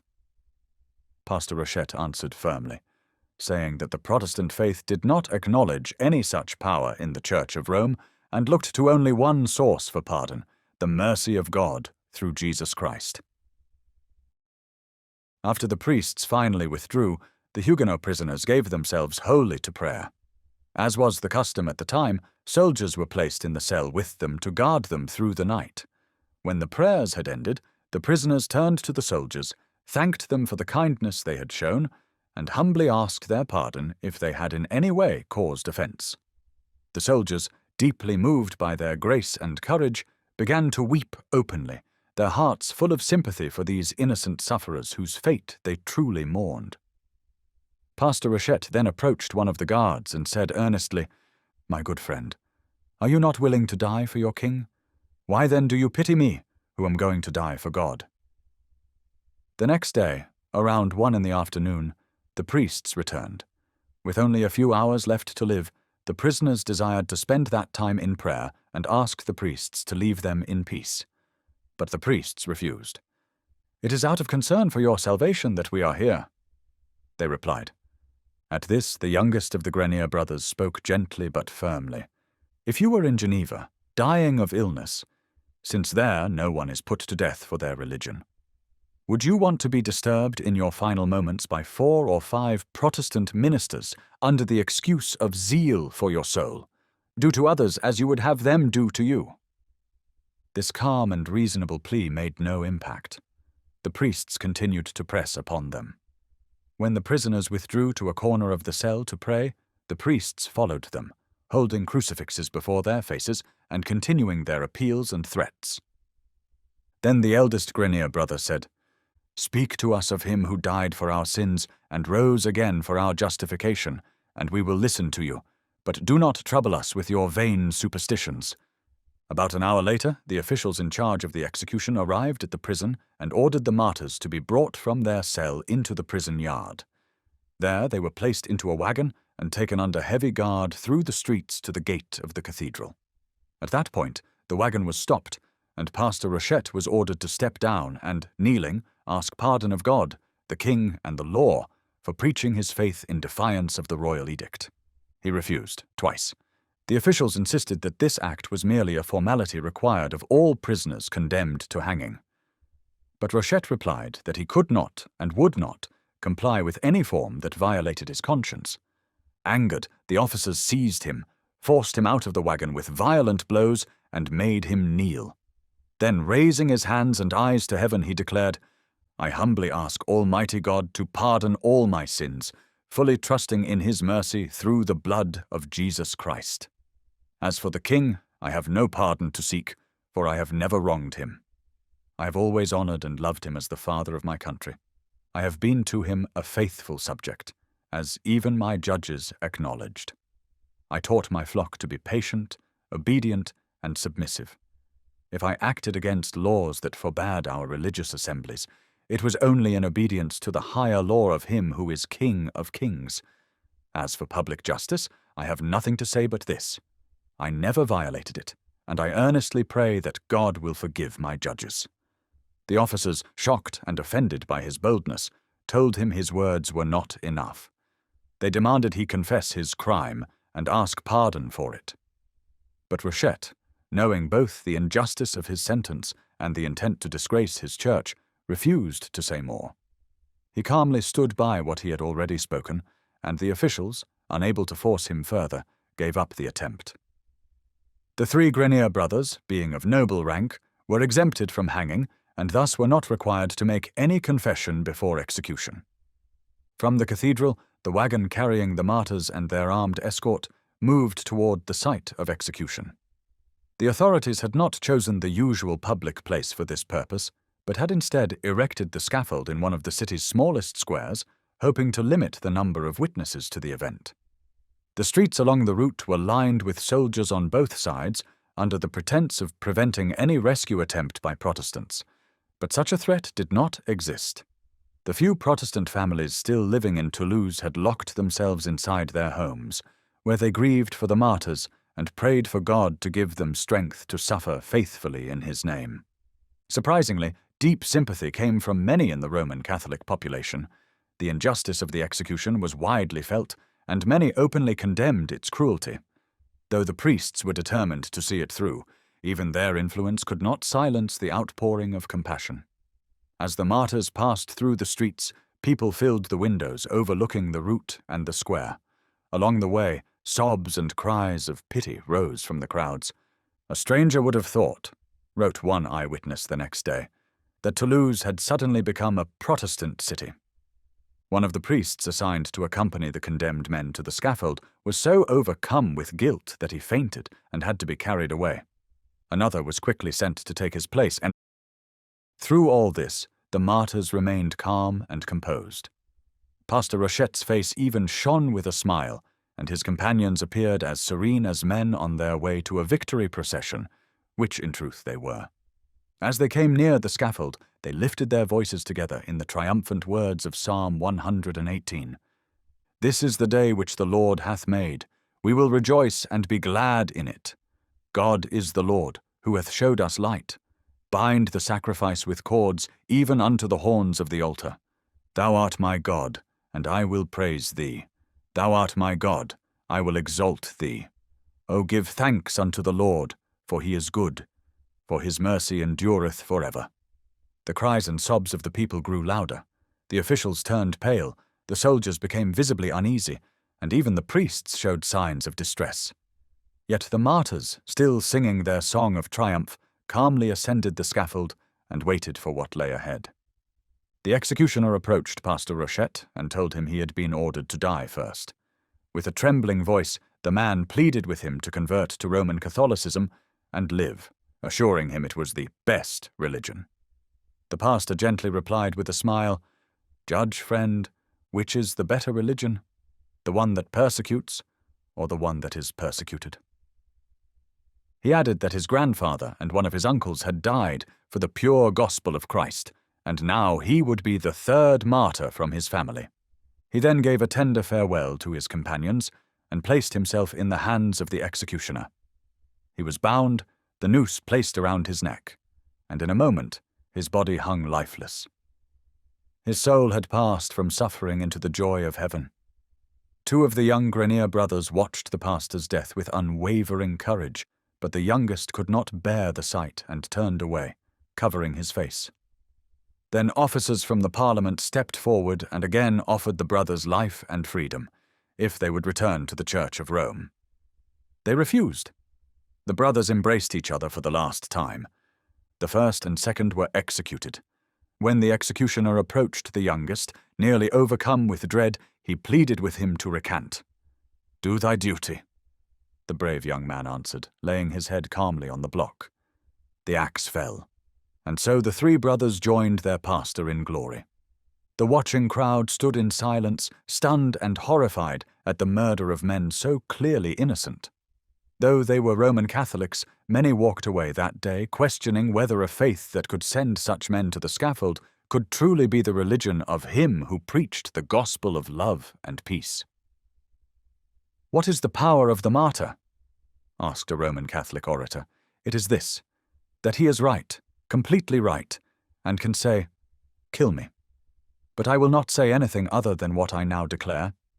I know no force on earth more powerful than a man firm in his convictions, willing to die for his truth.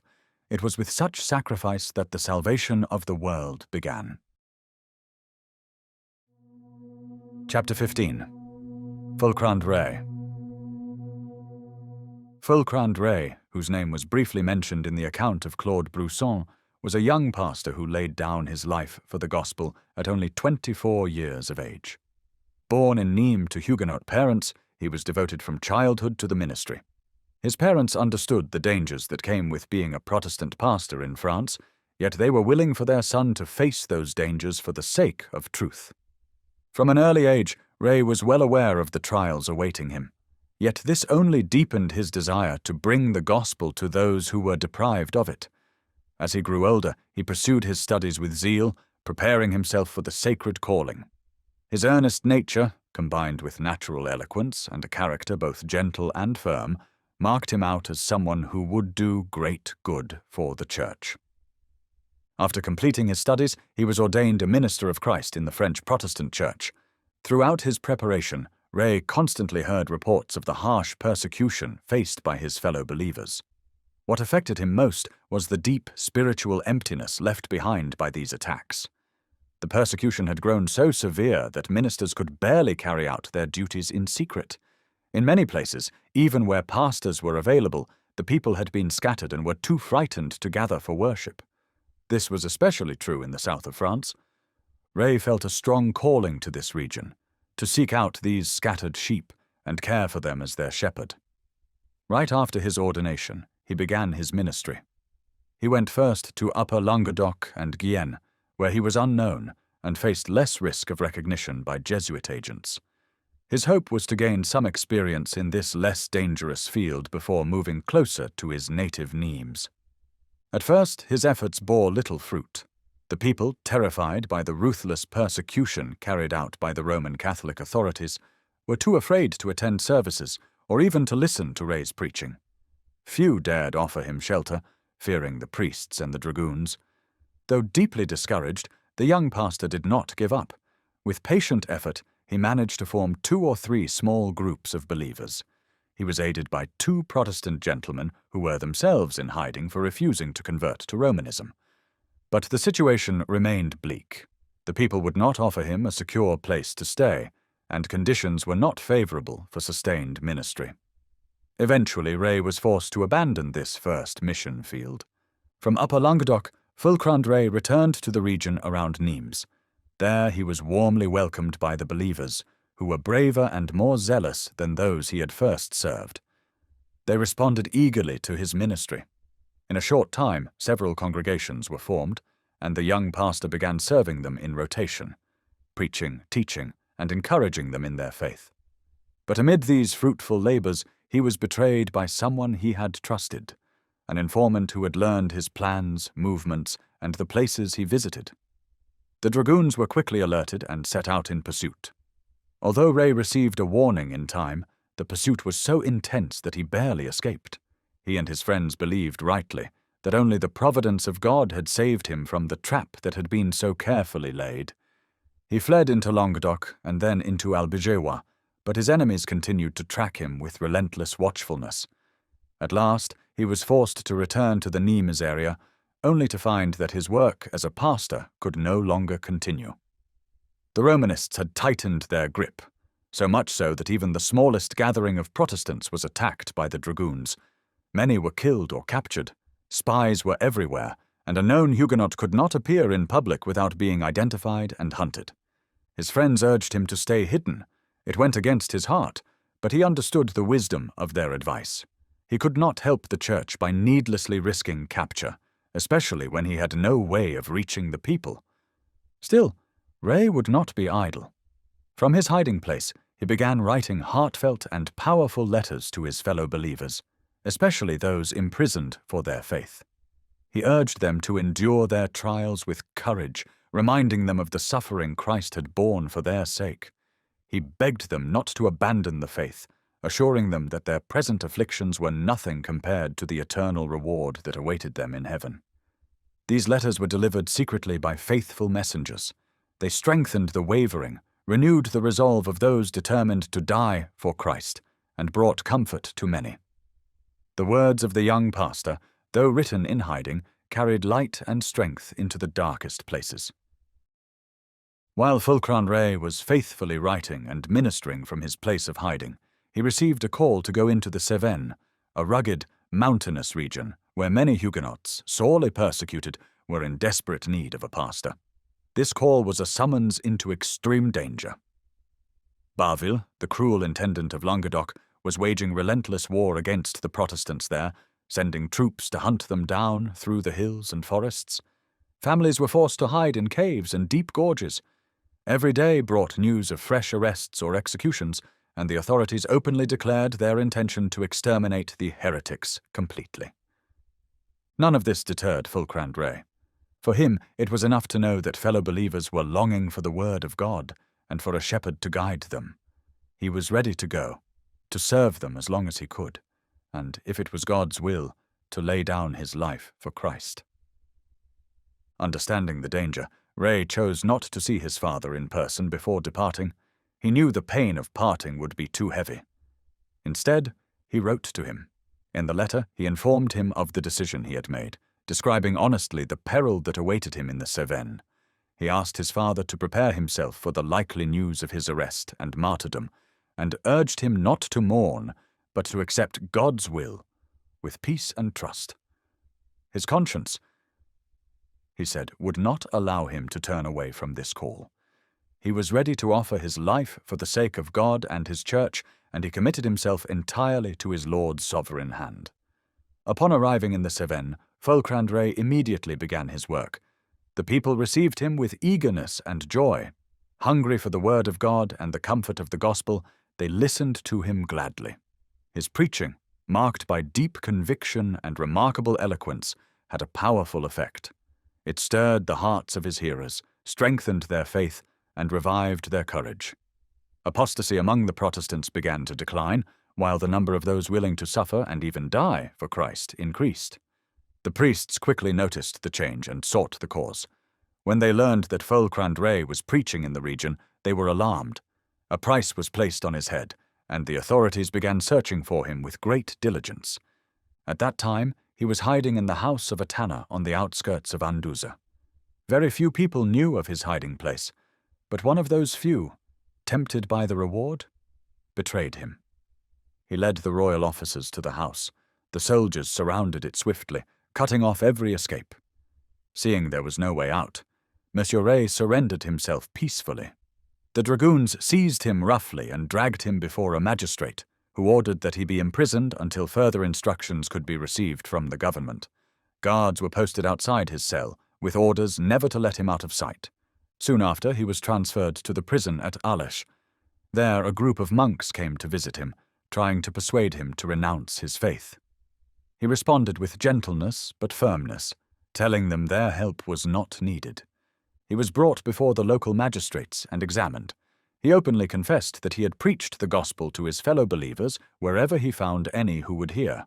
When pressed to name those who had gathered to hear him and the locations of their meetings, he refused. He would not betray his brethren.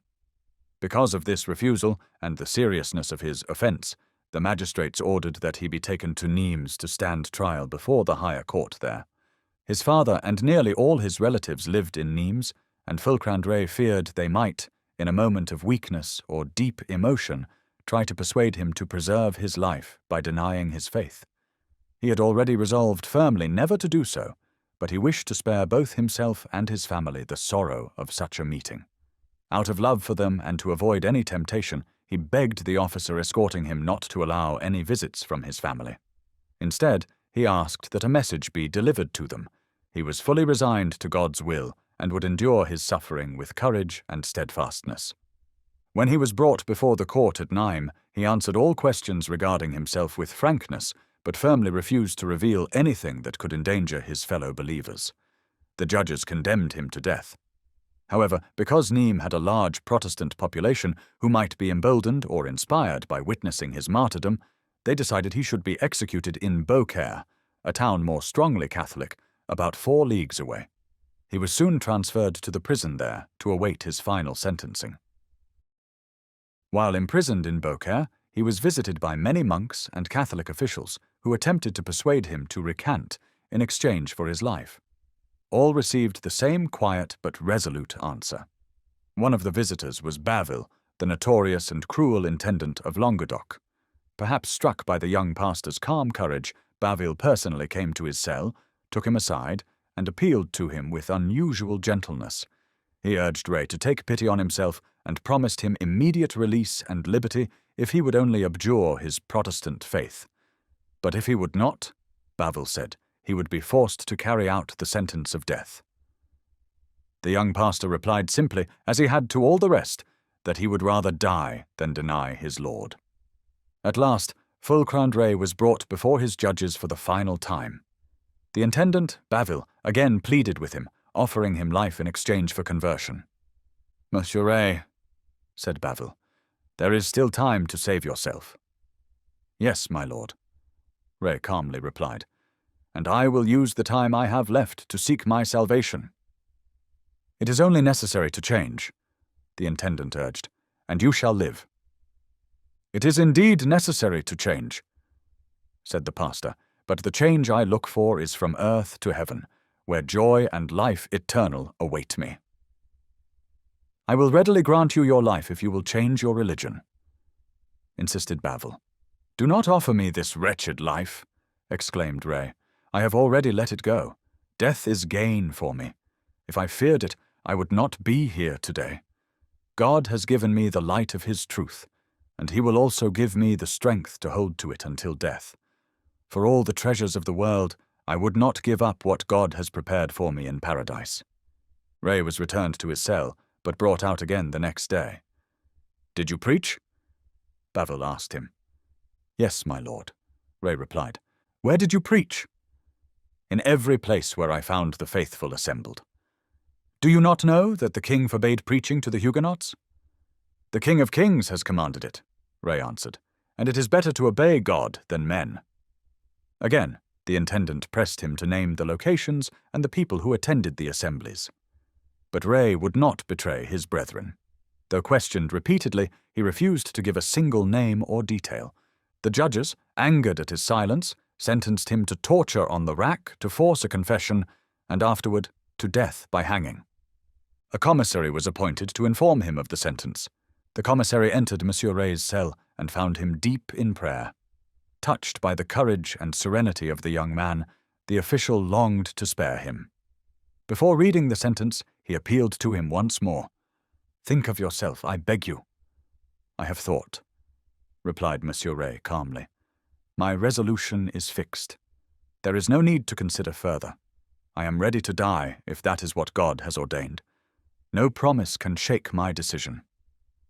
The commissary looked at him in silent admiration, then read aloud the sentence. His voice trembled with emotion as he came to the end. Monsieur Ray listened quietly, his face unmoved. "They treat me more gently than my Saviour was treated," he said. "I had prepared myself for the wheel, or to be burned alive." Lifting his eyes to heaven, he prayed, "I thank you, Lord of heaven and earth, for all your goodness to me. I thank you for counting me worthy to suffer and die for your name. I thank you also for granting me a death so mild, when I had prepared to endure one far more cruel for love of you." At the appointed time, he was bound to the rack. The torturers applied the cruel device with full force, twisting his limbs and stretching his body to the breaking point. Yet he uttered not a cry, not a single groan. They questioned him again and again, but his answer remained unchanged. He had said all he would say. Finally, seeing it was hopeless to make him speak, they unbound him. Their own humanity stirred. They tried to ease his suffering. He smiled and said gently, "I have scarcely suffered. I believe you have suffered more than I. Truly, I felt almost no pain." Though only hours from death, they offered Monsieur Ray food to restore his strength. He accepted calmly, saying, "Others eat to live, and I eat to die. This is the last meal I shall take on earth, but in heaven a banquet awaits me to which I am invited. Angels will lead me there tonight, and the glorified will receive me into the joys of paradise." He was taken back to his cell, where monks soon arrived and began urging him to recant. Sometimes he answered their arguments with powerful reasoning, silencing them. At other times he simply prayed aloud or sang psalms with deep fervor. His constancy moved even his adversaries to tears. That evening, officials came to lead him to execution. 2 monks came as well, offering to comfort him. He gently replied, "I need no comfort from you. I have a more faithful comforter within." "Would you not have us walk with you?" one asked. "No," said Monsieur Ray. "I walk in the company of angels, who are about me and have promised to be with me to the end." Yet the monks followed him to the scaffold, silent witnesses to a martyr's triumph. As he passed through the streets, a crowd watched in silence, struck by the peace and joy in his face. He recognized several acquaintances who had denied the faith and spoke to them gently as they wept. "Weep not for me, weep for yourselves. I shall soon be delivered from this world's pain. Repent, and God will show you mercy." They led him out through the Beauregard gate to the place where the gallows stood. As it came into view, he raised his hands and cried, "Courage! Courage! This is the place I have long desired, and for which God has been preparing me. I see the heavens open to receive me, and angels ready to bear me away." As he neared the scaffold, Monsieur Ray began to sing a psalm, but the officer in charge ordered him to be silent. Reaching the foot of the scaffold, he exclaimed, "Oh, how favorable is this ladder to me! It will serve as a step to mount to heaven." He knelt and prayed for a long time, aloud repeating verses from the 51st Psalm. When he finished, he rose calmly and ascended the ladder with steady composure. A monk attempted to follow him, but Monsieur Ray turned and said, "I have already said, and I say again, I have no need of your assistance. My God has given me strength to take this last step." He turned to address the crowd gathered below, all of whom were Roman Catholics. But as he began to speak, the sound of drums drowned his voice, preventing him from being heard. Seeing it was useless to try, he turned and gave himself into the hands of the executioner.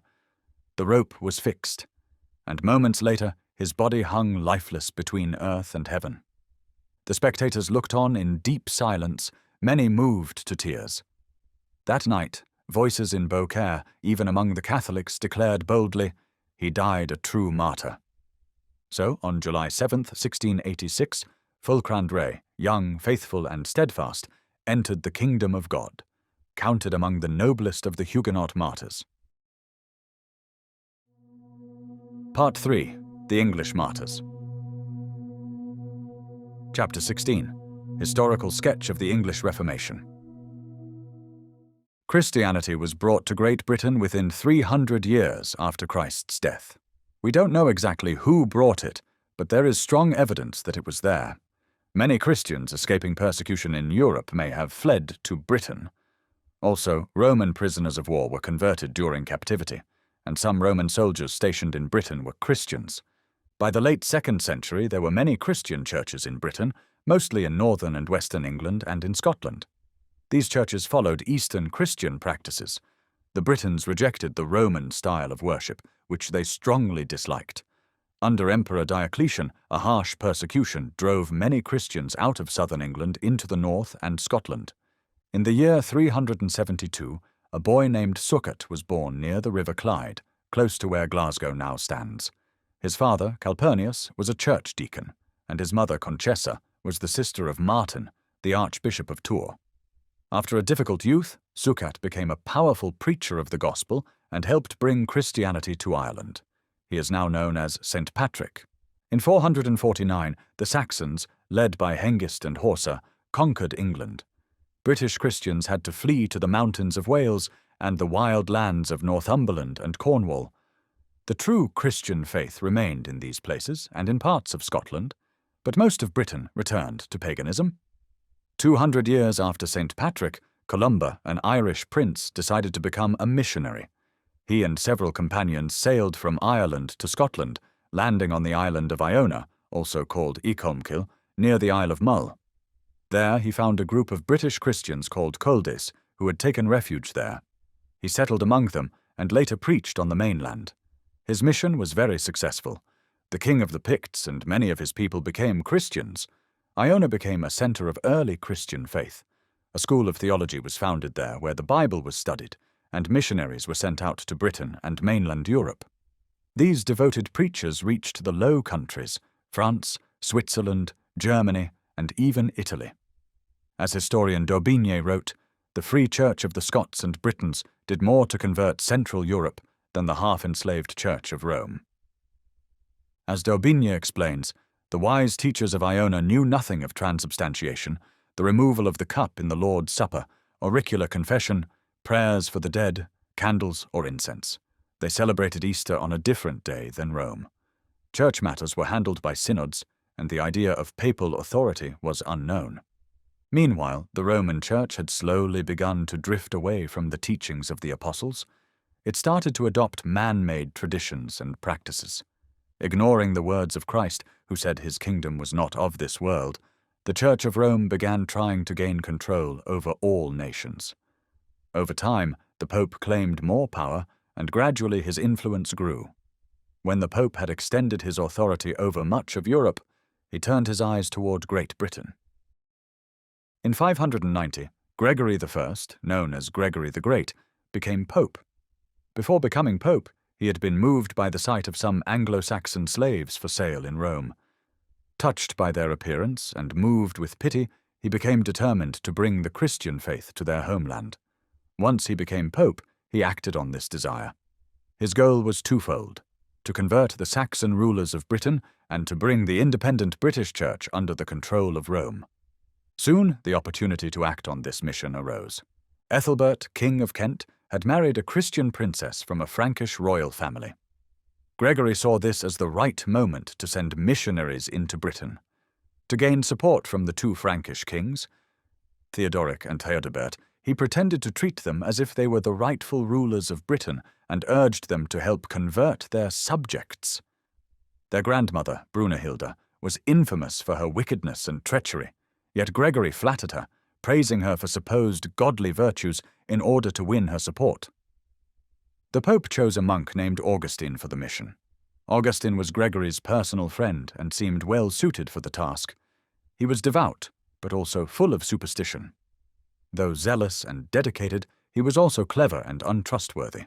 He had great ambition and spiritual pride, and Gregory had to remind him to be more humble. Augustine believed the authority of the Roman Church was above all else. Once that was accepted, he believed true religion would naturally follow. Augustine arrived in Britain in 597 and was able to gain the favour of King Ethelbert. With the king's support, he preached the gospel and converted many people, including the king himself. It's said he baptized 10,000 people in one day. He made Canterbury his base and was appointed archbishop over both the Saxons and the Britons. But the version of Christianity he brought was very different from the faith held by the early British Church. He introduced Roman doctrines, like the belief in purgatory, which the Britons had never heard of. Once Augustine was firmly established in England, he began working to bring the independent British Church under the Pope's authority. His first target was the church at Bangor in North Wales. He demanded that they submit to the authority of the Bishop of Rome. Dionoth, the Bishop of the Welsh Church, replied, "We want to love all people. What we do for you, we will do for anyone, even for the one you call the Pope. But he has no right to call himself the Father of Fathers. The only obedience we can give him is the same that we owe to every Christian." Undeterred by the refusal of the British Church, Augustine called another meeting in 601, inviting both British and Saxon bishops. The assembly was held beneath an oak tree near Waudois. Once again, Augustine repeated his demands for submission to the Roman Church. Dionoth firmly refused. Another Briton stood with him, protesting the arrogance of the Romans, who claimed their own consecration was valid, but denied that of Iona and the Eastern churches.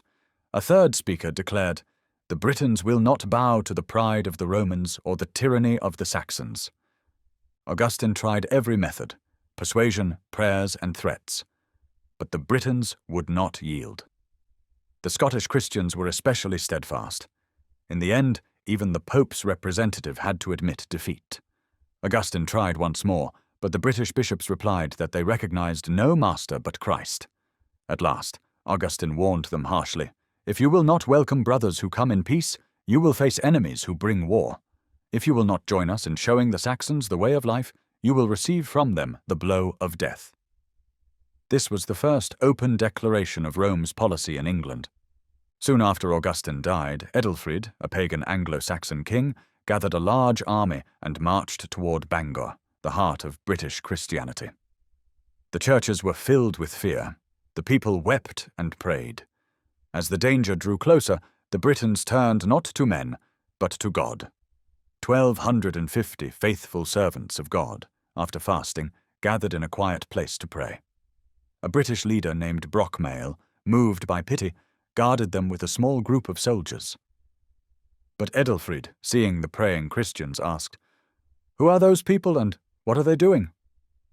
When told they were praying, he replied, "Then they fight against us, though unarmed," and ordered his soldiers to attack. All 1,200 were killed. They prayed, and they died. The Saxons then marched into Bangor, the centre of Christian learning, and destroyed it completely. Romanism had won in England. The news of this massacre brought deep sorrow across the land. But the Roman clergy, including the historian Bede, saw this slaughter as the fulfillment of Augustine's warning. For generations, the Welsh held Augustine responsible for this cruel act. Rome had unleashed a violent pagan king against the early Church of Britain and claimed her bloody victory as her own. We cannot here trace the full and determined conflict between Rome and the British Church, nor detail all the ways by which Rome finally won control. What has already been shown makes it clear that Rome was not the source of Christianity in Britain, and that the British Church only submitted to the foreign priesthood when it could no longer resist the growing power of the papacy. Even then, England never fully accepted Roman authority without protest. In every period of her history, bold voices rose up to defend her freedom from the heavy hand of church tyranny. Rome did not rule gently in England. Nowhere else did the Pope's representative act with more pride and arrogance, and nowhere else did he face such strong opposition. When Pope Innocent III placed the kingdom under interdict during King John's reign, it stirred a lasting spirit of resistance in the English people. The nation despised the cowardly way the king gave in to the Pope, and blamed Rome for the civil wars that followed between the king and his barons. When word of King John's signing of the Magna Carta reached Rome, Innocent furiously swore that it must not stand. The Pope openly set himself against the foundation of English liberty and gave his successors a dangerous example to follow. He declared the charter void, forbade the king to keep it, and ordered the barons to beg the king's pardon and send representatives to Rome to be told how England was to be governed. But the spirit of free England rose in defiance. "Is it the Pope's place to decide earthly affairs?" cried the outraged barons. "By what right do greedy usurers and corrupt churchmen rule our land and curse the whole world?" The barons swore to defend the charter, and war followed. King John, backed by the Roman clergy, unleashed destruction across the land and gained the upper hand. But his victory was short-lived. He died soon after, and the kings who followed him were far less willing to be servants of Rome. Though the barons were defeated in battle, they had secured England's liberties through the Great Charter. During this same period, England lost her lands on the continent, which led the nation to focus more on its own internal matters than ever before. The Norman and Saxon peoples, once bitter enemies, slowly set aside their differences and became one united people. The English language began to take a clear and lasting form. Schools and universities were established, the legal system became more fair and structured, and the groundwork was laid for the free institutions that would shape England's future. The country entered a period of rising power. Her armies won victories abroad, and her ships began to appear on seas across the world. As the kingdom grew stronger, so did the spirit of independence. The English were especially watchful against papal interference, still remembering the events of the Barons' War. The common law became the nation's main defense, and it was upon this law that Rome's influence struck, again and again. The Pope, alarmed by this rising independence, worked hard to bring England back under Rome's control, but the English refused to accept foreign meddling in their national affairs. As early as the start of the 14th century, an Englishman who brought a papal bull to London, which excommunicated certain people, was tried and convicted of treason. His crime was that he had helped enforce a punishment not approved by England's common law. Then, in 1350, Parliament passed the Statute of Provisors. This law cancelled any church appointment that violated the rights of the king, the cathedral chapters, or the rightful patrons. This wise measure stopped the Pope from appointing foreign church leaders who would blindly serve his will. Though deeply troubled by this law, the Pope did not openly resist it, hoping instead that he could still influence the English clergy in other ways and keep them loyal to Rome. In all Catholic countries, it was common to appeal to the Pope against the decisions of local courts, both civil and religious. But during the reigns of Edward III and Richard II, England passed strict laws, called the Statutes of Praemunire, to stop this practice.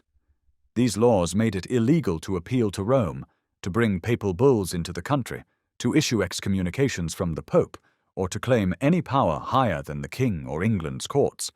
Anyone who brought, received, or published such documents would be punished as a traitor. With this, England firmly declared that she ruled herself and would protect her people's rights. The Pope was angered by these laws and harshly condemned them. While the king and Parliament resisted Rome's outward control, there were also signs of resistance against its spiritual authority. Men like Grosseteste, Sauval, and Bradwardine appeared across the years. Though they didn't start a movement, their writings and teachings showed clearly that many in the English Church were unhappy with the doctrines of Rome. Even this early, the seeds of the Reformation had been planted. This growing unrest became a clear force through John Wycliffe, a follower of Bradwardine. Wycliffe was born in 1324 in a Yorkshire village and trained as a priest.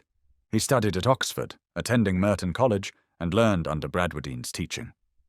In 1348, a deadly plague swept through England. It stirred Wycliffe to search his soul, and he began a serious study of the Bible. From this study, he found deep spiritual comfort, but he also began to see how far the Roman Church had strayed from true Christianity. Over time, he came to understand the pure gospel of Christ more clearly than anyone else in England at that time. Wycliffe could not keep this truth to himself. He felt called to share it with others. Knowing the Church would oppose him, he began carefully. In 1361, he became Warden of Balliol College, and later, in 1365, Warden of Canterbury College. He was a man of great learning, a well-loved teacher, and the finest public speaker of his day. He knew the Church's theology deeply and had a solid grasp of Scripture. Once in a position of influence, Wycliffe became more outspoken. He boldly declared that the clergy had pushed aside the Bible and insisted that the Word of God must once again be the highest authority in the Church. He preached powerful sermons to support this truth and soon gathered a growing group of followers. Wycliffe was now 40 years old and ready to stand as a defender of England's freedom. But before looking at this part of his life, it's important to understand the condition of the Roman Church in England at that time. As across the continent, the Church of Rome in England had grown deeply corrupt. It had drifted far from the teachings of the apostles and could no longer rely solely on Scripture to support its authority. To maintain its position, the Church turned to traditions, most of which were invented by itself, and declared these to be just as authoritative as the Word of God. Since the Bible was only available in Latin, the common people could not read it. As a result, they had no way to test the claims of Rome. The Church deliberately kept the Scriptures from those who could read, fearing they would see through the deceptions and rebel. Jesus was no longer taught as the only mediator between God and man. Instead, many saints were raised almost to his level, and people were told to pray to them, though they had only been ordinary men and women. Relics, physical remains or objects connected with holy figures, were made into idols. Bits of human remains, a skull, a bone, part of a tooth or tongue, were mounted in gold or silver, placed in the most lavish shrines, and decorated with costly jewels. Churches competed to gather these so-called sacred items, which brought in real money from pilgrims. Even the instruments of Christ's crucifixion were claimed to have been found, the spear and the cross, for example. Others said they had his baby clothes, the manger he lay in, the jars used at the wedding in Cana, the bread from the Last Supper, and his robe for which the soldiers cast lots. The fraud grew even more outrageous. Relics were displayed claiming to be from the burning bush, the manna from the wilderness, Moses' rod, Samson's honeycomb, Tobit's fish, the Virgin Mary's milk, and even drops of Christ's blood. These holy objects sold for huge sums. Kings paid high prices to obtain them. Some even believed it was a good deed to steal such relics, and many stories claimed miracles helped thieves succeed and safely deliver their prizes to churches.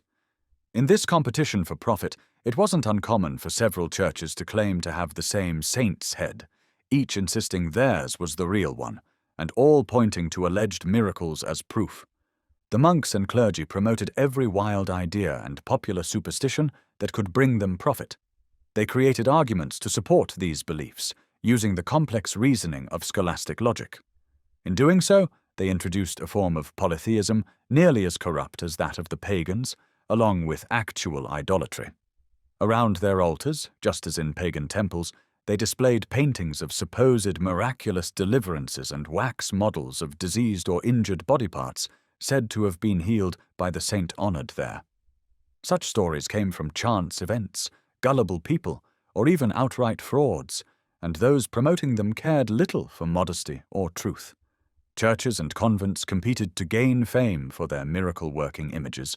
Some claimed to be made without human hands, others said to have fallen from heaven. While these monastic orders tried to outdo one another in glorifying their saintly founders, each also claimed a special relationship with the Virgin Mary. Each said she had shown them special favor, establishing their rules, designing their clothing, introducing devotions, or granting privileges. Some claimed she had mystically married their founder with a ring, or even nursed him like a child. It is important that such blasphemous lies be clearly exposed. Each order also claimed that their dead members had a special place in heaven, under her very skirts, so all of them exalted her to the highest place in the mythology of the Roman Church, a system of lies that deserves to be called what it is. They claimed she appeared in symbols throughout the Old Testament. She was the tree of life, Jacob's ladder, the burning bush, the Ark of the Covenant, Aaron's rod, the dew on Gideon's fleece. She was said to have been conceived before all time in the mind of God, and when born was the only human without any trace of sin. Though she died, she supposedly did not suffer, and her body, too pure to decay, was immediately taken to heaven. Since her body had never been found on earth, this was presented as proof. especially when she herself supposedly confirmed it to St. Anthony. Her image stood in every church, and she was worshipped under countless titles, with each devotee believing their preferred name was the one she most favored. Because of these stories and false teachings, people's beliefs were thoroughly corrupted. Christ was no longer seen as our mediator and redeemer, but as a severe judge who had to be appeased through his mother. Only through her could mercy and salvation be found.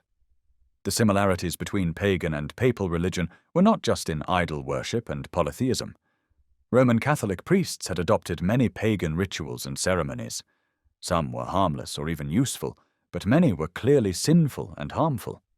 It became seen as a virtue to neglect and harm the body, avoiding cleanliness, weakening it with fasting and sleeplessness, whipping it with lashes, and irritating the wounds with coarse clothing. Monks avoided linen and banned warm baths, which were once common and healthy across the Roman world. Cleanliness was viewed as a sinful luxury. Some saints never washed and refused to kill lice, seeing them as helpful in causing pain and increasing merit before God. They even felt it was unfair to remove the lice's paradise. Eating was turned into punishment by mixing foul things into their food. If one were to read about their victories over disgust and other acts of extreme filthiness, it would be enough to make one sick. Many wore chains that dug into their flesh, or metal devices that scraped their skin, or belts of bristles and wire. Some went so far as to mutilate themselves, dying from the pain, thinking such suffering pleased God.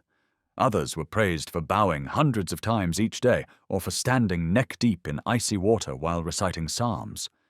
The English saint Simon Stock earned his name for living inside a hollow tree for many years. A belief was spread by the clergy that suited their goals perfectly. Extraordinary holiness like that of the saints wasn't necessary for salvation. The faith and good works needed for a soul to be saved had to be attainable by all. That much was acknowledged, but this opened the door for the idea of a surplus of good works done by saints, extra merit that wasn't needed for their own salvation, but could be used for others. In fact, it was claimed that all good works, even those done in faith, were in this category. Since Christ had made full atonement for sin, these works were not necessary for forgiveness, only as evidence of faith. But still, they said there was a use for them. Redemption, they taught, only freed people from eternal punishment, not from all punishment. Even forgiven sinners needed to suffer for their sins. Only baptized infants went straight to heaven. Everyone else, unless they had lived exceptionally holy lives, would go to purgatory. According to common belief, purgatory was close to hell, and shared its fire, though the pain served a different purpose. Even at its mildest, the suffering was beyond what words could describe, and could last for an unknown and terrifying amount of time. But the Pope, they claimed, had authority over purgatory. The surplus good works, especially those of Christ, since just one drop of his blood could save the whole world, formed a heavenly treasury. The rest of his blood was said to be given to the Church to lessen the sufferings of souls in purgatory, at the Pope's discretion. The popes were generous with this imagined treasure. To promote certain prayers or pilgrimages, they would offer indulgences, reductions in time spent in purgatory. These ranged from a few years to hundreds or thousands, and sometimes they offered a plenary indulgence, a complete escape from punishment, like a toll-free pass to heaven. Not everyone could go on pilgrimages. Even the Church's easier option, offering large indulgences for saying certain prayers before the image of a miracle-working saint, often failed. The picture might not reach distant areas, or people might forget about it, or it might sit unused in someone's home. So, in its supposed kindness, the Roman Church offered indulgences for sale. Simply buying one, and thereby supporting the Church, was said to be a good work deserving a great spiritual reward. It was also taught that spiritual merit could be bought or transferred. Based on this idea, people gave large donations to monasteries, believing they would then share in the holiness of the community.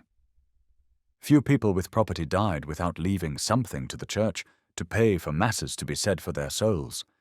The rich even established chantries, chapels with clergy hired to pray for them forever.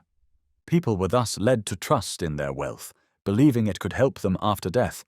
No matter how they lived, if they followed the required rituals and paid the proper price, they could expect an easier path through purgatory, or even avoid it altogether.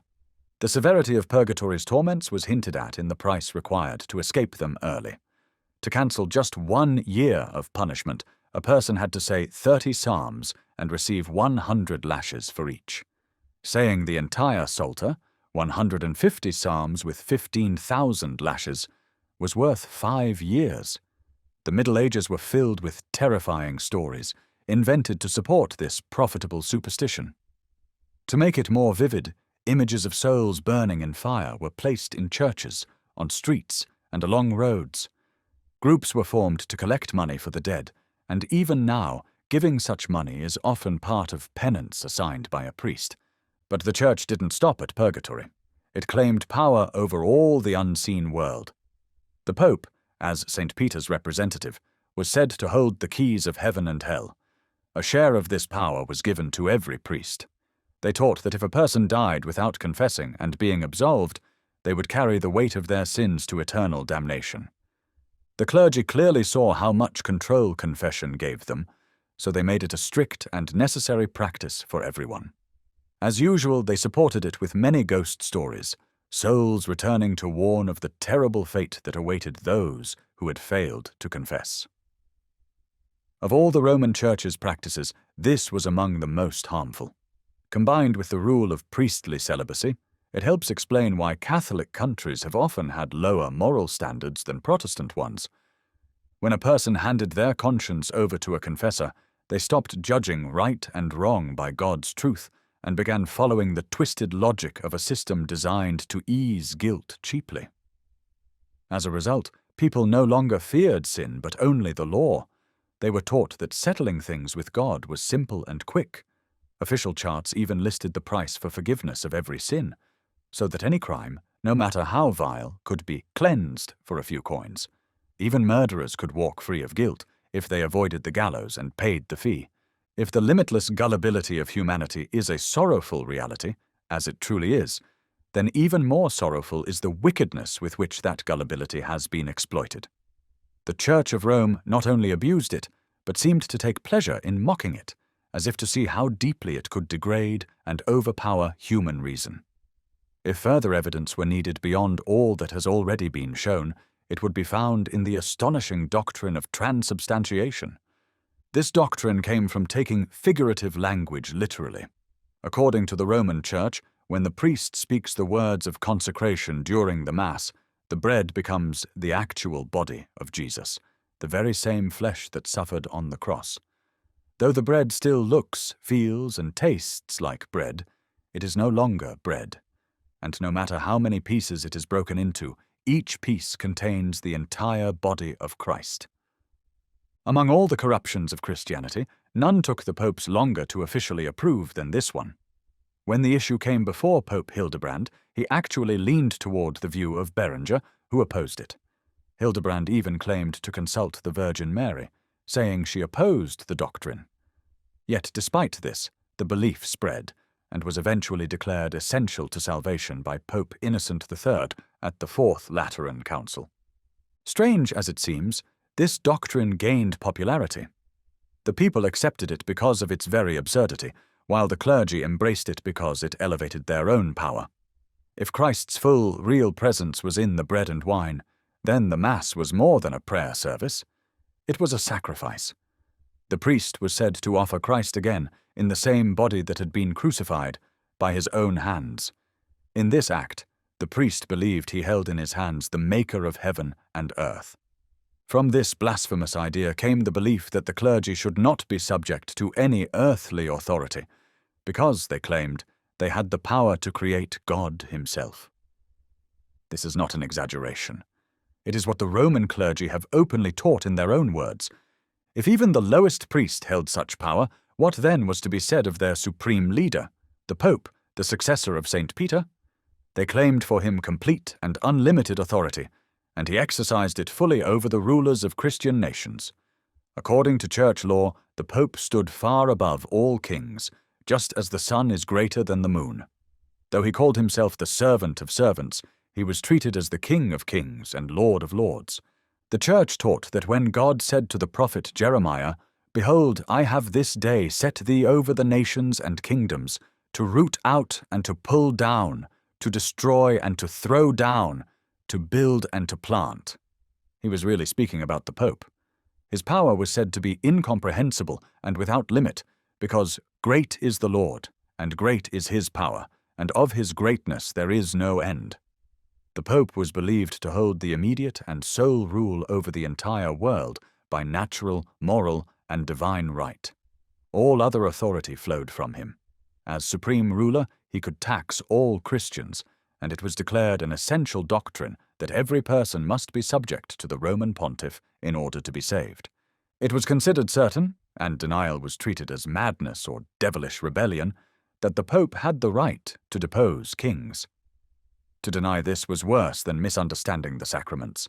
In fact, if God had not given the Pope this power to remove or control unfaithful rulers, it was said he would have failed to safeguard his church and the souls of men. All nations and kingdoms were under the Pope's rule, because God had handed over all power and dominion in heaven and earth to him. The Pope, it was claimed, could remove kings and give their thrones to whomever he pleased, even if the deposed ruler was entirely innocent and virtuous. The Pope's own judgment of what was convenient was enough to justify such a change. He was called the vice-god, the visible representative of God on earth. People were commanded to bow at his name, just as they did at the name of Christ. The proudest monarchs treated him as a servant might treat his master. They led his horse by the reins and held his stirrup when he dismounted. Ambassadors even bowed down before him, crying out, "O thou that takest away the sins of the world, have mercy upon us." The defenders of papal authority boldly declared that any secular law opposing a decree of the Pope was automatically invalid. Every decree of the Pope, they said, must be obeyed forever by all people, just as if it were the word of God itself, spoken by St. Peter and equal in authority to Scripture. Anyone who rejected these decrees, no matter their belief in the Catholic faith or even the Gospels, was guilty of a sin that could never be forgiven. They claimed that Christ had given the Pope the same infallibility he himself possessed whenever the Pope spoke in his official role. Even if the Pope completely failed in his duty and, through his actions, led countless souls to hell, no one had the right to correct or rebuke him. He could not be judged by any earthly authority. Constantine had called him God, and they argued, God cannot be judged by man. Under God, they said, the salvation of all believers rested on the Pope. Some commentators even went so far as to call him our Lord God the Pope.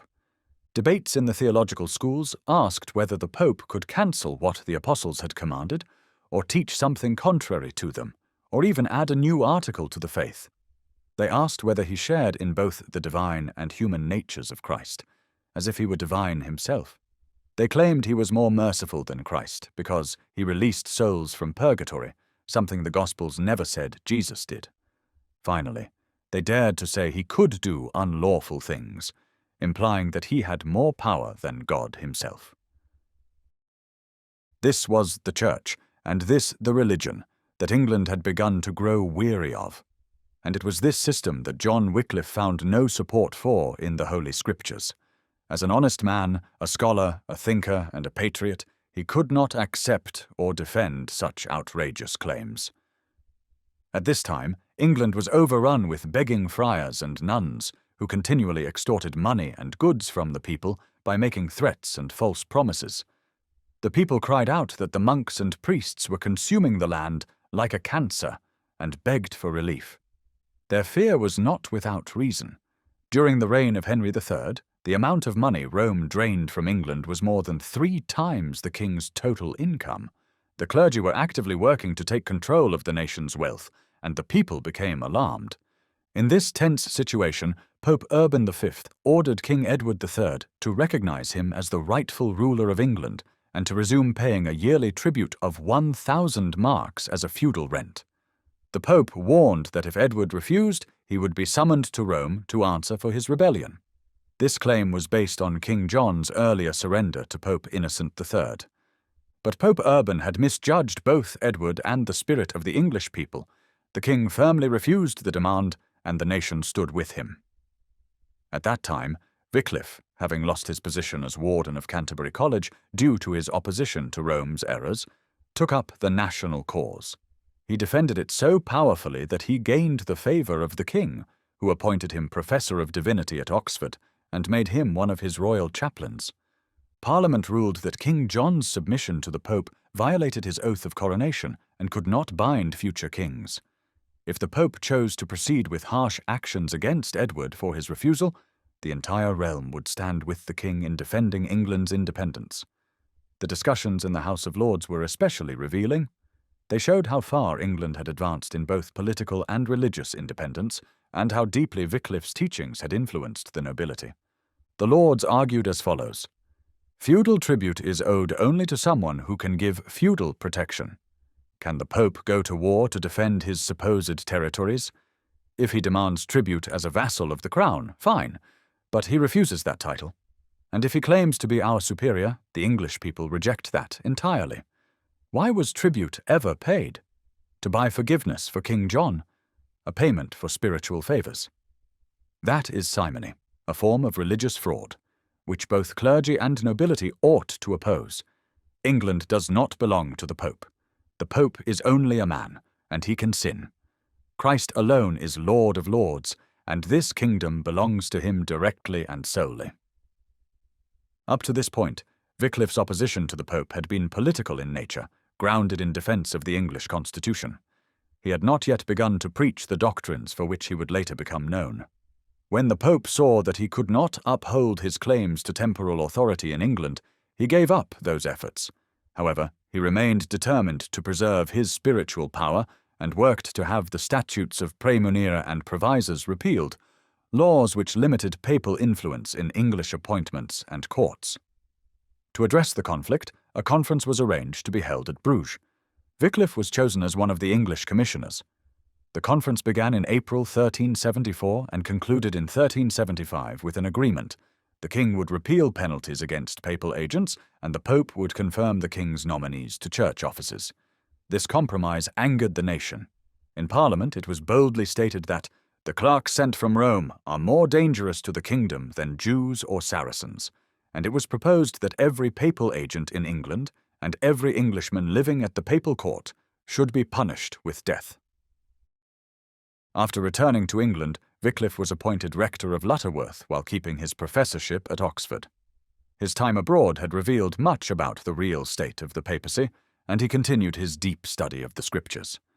Before long, his beliefs underwent a profound transformation, one that would shape the rest of his life. From his university lectern and his parish pulpit, Wycliffe began to proclaim that the Pope was a deceiver, that lay people had the right to correct him when he erred, and that the gospel alone is the true foundation of religion. These bold teachings greatly offended the clergy. William Courtenay, Bishop of London and son of the Earl of Devonshire, a strict yet upright man, determined to bring Wycliffe to account. He summoned the reformer to appear before a church council or convocation at St. Paul's Cathedral on February 19, 1377, to answer charges of heresy. Wycliffe obeyed the summons and appeared at St. Paul's, supported by powerful allies, John of Gaunt, Duke of Lancaster and acting ruler of England, and Lord Percy, the Earl Marshal. They came to protect him from the hostility of the bishops. Before the hearing could begin, a heated argument broke out between Lancaster and Courtenay, and the entire assembly fell into disorder. The meeting ended in chaos, and the Duke and Earl narrowly escaped physical attack from Courtenay's supporters. Riots followed in London. Courtenay managed to calm the city and released Wycliffe, warning him not to preach such doctrines again. But now the people rallied behind Wycliffe. If he is guilty, they said, why is he not punished? If he is innocent, why silence him? He may lack power, but he speaks the truth. As for Wycliffe, far from yielding, he became more active and direct in his teaching. He declared that the Pope was not the head of the Church. Christ alone held that place. And no man, he said, could truly be excommunicated unless he had separated himself from God's covenant by his own sin. The Pope now personally intervened. He sent letters to the king, the Archbishop of Canterbury, and the University of Oxford, condemning Wycliffe as a heretic, and ordering that he be prosecuted as a common criminal. Of these, only the Archbishop responded to the Pope's command, summoning Wycliffe to appear before a church council at Lambeth Palace. Wycliffe obeyed and appeared alone on the appointed day. But the Archbishop's actions stirred widespread outrage throughout England. The people declared, "The Pope's commands have no authority here without the King's consent. Every man is lord in his own house." Richard II, only 11 years old, had just become king, and the supporters of Rome hoped to push through their demands while the throne was weak. But the independent spirit of Edward III still lived on in the nation. As the council began, Sir Louis Clifford entered with a message from the Queen Mother. No action was to be taken against Wycliffe. The bishops had no choice but to comply. Wycliffe submitted a formal statement and was allowed to return home in peace. From this point on, Wycliffe changed his focus. No longer engaging directly in high-level politics, he turned his attention fully to the people. His study of the Scriptures had brought him great light and joy, and he was determined to share with the whole nation the truths he had discovered in God's Word. Though he continued preaching at Lutterworth, he was not content to speak to just one congregation. He wanted to bring the message of the gospel to the entire country. To do this, he adopted a method used by the very friars he opposed. If they could wander the land, drawing crowds with stories of saints and miracles, why could not a group of faithful men do the same to spread the true gospel? He had gathered a number of godly, devoted men who were well suited for this mission. He shared his plan with them, and they embraced it wholeheartedly. When all was ready, he sent them out with this charge: "Go and preach. It is the noblest work. But do not follow the example of the priests we see, who go from the pulpit to the alehouse, the gambling table, or the hunting field. After your sermon, go visit the sick, the old, the poor, the blind, and the crippled. Help them as much as you are able." The poor priests, as Wycliffe's preachers were called, immediately set out on their mission. They travelled barefoot, dressed in simple robes, carrying only a staff. Throughout the kingdom they preached, in fields, by roadsides, in town markets, villages, and often inside church buildings themselves. They spoke nothing of saints, miracles, relics, or the Pope. Instead, they preached a purer faith, the faith of Christ and his apostles. People flocked to hear them. Everywhere they went, they were welcomed as bringers of truth. Each day they reached new places, and their message spread quickly across England. The impact of their preaching was dramatic. It looked as if the whole nation might soon cast off Rome's religion in favor of the gospel preached by the poor priests. The Roman clergy were alarmed. They saw their influence shrinking and their income declining. In response, they used every means they could to silence the reformers, even breaking up their gatherings by force. But the people sided with the poor priests and took up arms to protect them from the monks and local authorities who tried to stop them. Even before this, Wycliffe had resolved to give his fellow countrymen the Bible in their own language. He began translating the Latin Bible into English with the help of learned friends who shared his convictions. The work took 10 to 15 years and was completed in 1380. As soon as it was finished, skilled copyists began producing as many copies as possible. The people, already prepared by the preaching of the poor priests, received the English Bible with great joy. Everyone wanted one. The demand was so great that supply could hardly keep up. People from all walks of life read it. Even the Queen became a devoted Bible reader, and the Archbishop of York followed her example. As always, where Scripture is spread, Rome's grip weakens, and so it was in England. This was the first widely available and truly popular version of the Bible in English that the people of England had ever seen. While portions of Scripture had been translated before, they were stored away in libraries, regarded as rare curiosities, and completely inaccessible to the common people. Wycliffe's translation was the first to bring the teachings of the Bible to the general public in their own language. The Roman clergy and their supporters strongly opposed the reading and distribution of the Bible in English. It is heresy, they declared, to speak of Holy Scripture in the common tongue. If the Church had approved the four Gospels, she could have rejected them and chosen others. The Church allows or forbids what it wills. You must believe in the Church, not in the Gospel. Their hostility grew so intense that in 1390 a proposal was made in the House of Lords to seize and destroy all English copies of the Bible. This provoked an outburst from the Duke of Lancaster, who rose and demanded, "Are we the lowest of all mankind, that we may not have the laws of our religion in our own tongue?" At this time, Wycliffe publicly rejected the doctrine of transubstantiation, calling it a foolish and untrue teaching. This was his boldest move yet, as the people still believed strongly in that doctrine and were not prepared to abandon it. Even his longtime supporter, the Duke of Lancaster, cautioned him not to go too far.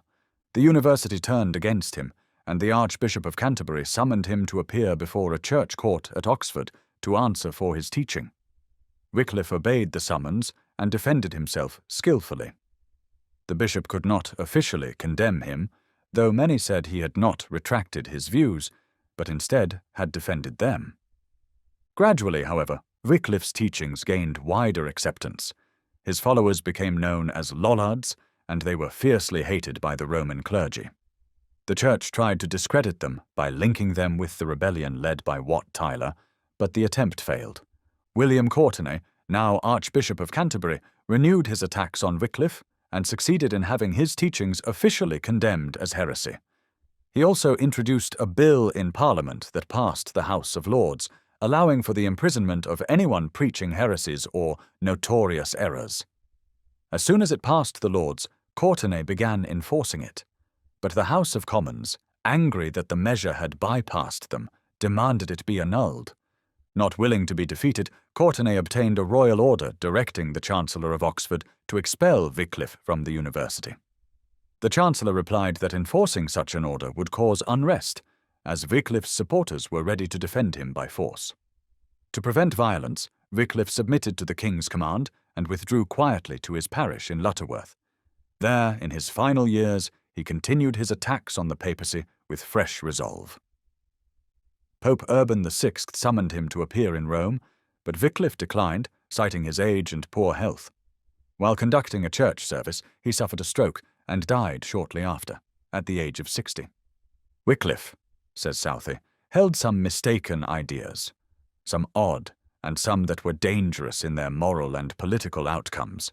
Yet, considering the boldness and passion of his mind, it's remarkable that his errors were not greater. He was a great and admirable man. His reputation, high as it is no more than he deserved, and it holds firm even when compared with the greatest of those who followed the path he opened. His writings were carried into Bohemia by a native of that land who had come to England through the marriage of the Bohemian princess to King Richard II. From reading Wycliffe's works, John Huss adopted his views on the papal church, views for which Huss would heroically die at the stake. His martyrdom brought eternal honor to his name and everlasting shame to the council that condemned him, and to the emperor who allowed his promise of safe conduct to be broken. Huss, in turn, prepared the way for Luther. In England, Wycliffe's teachings did not die with him. They had struck too deep into the hearts of the people. After his death, his followers continued their stand against the Roman Church with increasing boldness. The bishops, unable to stop them by spiritual power alone, turned to the crown for help. Henry IV, who had been supported by the clergy in gaining the throne, agreed to their request. A harsh persecution began. The first victim of the priests, and the first Protestant martyr in England, was William Sawtry, a devout priest who had dared to say, "Instead of adoring the cross on which Christ suffered, I adore Christ who suffered on it." For this, he was condemned and burned at the stake in March 1401. Once the clergy had tasted blood, they pushed further. Under the leadership of Arundel, Archbishop of York, they drafted a set of decrees known as the Constitutions of Arundel. These laws forbade the reading of the Bible and even went so far as to describe the Pope as not a mere man, but a true God. Many reformers were arrested and imprisoned in a section of Lambeth Palace, the Archbishop of Canterbury's London residence, which came to be known as the Lollards' Tower. In 1417, Sir John Oldcastle, Lord Cobham, was martyred. The prisons of London were filled with Lollards. The law declared they were to be hanged for the king's justice and burned for God's cause. The persecution became so severe that the reformers had to go into hiding. They did not abandon their beliefs, but they could no longer speak them openly. The civil wars that soon broke out across England gave them a brief relief, as the Church's focus was diverted. But once peace returned, under Henry VII, the clergy were again allowed, and perhaps even encouraged, to resume their brutal suppression of the Lollards. This period saw numerous cruel martyrdoms. Joan Boughton, a gentlewoman aged 80, and beloved for her godly character, became the first female martyr in England, burned at the stake. Her daughter, Lady Young, later suffered the same fate. William Tilsworth was burned at Amersworth, and his daughter, suspected of sharing his beliefs, was forced by the priests to set the fire that killed her father. Such barbarities stirred the wrath of both God and man. The Church won no true converts by such cruelty, though it forced many into public recantation. Those who gave in were punished with shame. They were made to carry a bundle of sticks in public while watching their faithful brethren burn. They were fastened by the neck with towels and their hands bound while they were branded on the cheek with a hot iron. For the rest of their lives they were forced to wear an image of a bundle of sticks on the left sleeve of their garment. If they ever removed this mark, which brought both disgrace and poverty, they were executed without mercy. This led to a bitter saying, "Put it off and be burnt, keep it on and be starved." One of the most notorious persecutors was Bishop Nix of Norwich. He called suspected heretics men savouring of the frying pan, treating their torment with open mockery and cruelty. These martyrdoms continued well into the reign of Henry VIII, who at first was just as hostile to the Reformation as his father had been. The growth of reform in Germany made the Roman clergy in England more watchful than before. Determined to keep England from adopting these new opinions, they launched a fresh wave of persecution.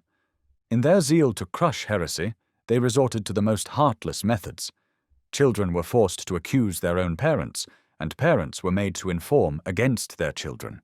Husbands were compelled to betray their wives, and wives their husbands, under threat of suffering the same fate if they refused. Those who stood firm in their beliefs were burned at the stake. Those who recanted were sentenced to what was called perpetual penance, which meant a lifetime of forced labor and shame. These penitents were locked away in monasteries, forced to work for their daily food. They were never allowed to hide the burn mark left by a branding iron, and were required to carry a bundle of sticks at public events, and especially at the burning of others, thus serving as a living warning to others. Among the martyrs were Thomas Bilney, James Bainham, and others, who were tortured and executed with merciless cruelty. But these brutal acts backfired on the very priests who ordered them. The English people were repulsed. Rather than turning the public against the reformers, these horrors turned them against the clergy. Unlike some places where crowds came to cheer executions, in England many who gathered to witness the burnings were fellow believers, there to support the martyrs with whispered words, sympathetic looks, or silent prayers. It was for them a sacred duty. They also came to bear witness, because the priests often claimed the victims had renounced their faith just before death. But the people saw the truth for themselves. Some who came silently and skeptically left deeply moved, convinced by the courage and peace of the dying that there must be truth in the gospel they had confessed. Many were converted. These executions did lasting harm to the Roman Church. The English heart turned away from such cruelty, and little by little the Church of Rome lost its hold on the nation. Though the government had permitted and even encouraged the executions of reformers, it had never fully submitted to Rome in other areas. Since the time of King John, no English monarch had truly acknowledged the Pope's supremacy. Even the Lancastrian kings, among the harshest persecutors, had firmly maintained England's independence from papal control. Despite the Pope's repeated attempts, the Statute of Praemunire, a key safeguard against papal interference, remained in force, upheld by both crown and people. The immense wealth of the clergy also drew the envy and distrust of the monarchy. In fact, this threat from the crown loomed even larger over the church than the challenge posed by the reformers. When Henry VIII came to the throne, he was a zealous supporter of the Roman Church. He even wrote against Luther and was rewarded by the Pope with the title Defender of the Faith. Yet Henry continued the long tradition of guarding royal independence. When he later sought a divorce from his wife, Catherine of Aragon, and could not persuade the Pope to grant it, his allegiance to Rome began to waver. This personal frustration turned him from a defender into an enemy of the Roman Church. Henry had no interest in advancing Reformation doctrines. In matters that didn't affect his authority or desires, he remained a faithful Catholic. But once he determined to break from the Pope, he found himself, whether he liked it or not, enabling the reformers. To carry out his plan, he appointed Sir Thomas Cromwell as Secretary of State and Thomas Cranmer as Archbishop of Canterbury. Cromwell was ambitious, bold, and highly capable. He had a passion for power and few scruples in securing it. Yet he was also capable of deep loyalty, as shown by his steadfast support of his former patron, Cardinal Wolsey, even after Wolsey's downfall. Henry chose Cromwell for his political skill and his usefulness in the battle against Rome. Cranmer, in contrast, was quiet and gentle, with little taste for politics or fame, but with a deep conviction that he would later prove willing to seal with his blood. Henry's plan was for Cromwell to break the Church's ties to Rome and for Cranmer to reshape it afterward. Little did the king understand what he had set in motion. In God's providence, even selfish motives can become the means of great good. So it was here. In seeking to satisfy his personal desires, Henry initiated a movement he could not control, one that would ultimately establish Protestantism in both England and America. Cromwell advised Henry VIII to declare himself the supreme head of the Church within his own kingdom. The king acted swiftly on this counsel. The bishops and senior clergy were outraged, but Henry wielded a powerful weapon against them. Nearly all had, at some point, violated the statute of praemunire, making them legally subject to severe penalties. This had already led to the downfall of Cardinal Wolsey, whose ruin showed how far Henry would go to assert his authority. Cromwell warned the clergy of their danger and informed them that they could secure the king's pardon only by acknowledging his supremacy and paying a fine, amounting in total to £100,000. Realizing they had little choice, the clergy submitted. They paid the fine and declared Henry the supreme head of the Church, adding the cautious phrase, quantum per Christi leges licet, as far as the laws of Christ allow. With this done, Henry moved forward. He divorced Catherine of Aragon and married Anne Boleyn. Meanwhile, a quiet but powerful transformation had been taking place among the people, one that went beyond the king's own goals and helped prepare the nation to accept the break with Rome. William Tyndale, a godly priest awakened to the truth of the gospel, had become convinced that what the people needed most was access to the New Testament. He translated it into English, and the work was widely read throughout the land. The clergy fiercely opposed Tyndale's translation. They persecuted anyone who bought or read it. But despite threats, arrests, and public burnings of copies at Cheapside, the New Testament continued to spread. People eagerly sought it out, knowing the danger. The Romanists knew well that the truths of Scripture would expose the falsehoods they had taught. This fear fueled their harsh response, but their efforts failed. They could not stop the growing hunger for God's word. On the contrary, their public destruction of Scripture only inflamed public anger. The people were outraged at the sight of the Bible being burned, and their determination to obtain and read it only grew stronger. The clergy could not suppress the demand for the Scriptures, a book that would ultimately destroy the very foundations of their corrupted power. The reading of the Gospel, as already noted, had not only prepared the people to accept the break from Rome, it had stirred in them a deep desire for true reform in the doctrines of the English Church. This was a great advance. The people no longer wanted merely political independence from the Pope. They longed for spiritual truth grounded in Scripture. The first major reform, led by Archbishop Cranmer, was to secure a resolution from both houses of convocation, asking the king to authorize a Bible translation by learned scholars of his choosing to be given to the people. Henry approved the request, and the complete Bible translated by Miles Coverdale, likely printed in Zurich, was officially sanctioned. By royal order, every parish church was to have a copy of the Bible, in both Latin and English, placed in the choir where all could access it. The people were encouraged to read it for themselves. This was a momentous day for England. The Word of God was at last made free to the nation. The leading figure behind this achievement was Cranmer. He was supported by Queen Anne and by Cromwell, who helped win the king's approval, but it was Cranmer who deserved the chief credit. The Queen also used her influence to secure the appointment of Hugh Latimer, a devoted disciple of the martyr Bealney and a powerful preacher of the Reformation, to the bishopric of Worcester.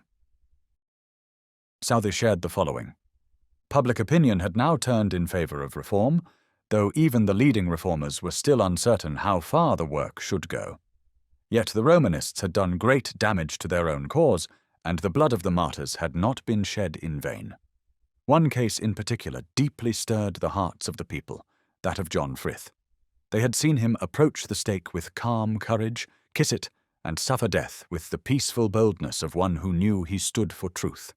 He was young, brilliant, and godly, and he was executed not for teaching any heretical doctrine, but simply because he would not say that belief in purgatory or the bodily presence in the Eucharist was essential to salvation. Even many who believed in those doctrines were horrified by the cruelty of such a sentence. The outrage was so great that Parliament acted. A new law was passed removing from the clergy the power to arrest or condemn individuals merely on suspicion of heresy. From then on, at least 2 witnesses were required for an accusation, and trials had to be held openly in court. Though the rest of the harsh laws remained unchanged, since the time was not yet ripe for more mercy, this was a significant step forward. Seeing their influence slip, the Romanists turned to deception. Though they had opposed the king's supremacy as much as they dared, they now tried to frighten him with supposed prophecies. A nun in Kent, originally used to promote the veneration of an image, began to make political predictions. Encouraged by the clergy, she claimed that if Henry continued his opposition to Rome and his divorce of Catherine, he would lose his crown and die a shameful death. The Romanists shamelessly published her statements, and the affair grew dangerous. Henry acted swiftly. He ordered the arrest of the nun and her supporters. 6 of them were executed. Before her death, the nun admitted the fraud, confessing that the priests had led her to believe her words were inspired by the Holy Spirit, though they must have known she was only pretending. They had used her because she served their purpose. Now it was treason to deny the king's supremacy. Nevertheless, a group of Carthusian monks publicly refused to acknowledge it. Henry, enraged, determined to crush opposition and make an example. In his fury, he showed little restraint. 2 prominent figures, Bishop Fisher of Rochester and Sir Thomas More, former Secretary of State, were linked to the affair and brought to trial. Both were executed. Ironically, these same men had once been leading persecutors of the Reformers. Now they drank the same bitter cup they had forced others to drink and suffered the same injustice they had once inflicted.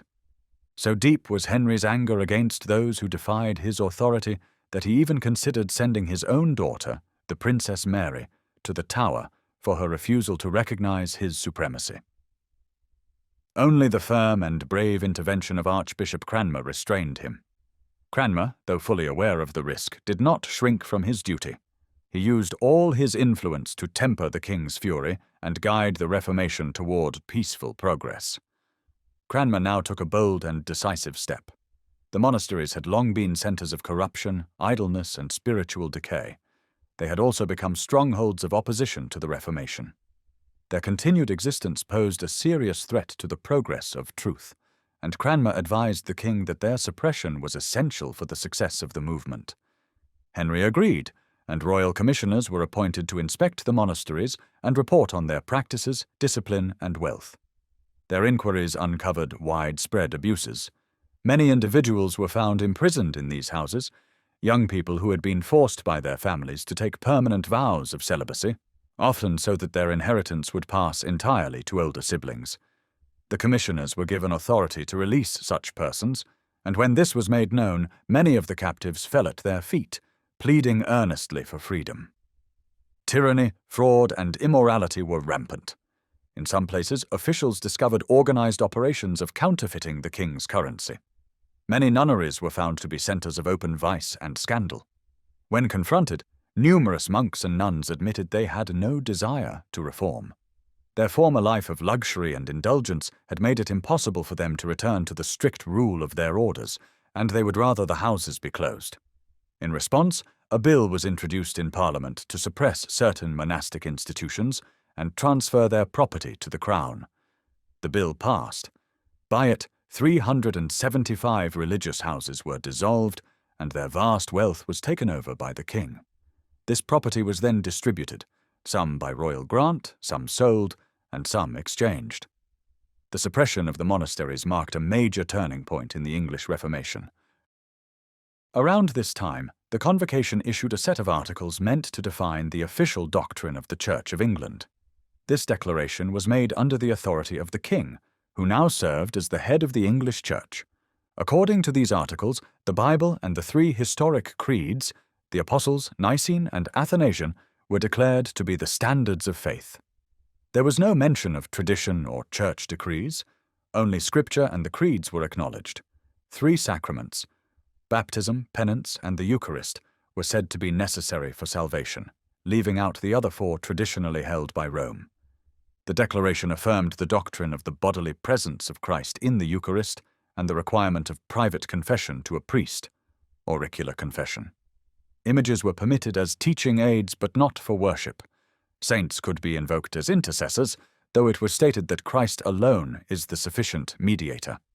Existing church rites and ceremonies were to be kept, not because they had power to forgive sins, but because they could help lift the heart to God, who alone forgives sin. Prayers for the dead were allowed as charitable, though the doctrine of purgatory was said to be uncertain according to Scripture, and the abuses surrounding it were to be removed. While this declaration marked some distance from full Romanism, it still did not reflect the beliefs of the Reformers. The Romanists held strong influence, especially in the lower house of Convocation, and fought hard to have the statement reflect their views. The Reformers resisted them at every point. Though the Roman party failed to restore the Church to full submission to Rome, they also succeeded in blocking the Reformers from defining their doctrines as the Church's official faith. The result was a compromise, pleasing to neither side. Still powerful in England, the Romanists reacted strongly against the suppression of the monasteries and the new doctrinal articles. A rebellion broke out in the north, where around 100,000 men took up arms. They carried crucifixes and wore Roman Catholic emblems. Many priests marched with them, and their open goal was to force the king to restore Roman worship and doctrine. The rebels began their march from Yorkshire toward London, restoring monks and nuns to the dissolved convents along the way. The king was forced to go to war against them, and only with great effort was the uprising suppressed and civil war avoided. Once peace was restored, executions followed. Several leading abbots and Lord Darcy were put to death for their roles in the rebellion. The king continued with the suppression of the monasteries, and from this gained an annual income exceeding £130,000, a vast sum at the time. Of this, he allocated no more than £8,000 to establish a few new bishoprics. A large portion of the remaining wealth he squandered on gambling, and the rest he distributed among his court favourites. As the monasteries were dismantled, numerous frauds long practised by the Roman Church were exposed. These revelations further deepened the divide between the English people and Rome. Even the simplest folk could see through the deceptions when relics were found in absurd excess. So many fragments of the true cross were discovered that they would have formed an entire tree, and so many teeth of St. Apollonia were circulated to ward off toothaches that they filled a barrel. One notorious fraud was uncovered at Hales in Gloucestershire, where a vial was displayed, said to contain a portion of Christ's blood. The blood, it was claimed, could not be seen by anyone in a state of mortal sin, but would become visible once the viewer had made an offering and received forgiveness. In truth, the vial had 2 sides, one opaque, the other clear, and was turned secretly by a hidden hand to produce the illusion. A similar trick, even more cleverly executed, is still performed annually in Naples. Another fraud was the so-called Rood of Grace at Boxley Abbey. This crucifix was a famous object of pilgrimage because the image was said to miraculously move its head, hands and feet, roll its eyes, and perform other gestures. It was now revealed that these movements were caused by concealed mechanical devices. The mechanism was publicly exposed, and the Bishop of Rochester, after preaching a sermon on the subject, destroyed the image in front of the people. Henry was quick to take advantage of the public anger these discoveries stirred. Shrines and treasures that might once have been considered too sacred to touch were now seen as rightfully seized, having been obtained through open deception. The shrine of Thomas Becket alone yielded so much gold that it filled 2 large chests, requiring 8 strong men to carry them. Not only was Becket's shrine destroyed, he was officially unsainted by the king. Henry, siding with his royal ancestor who had opposed Becket, ordered the saint's name to be removed from the church calendar and his bones to be burned. This act exposed yet another fraud. The skull in Becket's tomb was intact, though another skull had long been displayed elsewhere as his, used to draw pilgrims and claim miracles in his name. The Pope had watched Henry's actions with growing fury from the start, and had long threatened to excommunicate him, but for political reasons he had held back from enforcing that threat. However, when Henry went so far as to unsaint Thomas Becket, the Pope's anger boiled over. He issued a bull that summoned Henry and his supporters to appear before the papal court in Rome to answer for their actions. The bull included provisions in case of Henry's refusal. It formally excommunicated him, declared him deposed from the throne, placed England under an interdict, released his subjects from all allegiance, branded him with infamy, and called on both the English people and foreign powers to rise against him. The Pope commanded the princes of Christendom to wage war against Henry and to capture any of his subjects they could, treating them as slaves.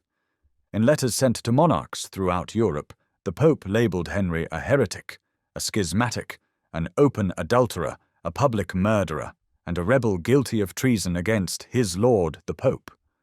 To further this threat, the Pope offered the crown of England to the King of Scotland, on the rather unrealistic condition that he go and take it. But the age of papal power over England had passed. The thunders of Rome no longer shook the English throne. Though the beginning of England's Reformation was incomplete and flawed, it was a real beginning. The Pope's bull had no effect. The people rallied around their king, and even the Roman Catholic bishops joined in Henry's official reply, which stated, "Christ forbade his apostles and their successors from taking to themselves the power of the sword or the authority of kings. If the Bishop of Rome, or any bishop, assumes such power, he is a tyrant and a usurper of the rights of others, and a destroyer of the kingdom of Christ." The bishops supported the king not out of conviction, but from fear that resisting him would lead to the complete collapse of the Roman Church in England. Among them, none was more compliant than Bishop Gardiner, a man infamous for cruelty. He would reappear later as one of the Reformation's most dangerous foes. Gardiner was cunning, unscrupulous, and highly intelligent. He followed the strategy of flattering the king while secretly working to pull him back toward Rome, or at least to harden him against Reformation doctrine. Henry's pride and self-interest did serve to break Rome's power in England, but the Church of England owes him no gratitude for that. He remained a cruel persecutor of Reformation doctrine, doctrines that had been known in England long before his birth, and that would eventually triumph despite his opposition, not because of his support. He only tolerated the reformers when their beliefs happened to serve his personal goals. Once his supremacy over the Church had been accepted, Henry resolved to force the reformers to submit to the doctrines he still held dear. Chief among these was the Roman teaching of transubstantiation. In this effort, he was manipulated by Bishop Gardiner, whose intellect he admired, even though he distrusted the man's character, though he was likely unaware of how much influence Gardiner had over him. Henry could not bear to be seen as a heretic. He clung proudly to the papal title Defender of the Faith, and Gardiner played on this pride. He persuaded the king that nothing would clear him more effectively of heresy than to compel the reformers to accept the traditional teaching of the Church concerning the Lord's Supper, that is, to force the doctrine of transubstantiation upon them. The reformers had completely rejected this false teaching. Gardiner knew that if he could turn the king against them on this critical point, it would be a major blow to the Reformation's progress. Henry took his advice. The result was immediate. A victim was found in John Lambert, who denied the doctrine of transubstantiation. Henry himself presided over Lambert's trial. Even Archbishop Cranmer, gentle though he was, consented to his death. At that time, Cranmer still held the Roman view of the Eucharist and believed that denying it deserved death by fire. He would later abandon this view and fully repent of his error. Lambert was executed with horrific cruelty. His death was one more tragedy in the long struggle for truth, and another reminder that England's path to gospel light came through deep suffering and much blood. After the brutal execution of John Lambert, Parliament passed a series of harsh religious laws known as the 6 Articles. These articles were intended to define the official beliefs of the Church of England, but in truth they reaffirmed key doctrines of Roman Catholicism. The articles declared that after consecration, no substance of bread and wine remained, only the real body and blood of Christ, transubstantiation. That communion in both kinds, bread and wine, was not necessary for all persons. That priests were forbidden to marry, that vows of chastity must be strictly kept, that private masses were good and proper, that auricular confession, private confession to a priest, was necessary for salvation. The penalties were severe. Anyone who denied the first article was to be burned alive without any chance to recant. Those who violated any of the other 5 were declared guilty of felony, punishable by death, without the benefit of clergy. Archbishop Cranmer, who had secretly married and sent his wife back to her native Germany for safety, strongly opposed the articles. While he reluctantly accepted the first, he opposed the others on principle. Bishops Latimer and Shaxton resigned in protest and were imprisoned in the Tower of London. Hundreds more were arrested. The laws were so sweeping and cruel that eventually the king was forced to issue a general pardon rather than prosecute every offender. The 6 Articles also led to the downfall of Thomas Cromwell. His true offence was that he had earned the hatred of the powerful Duke of Norfolk, uncle of the king's new wife, Catherine Howard. Cranmer tried to save Cromwell, once again risking both his position and his life by intervening with the king. But his efforts failed. Cromwell fell, not for heresy, but because of court politics. And England lost one of the strongest supporters of the Reformation. After Cromwell's fall, the 6 Articles were enforced with ruthless intensity. A new wave of persecution followed, and many more martyrs were added to the growing list of those who had suffered for the truth in England. The fires of Smithfield burned continually, consuming faithful men and women who refused to deny the gospel. Bishop Gardiner was fully committed to this bloodshed and found a willing ally in Edmund Bonner, the brutal Bishop of London. These men led the charge, all while maintaining their influence over the king by pretending loyalty to the Church of England as it then stood. Though they were Romanists at heart, they dared not admit it, for to do so would have ended their influence with Henry immediately. Instead, they hid behind their belief in the transubstantiation, using it as a tool to maintain power and bring about more executions. Not content with burning the reformers, they also moved to reverse earlier gains. They succeeded in limiting access to the Bible. Public reading was now restricted. Nobles and gentlemen could have it read to them privately at home. Merchants who were householders might read it themselves. Noble and gentlewomen were permitted the same. But for anyone of lower rank, the scriptures were again withheld. It seemed as though the Reformation might be halted entirely. Indeed, had the king or the Romanists truly been able to master the people's hearts and minds, it would have been. But the truth was growing stronger among the common people. The grip of Rome was loosening. The people were learning to think for themselves. Queen Catherine Parr, Henry's last wife, was known to support the Reformation. This made her a target for Gardiner, who tried everything to bring about her downfall. One of her attendants, Mistress Anne Askew, was a noblewoman of beauty, learning, and unshakable Protestant faith. Hoping to trap the Queen through her, Gardiner had Anne accused of heresy. Anne was subjected to the most savage torture, but even under agony, she refused to say a single word that could implicate the Queen. Condemned to death, she was burned alive, adding her name to the roll of England's martyrs. Still, her silence frustrated Gardiner and his allies. Undeterred, They tried to convince the king to act against Queen Catherine directly, claiming her friendship with Anne Askew proved her guilt. But the queen received a timely warning. Henry still had affection for her, and Catherine's intelligence and quick wit helped her to turn aside the accusations. She showed the king that her loyalty remained firm, and the plotters saw that her influence was too strong for them to risk another attack. For the time, she was safe. Enraged at their failure to destroy Queen Catherine, Gardiner and his allies turned their wrath upon Archbishop Cranmer. They accused him and his circle of learned men of spreading heresy and undermining the kingdom, and they urged King Henry to commit him to the Tower. But Henry, though often harsh and unpredictable, held a deep regard for Cranmer. He allowed the plot to develop just far enough for Cranmer to see clearly who his enemies were, and then intervened. The king sternly forbade any action against the archbishop, calling him faithful and true. The remainder of Henry's reign was marked by a constant tug of war between the Romanist party and the Reformers. Though Henry had broken with Rome and contributed greatly to the independence of the Church of England, he remained a persecutor of true gospel doctrine. His death, in 1547, removed a major obstacle to reform, and in that sense, it was a blessing to the English Church. Henry was succeeded by his son, Edward VI, a boy of just 9 years, but one with a remarkable mind and a sincere love for the truth. From his youth, he had been raised in the principles of the Reformation.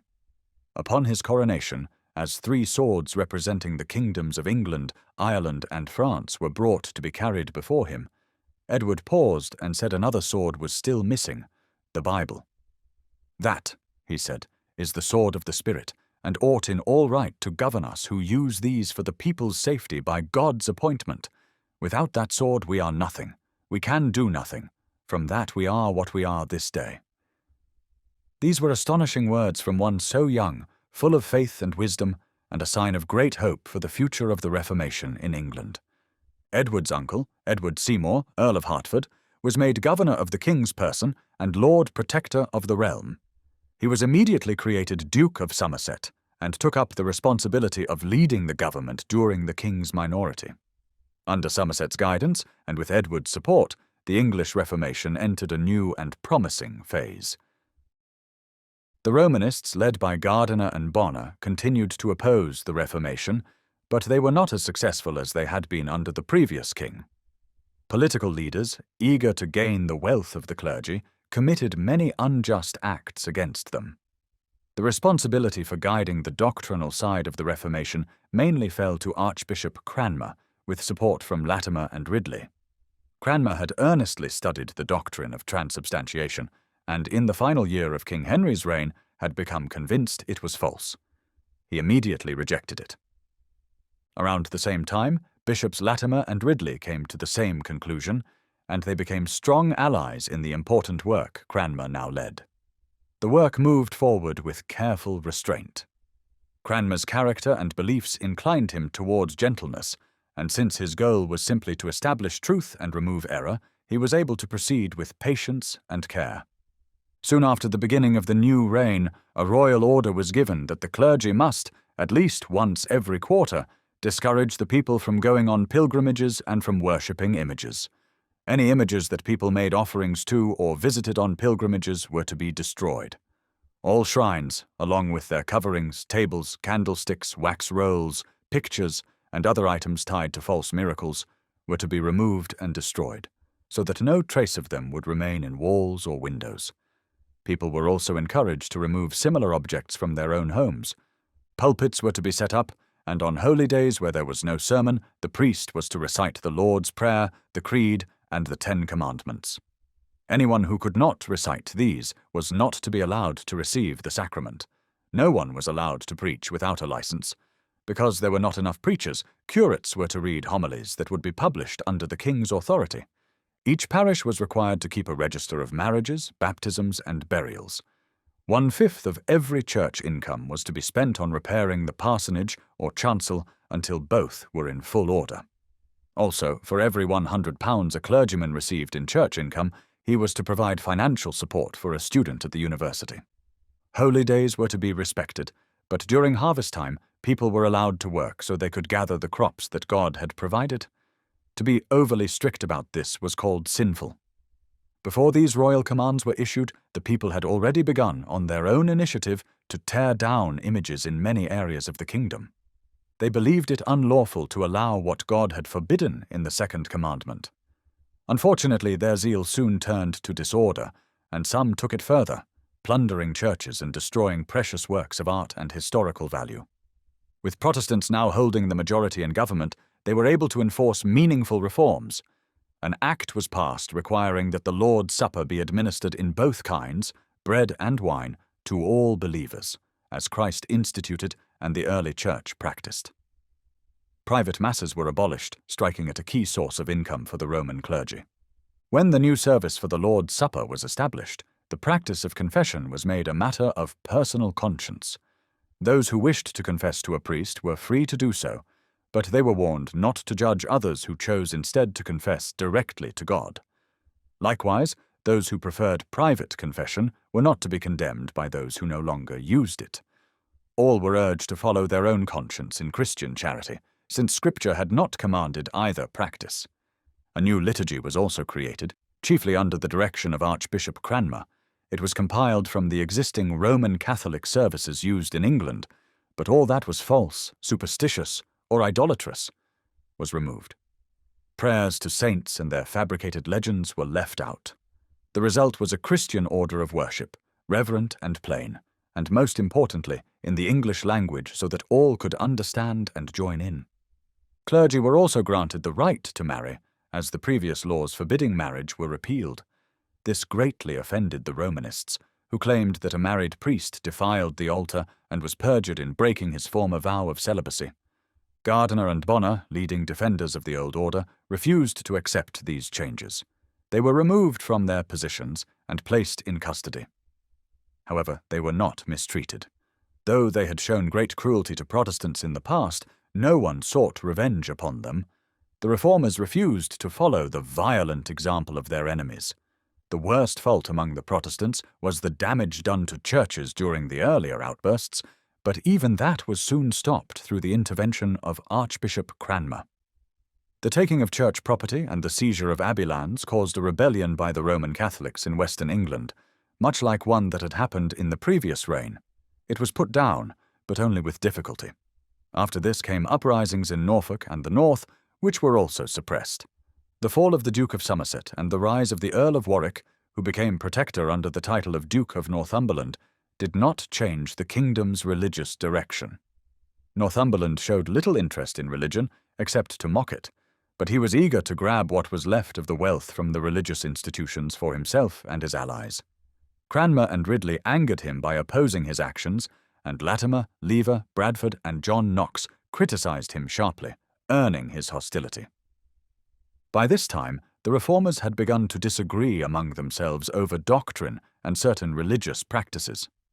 The Roman Catholic clergy worked cleverly to widen these divisions. The damage could have been much worse if the Reformers had remained in power, but God allowed the Church of England to face another severe test. King Edward VI, a good and godly young ruler, died on July 6, 1553. His elder sister Mary, daughter of Catherine of Aragon, became queen after the attempt to place Lady Jane Grey on the throne failed. Queen Mary had little trouble gaining the nation's acceptance of her claim to the throne. The people of Suffolk were the first to support her. Though they were Protestants, they did so after she promised not to change the religion her brother had established. But she broke this promise at the very start of her reign. "If anyone could be excused for hating the Reformation," wrote Southey, "it was Mary. She saw it as something that came from her mother's mistreatment, made those wrongs worse, and allowed her father to carry out a cruel and unjust divorce. It had caused her hardship and danger during her father's rule, and trouble and restrictions under her brothers.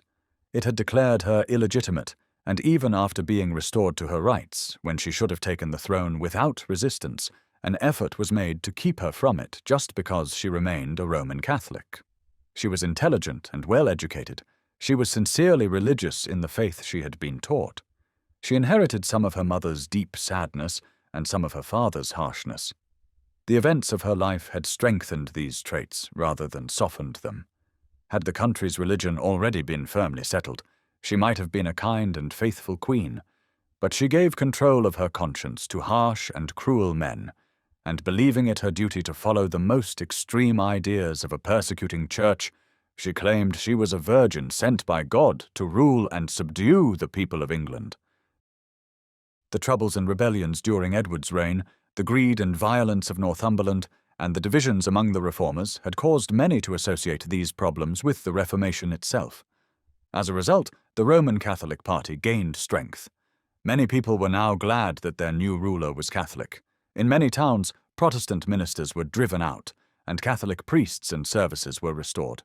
The Queen quickly made her direction clear. One of her first actions was to appoint Bishop Gardiner as Chancellor.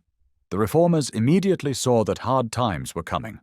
Many fled the country, seeking safety in Scotland, Switzerland, and Protestant parts of Germany. When some asked Cranmer for advice, he told them to escape. They urged him to look after his own safety, but he replied that it was his duty to stay at his post. Though Queen Mary moved carefully at first, she broke her promise to the people of Suffolk and completely reversed the country's religion. Still, she began without violence. She said she wanted her people to return to her faith by gentle means. She ordered her subjects to live peacefully and not argue about religion, claiming she would not force anyone to change their beliefs. Soon, Cardinal Pole arrived as the Pope's representative to help restore Roman Catholicism. He also claimed to be against harsh measures, saying he came not to judge, but to bring people back to the old faith. But stronger actions soon followed, despite these false claims of peace. Protestant bishops were removed from office. The marriages of clergy and members of religious orders were declared invalid, and their children were labelled as illegitimate.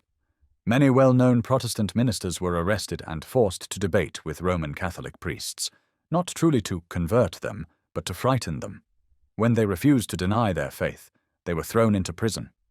Latimer, Ridley, and Cranmer were among those arrested, and the nation saw clearly that dark times had come. Gardiner led these harsh measures. Though others would later outdo him in cruelty, he still bears a heavy share of the blame for the suffering that followed.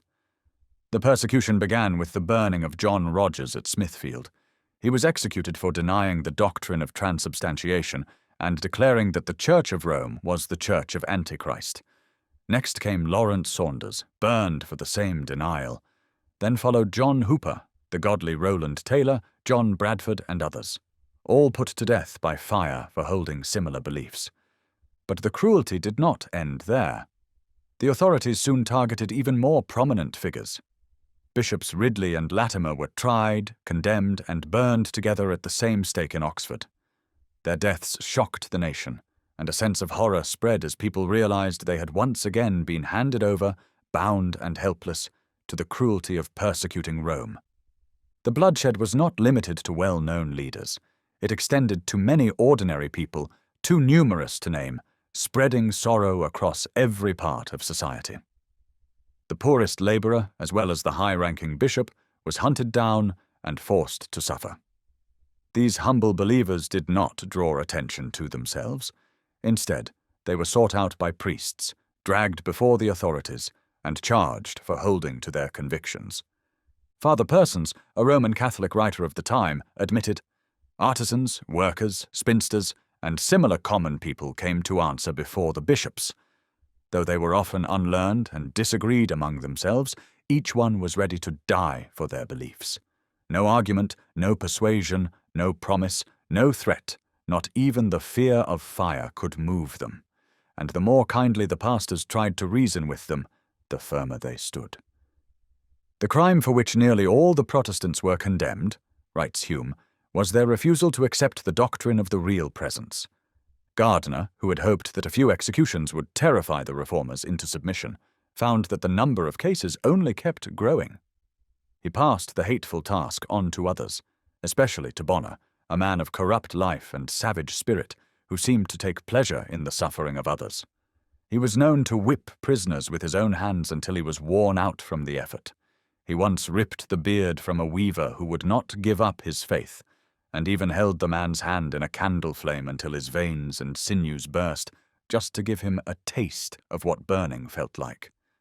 The people condemned were not charged with teaching or publicly spreading views against the state religion. Many were arrested merely on suspicion. Articles of faith were presented to them, and if they refused to sign, they were immediately condemned to be burned.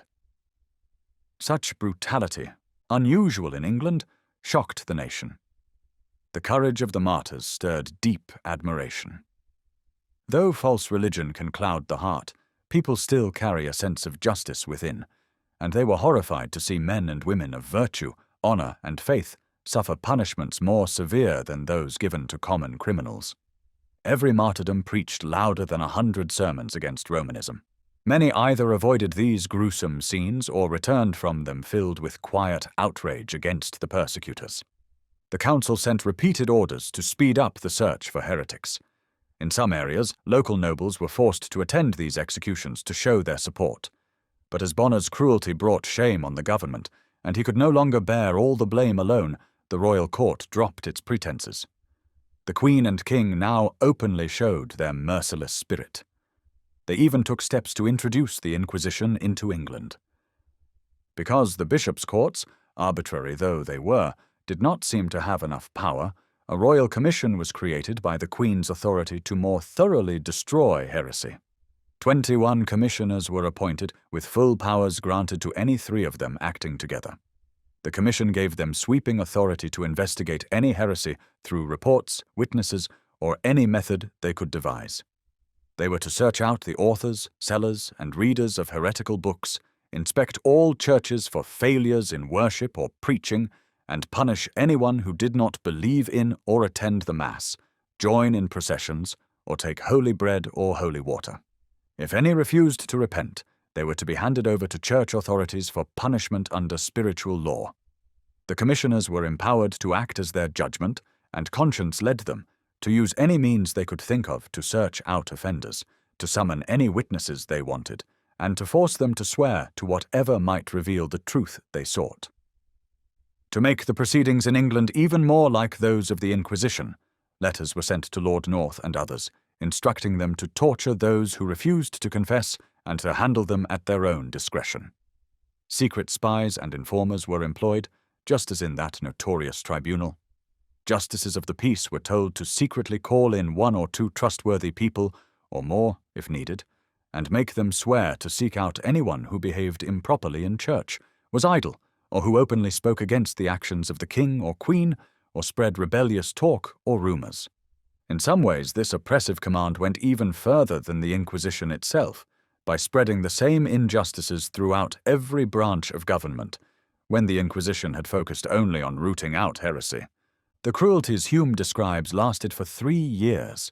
In that time, 277 people were burned alive for heresy. Among them were 5 bishops, 21 clergymen, 8 gentlemen, 84 tradesmen, 100 farm workers, servants and labourers, 55 women, and 4 children. During the height of this persecution, the cruel gardener died, but others continued his work with zeal. The Queen, embittered by her unhappy marriage and controlled by the priests, was one of the main forces behind these horrors. It was these acts of terror and bloodshed that gave her the name Bloody Mary. In 1556, Mary and her Roman Catholic allies carried out a plan they had long been preparing. Mary had never forgiven Archbishop Cranmer for his role in her mother's divorce or for his leadership in the Reformation. Though he had reluctantly supported the cause of Lady Jane Grey, making himself guilty of treason, this alone would likely have been pardoned. But the Queen's hatred and religious zeal were too deep to allow for mercy. She had long intended to make Cranmer her victim. To satisfy both her own vengeance and the demands of Rome, she chose to prosecute him for heresy rather than treason. Cranmer was summoned by the Pope to appear in Rome and answer charges of heresy. But as he was being held in strict confinement at Oxford, he had no way to respond, even if he had wished to. As a result, the papal court condemned him as rebellious for failing to appear. The Queen then sent Bishop Bonner of London and Bishop Thirlby of Ely to Oxford to formally strip Cranmer of his office. The degradation ceremony was carried out with careful detail. Bonner, eager to humiliate Cranmer, went beyond what Thirlby could approve. At the end of it, Cranmer was dressed in a worn-out gown like that of a common countryman and a simple townsman's cap, and then sent back to prison. Cranmer was known for his gentle nature, but also for a natural timidity that he often had to fight against. His enemies knew this weakness well and decided to use it to disgrace him. After his trial at Oxford, he remained in close confinement, but was treated with more kindness than at any earlier time in his captivity. He had longed to die with his friends, Latimer and Ridley, believing their example and company would strengthen and comfort him. But instead, he was forced to witness their martyrdom and left alone. Over time, the sense of abandonment, by both man and possibly even God, began to wear down his inner strength. His captors noticed this change and planned to use it to make him deny his faith. As Archbishop of Canterbury and spiritual leader of the English Reformation, Cranmer's recantation would be a powerful blow to Protestant believers. It would not only shame him, but could also shake the faith of many others. The priests always intended to kill him, but they wanted him to go to death with the bitter knowledge that he had betrayed his faith for nothing. They softened him with kind treatment, making him believe they truly wished to help him.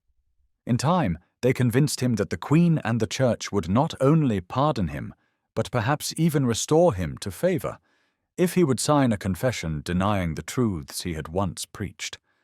Overcome by fear, the love of life, and horror at the tortures his friends had endured, Cranmer gave in during a moment of weakness.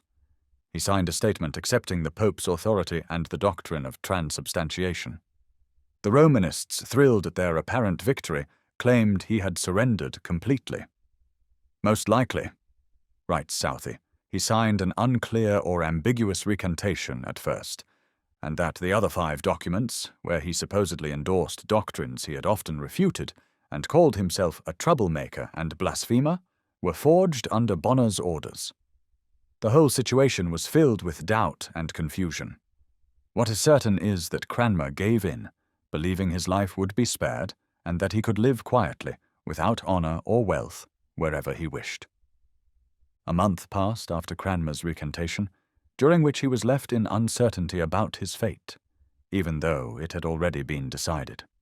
His enemies meant for this time to be filled with humiliation and inner torment, knowing that a man as pure and sensitive as Cranmer would feel deeply the weight of what he had done. And he did suffer, but that suffering, though bitter, brought spiritual healing. During this time, Cranmer had the chance to reflect on his actions. He saw clearly how much damage his fear and denial could cause the Church. His conscience awakened, and by God's grace he received the strength that his natural character lacked. His remorse was deep and painful, but it led to repentance rather than despair. Though he was not officially told of the court's plans, signs made it clear to him that he would be executed. He resolved to meet death with a courage born of faith. On March 21st, 1556, Cranmer was led out of prison to die. The usual sermon for such occasions was to have been preached at the stake, but because of wind and rain, it was delivered instead at St. Mary's Church. The authorities fully expected Cranmer to repeat his recantation in front of the crowd, and the sermon was prepared accordingly. Cranmer stood with solemn dignity. His face and bearing showed the deep sorrow and true repentance that filled his heart. Even his enemies felt pity. John Foxe describes the scene. Cranmer, during the sermon, revealed by his expressions more than words could say. At times he lifted his hands and eyes to heaven, then dropped them to the ground in shame. One could see in him the very image of heartfelt grief. More than 20 times tears streamed from his aged face. Those who were there testified they had never seen even a child weep so bitterly. The sight moved all who looked upon him, for in this old and honoured man there was such a sorrowful countenance, and such a flood of tears. Yet through it all he remained calm and noble in his manner. Cranmer's grief was not born of fear for his life, as his steady courage at the end clearly showed. It was the sorrow of deep repentance for denying his faith, a sorrow strong and pure, with no trace of weakness. He had conquered his fears. Had Queen Mary offered him life and freedom that very day, in exchange for holding to his recantation, there is no doubt he would have refused, choosing instead to honour his Lord and seal his faith with his blood. When it was his time to speak, Cranmer rose in the church and declared his submission to the Queen and the laws of the land, but only in the sense of accepting whatever punishment they chose to inflict. His greater duty, he said, was to God, and that required him to speak the truth, not to deny the teachings God had entrusted to his church.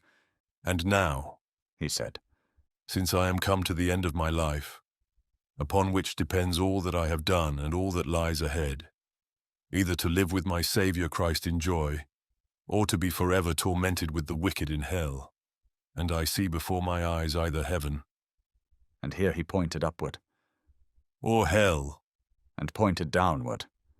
"Ready to receive me, I will declare to you my true faith, without disguise or deceit, for this is no time to dissemble. I believe in God the Father Almighty, Creator of heaven and earth, and in every part of the true Christian faith, in all that our Saviour Jesus Christ taught, and in every word spoken by his apostles and prophets in the Old and New Testaments. And now I come to the thing that troubles my conscience more than anything I have ever said or done in my life," Cranmer continued, "and that is the spreading of writings that went against the truth.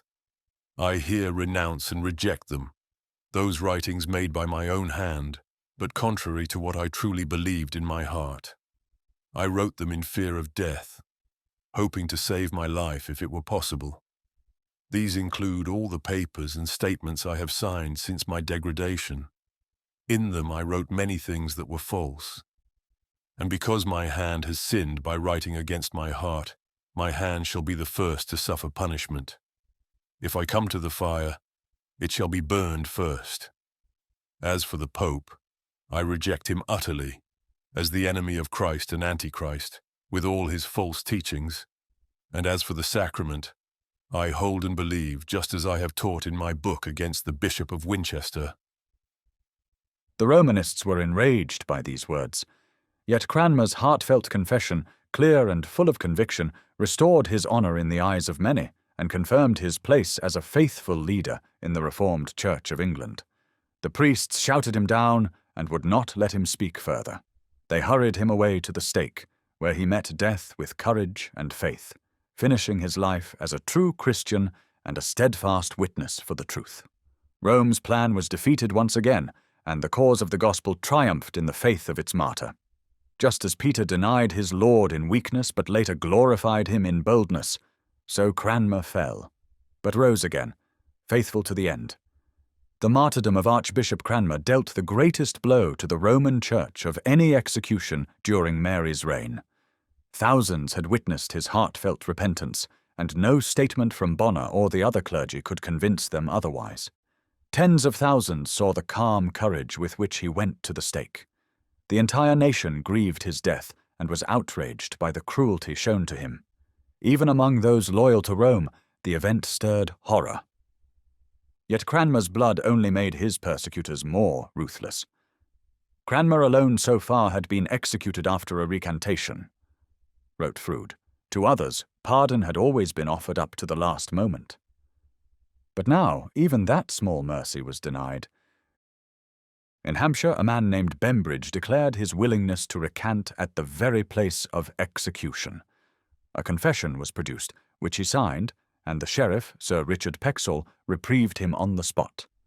But a swift letter from the council rebuked Pexall, stating that the Queen's Majesty could not but find it very strange that he had spared a condemned heretic. The execution was to proceed immediately.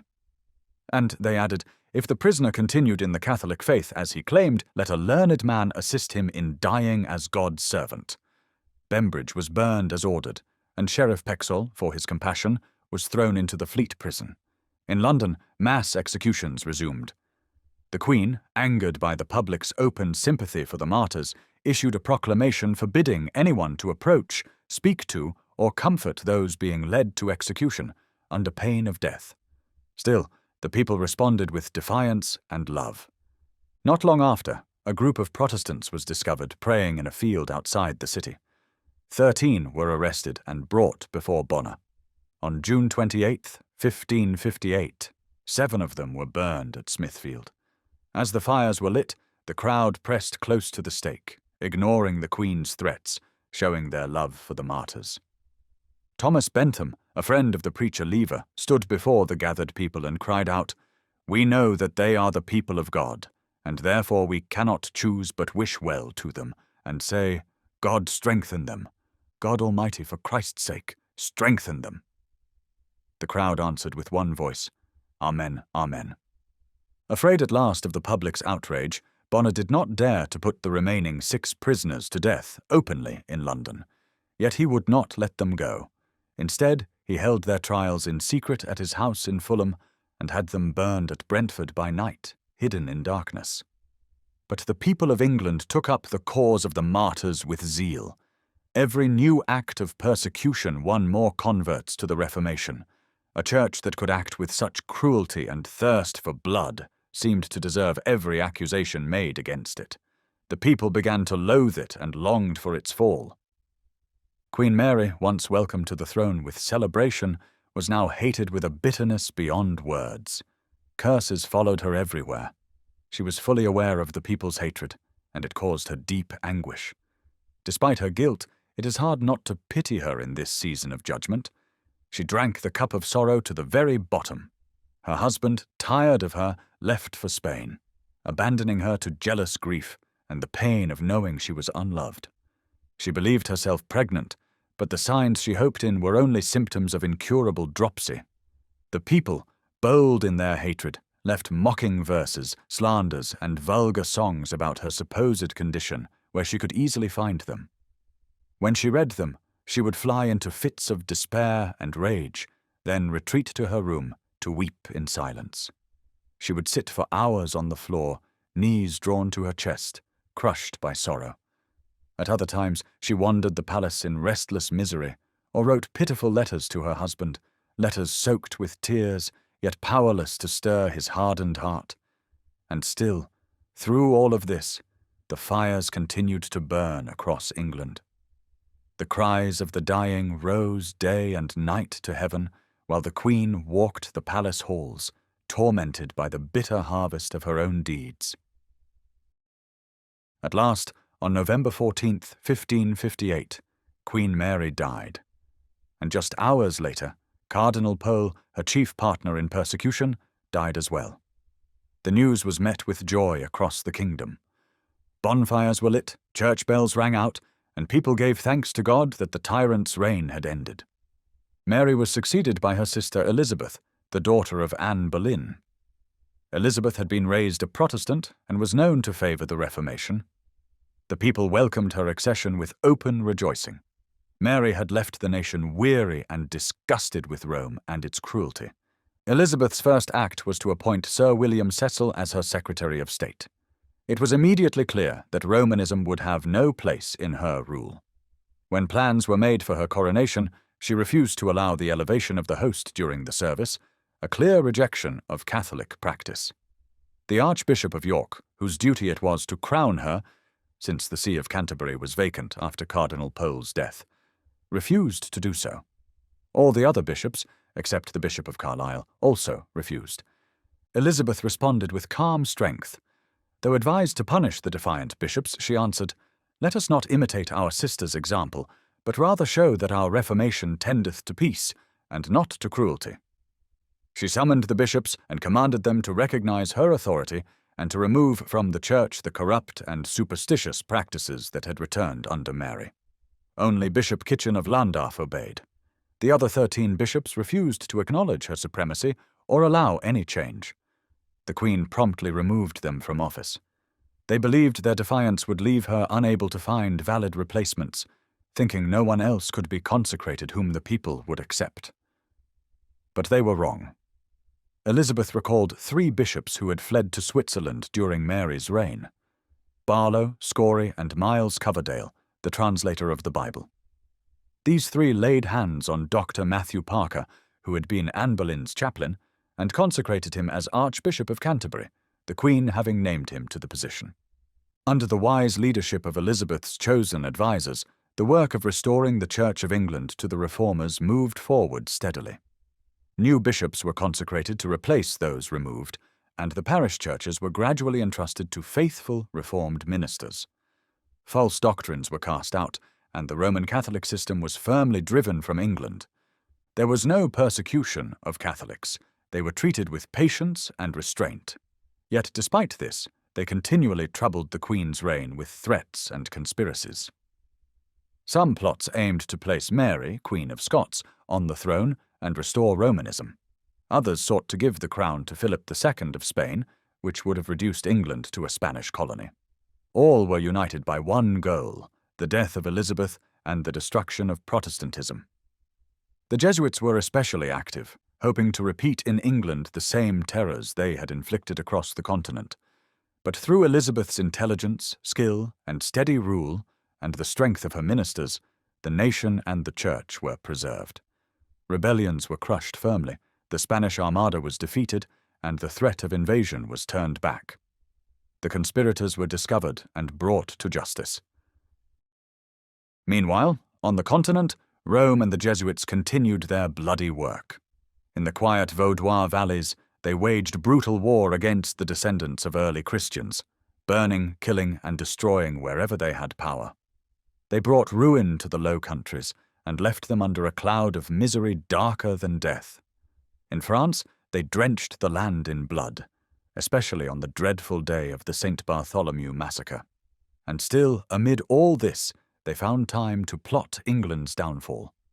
That they failed was not for lack of effort. The Reformation had now succeeded. To follow its course through the reigns of Elizabeth and her successors would be to tell the full history of the Church of England, rather than the struggle of Protestantism itself. We must pass over that long era, though the Romanists never fully stopped their schemes, nor gave up hope of reclaiming England for Rome. When James II came to the throne after the death of his brother Charles II in 1685, anxiety spread across the nation. James was a declared Roman Catholic and one of the most fanatical rulers ever to sit on a throne. His ambition was to rule England with the same absolute power that Louis XIV held in France, and to bring back the Roman Catholic religion to full control in his kingdom. He was completely under Jesuit influence, which had another hold on him through his mistress, whose relationship with the king they supported in order to keep their power over him. The Pope approved of James's goals, but advised him to move carefully. James, however, lacked the Pope's caution. He disregarded his coronation oath and violated the Constitution repeatedly, so that the English people during his reign had no rights except those he was willing to allow. Parliament submitted too easily, and this emboldened James to attack the Church. The clergy resisted him with firmness and dignity, which so enraged him that he pressed forward with policies clearly meant to strip the nation of both religious and civil liberties. The memory of Bloody Mary's cruelty was still fresh, and the English people remembered well the long attempts of the Romanists to crush the Church of England. Now, once again, there was no mistaking the signs. If the Pope's authority or the Roman religion returned, it would mean the destruction of everything they valued. It would also bring Jesuit rule and the Inquisition, along with a reign of terror like the one that followed the revocation of the Edict of Nantes in France. The Church of England was alert and spoke out boldly. From every pulpit in the land came warnings about the danger that threatened. This was not rebellion or disloyalty to their king, but a faithful and watchful defense of truth. The clergy ensured that no one could remain unaware of the evils that would come with the return of Romanism to England. The king had completely misjudged the spirit of his people.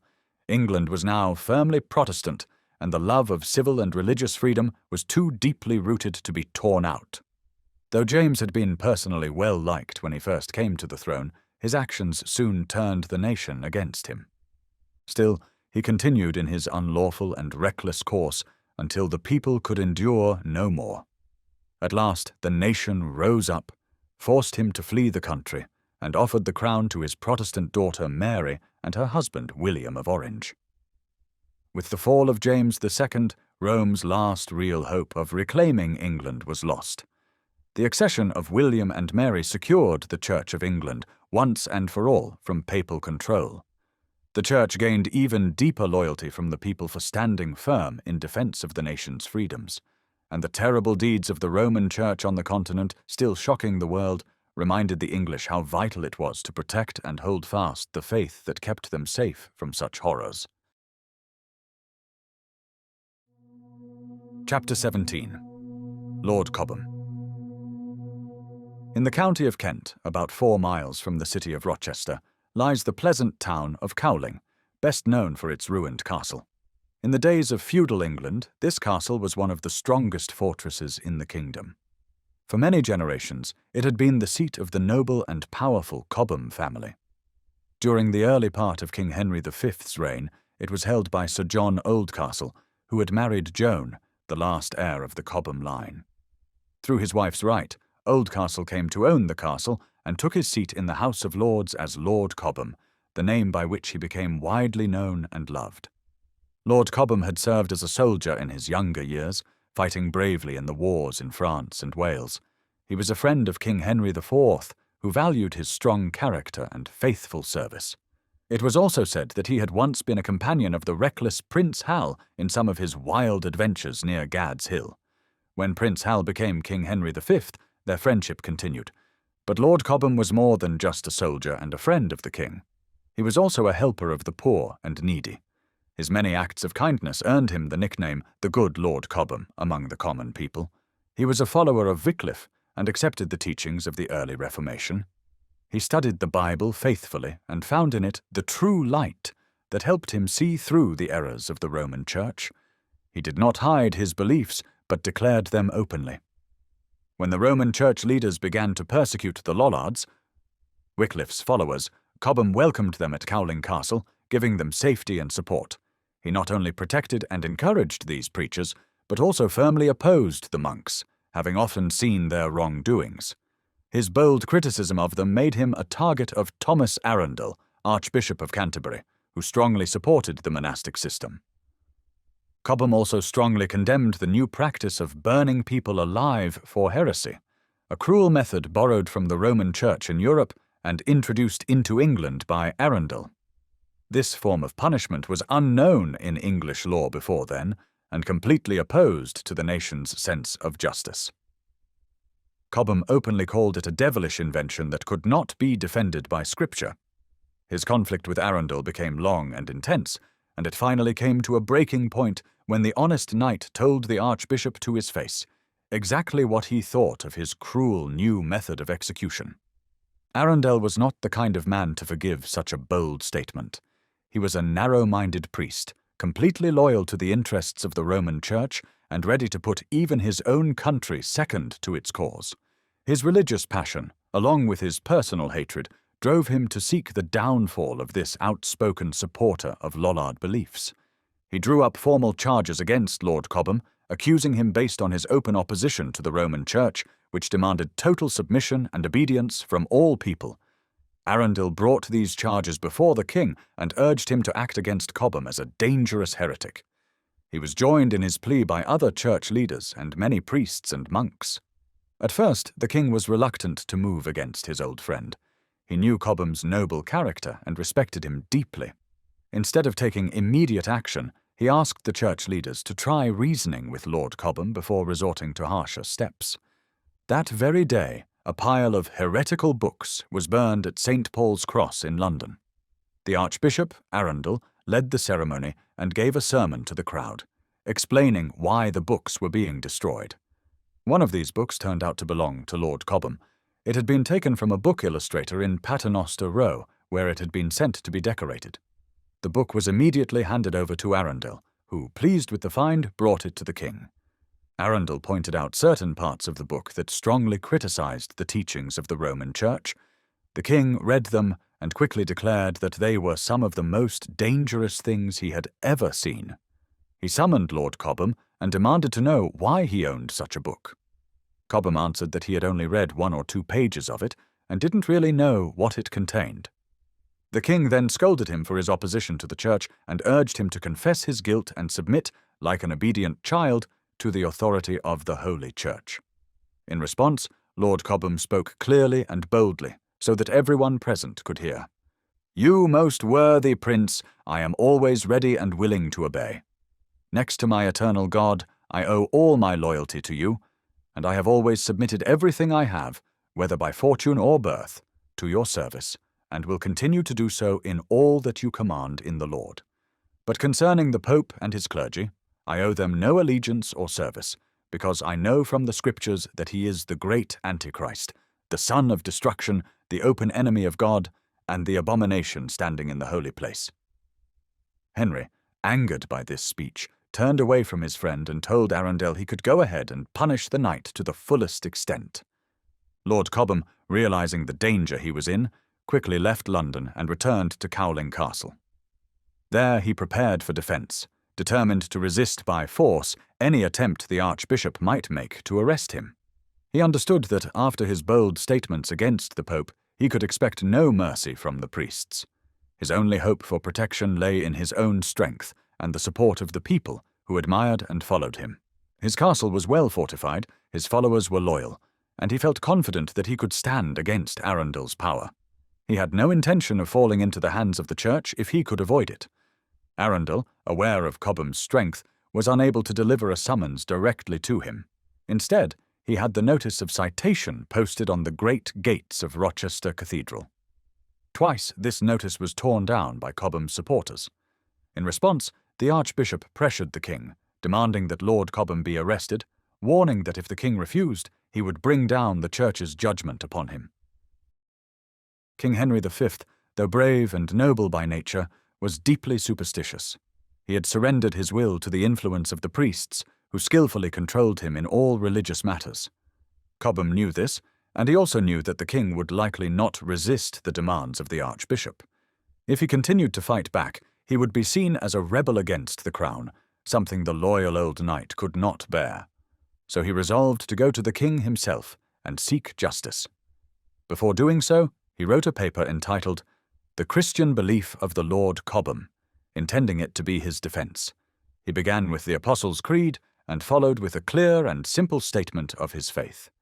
He said the Church was made up of 3 parts: the saints in heaven, the souls in purgatory, if there truly was such a place according to Scripture, and the faithful on earth. This last group, the Church militant, he said, was rightly divided by God into 3 estates: the priesthood, the knighthood, and the commons. These groups, he explained, were meant to help each other, not to harm one another. The priests, set apart from the world, should live like Christ and his apostles, dedicated to preaching and teaching the Scriptures faithfully, and giving good examples of holy living. They should be more modest, gentle, loving, and humble than anyone else.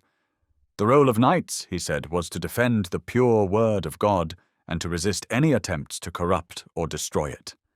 They were also to protect God's people from tyrants, oppressors, and thieves, and to support the clergy, but only so long as the clergy taught truthfully, prayed sincerely, and administered the sacraments properly. If the clergy failed to do this, it was the duty of the knighthood to correct them. The duty of the common people, Lord Cobham said, was to obey their lawful superiors in everything that did not go against God's word, and to live with diligence and thrift. He then declared his firm belief that the body and blood of Christ were truly and actually present in the sacrament of the altar, under the appearance of bread and wine.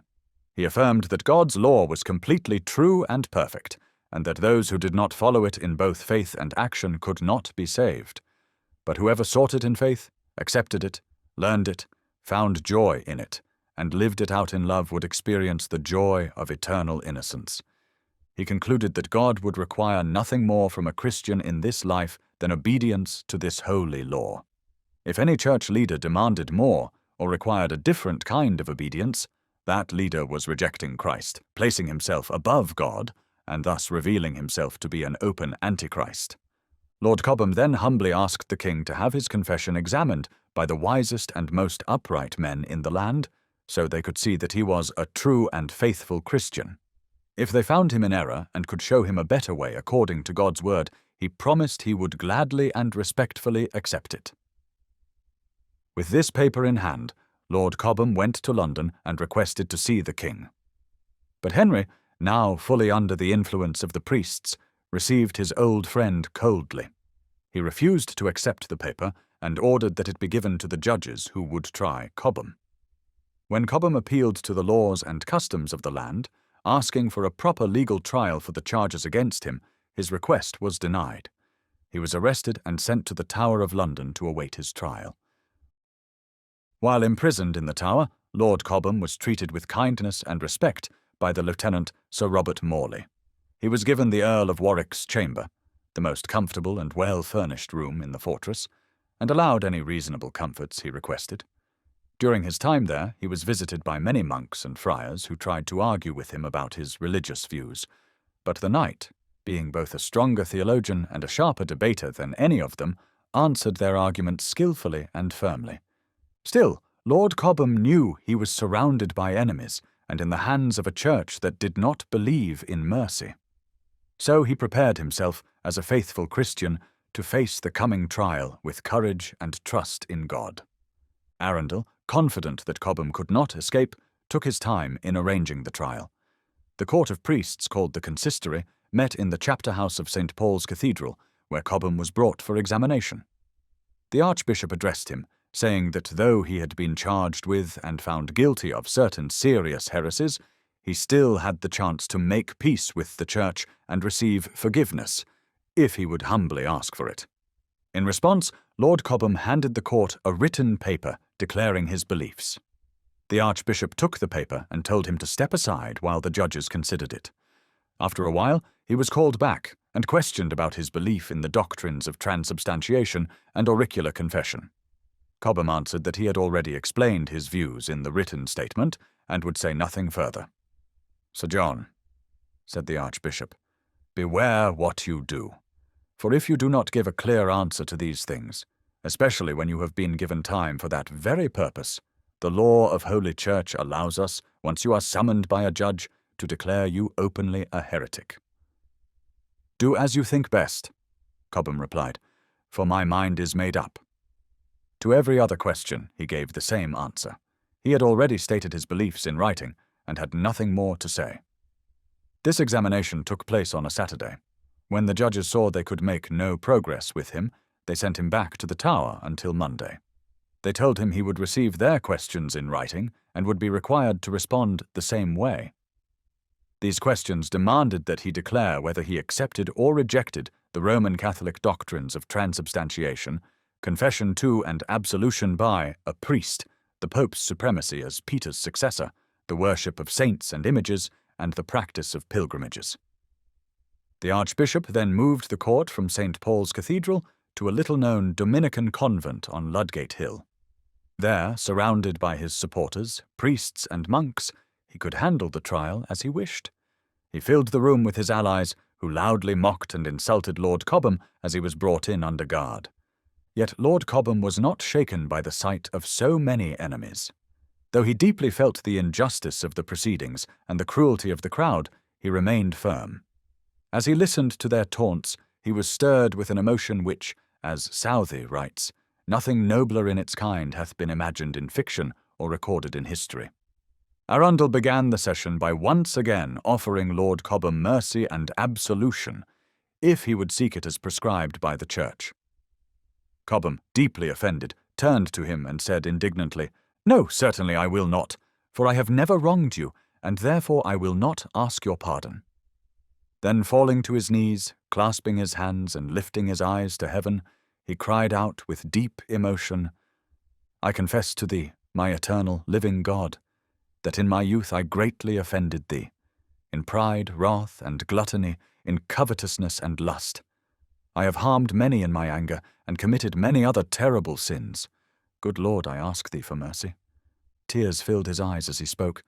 Then, rising to his feet with power in his voice, he declared, "Look, good people, look! For breaking God's law and his commandments, they have never cursed me. But for breaking their own laws and traditions, they cruelly persecute me and others. Therefore, both they and their laws shall be destroyed, just as God has promised." This powerful declaration shocked the court into silence. The judges looked at each other, troubled in their hearts.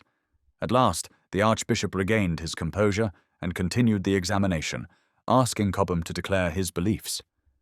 "I believe," Cobham replied firmly, "fully and faithfully in the universal law of God. I believe all that is true in the Holy Scriptures of the Bible. And finally, I believe whatever my Lord God wills that I should believe." But such simple trust in Scripture was not enough for the priests, because it rejected their man-made authority. They pressed him again, this time on the nature of the bread used in the sacrament. "The Scriptures," he answered, "do not speak of material bread, so my faith is not concerned with that word.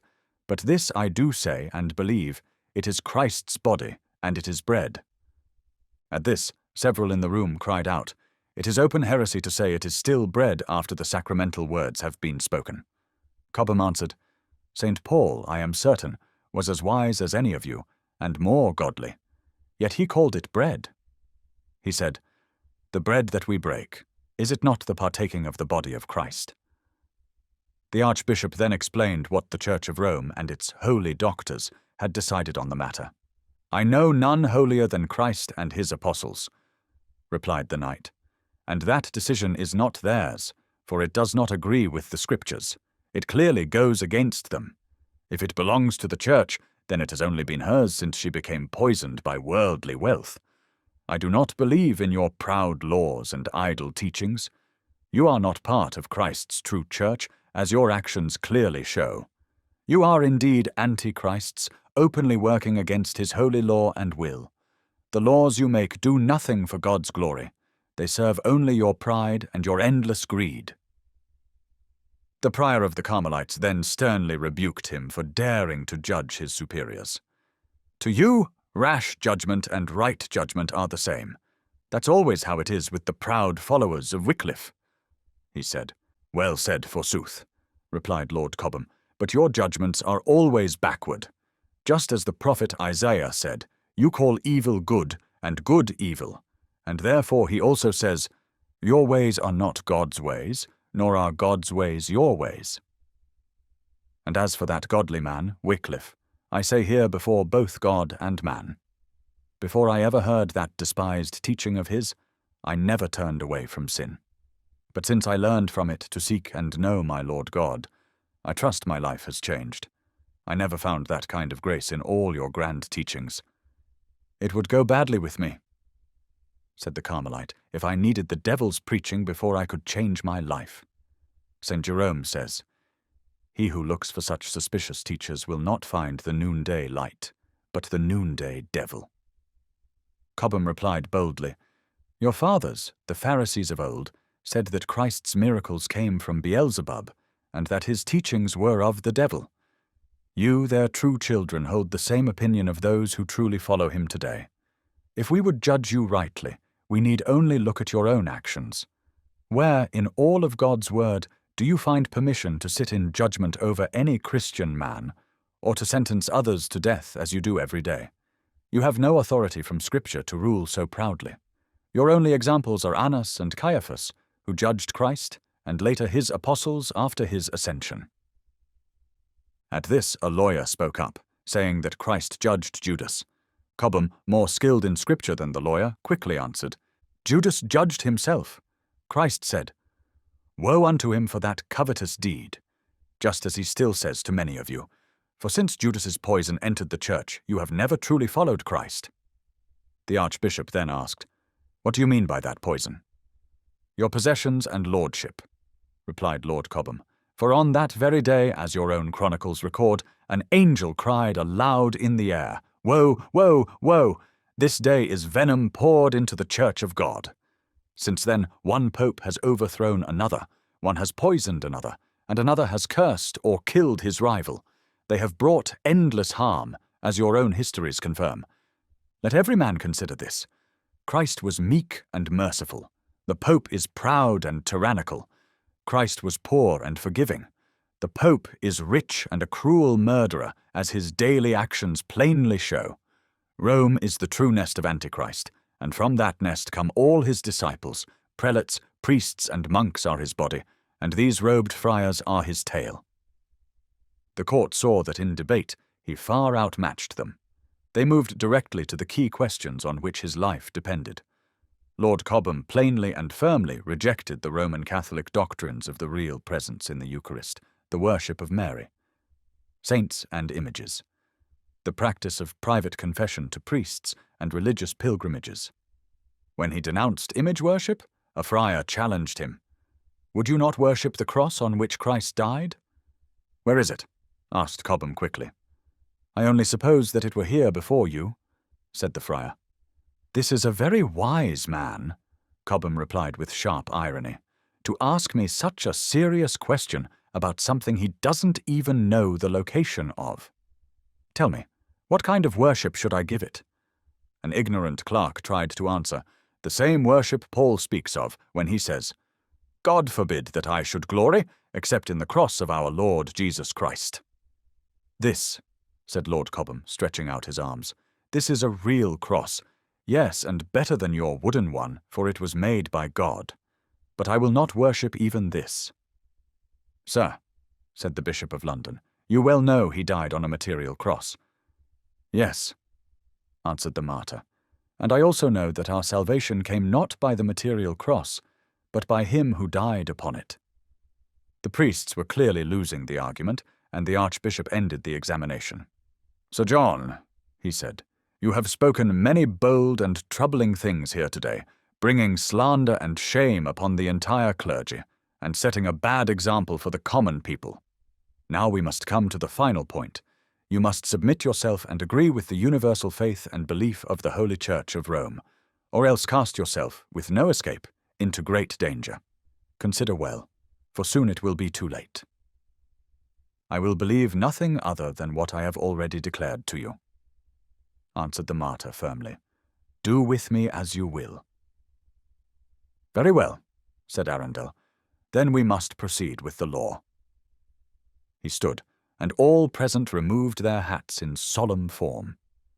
He began, "In the name of God, since Lord Cobham has been accused and formally charged at the request of our united clergy, we have proceeded against him by the law. God is our witness, with as much mercy as possible.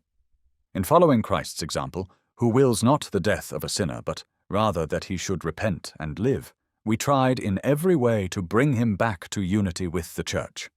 But finding him far from the Catholic faith, and so stubborn that he would neither admit his error, clear himself, nor repent, we, out of fatherly compassion, gave him time to reconsider, hoping he might yet return to the truth. But now, since he remains uncorrectable, we are forced to the full extent of the law, and with great sorrow of heart, we proceed to pronounce the final sentence against him." This display of sorrow by the Archbishop was pure hypocrisy, for he had determined from the beginning that Lord Cobham must die. He had entered the court with the sentence already written, fully expecting that the faithful old servant of Christ would never save his life by betraying his conscience. He then read aloud the court's decree, which sentenced Lord Cobham to be handed over to the secular authorities, to be executed as a vile and dangerous heretic. The sentence also placed the curse of the Church of Rome upon him, and upon anyone who might aid, advise, or defend him in any way. When the sentence had been read, Lord Cobham turned to the Archbishop and said calmly and firmly, "Though you judge my body, which is but a poor thing, I am certain and sure that you can do no harm to my soul, no more than Satan could do to the soul of Job. He who created it will, through his infinite mercy and promise, save it. Of this I have not the least doubt, and as for the beliefs I have stated, I will hold to them even unto death, by the grace of my eternal God." Then turning to the people gathered there, he raised his hands and cried out with a strong voice, "Good Christian people, for the love of God, beware of these men. Otherwise they will deceive you and lead you blind into hell with themselves. For Christ has plainly said, 'If one blind man leads another, both will fall into the ditch.'" Then he knelt down, and before all present prayed for those who had condemned him. "Lord God eternal, I ask thee, for the sake of thy great mercy, to forgive my persecutors, if it be thy blessed will." His words fell on deaf ears among the crowd of priests and monks who had determined from the beginning to destroy him. He was taken back to the Tower.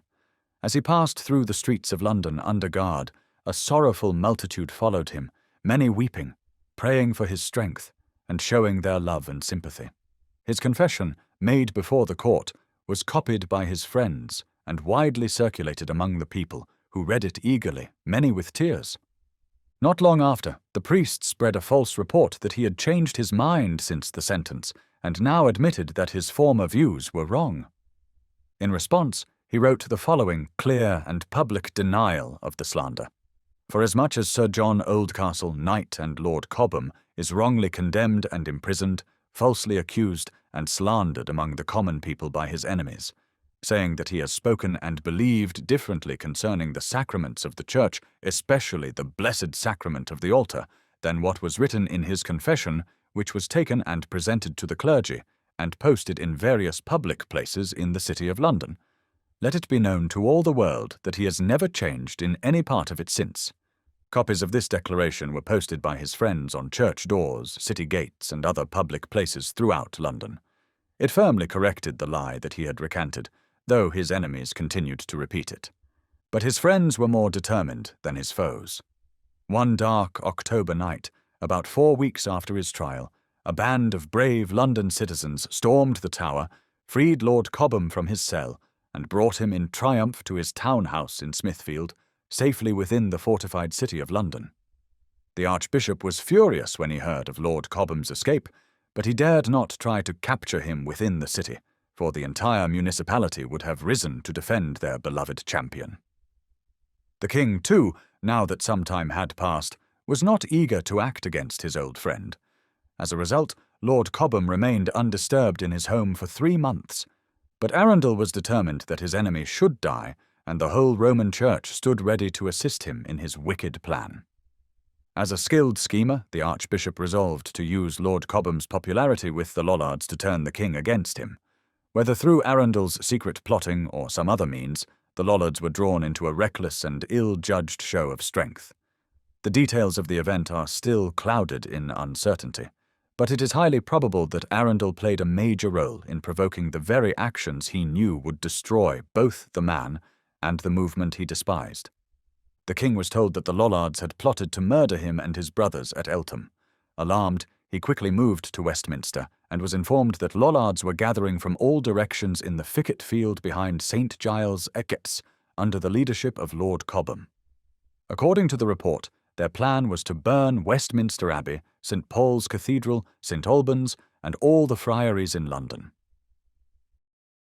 Southey continues to say, in the middle of the night on Christmas, the king gave orders for his men to arm, intending to confront the supposed conspirators.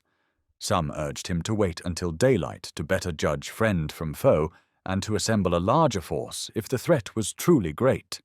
But with only those who could be gathered quickly at such an hour, he marched out to the place named by his informers, and there found only a small group.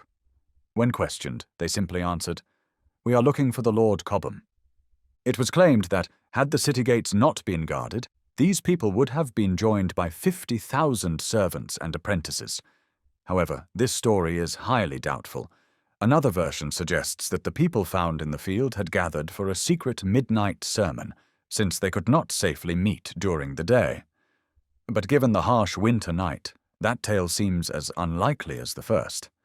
It is possible that a real conspiracy existed, perhaps with the goal of restoring the rightful royal line to the throne, and that the Lollards joined in, hoping at least to gain toleration, if not full victory for their faith. Whatever the truth, the situation was quickly used against them. Note: the skepticism of Southey about such midnight gatherings in cold weather underestimates the zeal of reformers. History shows that Protestants in Italy and France endured even harsher conditions to hear God's word. The English believers were no less faithful or determined. The leading figures among the Lollards were arrested and thrown into prison, and 39 of them were burned alive, condemned for both heresy and treason. The king placed a bounty of 1,000 marks on Lord Cobham's head, and offered special rewards and privileges to any city that would capture and deliver him in chains. But all such offers failed. Lord Cobham escaped from his townhouse and fled into the countryside. There he moved from place to place, always finding friends who, despite the danger, gave him shelter and protection. The Archbishop pursued him relentlessly. Every monk and priest in the kingdom was on the lookout, turning the church into a vast network of spies to hunt him down. Yet for 4 years he remained free, hidden by the loyalty of those who loved him. At last he was betrayed by Lord Powys of Wales, who was bribed by the clergy to reveal his hiding place. Cobham was quickly surrounded by an armed force. He stood bravely in his defence and would not have been taken alive, had not a woman struck his legs with a stool, breaking them. Helpless, he fell to the ground and was captured. He was then placed in a horse litter and carried swiftly to London. Now the Archbishop had his prey in hand. The king was away in France, and to bring Cobham to trial for treason would only cause delay, and perhaps risk another escape. The sentence for heresy, passed years before, gave them all the excuse they needed. It was decided that he should be executed at once. Though badly injured, Lord Cobham was carried to Smithfield, where a gallows had been erected directly in front of his own house. He was hung in chains from the structure, and a slow fire was lit beneath him. Thus his body was literally roasted to death. His suffering was long and excruciating. He was the first martyr of the Roman Church to die in Smithfield, a place that would later become infamous for such cruel scenes. A great crowd watched his death, many among them his friends and sympathizers. The priests and monks, present in large numbers, mocked him during his agony. According to Fox, they did all in their power to prevent the people from comforting him with their prayers. Chapter 18. Anne Askew. During the reign of Henry VIII, there lived in Lincolnshire a knight of an old and respected family named Sir William Askew. He lived at Kelsey, the home of his ancestors, and had several daughters and one son. Near him lived his closest friend, Mr. Kyme, a man of great wealth. Mr. Kyme had a son who was just reaching adulthood, and was set to inherit his father's large estate. Wanting his son to marry and settle down early, as was common at the time, Mr. Kyme began searching for a suitable wife for him. He chose the eldest daughter of his friend, Sir William Askew.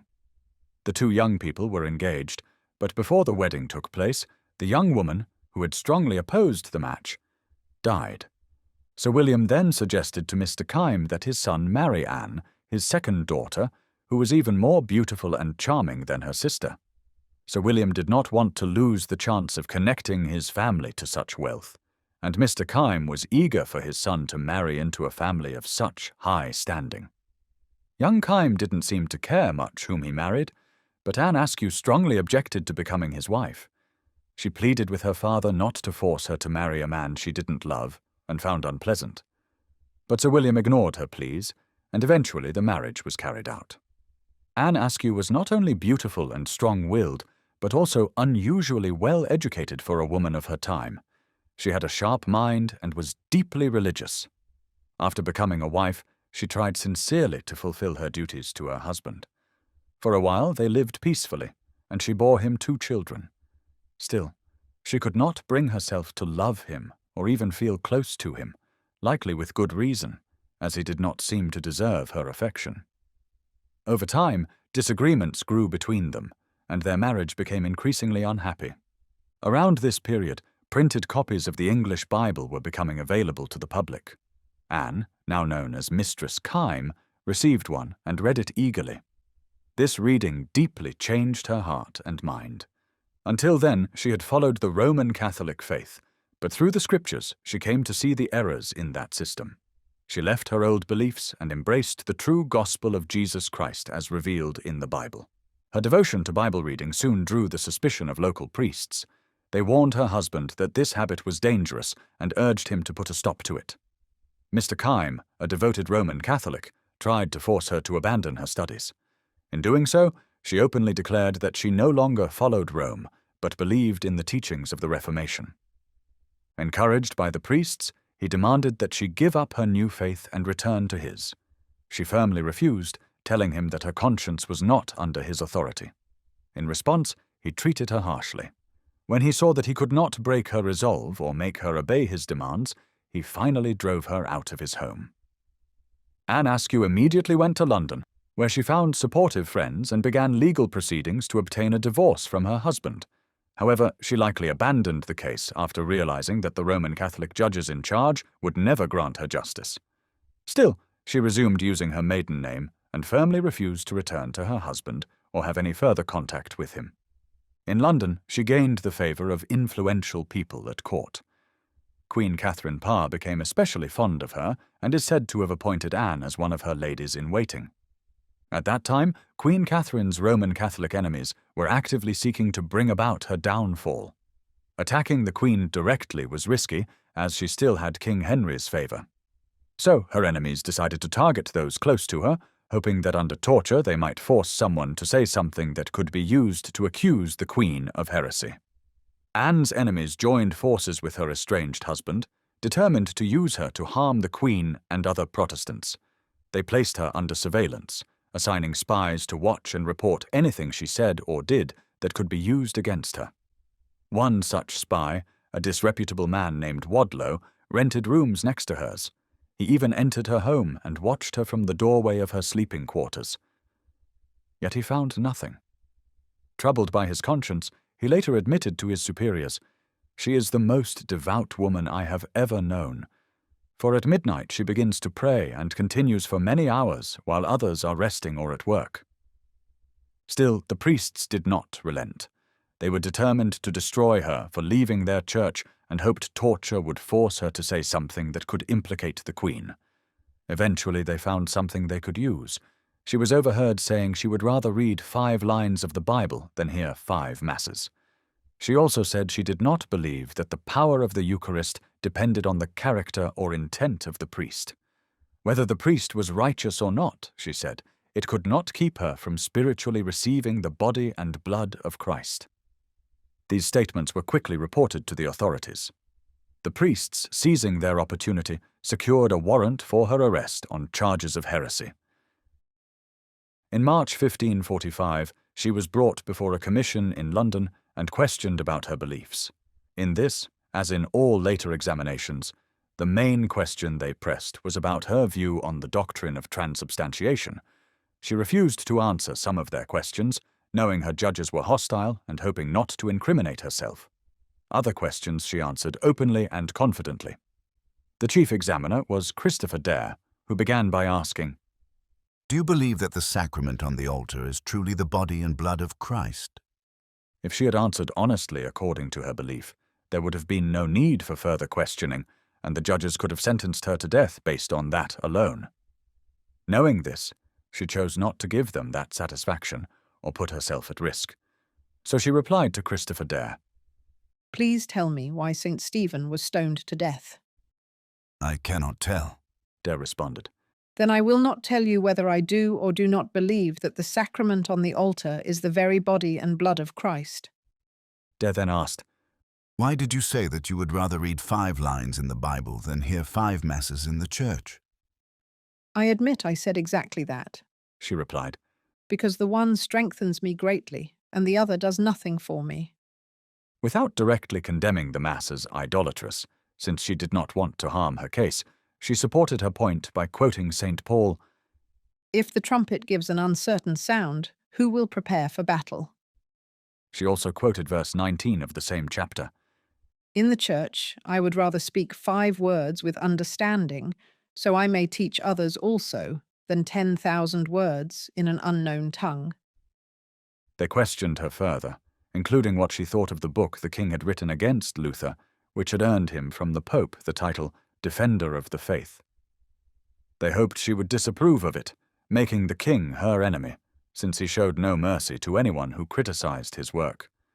But she wisely answered, "I can give no opinion on it, as I have never read it." They also asked, "Do you not think private masses help the souls of the dead?" "It is great idolatry," she answered, "to trust more in them than in the death Christ died for us."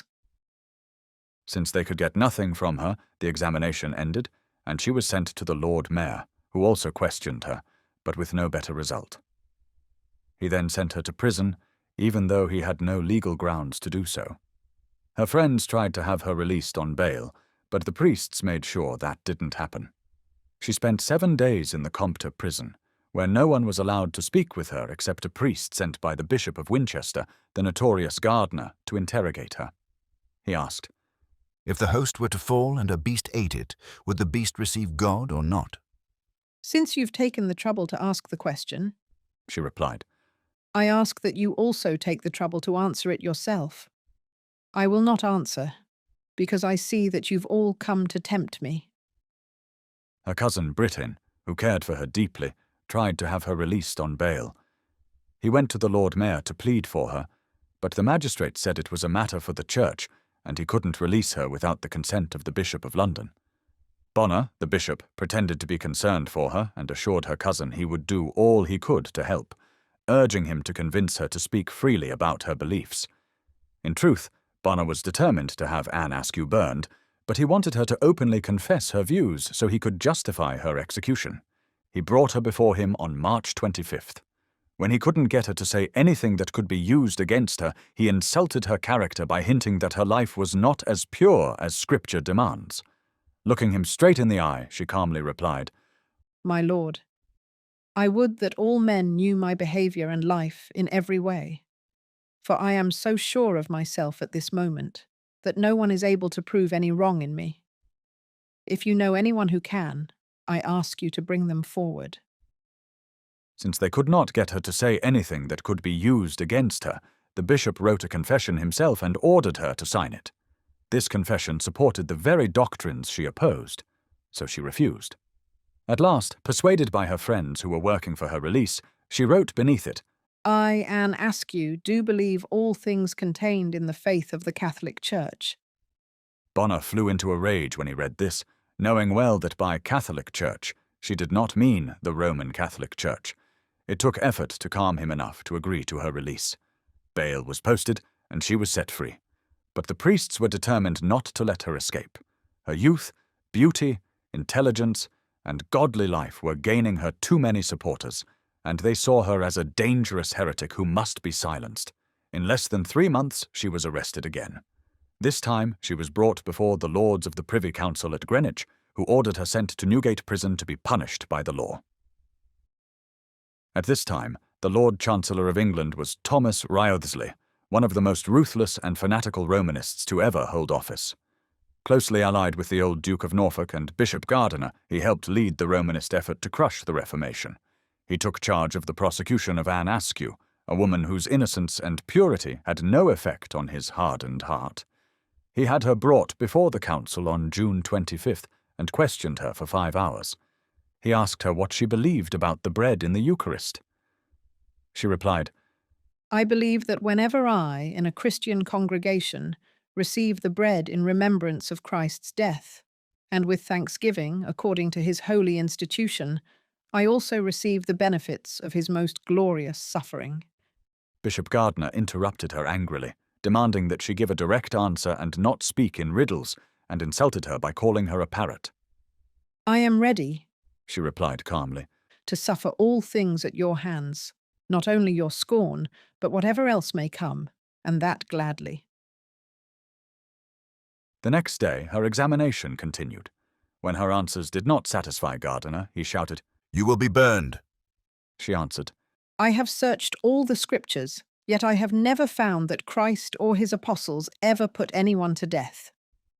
Mr. Paget, one of the council, spoke to her more gently than the others and asked, How can you get around Christ's own words? Take, eat. This is my body, which is broken for you.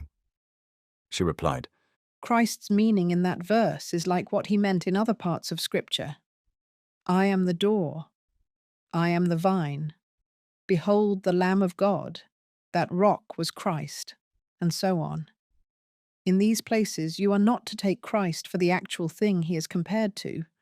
Otherwise, you make him a door, a vine, a lamb, or a stone, which goes against the meaning of the Holy Spirit. These all point to Christ, just as the bread points to his body in that verse.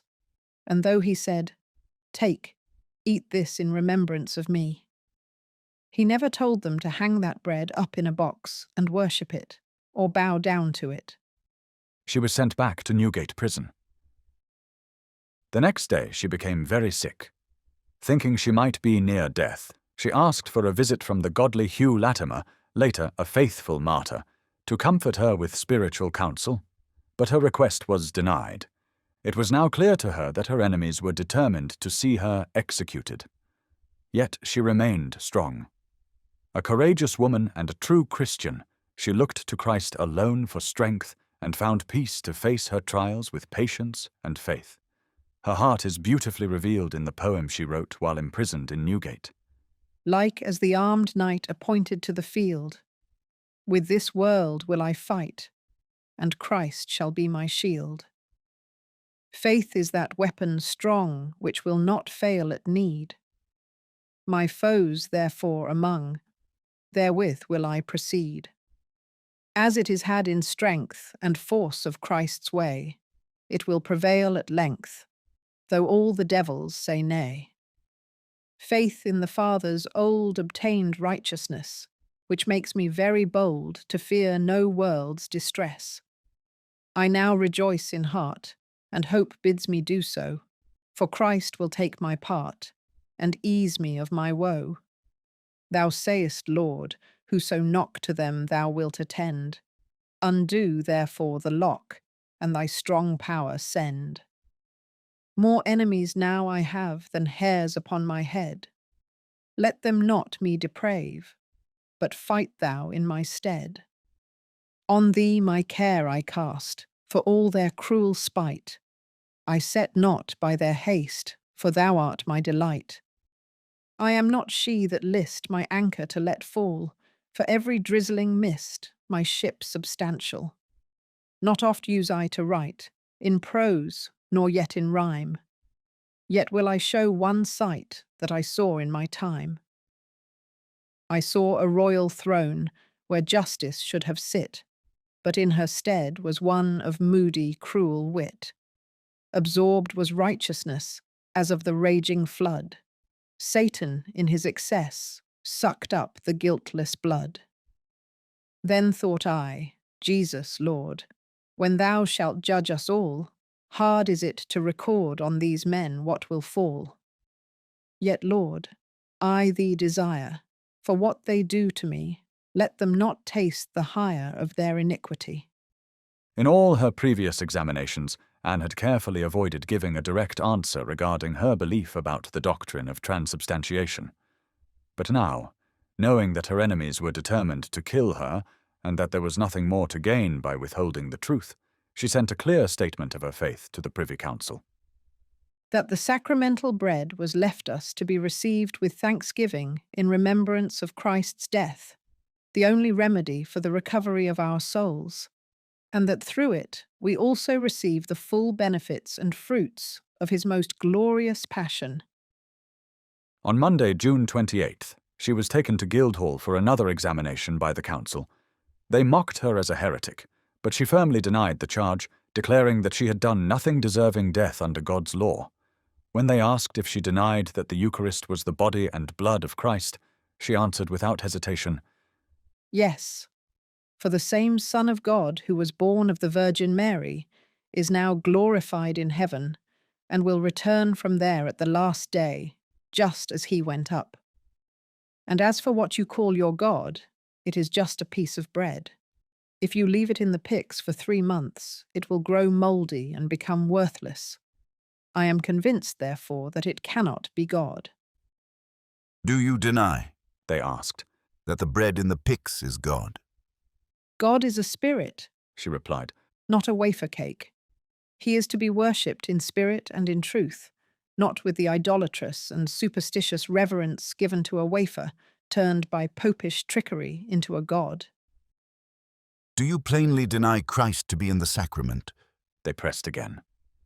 I believe, she said, that the eternal Son of God does not dwell there. She backed her words with many scriptures.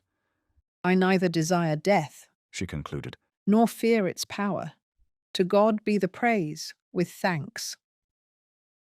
The council urged her to seek the help of a priest, but she smiled and said that she would confess her sins to God, from whom alone true forgiveness could come. Then the Lord Mayor of London, Sir Martin Bowes, asked to question her. He began, Thou foolish woman, do you say that the priest cannot make the body of Christ? I do say so, my lord, Anne replied. For I have read that God made man. But that man can make God, I have never read, nor do I expect I ever shall. Thou foolish woman, continued the self-important magistrate. After the words of consecration, is it not the Lord's body? No, it is only consecrated or sacramental bread, she answered. The mayor, thinking to trap her, asked, What if a mouse eats it after the consecration? What happens to the mouse? What sayest thou, foolish woman? Anne looked at him for a moment and calmly asked, What do you say, my lord, will become of it? I say the mouse is damned, he declared. Alack, poor mouse, she replied with gentle mockery. Some of the council laughed at Anne's sharp response, and seeing how poorly their champion, the Lord Mayor, was faring in debate with her, they stopped his questioning. As stripe records, they then proceeded to the butchery they intended before they came thither. By English law, Anne Askew had the right to a public trial by jury, but the Roman Catholic faction in the council was powerful enough to deny her that right. Lord Chancellor Wriothesley and Bishop Gardiner pressed the council to condemn her, and they succeeded. There is nothing Rome hates more than civil liberty, and nothing she delights in more than tearing down the legal protections that guard such freedom.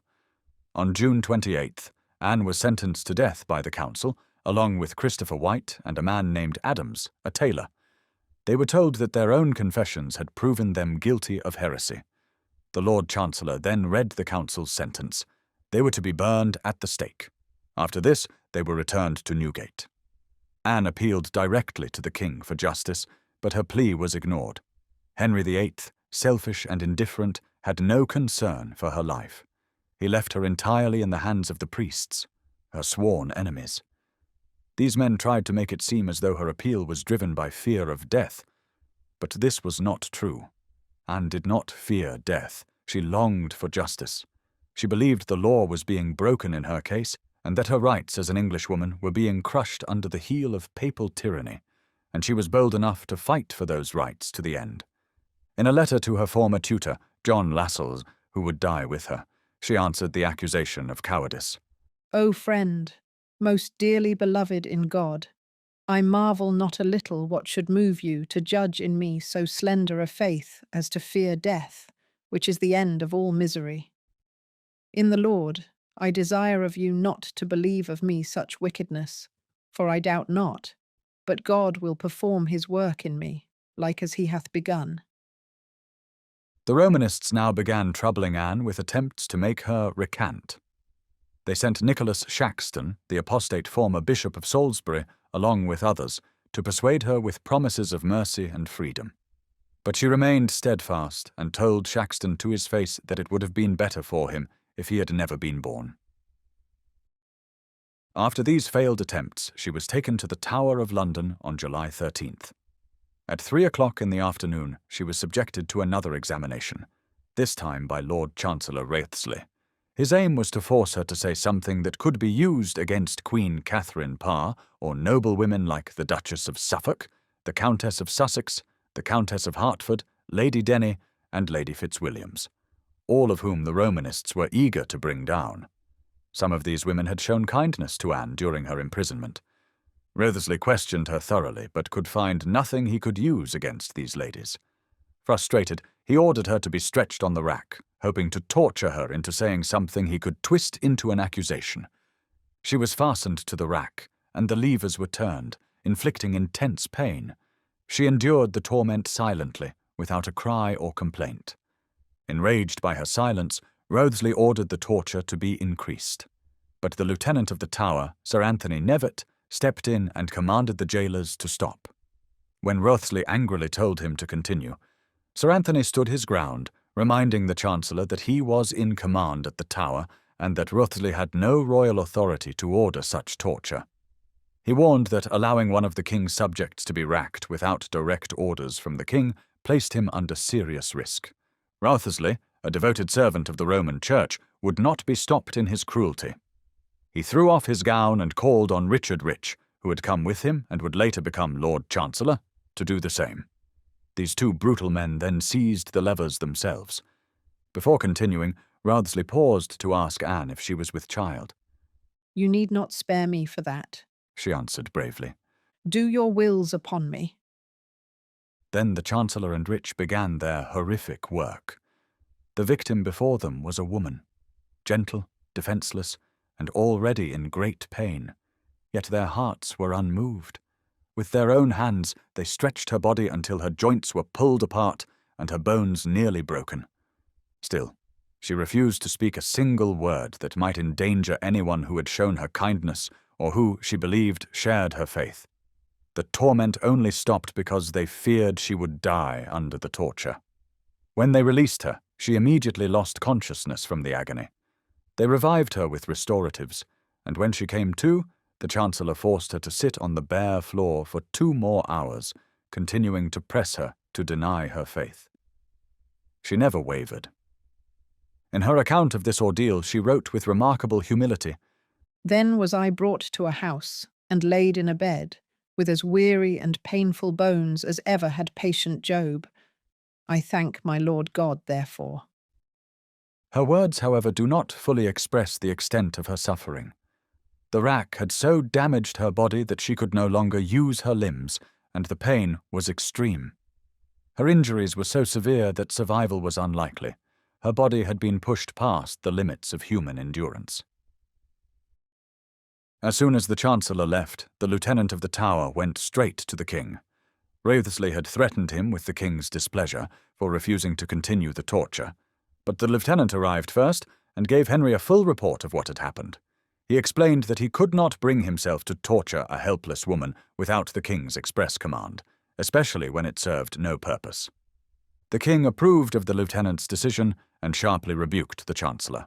But beyond that, Henry did nothing. He allowed the priests and their allies to go on with their plans against Anne, though she was already at death's door.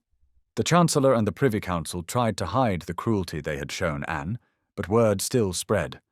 They were ashamed that their cowardice and brutality had become public knowledge. The Chancellor sent a message to Anne, promising that if she would recant, she would have every comfort. But if she remained firm, she would be sent to Newgate and put to death. She replied that she would rather die than betray her faith. Meanwhile, Bonner and his circle, skilled in falsehood, tried to ruin Anne's reputation among the people. They published the paper that had been prepared during her first imprisonment, the one she had refused to sign. You may recall that she had written beneath it, I, Anne Askew, do believe all things contained in the faith of the Catholic Church.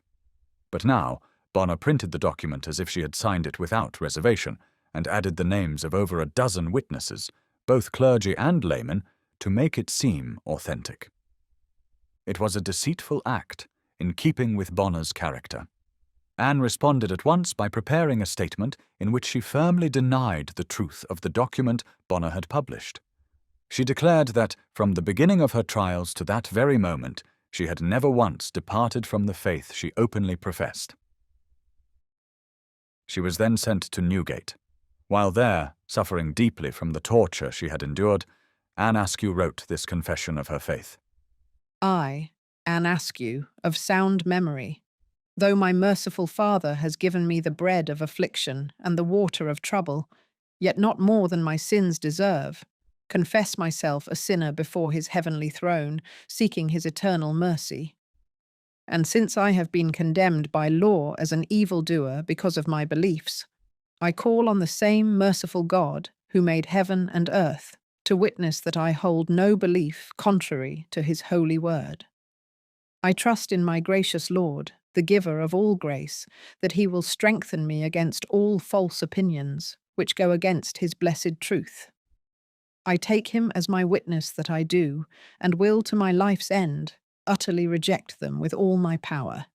But this is the heresy they say I hold, that after the priest has spoken the words of consecration, the bread still remains. They say, and teach it as necessary for salvation, that after those words are spoken the bread no longer exists, but becomes the very body that hung on the cross on Good Friday, flesh, blood and bone. I say no to this, for if that were true, then our common creed would be false, which says, He sits at the right hand of God, the Father Almighty, and from there shall come to judge the living and the dead. See, this is the so-called heresy for which I must die. But concerning the holy and blessed supper of the Lord, I believe it to be a most necessary remembrance of his suffering and death, and I believe in it as much as my only Redeemer, Jesus Christ, would have me believe. Finally, I believe all the Scriptures to be true, confirmed by the precious blood of Christ. As St. Paul says, these Scriptures are sufficient for our learning and salvation. Therefore, I believe we need no unwritten traditions to govern Christ's church. What he has said to me in his gospel I have, by God's grace, hidden in my heart. I fully trust, as David said, that it will be a lamp to my feet. Some claim that I deny the Eucharist, or sacrament of thanksgiving, but they speak falsely of me. I say and believe that if it were kept as Christ instituted it, it would be a great comfort to all believers. But as for your Mass, as it is now practiced, I say and believe it is the most abominable idol in the world. For my God is not eaten with teeth, nor does he die again. And for these words which I have now spoken, I am ready to suffer death. Throughout her entire persecution, Anne Askew maintained a patient and gentle spirit. No cruelty could shake it, and not once did she utter a single word of bitterness or unkindness. Though she was only 25 years old, and life was dear to her, it was not dear enough to be bought at the cost of her conscience. She did not seek martyrdom, but she did not fear it. Through all her pain, she showed a strength and grace that stands among the highest examples of Christian courage. She never cursed her persecutors, but, like her Saviour, prayed for them, asking that they might be spared the just judgment their deeds deserved. At last, the day of execution came. 3 stakes were set up in front of St. Bartholomew's Church in Smithfield, and the surrounding area was enclosed with a railing to hold back the crowds. The streets overflowed with people, and the windows and rooftops around the square were filled with spectators. A raised platform stood beside the church, where sat Lord Chancellor Wriothesley, the old Duke of Norfolk, the Earl of Bedford, the Lord Mayor of London, and other prominent members of the Roman Catholic party. Monks and priests moved through the crowd, but many friends and sympathizers of the martyrs were there as well, believers who had come to witness the death of their fellow Christians, and to strengthen them with their prayers and encouragement if they could. Anne, unable to walk or stand because of the torture she had endured on the rack, was carried to the stake in a chair. An iron chain was fastened around her waist to hold her upright against the post. 3 others were brought out to die with her: John Lascelles, formerly of the king's household and Anne's old tutor, Nicholas Belenian, a priest from Shropshire, and John Adams, a tailor. They had all been condemned for sharing the same faith that Anne held. Anne was tied to her own stake, and the 3 men to the other 2. They spoke often to each other, offering comfort and encouragement, and it was clear to all who watched that their courage grew stronger as they listened to the calm, faithful words of the young woman dying beside them. Anne's face was serene, full of peace. One who was there wrote, "She had an angel's countenance and a smiling face." When all was ready, the apostate Bishop Shaxton climbed into the pulpit that had been set up in the square and began to preach to the martyrs, urging them to repent and be reconciled to the Church of Rome. But his words fell on deaf ears. To those about to die, he was a traitor, no better than Judas, and the last person they would listen to in such a moment. Anne, though racked with pain, listened closely to his sermon. When he spoke the truth, she openly agreed.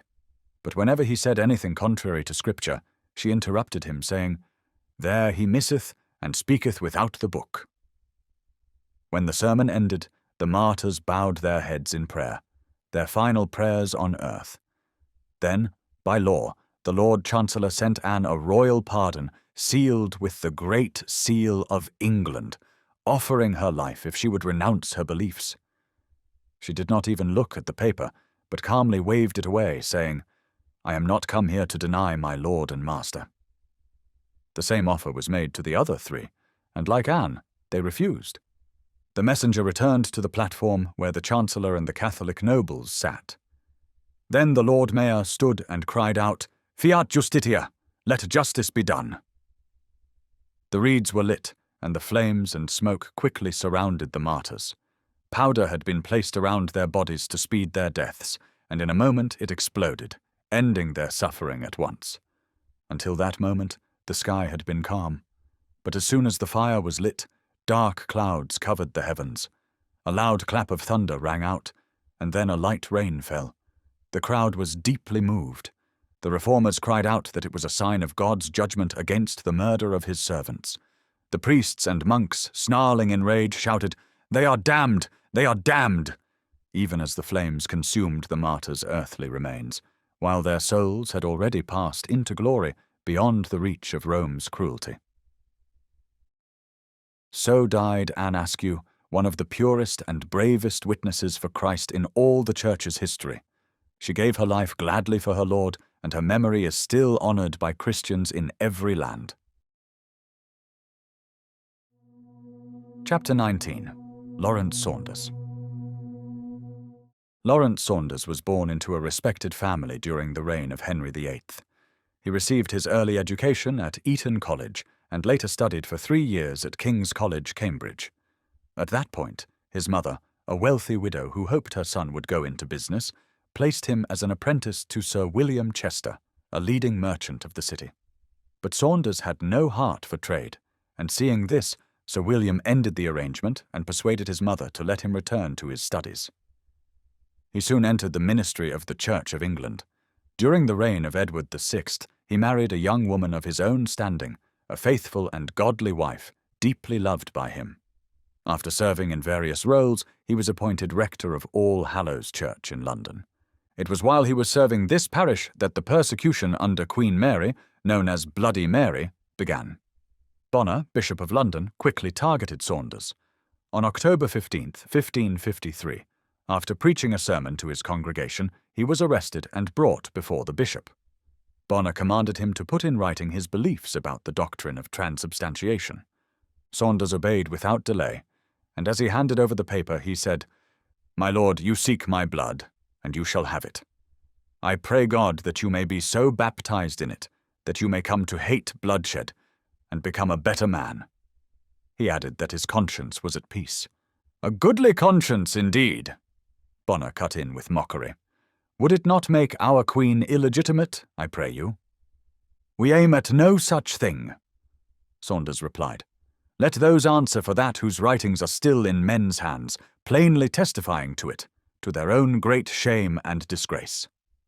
This sharp answer struck Bonner deeply, for he himself had written and published a book during Henry VIII's reign opposing the legality of Henry's marriage to Queen Catherine, Mary's mother. Now he had no reply, and in a fury shouted to the officers, "Take away this raving fool to prison!"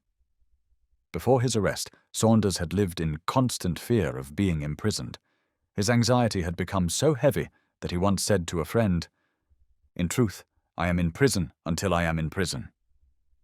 But once taken, his fear left him. Peace came to him, and he became calm and settled. He described the change to a fellow prisoner as a sense of refreshment flowing from every part and limb to the heart, and then ebbing and flowing again, which he believed to be a foretaste of the communion of saints, marvelously comforting to both soul and body. He told his wife not to try to have him released, but to leave him in God's hands to do with him what he willed. He assured her of his cheerful resolve, through the strength of God and his Christ, in whom and through whom I shall, I know, be able to fight a good fight, finish my course, and then receive the crown laid up for me and for all who are true soldiers of Christ. He added a word of thanks for a woman, likely a close friend or family member, saying, "Thank you know who for her most sweet and comforting reminder of the journey I am now taking. May God speed us all well and grant us a joyful meeting at the end.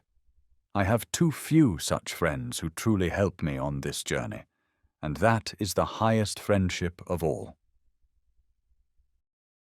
He was kept in prison for 15 months, enduring harsh treatment throughout. His place of confinement was the Marshalsea prison, a miserable place even in better times, and especially grim during this period. The jailer had strict orders not to allow anyone to visit him. When Mrs. Saunders came, carrying their infant son in her arms and pleading to see her husband, the keeper had to turn her away. But moved by her sorrow, he took the child himself, and brought him to Lawrence. Saunders was deeply affected at the sight of his little boy. Other prisoners gathered around, eager to see the child, a rare and touching sight in such a place.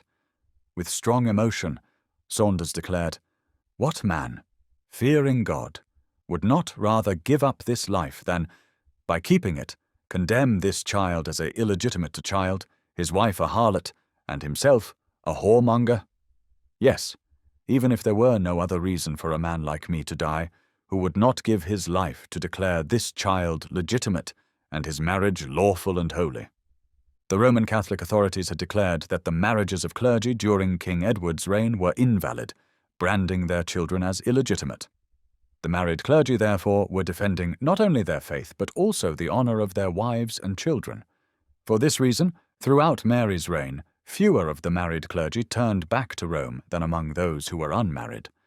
After 15 months in prison, Saunders was summoned before the Privy Council, which was led by Gardiner, the Bishop of Winchester, and then Lord Chancellor of England.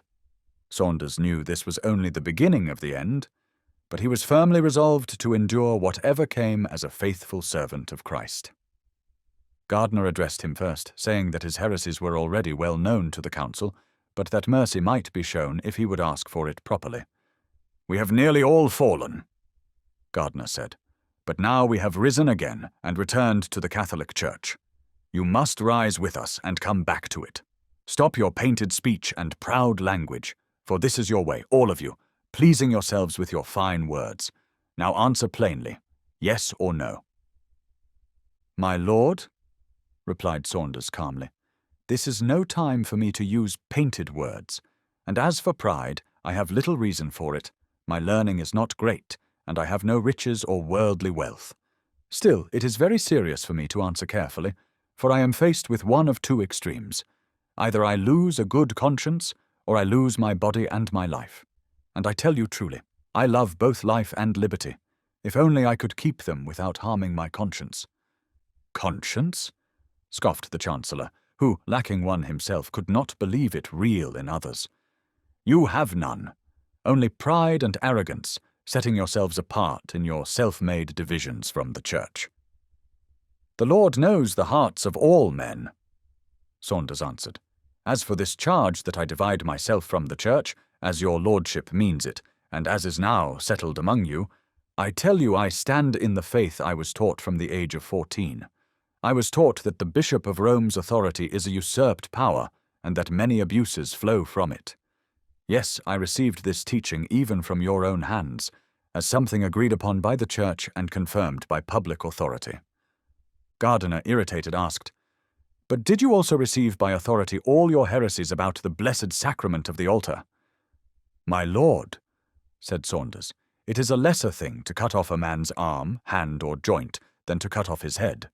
For a man may still live without an arm or a hand, but not without his head. And you had all agreed to cut off the head, that is, the supremacy of the Bishop of Rome. Yet now you would make him the head of the Church once more." At this point, Bonner interrupted, turning to the Chancellor and declaring, "If it please your lordship, I have his own hand against the blessed sacrament. What say you to that?" he asked Saunders directly. Saunders replied calmly, "What I have written, that have I written, and I will not accuse myself further. You have nothing to charge me with under the laws since they came into force." "You are obstinate," said the Chancellor, "and refuse liberty."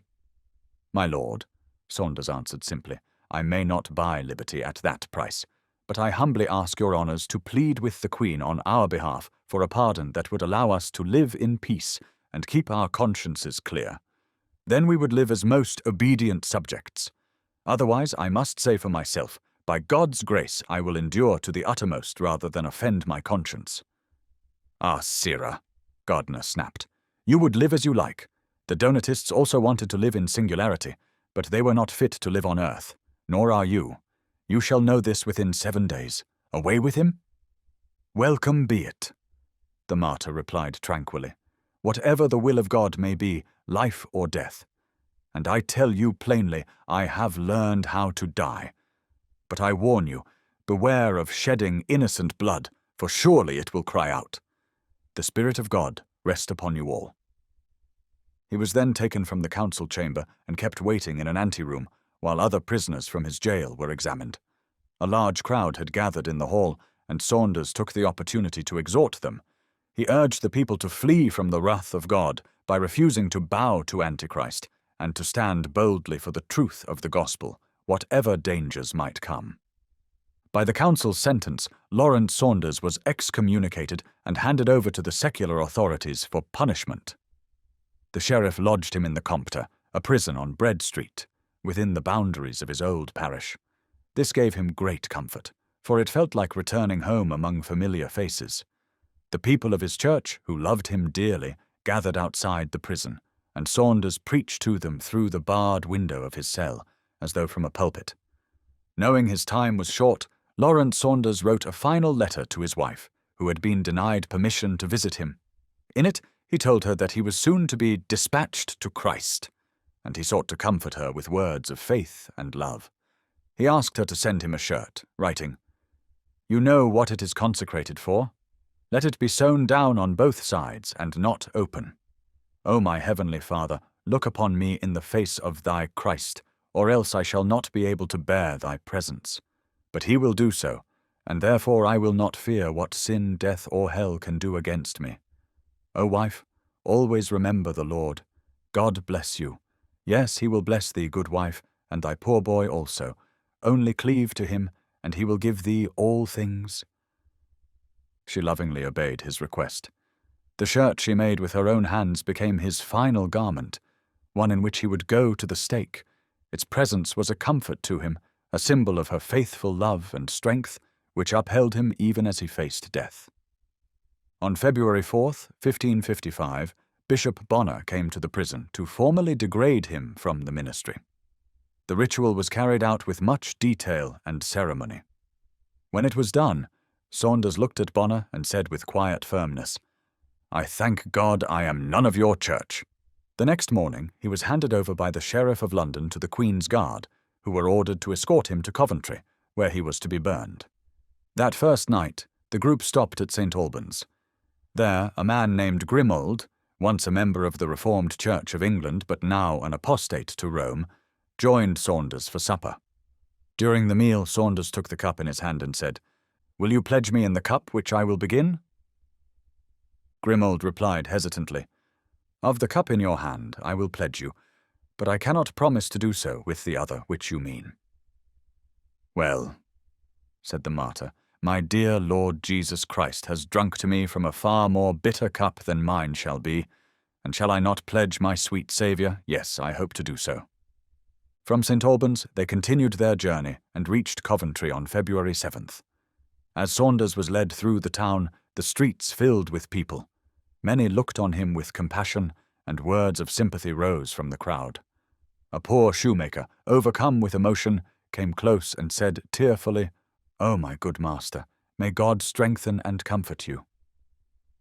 "Pray for me," Saunders replied earnestly. "I am the most unfit man for this high office that was ever chosen for it, but my gracious God and dear Father is able to make me strong enough."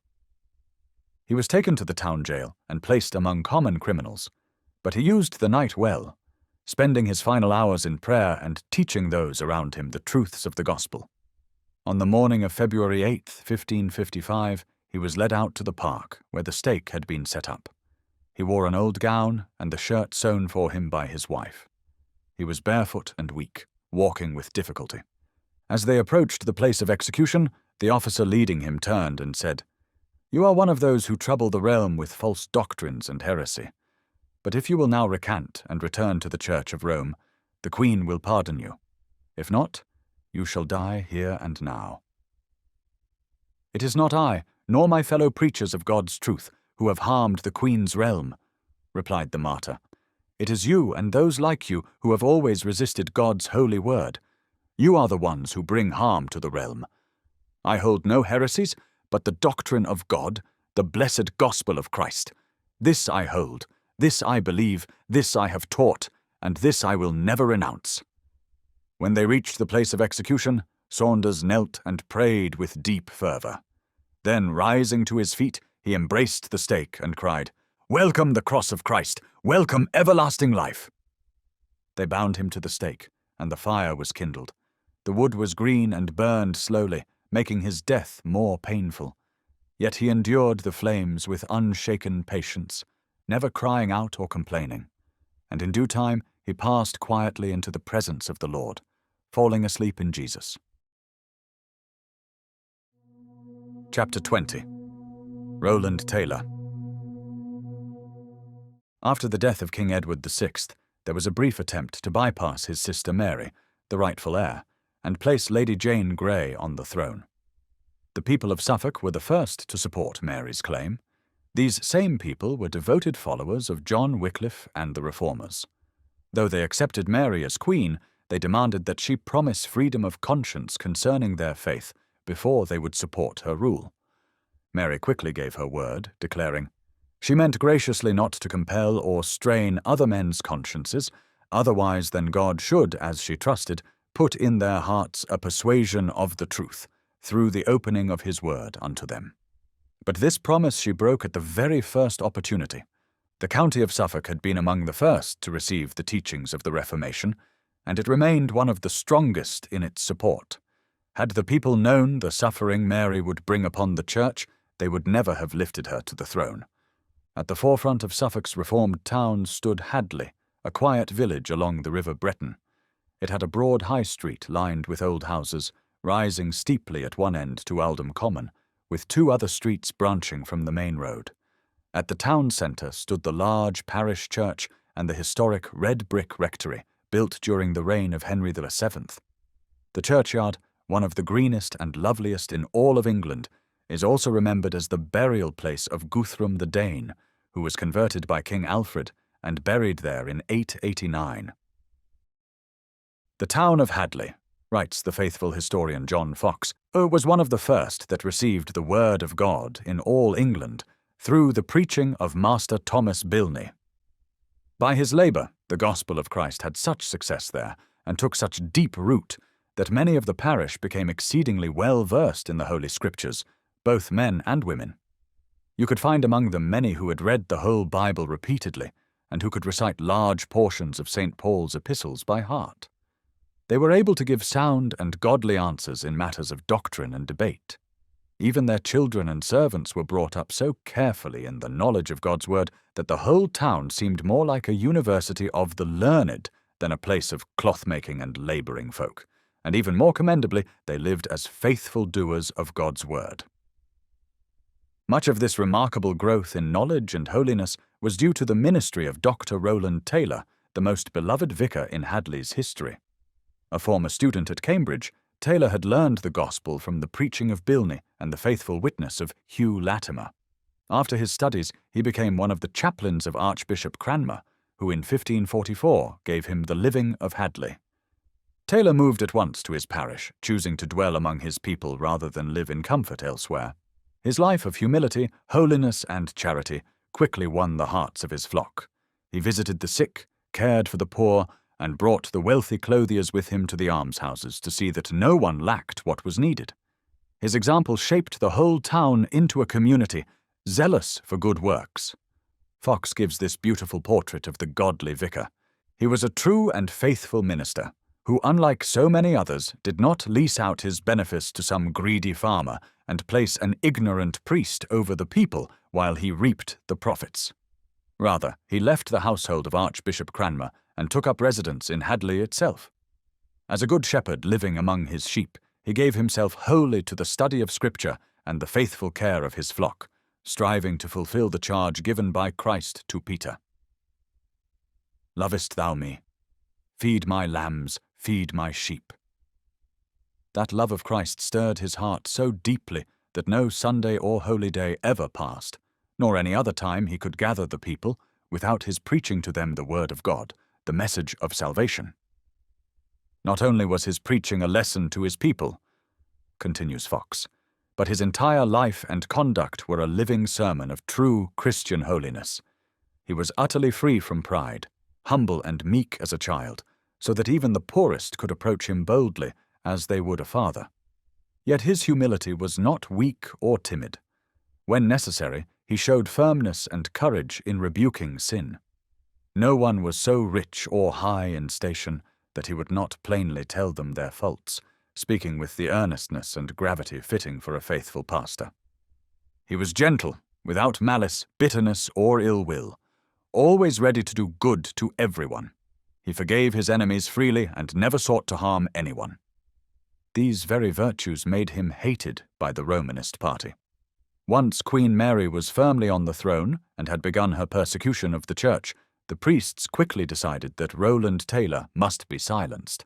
A group of Roman Catholics from Suffolk armed themselves and forcibly entered the church at Hadley.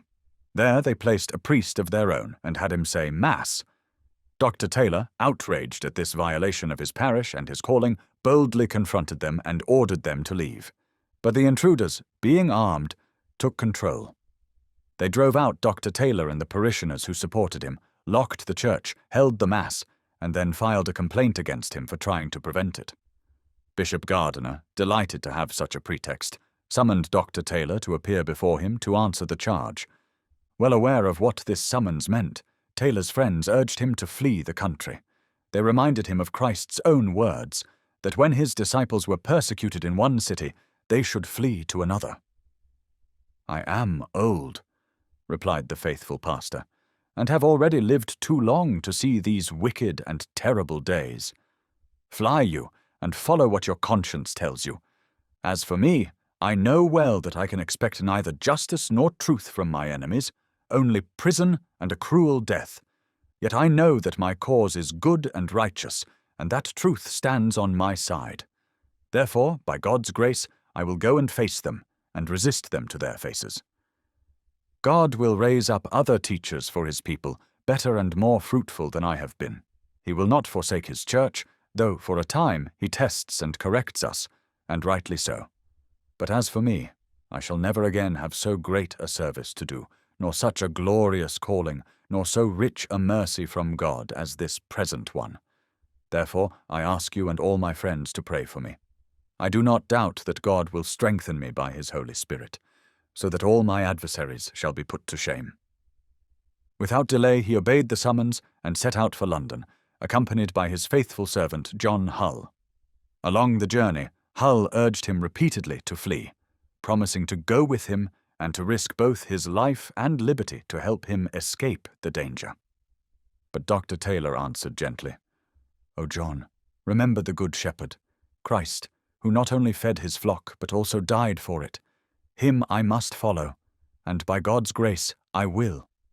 So, good John, pray for me, and if you see me falter at any time, strengthen me, but do not discourage me in this holy purpose and calling." In due time, Dr. Taylor arrived in London and presented himself before the Lord Chancellor Stephen Gardiner, who received him with his usual scorn and insults, the common greeting he gave to all faithful Protestant ministers brought before him. Dr. Taylor listened quietly and patiently to the abuse. At last, when Gardiner paused, he replied calmly, "My lord, I am neither traitor nor heretic, but a true subject and faithful Christian. I have come, as you commanded, to learn the reason why your lordship has sent for me." "Art thou come, thou villain?"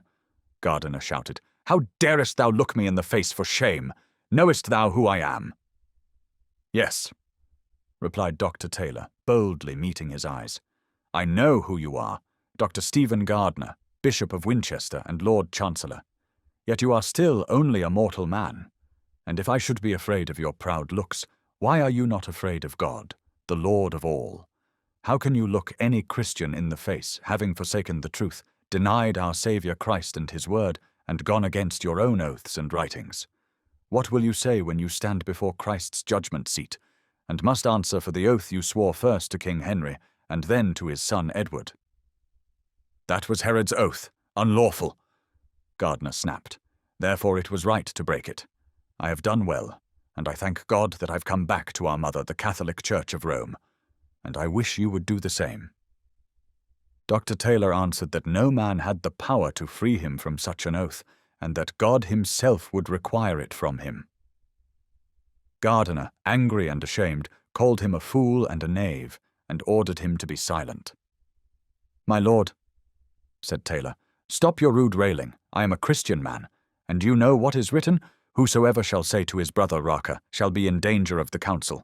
But whosoever shall say, Thou fool, shall be in danger of hellfire. Thou art married, said Gardner.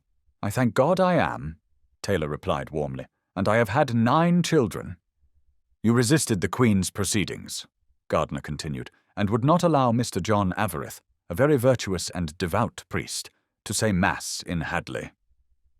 My lord, replied Dr. Taylor firmly, I am the parson of Hadley, and it is against all right, conscience, and law that any man should enter my charge and presume to poison the flock entrusted to me with the venom of the popish idolatrous Mass. Gardner burst into a furious rage. Removing his cap, he cried out, Thou art a blasphemous heretic indeed, who blasphemest the Blessed Sacrament and speakest against the Holy Mass, which is a sacrifice offered for the living and the dead. Dr. Taylor, unmoved, replied boldly, Christ gave himself to die for our redemption on the cross.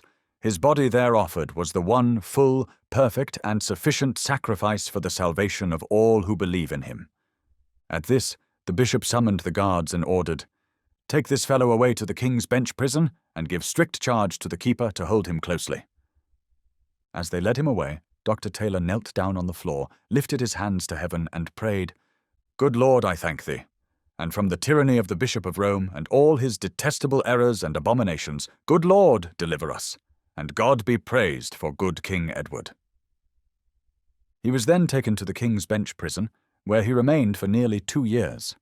There he found a fellow sufferer, John Bradford, who would also one day seal his testimony with his blood. The two regarded their fellowship in prison as a special mercy from God, and they greatly encouraged each other in faith, preparing their hearts for the sufferings to come. In January 1555, Dr. Taylor was again summoned before the council. Finding him unshaken in his faith, they sentenced him to be burned alive as a heretic, and he was returned to prison. About a week later, Bishop Bonner, along with several priests, came to the prison to formally degrade him from the ministry. They brought the garments worn by a Romish priest during the Mass. Dr. Taylor was called into one of the prison rooms where they awaited him. As he entered, Bonner said, Dr. Taylor, I wish you would consider your condition and return to your Holy Mother Church, and I will intercede to obtain your pardon. I wish you and your fellows would turn to Christ, replied Dr. Taylor. As for me, I will not turn to Antichrist. Well, said Bonner, I am come to degrade you. Pointing to the priestly garments they had brought, he ordered, Put on these vestures. No, said Dr. Taylor firmly, I will not. Wilt thou not? Bonner exclaimed. I shall make thee before I go. You shall not by the grace of God, answered the prisoner. Bonner gave the order again, and when Dr. Taylor refused once more, the officers present were told to force the vestments onto him. They dressed him in the Romish garments, and when they were finished, Dr. Taylor placed his hands on his hips and began pacing the room, saying with irony, What say you, my lord? Am not I a goodly fool? What say you, my masters? If I were in Cheapside, would I not have boys laughing at these foolish rags and trumpery? These words enraged Bonner so greatly that he lifted his crozier to strike Dr. Taylor, but a priest near by, seeing the fearless look in Taylor's eyes, caught the staff and cried, My lord, strike him not, for he will surely strike again. Yes, by Saint Peter I will, said Dr. Taylor. This cause is Christ's, and I would be no true Christian if I would not fight in my master's quarrel. Bonner cursed him bitterly, but Taylor answered with calmness, Though you curse me, yet God blesses me. The ceremony of degradation was carried out, satisfying the malice of the persecuting clergy. Dr. Taylor was then returned to his prison. The jailer, a kind-hearted man, knowing this would be Taylor's last night in London, allowed his wife, one of their sons, and the faithful servant John Hull to share supper with him. After the meal, Taylor spoke tenderly to his loved ones. He exhorted his son to live a virtuous, godly life, and reminded him that his father was dying for the defense of lawful Christian marriage. He comforted his sorrowing wife, calling her a faithful yoke fellow who had walked beside him in love and truth. He told her that she would soon be free from their earthly marriage and urged her not to remain in sorrow, sir, but to marry again, if the Lord provided her a godly and merciful man who would care for her and her children. It was the wisest and kindest path, he said, for her and for them. Then he committed his family to the care and blessing of God. As for himself, he said he was going to join the 5 children the Lord had already taken to himself, and he named each one aloud. The time came to part, and Dr. Taylor gave his wife, his son, and his loyal friend a tender farewell, believing it was the last time he would ever see them in this life. His wife, suspecting that the priests planned to remove her husband under cover of night, went with one of their daughters and a young orphan girl, whom Dr. Taylor had taken in as his own, and waited in the porch of St. Botolph's church near Aldgate. She knew he must pass there on his way out of the city. It was the 1st of February, bitter cold, yet the 3 kept watch through the night. At around 2 o'clock in the morning, the sound of footsteps came through the silence. The sheriff and his escort were quietly leading the prisoner to the Woolpack Inn, beyond the city walls, where he was to be handed over to the Sheriff of Essex. It was pitch dark. They carried no torches, for the authorities feared that a public procession might stir sympathy among the citizens. But the sharp ears of the little orphan girl caught the sound. She cried out, "Oh, my dear father! Mother! Mother! Here is my father led away!" Mrs. Taylor sprang to her feet and cried into the darkness, "Roland, Roland, where art thou?" "Dear wife, I am here," came the calm voice of Dr. Taylor as he stopped. The guards ordered him to move on, but the sheriff, a kind-hearted man, told them to let him speak with his wife. Mrs. Taylor, their daughter, and the orphan girl ran to him. He took his little daughter into his arms, and there, in the quiet street before St. Botolph's, the family knelt together and said the Lord's Prayer. The scene moved even the officers to tears. The sheriff wept aloud at the sight of such sorrow and faith. When they rose, Dr. Taylor kissed his wife and, shaking her hand, said, "Farewell, my dear wife. Be of good comfort, for I am quiet in my conscience. God shall stir up a father for my children." He then kissed his children and exhorted them to be faithful to the true religion of Christ. "God be with thee, dear Roland," said his wife. "I will, with God's grace, meet thee at Hadley." She followed them to the Woolpack Inn, where he was to be kept until handed over to the Essex sheriff. There, the sheriff, kindly but firmly, denied her another meeting with her husband. Instead, he offered his own home to her as a place of rest and care, saying she could treat it as her own. But at her request, he arranged to have her taken to her mother's house, sending 2 officers to escort her safely, and with strict instructions that her mother should not allow her to travel to Hadley. Around noon, the Sheriff of Essex arrived at the Woolpack. Dr. Taylor was delivered into his custody and prepared for the journey to Suffolk. As he emerged from the inn, he saw John Hull, his faithful servant, standing nearby with one of his sons. "Come here, my son," he called, and Hull lifted the boy up onto the horse to ride before his father. "Good people," he said earnestly to the crowd gathered near the inn, "this is my own son, begotten in lawful matrimony, and God be blessed for lawful matrimony." He then laid his hand on the boy's head, prayed over him, and gave him his blessing.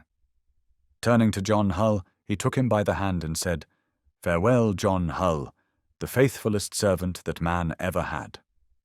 Then, under guard of the Sheriff of Essex and 4 yeomen, Dr. Taylor began his final journey. At Brentwood, they placed a close hood over his head with holes only for his eyes and mouth, to hide his identity, fearing the love of the people might inspire a rescue. When they reached Chelmsford, they stopped for the night. At supper, the sheriff urged Dr. Taylor to reconcile with the Church of Rome, promising that a pardon could be arranged if he would recant. Dr. Taylor, resolute in his faith, chose to respond with gentle irony rather than argument. "Mr. Sheriff, and my masters all," he said, "I heartily thank you for your good will. I have hearkened to your words and marked well your counsels. And to be plain with you, I do perceive that I have been deceived myself, and am likely to deceive a great many of Hadley of their expectation." "God's blessing on your heart," the sheriff replied, brightening. "It is the most comfortable word we have heard you speak yet." Then Dr. Taylor explained, "Would you know my meaning plainly? Then I will tell you how I have been deceived, and, as I think, shall deceive a great many. I am, as you see, a man of very large body, which I thought should have been buried in Hadley churchyard, had I died in my bed, as I hoped I should have done. But herein I was deceived. And there are a great number of worms in Hadley churchyard, which would have had merry feeding upon me. But now I know we shall be deceived, both I and they, for this carcass must be burned to ashes, and so shall they lose their bait. When the sheriff and his company heard him say so, writes Fox, they were amazed, and looked one on another, marvelling at his constant mind, without fear of torment or the death prepared for him. At Chelmsford, Dr. Taylor was handed over to the custody of the Sheriff of Suffolk to be taken to Hadley. As they crossed into Suffolk, they were met by a group of Roman Catholic gentlemen, mounted and armed, summoned to secure the prisoner and guard against any uprising in his favour. They offered him pardon if he would return to the Church of Rome. He refused. They promised him high office, even a bishopric, if he would recant. He only laughed. With eternity in view, such temptations held no weight. The party stopped 2 days at Lavenham, reaching Hadley on February 8th, 1555. As they neared the town, the sheriff asked, "How do you fare, Dr. Taylor?" "Never better," he answered cheerfully. "I am almost at home. I have but 2 stiles to go over, and I am even at my father's house." The authorities grew anxious as they saw crowds coming from every direction. At the bridge entering Hadley, a poor man stood waiting with 5 small children. As Dr. Taylor approached, the man and the children dropped to their knees and lifted their hands, and the father cried out, "O dear father and good shepherd Dr. Taylor, God help and help thee, as thou hast many a time helped me and my poor children." Without pausing, the sheriff led the procession through the heart of Hadley. The streets were full. From every house and lane, people stood, watching, weeping, praying. Many had been taught and guided by him for years. "There goeth our good shepherd," they cried through their tears, "that so faithfully hath taught us, so fatherly hath cared for us, and so godly hath governed us. What shall become of this most wicked world? Good Lord, strengthen him and comfort him." They cried out for his blessing as he passed. The sheriff sternly rebuked them, but the people paid him no mind. Dr. Taylor, moved by their love, responded as he went, "I have preached to you God's word and truth, and am come this day to seal it with my blood." As he neared the almshouses, he reached into a glove where he had kept the last of the money given him by friends during his imprisonment. He handed it out to the poor residents there, those whom he had often helped before. When he reached the last house, he asked if the blind man and woman still lived there. Hearing they did, he tossed the glove in through the window and continued on. At the end of the town, the road climbed toward Aldham Common. From there he could see once more the church where he had preached and cared for his flock for so many years. The sheriff pointed to the spot ahead and said, "Here is the place where you must suffer." "Thank God," said the martyr, "I am at home." He dismounted, walked to the stake, and tore off the hood that had hidden his face. The people wept as they saw him. Though his hair had been crudely cut by Bonner at his degradation, his long white beard remained. His face was full of peace and joy, the same shepherd's face they had known and loved. "God save thee, Dr. Taylor." Many cried through tears, "Jesus Christ strengthen thee." "The Holy Ghost comfort thee." Dr. Taylor had been warned at his sentencing that his tongue would be cut out if he spoke at the stake, and to avoid this torment he had promised not to speak. Yet when he saw the sorrow and eagerness of his people to hear him once more, he tried to speak. A guard immediately struck him in the mouth with a staff. He turned to the sheriff and asked leave to speak, but the sheriff reminded him of his promise to the council. Dr. Taylor then began to undress. Calling to a man in the crowd, he said, "Sois, I pray thee, come and pull off my boots, and take them for thy labour. Thou hast long looked for them, now take them." Sois stepped forward and removed the boots. Then, in his shirt, Dr. Taylor turned to the people and cried out in a loud voice, "Good people, I have taught you nothing but God's holy word, and those lessons that I have taken out of God's blessed book, the Holy Bible, and I am come hither this day to seal it with my blood." Immediately, a yeoman of the guard named Holmes, who had shown him cruelty throughout the journey, struck him over the head with a staff, and snarled, "Is that keeping thy promise, thou heretic?" Seeing that he would not be allowed to speak further, Dr. Taylor knelt to pray. A poor woman broke from the crowd and knelt beside him. Though the guards tried to drive her off and even threatened to trample her with their horses, she refused to move and stayed beside him, praying until he rose from his knees. Then he walked to the stake and kissed it. Stepping into the barrel prepared for his execution, he lifted his eyes to heaven and became absorbed in prayer. The sheriff commanded a local butcher to help stack the wood, but the man refused, saying he would have no part in killing his pastor. Even when threatened with prison, he stood firm. Others were found to do the work, and one of them, filled with hatred, flung a heavy pile of sticks at the martyr. It struck Dr. Taylor in the face, drawing blood. "Oh, friend," said Dr. Taylor gently, "I have harm enough. What need of that?" He bowed his head again in prayer and began to recite Psalm 51 in English. "Have mercy upon me, O God, according to thy loving kindness." Sir John Shelton, standing nearby, angrily struck him across the mouth and shouted, "Ye knave, speak Latin, or I will make thee." Dr. Taylor gave no answer. The fire was then kindled. He stood calmly, his hands folded, lips moving in prayer. As the flames rose and wrapped around him, he showed no sign of fear or complaint. His face remained peaceful. He seemed already beyond the reach of pain. One of the men standing by, Seuss, the same to whom Dr. Taylor had kindly given his boots, was enraged by the martyr's serenity. In a fit of blind fury, he seized a halberd and struck the martyr on the head, splitting it open and ending his sufferings. Thus died Rowland Taylor. The authorities had hoped his death would crush the spirit of the faithful. Instead, the people of Hadley, and many across Suffolk and England, were only further strengthened in their resistance to the tyranny of Rome. His death became a light that pierced the darkness and fanned the flame of Reformation across the land. Chapter 21. Rawlins White. In the town of Cardiff, Wales, by the River Severn, lived a poor fisherman named Rawlins White during the reign of Henry VIII.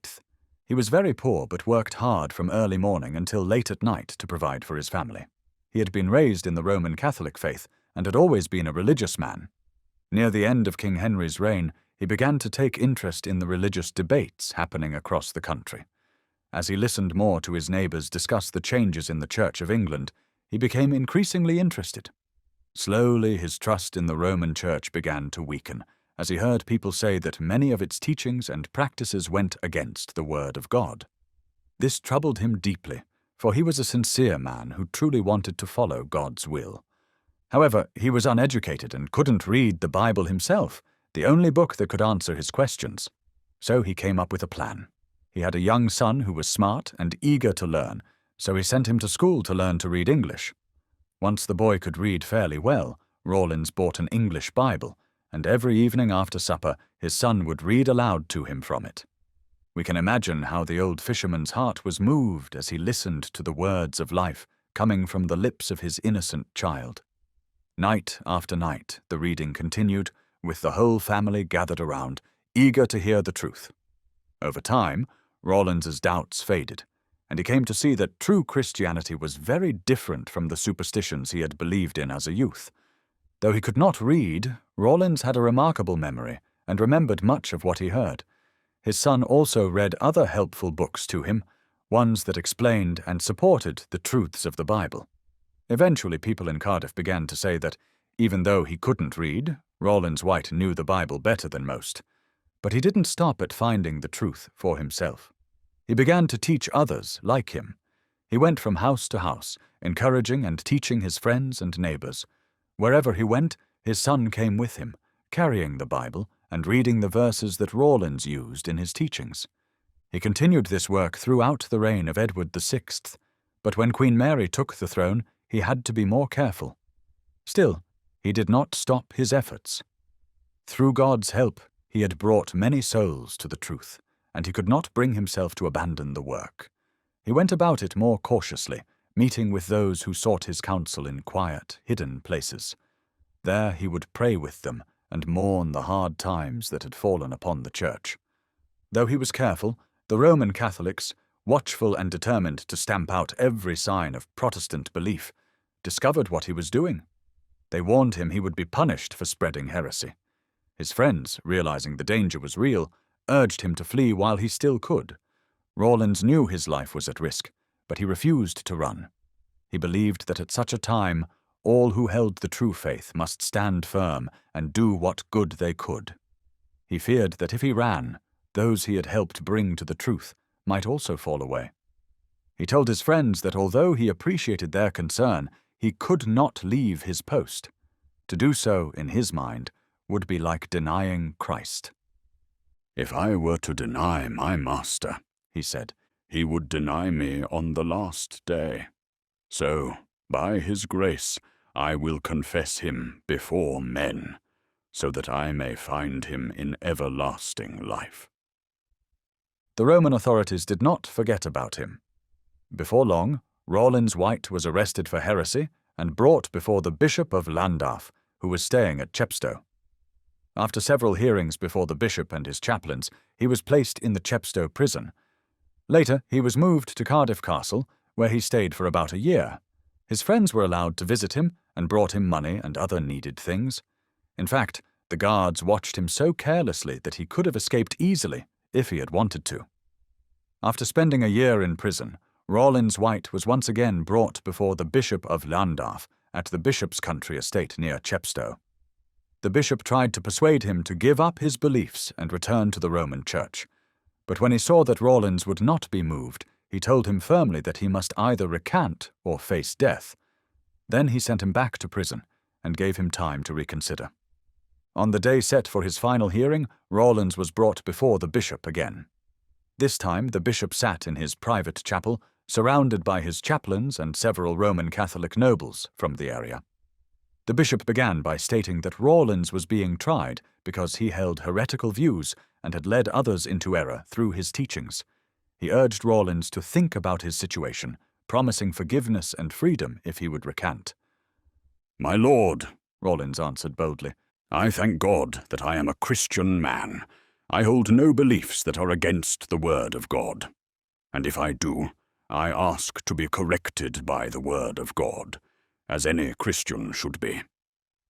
"Then," said the bishop, "we must proceed by law and condemn you as a heretic."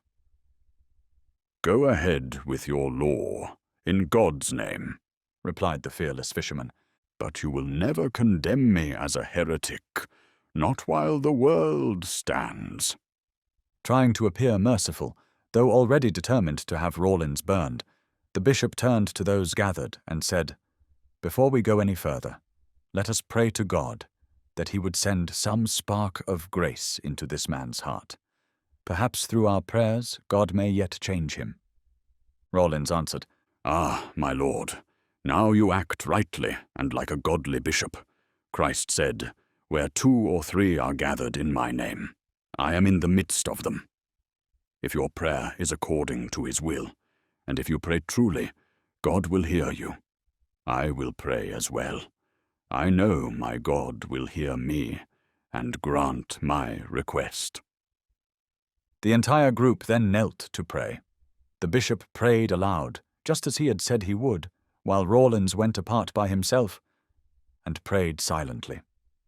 When the prayers ended and everyone stood up, the bishop asked him, "Now, Rawlins, will you give up your beliefs or not?" "No, my lord, you left me as Rawlins, and you find me still Rawlins. By God's grace I will remain Rawlins. If your prayers had been just and according to God's will, he would have heard them.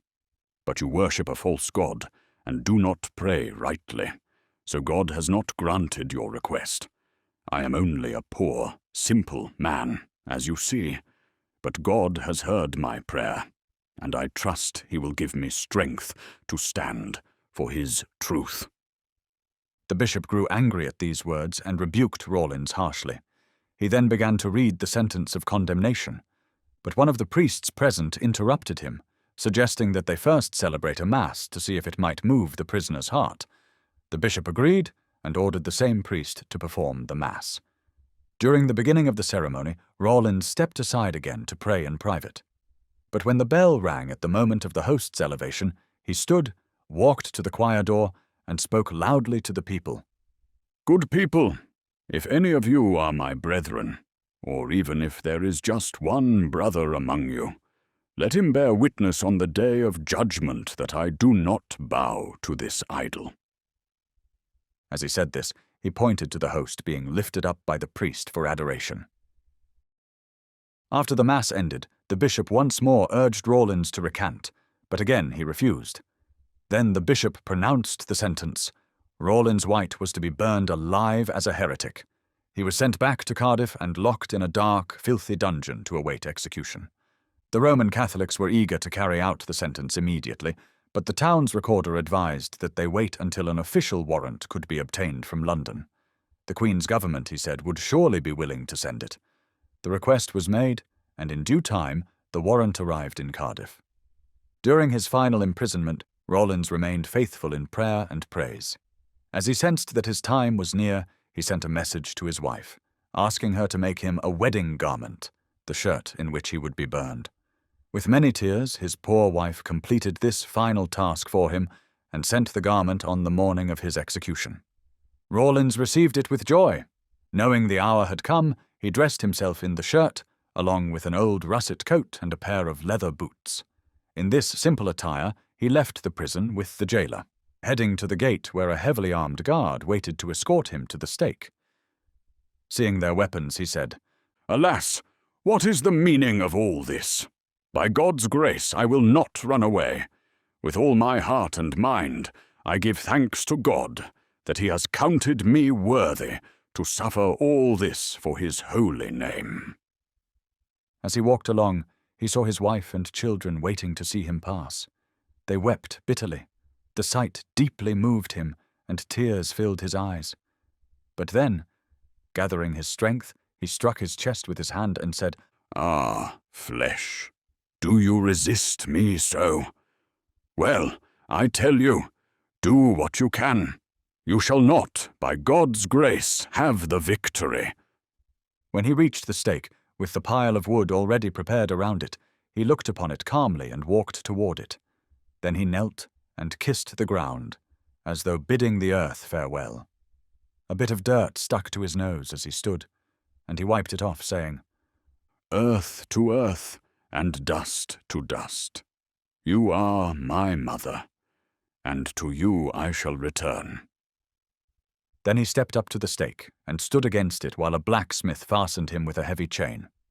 Rawlins said to him, I pray you, good friend, fasten the chain tightly, for the flesh may struggle hard.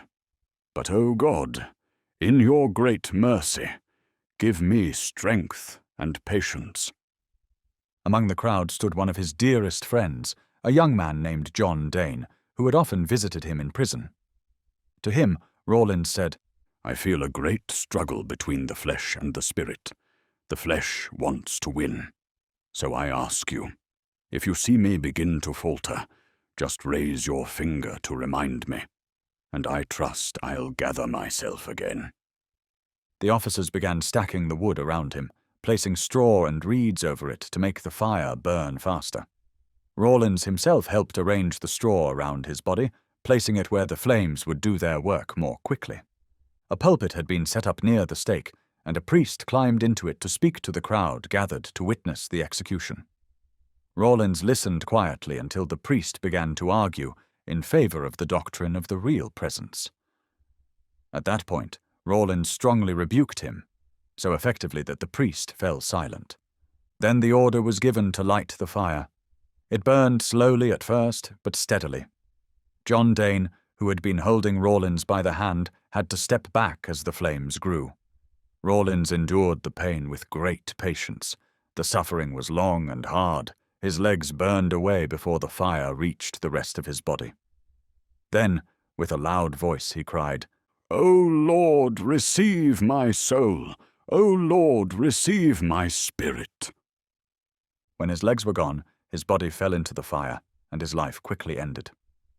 So died Rawlins White, a poor fisherman, walking the same hard path by which the first fishermen of Galilee entered their father's house. Chapter 22. William Hunter. 17.5 miles from London, on the road to Yarmouth, lies the small town of Brentwood in Essex. It is a plain, quiet place that has declined in size and importance over time. But during the reigns of Henry VIII and Edward VI, it was a busy market and court town. At that time, a working man named Hunter lived there with his wife and children, several of whom were boys. Together, he and his faithful wife raised their children in the truths of the Reformation. They were careful to protect them from the errors of the Roman Church. From their earliest years, he taught them to follow the Bible as their guide and to shape their lives according to the teachings of God's holy word. The oldest of these children was a young man named William. At the time of King Edward's death, William was about 19 years old and was working as an apprentice to a merchant in London. He was bright, hard-working, and upright in every way, and his character soon made him a favourite with his employer. When Queen Mary was firmly seated on the throne, the Roman Catholic leaders in her government dropped their thin pretense of tolerance and began a fierce persecution.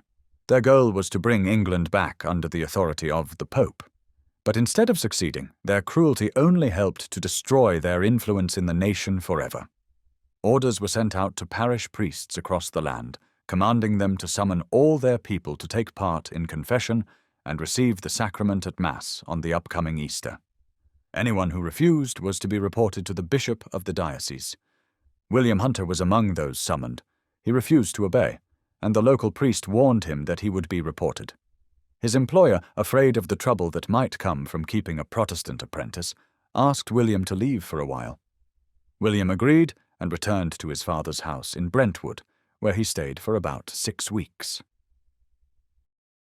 One day, while walking by the parish church, he noticed the door was open and went inside. There he saw an English Bible chained to the lectern, a common practice in the days of King Edward. He began reading it. As he read, an officer of the bishop's court happened to come through the church. Seeing William with the Bible, he scolded him harshly. "William, why are you meddling with the Bible? Do you even understand what you're reading? Can you explain the Scriptures?" "I do not claim to explain the Scriptures," William answered. "But since I found the Bible here, I study it for my own learning and comfort." The officer went at once to the parish priest and reported that William Hunter had taken it upon himself to read the Bible. The priest summoned William and asked him, "Sirrah, who gave you permission to read the Bible and explain it?" William gave the same answer he had given the officer, saying he read for personal edification. The priest told him he had no right to meddle with Scripture. William then replied that he intended to read the Bible as long as he lived, and he warned the priest against discouraging something that the Word of God clearly commanded all people to do. The priest, angered, called him a heretic. William denied the charge, and the priest then demanded his view on the doctrine of the real presence in the sacrament of the altar. William answered that the bread and wine were only symbols, and that the Lord's Supper was a remembrance of the death and suffering of Jesus Christ, our blessed Saviour. At this, the priest again called him a heretic, and said he would formally report him to the bishop. In the same area lived a proud and foolish justice of the peace named Brown, who was eager to gain favour with Queen Mary's government. When he heard that William had denied the doctrine of transubstantiation, he sent for William's father and demanded to know where his son was. The old man replied that he hadn't seen William and didn't know where he was. The cruel magistrate threatened to send him to prison if he didn't bring his son in by a certain time. "Would you have me seek out my own son to be burned?" the father cried, horrified by the demand. The justice coldly replied that it was none of his concern and sent him away with the warning to find his son. Grief-stricken and unsure what to do, the old man wandered through the town, and by chance he came upon William. "Are you looking for me, father?" asked William. The old man broke down in tears and told him what the magistrate had said. To spare his father from harm, William immediately returned home and notified Justice Brown that he was there. The next day, William was arrested and brought before the justice, who sent him under guard to Edmund Bonner, Bishop of London, along with a letter accusing him of heresy. After delivering him, the constable returned home. Once William was in Bonner's custody and the constable had left, The bishop summoned him. "I understand from Mr. Brown's letter," said Bonner, "that you had some disagreement with the vicar of Weld about the blessed sacrament of the altar, and that you would not agree with him. Mr. Brown says you've strayed from the Catholic faith. But if you'll be guided by me, you'll suffer no harm for anything you've said or done so far." "I am sure," William replied, "that I have not fallen from the Catholic faith of Christ, but believe and confess it with all my heart." "Then," said the bishop, "what do you say about the blessed sacrament of the altar? Will you take back what you told Mr. Brown, that Christ's body is not in the sacrament, the same body that was born of the Virgin Mary?" "My lord," answered William, "Mr. Brown has already told you what I said to him, and by God's help I will not take it back. I think you are just ashamed to bear a bundle of sticks and recant publicly," said Bonner, "but if you will take back what you said, I promise you no one else will know. Just say the word here, privately, and you'll be free to go home without any harm." "My lord," said William, "if you will leave me alone and let me follow my conscience, I will return to my father's house or go back to my master's service. As long as no one disturbs my conscience, I will keep it to myself." "I am content," said Bonner after thinking a moment, "as long as you will go to church, make confession, and continue as a good Catholic Christian." "No," William replied quickly, seeing the trap the bishop had laid for him. "I will not do so for all the gold in the world." "If you refuse," Bonner snapped, now angry that his plan had failed, "I'll make you comply, that I promise you." "You can do no more than God allows you," William answered calmly. The bishop then called for 2 of his guards and ordered them to put the young man in the stocks, which had been set up in the gatehouse. There William was held for 2 full days and nights. The only food he was given during that time was a crust of coarse brown bread and a cup of water. He did not touch either. When the bishop came to see him on the morning of the 3rd day, he found the bread and water untouched, and William calm and cheerful. Even the hard-hearted Bishop Bonner was struck by the young man's quiet courage. "Take him out of the stocks," he said, "and let him eat with you." The guards released him, but refused to share a meal with him, saying they would not sit with a heretic. William replied, "I am as unwilling to be with you as you are to be with me." After he had eaten, Bonner summoned him again, and tried once more to persuade him to recant. But William firmly replied that he would never deny his faith in Christ, which he had confessed before others.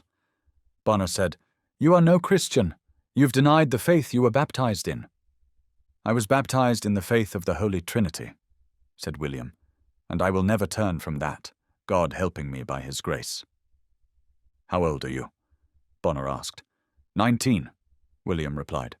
"Well," said the bishop, "you will be burned before you are 20, if you do not yield more than you have so far." "God strengthen me in his truth," William exclaimed. Bonner then ordered him to be sent to the convict prison and told the jailer to load him with as many irons as he could bear. William remained in prison for 9 months. During that time, he was brought before the bishop 9 times, but Bonner could never move him to turn from his faith. On February 9th, 1555, William was brought to the consistory court at St. Paul's to receive his final sentence. There, Bonner made one last effort to break his resolve. He asked again whether William would recant. William answered no. Then Bonner questioned him about his belief that Christ's body is received spiritually in the communion. He asked, "Do you mean that the bread is Christ's body spiritually?" William replied, "I do not mean that. Rather, when I receive the Holy Communion rightly and worthily, I feed on Christ spiritually, through faith in my soul. I become a partaker of all the blessings that Christ has given to all faithful believers through his death, passion, and resurrection. Not that the bread is his body, either spiritually or physically." Bonner, trying a different approach, held up his cap and said, "Don't you think, for example, that when you see this cap, you see its shape and color, but not the actual substance, only the accidents?" William replied, "If you can separate the accidents from the substance and show me the substance without the accidents, then I could believe." Frustrated by the clarity of William's answer, Bonner said, Then you will not believe that God can do things beyond man's understanding? Yes, answered William, I must believe that, for daily experience shows it plainly to everyone. But our question is not what God can do, but what he wills for us to understand in his Holy Supper. I always find you stuck at this point, said Bonner, and I see no hope of bringing you back to the Catholic faith. You will remain a corrupt member. He then sentenced William to be sent to Newgate Prison for a time, and afterward to be taken to his hometown of Brentwood and burned at the stake. There were other prisoners present, waiting to be sentenced for the same cause. William was made to stand aside while the others were condemned. When that was done, Bonner called him forward again and said, If you will recant, I will make you a freeman of the city and give you £40 in good money to set up your trade. Or I will make you steward of my household and give you an honourable post. I like you. You have intelligence, and I would gladly promote you, if only you will recant. I thank you for your generous offers, William replied, but my lord, unless you can persuade my conscience with Scripture, I cannot turn from God for the sake of anything in this world. I count all worldly things as loss and rubbish when compared to the love of Christ.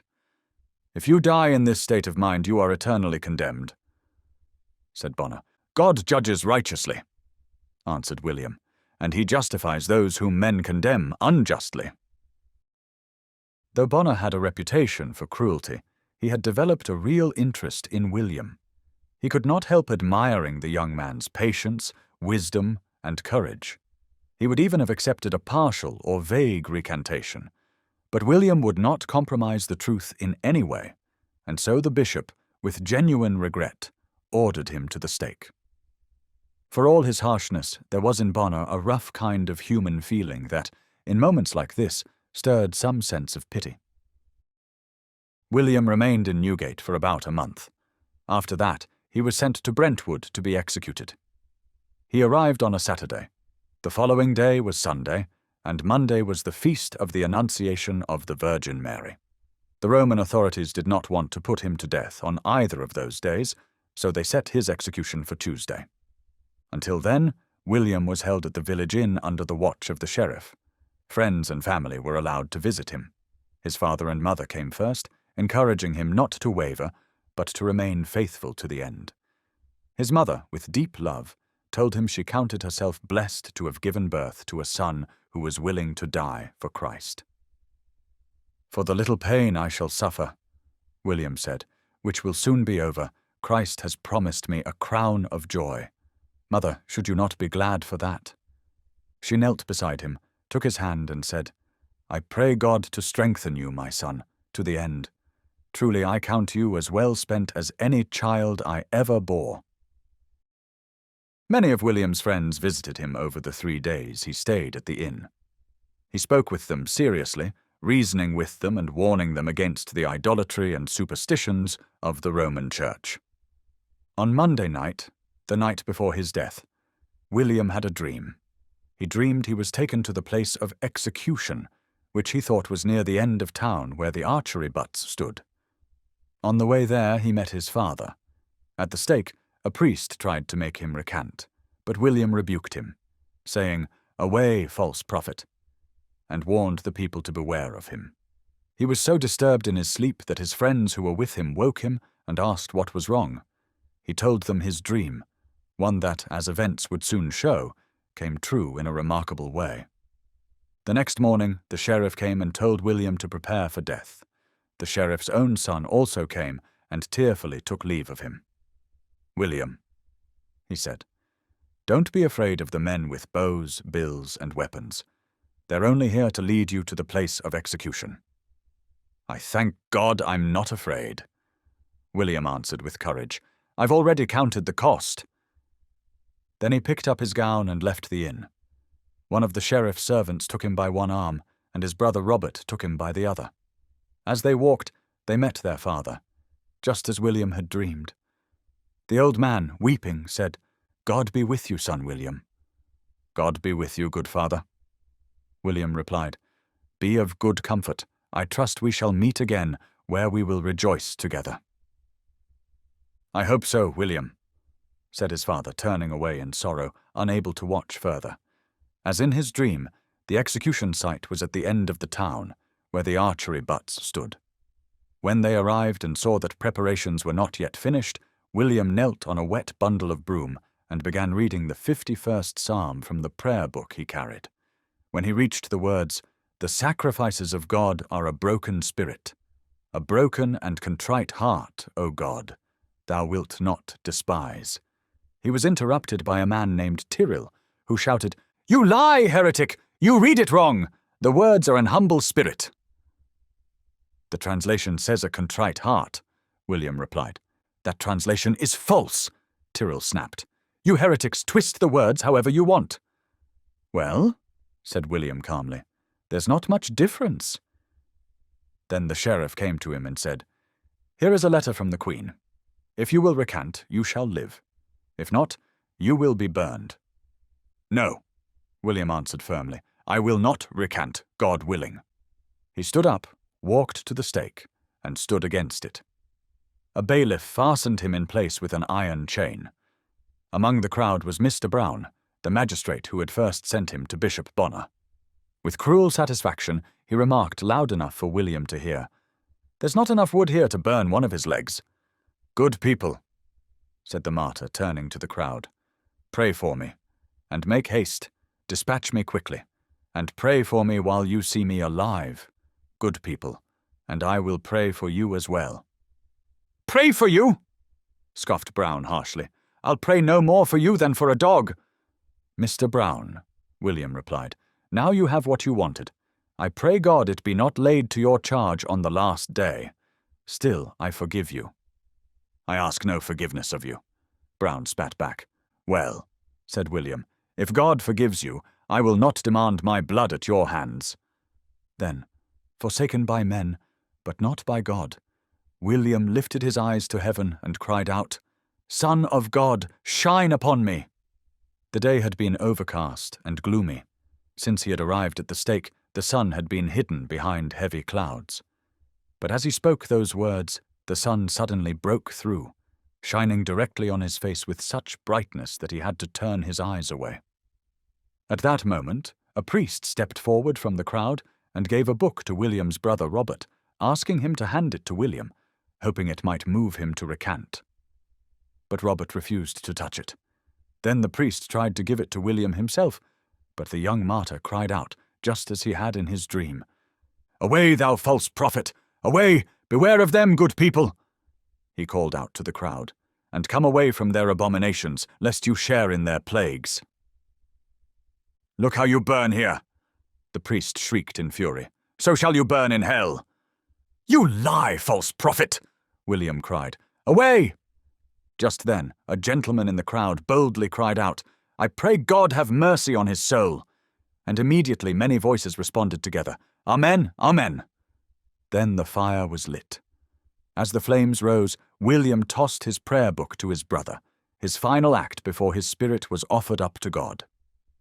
"William," said his brother Robert, "think on the holy passion of Christ, and be not afraid of death." "I am not afraid," answered the brave young martyr cheerfully. Then the flames and smoke began to rise around him. Lifting his hands toward heaven, he cried out with deep longing, "Lord, Lord, Lord, receive my spirit!" Wishing to end his pain more quickly, he bent his head into the thick smoke and held it there, passing into that land where sorrow and suffering are no more. Chapter 23. Hugh Latimer and Nicholas Ridley. One of the widest and most beautiful views in England can be seen from the top of Bardon Hill in the great Charnwood Forest of Leicestershire. From this height, nearly 1/4 of all England is visible. To the north and west you can see the blue Malvern Hills, the Wrekin in Shropshire, and just barely visible in the distance, the peaks of some tall Welsh mountains. To the east, the grey towers of Lincoln Cathedral rise faintly on the horizon, 60 miles away. To the south, the dark line of the Dunstable Hills appears, 80 miles off. The view that spreads out before the eye is rare and well worth the effort of the climb. At the foot of the hill lies the thick Charnwood Forest, which once stretched across 25 miles. On its edge is the charming little village of Thurkeston. It is one of the prettiest places in England, with shady lanes, bright green grassy areas, and neatly trimmed hedges full of blooming primroses and white hawthorn flowers. Its cottages, sometimes clustered together and sometimes standing alone, seem placed by an artist's hand. The old church, with its unique grave inscriptions, and the crowded graveyard add to the scene, making it one that could easily be painted on canvas. In this lovely village, which at that time stood deep in the heart of the great forest, lived an honest yeoman named Latimer during the late 15th century. He had 6 daughters and 1 son named Hugh. "My father," Hugh later said, "was a yeoman with no land of his own, only a small rented farm worth £3 or £4 a year at most. From this he tilled enough land to employ 6 workers. He kept a flock of 100 sheep, and my mother milked 30 cows. He was able to supply the king with armour, himself and his horse, and he went to the place where he was to receive the king's wages." Hugh's father trained him in the manly skills of the time, and Hugh became especially skilled in using the longbow, the favourite weapon of the English. Seeing the boy's intelligence, his father made the needed sacrifices to keep him in school, hoping Hugh might rise above his humble beginnings. At 14, Hugh left the grammar school in Leicester and entered the University of Cambridge. There he studied hard and quickly became known for his dedication. He was a great reader, and with a sharp and active mind, he earned a reputation as one of the best-informed students at the university. He paid special attention to theological writings and became a devout and zealous Roman Catholic. After completing the usual degrees, he was ordained a priest. He soon stood out for his strong opposition to the ideas of the Reformation, earning the favour of university leaders. His graduation speech, upon receiving his Bachelor of Divinity, was a bold and skilled attack on Melanchthon and his teachings. He also opposed Stafford, the theology lecturer, by attending his lectures and warning students against the teachings of Master Stafford, who supported the Reformation. So pleased were the authorities with his defence of Romanism that they made him the university's cross-bearer, responsible for carrying the cross at the head of official processions. As for Latimer, his greatest wish was to become a friar, and he believed that anyone who questioned the Pope's authority had no hope of salvation. He was an honest, sincere man, unwilling to accept half measures and ready to make any sacrifice to do what he believed was right. At that time, Thomas Bilney, the martyr, one of the noblest and purest figures in Christian history, was living at the university. He had heard Latimer's speech against Melanchthon and had been deeply moved by the strength and sincerity of the speaker. He began watching Latimer closely, and the more he observed him, the more his admiration and concern grew. He saw in Latimer a brave, honest, and gifted man who could become a powerful servant of Christ if only he came to know the truth. Determined to help rescue this great soul from the errors of Rome, Bilney took it upon himself to reach him. Bilney, with his gentle and loving nature, soon gained Latimer's friendship. Once this bond was formed, he carefully and wisely began to present the truths of the gospel, using arguments and appeals that matched Latimer's character. His efforts were completely successful. Latimer's sharp mind quickly grasped the deep questions involved, and his honest heart was open to the truth. Bit by bit, he began to see the flaws in his former beliefs. Slowly he realized how far Rome had strayed from Christ, replacing the Saviour's pure teachings with a religion of its own making. Eventually, together with Bilney, Latimer came to believe in only one mediator between God and man, Jesus Christ, and to trust in his one perfect sacrifice as the only true and necessary atonement for sin. Both his mind and heart were fully persuaded, and he became a true convert to the faith he had once fought against. No longer a defender of the Pope, he became a devoted follower of Christ. He went immediately to Master Stafford, the theology lecturer he had once so fiercely opposed, confessed his wrongs, and humbly asked for forgiveness. Latimer was not the kind of man to stay idle once he had seen and believed the truth. He had committed himself to preaching and was determined to continue, now with the purpose of proclaiming the gospel of Jesus Christ. He was nearing middle age, with a settled character and mature judgment, making him unlikely to rush blindly into the serious work he had chosen. He was also widely respected as one of the most capable men at the university. The Roman Catholics reacted to his departure with deep bitterness, while the Reformers rejoiced at gaining such a strong and gifted supporter. Latimer made the Holy Bible his main study. Once he had filled his mind with its great truths and guiding principles, he began preaching in the streets of Cambridge and the nearby villages. He gathered the common people around him and preached the truth of Jesus in simple, everyday language they could understand. In doing so, he gained their trust, won their friendship, and led many to faith in Christ. When he spoke to educated or scholarly listeners, he adjusted his words to match their understanding, using reasoning they could not deny. But his message was always the same, that our blessed Saviour had made the only full, perfect, and sufficient sacrifice for sin, and that salvation could only be found through repentance, faith in Christ, and a life of godliness. Outward forms and ceremonies, masses, absolutions, alms, and rituals were not enough. Having once been a priest in the Roman Church, Latimer understood well the deep ignorance and superstition in which Rome kept the poor and uneducated. His deepest desire was to help free them from this spiritual slavery and bring them into the light of the gospel. He preached in a style both unusual and lively, partly shaped by the customs of his time and partly by his own unique and original mind.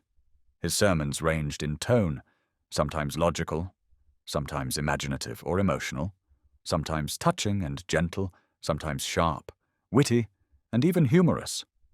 He gave stern rebukes, but also tender pleas. He often illustrated his teaching with vivid and familiar stories, blending severity with sweetness, warning with comfort. But in all his sermons, clear, strong sense was evident, and in all his sermons he faithfully preached Christ and the truth of the gospel, with clarity that was both pure and rooted in Scripture. The powerful sermons of this great preacher had a deep impact on the university, troubling the Roman Catholic leaders greatly. News of his preaching reached the Bishop of Ely, who decided to come unannounced to St. Mary S., the university church, one Sunday after Latimer had already begun his sermon. When the bishop entered, Latimer paused and stood silent until the bishop and his attendants were seated. Then he took a new text and began a fresh sermon, describing Jesus Christ as the true example of a Christian bishop. Dr. West, the Bishop of Ely, was astonished by the strength and clarity of the message. After the service, he called Latimer to him and thanked him, saying he had never before heard the duties of a bishop so powerfully explained. He then asked Latimer to preach a sermon against Luther and his teachings. "I am not familiar with Luther's doctrine," Latimer replied. "Here at Cambridge, we are not allowed to read his writings. What I have preached is no man's doctrine, but God's doctrine from the Scriptures. If Luther teaches nothing more than what I have preached, there is no need to oppose him. But if I learn that he teaches anything against the Scriptures, I will gladly do all I can to refute his doctrine."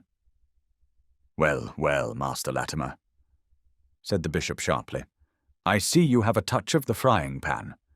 One day you'll regret this business." The bishop then ordered that Latimer was no longer allowed to preach in any of the churches of the university, but Dr. Barnes, the prior of the Augustinians, who was also seeking the truth and would later die at the stake for his faith, invited Latimer to preach in the church of his priory, which was outside the bishop's authority. Latimer accepted. The Bishop of Ely himself came often to hear him preach there, and even said that he had never heard such a powerful preacher in the pulpit. When his enemies failed to silence him, the most extreme among the Romanists brought formal charges of heresy against Latimer before Cardinal Wolsey. Wolsey summoned him to appear and answer the accusations. Upon seeing him, the cardinal was surprised to find a man of mature years, with a serious and thoughtful appearance. As he questioned both Latimer and his accusers, he soon realized that Latimer had a far deeper understanding of Roman Catholic theology than those who opposed him. Wolsey expressed both his surprise and admiration at the preacher's learning. "I pray thee," he said, "tell me why the Bishop of Ely and others are displeased with your preaching. Speak the truth." Latimer replied, "Ever since I preached before him on the office and duties of a bishop, using the text, Christ being come, and high priest of good things to come, His Grace of Ely has never been able to endure me. I ask you, what did you preach on that text? Said the cardinal with interest. Latimer then gave him a full summary of the sermon, holding nothing back. Did you preach anything beyond what you've just told me? Wolsey asked. No, certainly not, Latimer answered. Wolsey then questioned the accusers about their complaints. When they had finished, he turned back to Latimer and said, Master Latimer, if the Bishop of Ely cannot endure such doctrine as you have described, then you shall have my license to preach it even to his face, no matter what he says. He then warned Latimer to be careful not to teach anything truly heretical, and dismissed him with permission to preach anywhere in England. Latimer returned to Cambridge, and on the first holiday after his return, shocked the entire university by stepping into the pulpit and showing his license to preach. Many had assumed he had been silenced. After Cardinal Wolsey's fall from power, Latimer's enemies claimed that his license was now void. In response, Latimer declared from the pulpit, You think my license ended with my Lord Cardinal's fall? I think not so, for he, I trust, is now reconciled to God, having turned from his pride and vanities. Because of this, I now value his license more than I did when he was at the height of his power. Together with Bilney and Dr. Barnes, Latimer now gave himself even more seriously to the study of the Scriptures. God blessed their efforts, and through this study, Dr. Barnes was converted to the Protestant faith. On the Sunday before Christmas in 1525, Barnes preached a sermon at St. Edward's Church, which led to accusations of heresy. However, the sermon had a powerful effect. It moved many of the most respected men at the university to declare themselves Protestants. It was a great spiritual awakening, and it deeply alarmed the Roman Catholic authorities. They tried hard to silence the preachers, especially Latimer, but failed. Around this time, the issue of King Henry VIII's divorce from Catherine of Aragon was brought before the University of Cambridge, which gave its official answer on March 9, 1530. The following Sunday, Latimer was summoned to preach before the king at Windsor Castle. Henry was very pleased with his sermon and reportedly gave him £5 as a gift afterward. When Latimer returned to Cambridge, he was chosen as one of 12 of the most learned men in the university to meet with 12 others from Oxford to discuss whether the Scriptures and other religious books should be allowed in English. The group decided in favour of banning English translations, and this was followed by a royal proclamation enforcing the ban. Although Latimer had been outvoted in the discussion, he boldly wrote a strong protest to the king, pleading with him not to keep the English Bible from the people. Surprisingly, Henry was not offended by Latimer's boldness. Instead, he appointed him one of his royal chaplains. Latimer also found support in Queen Anne Boleyn, and was lodged with Dr. Butts, the king's physician and his personal friend. Even at the court of one of the most absolute monarchs in history, Latimer remained firm and independent. But he was not content with life at court. When he was offered the parish of West Kington in Wiltshire, he gladly accepted, choosing the humble work of a country pastor over the comforts and temptations of royal favour. He didn't limit his work to his own parish. Since he was licensed to preach wherever he chose, he travelled through the countryside, preaching in different towns. In Hales, a town near West Kington, there was a vial that the priests claimed held the blood of the Saviour. Many pilgrims came to see it. This has been mentioned earlier in this book. Latimer exposed the deception practiced by the priests who managed this so-called miraculous blood, which made the Roman Catholics deeply hostile towards him. He saw all such superstitious practices as works of the devil, and he believed it was his duty to constantly watch and preach against them. "There is one," he said in a sermon, "who is the most active bishop and preacher in all England. Do you want to know who it is? I'll tell you, it is the devil. He is more diligent than anyone else. He never leaves his territory. He's never absent from his duties. You'll never find him unoccupied. He's always working in his parish. He's always on the job. You can call on him any time. He's always home. He is the most hard-working preacher in the whole kingdom. He's always at his plough. No one, whether lazy or powerful, can stop him. He never takes a break. I promise you, he's never idle. But his work is to fight true religion, to promote superstition, to encourage idolatry, and to teach all sorts of popish errors. Wherever the devil has influence, he adds in all sorts of superstitious and idolatrous practices, swinging incense, painting images, lighting candles, using palms, ashes, holy water, and making up new forms of worship, as if man could come up with better ways to honor God than the ways God himself has commanded. The Roman Catholics could not tolerate sermons like these, and they formally accused him of heresy before Stokesley, the Bishop of London, who summoned him to appear and answer the charges. Latimer appealed to the authorities of his own diocese, Sarum, but his opponents managed to get a summons from the Archbishop of Canterbury, requiring him to go to London to face the charges. His friends urged him to flee, but he refused. Even though he was very sick, he travelled to London in the middle of winter. His biggest fear was that, while he was gone, some Catholic agent would try to undo the spiritual work he had begun in his parish. When he arrived in London, he found himself in serious danger. The Romanists were determined to destroy him. When he refused to agree to their demands, he was excommunicated and thrown into prison. However, his friends managed to gain the king's interest in his case. At King Henry's special request, the sentence of excommunication was lifted, and Latimer was allowed to return to his parish. The next year, 1532, he was accused of heresy again. But this time, his friend Cranmer had become Archbishop of Canterbury. Cranmer understood and valued Latimer and protected him from the priests. To shield him from his enemies, Queen Anne Boleyn and Lord Cromwell advised the king to appoint him to the vacant bishopric of Worcester. The king agreed, and Latimer was consecrated as bishop. By accepting this position, he hoped not only to protect himself from further attacks, but also to increase his ability to serve the church. He began his work as bishop right away, making many much-needed and wise reforms in his diocese. In 1536, he was called to attend Parliament. Cranmer appointed him to preach before the convocation, and he delivered the sermon with great eloquence and power. He strongly supported the Archbishop's efforts, and though both he and Cranmer faced strong opposition from the Romanists, Latimer had the joy of helping to spread the Reformation in a significant way. He played an important role in getting the Bible translated into English and having it recommended by the king and the church for all people to read. Neither his high position nor the splendor of the royal court, where he now had a place, could change who he truly was, the same humble, honest, and plain-spoken preacher of the truth. For the plain simplicity of his life, wrote Bishop Burnet, he was considered a truly early Christian and bishop.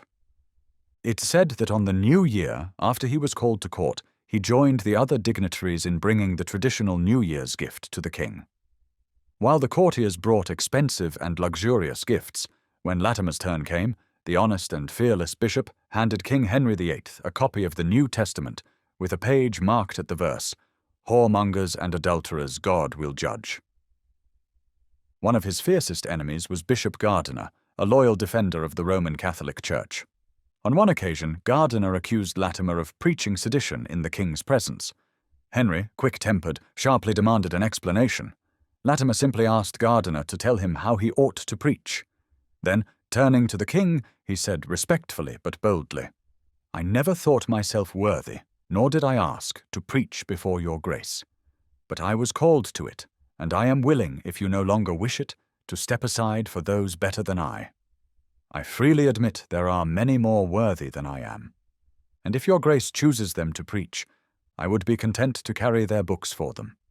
But if your grace does allow me to preach, I ask that you let me speak freely from my conscience and shape my message according to the audience I'm speaking to. I would have been a fool to preach the same way on the borders of your kingdom as I preach before your grace." Latimer made sure that the English Bible was placed in the hands of the people in his diocese.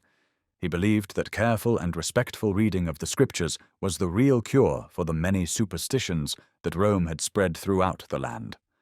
One of his first actions as bishop was to command the prior of St. Mary's House in Worcester to provide an English Bible to be securely chained in some open place, either in the church or cloister of the monastery. He did not remain bishop for long. When the Act of the 6 Articles passed through Parliament, despite the efforts of Latimer and other reformers, he resigned from the bishopric of Worcester. He withdrew from the royal court and went to live in the countryside. But after suffering a serious injury from falling out of a tree, he had to return to London for medical help. There he once again encountered his old enemy, Bishop Gardiner, who accused him of speaking against the 6 Articles and had him arrested. Latimer was sent to the Tower of London, where he remained imprisoned until King Henry VIII died. When Edward VI came to the throne, the reformers gained power. Latimer was released and welcomed into the king's special favour. He often preached before the king at St. Paul's Cross. Though he was offered his old bishopric again, he declined it, saying he was too old and weak. Still, he threw himself eagerly into preaching the true gospel and took on many duties to help spread and strengthen the Reformation. At the request of his friend Cranmer, he went to live at Lambeth Palace. There he gave most of his attention to serving the poor. His tireless work among them earned him their deep love. They saw him as their best friend and strongest defender. While at Lambeth, he also helped Cranmer prepare the homilies, and he wrote several of them himself. He was now over 67 years old and very weak in body, but his mind remained strong and his will unshaken. Every day, winter or summer, he rose at 2 in the morning to begin his studies. Afterward, he spent a long time in prayer. There were 3 main things he prayed for, said Augustin Bernher, his faithful servant.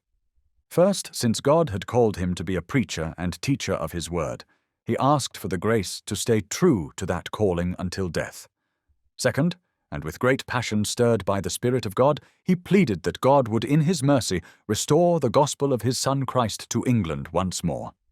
These words, once again, he repeated with such intensity. It was as though he saw God in front of him and spoke with him face to face.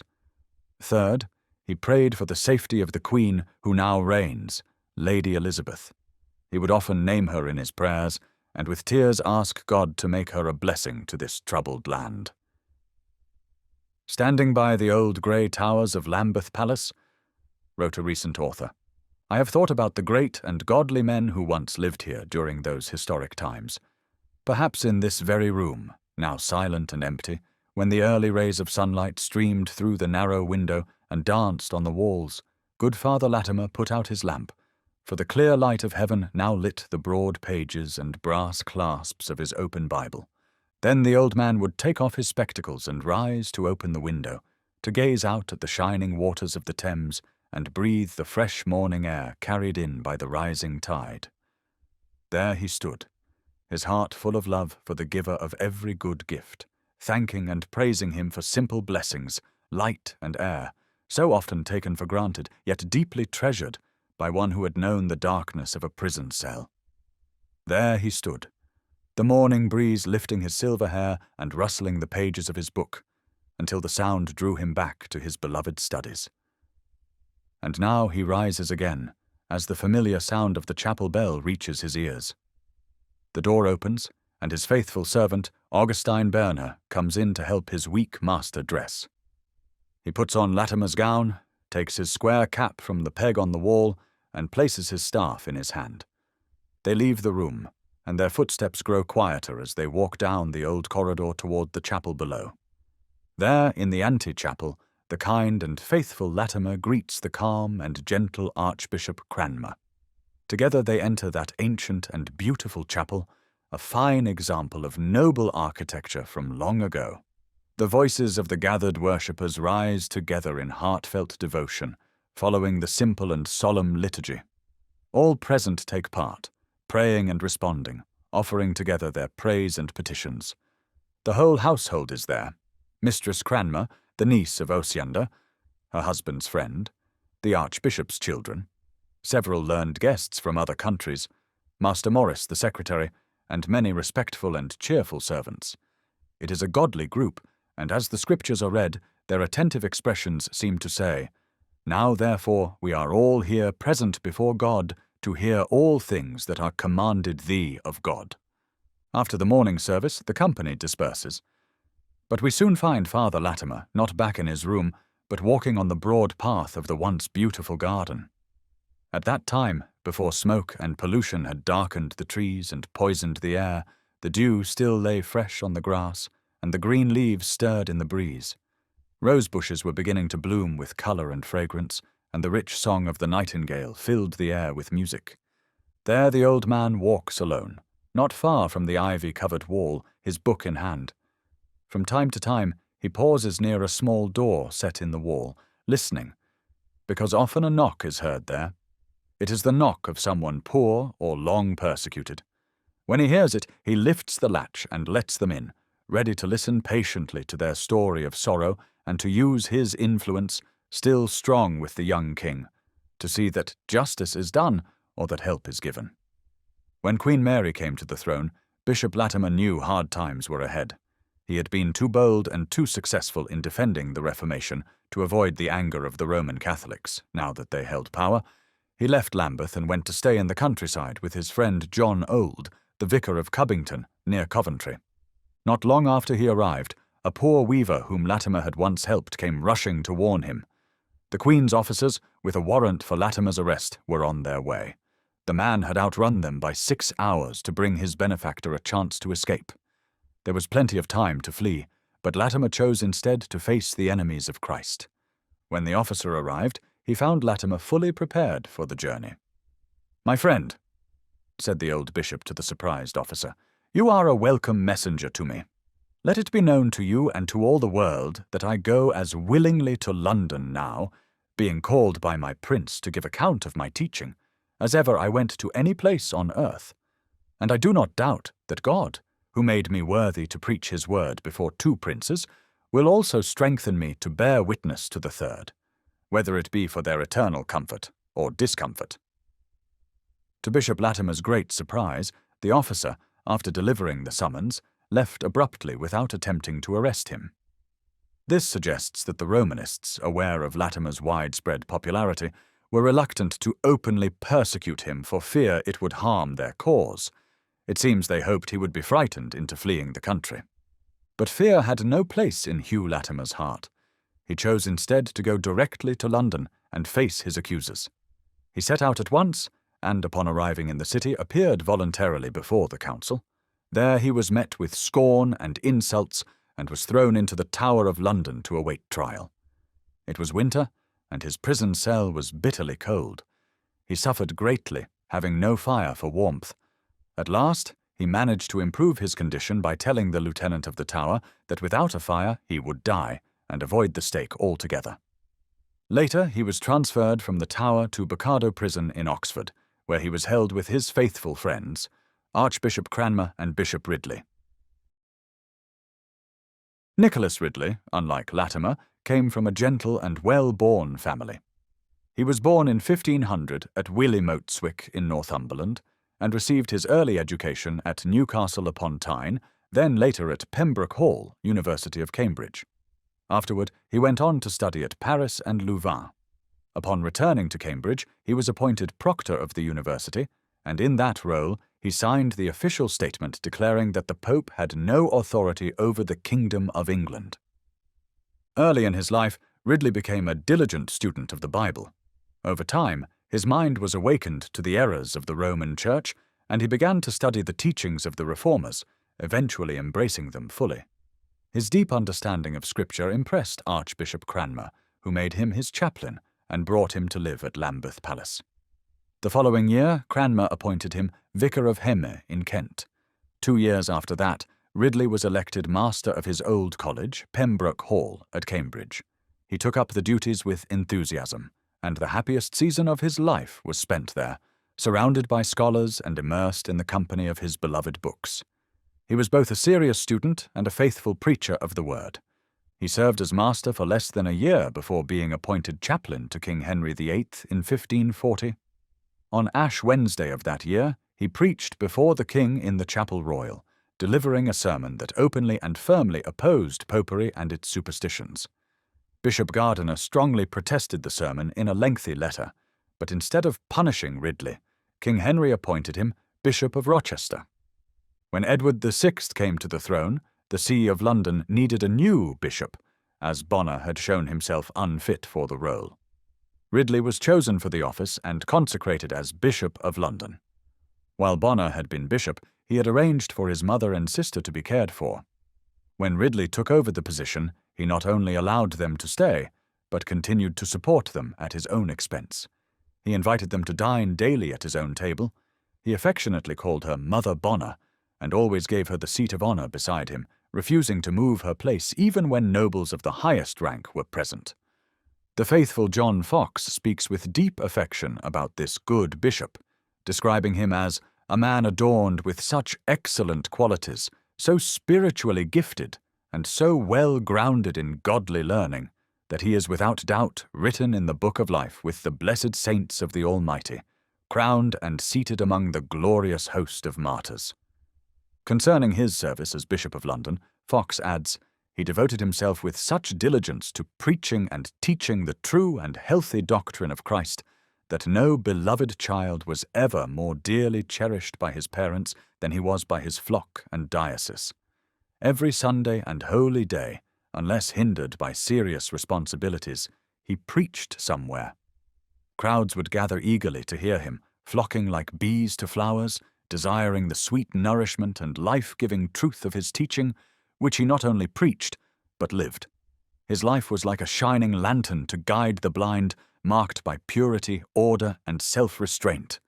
Even his enemies could not find the smallest fault in his conduct. He was a man well formed in appearance, both in complexion and in bodily features.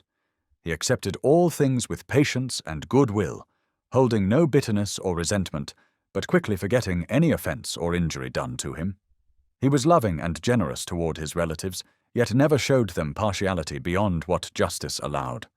He held all to the same standard, even his own brother and sister, telling them plainly that if they did what was wrong, they should expect nothing from him, but be treated as strangers.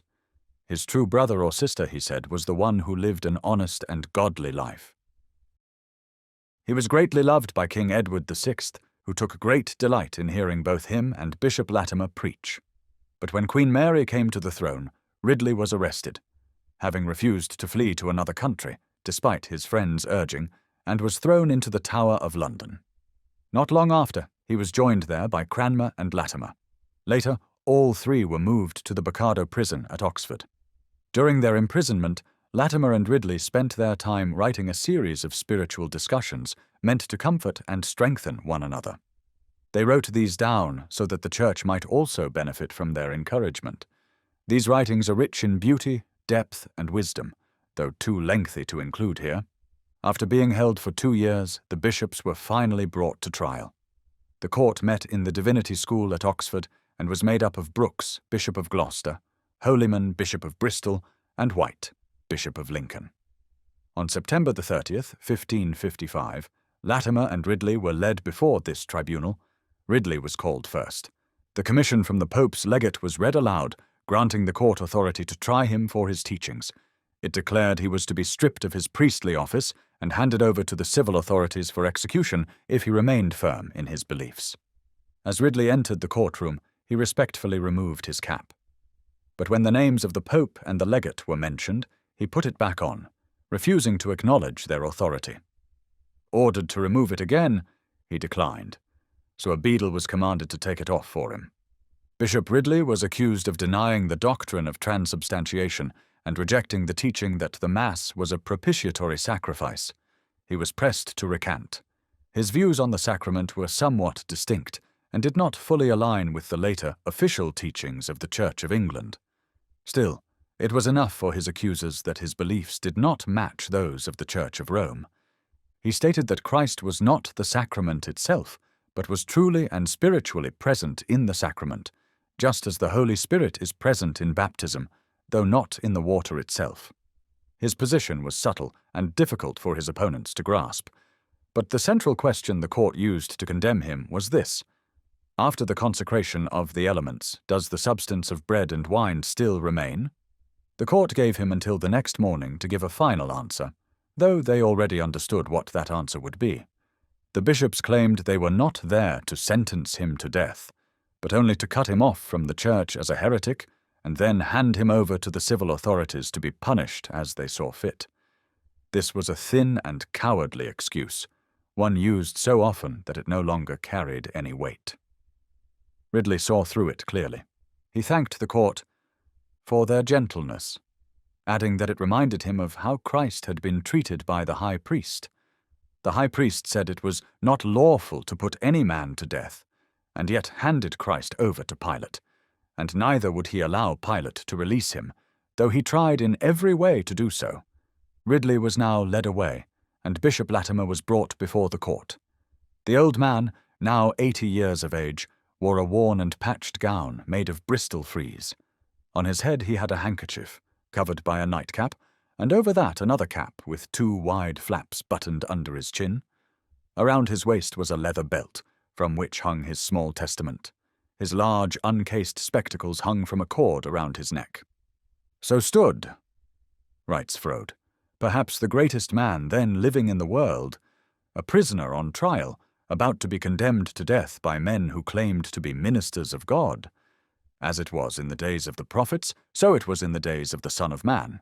As it was in his day, so it was in the days of the Reformers, and so it will continue to be, as long as power is held by those who call themselves the authorized and official teachers of truth." The same accusations were brought against Latimer as had been made against Ridley. He answered them directly and clearly. When asked about transubstantiation, he replied that bread remained bread and wine remained wine. He acknowledged that there was indeed a change in the sacrament after consecration, but that change was not in the nature of the elements. It was in the great honor and spiritual meaning given to them. When the Bishop of Lincoln accused him of rejecting the Catholic Church, Latimer replied, "Your Lordship often mentions the Catholic Church as if I denied it. No, my lord, I acknowledge that there is a Catholic Church, and I will stand by its decisions, but not the Church that you call Catholic, which should more rightly be called diabolic."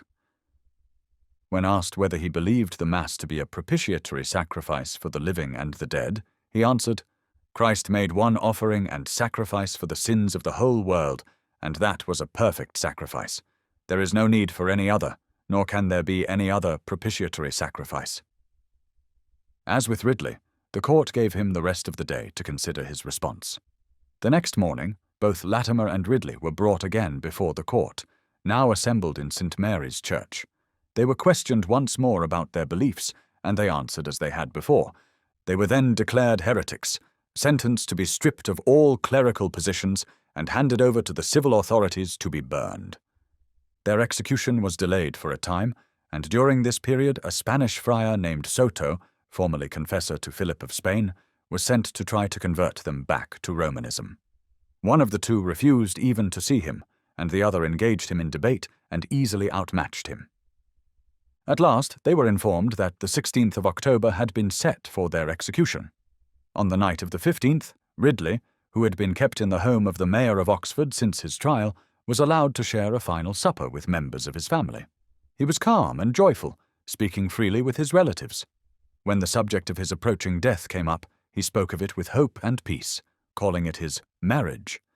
He asked his brother-in-law to be present at the execution and to bring his wife, Ridley's sister. When the brother-in-law offered to stay up with him through the night, Ridley replied, "There is no need, for I intend, God willing, to go to bed and sleep as quietly tonight as I ever did." The next morning, Ridley wrote a letter to Queen Mary. As the former Bishop of London, he had renewed certain leases and received payment for them.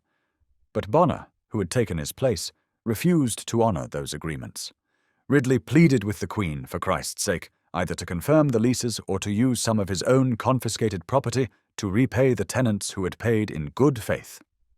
There is no record of how Latimer spent his last night on earth, but given the faithful and prayerful pattern of his life, we can be certain that he spent those final hours preparing his soul for his entrance into the eternal kingdom of God. The place chosen for the execution lay just outside the north wall of Oxford, between Balliol College and Bocardo Prison. The priests had planned it so that Archbishop Cranmer, still imprisoned, might see the deaths of his companions and feel a taste of the torment awaiting him. To keep order, Queen Mary ordered the city guard, led by Lord Williams of Tame, to be present and armed. On the morning of October 16th, 1555, the two martyrs were led out to die. Dr. Ridley was the first to arrive at the site. He walked between the mayor and one of the aldermen, dressed with great care and dignity in a rich black velvet gown, just as he used to wear as a bishop, with a fur tippet around his neck and a velvet cap upon his head.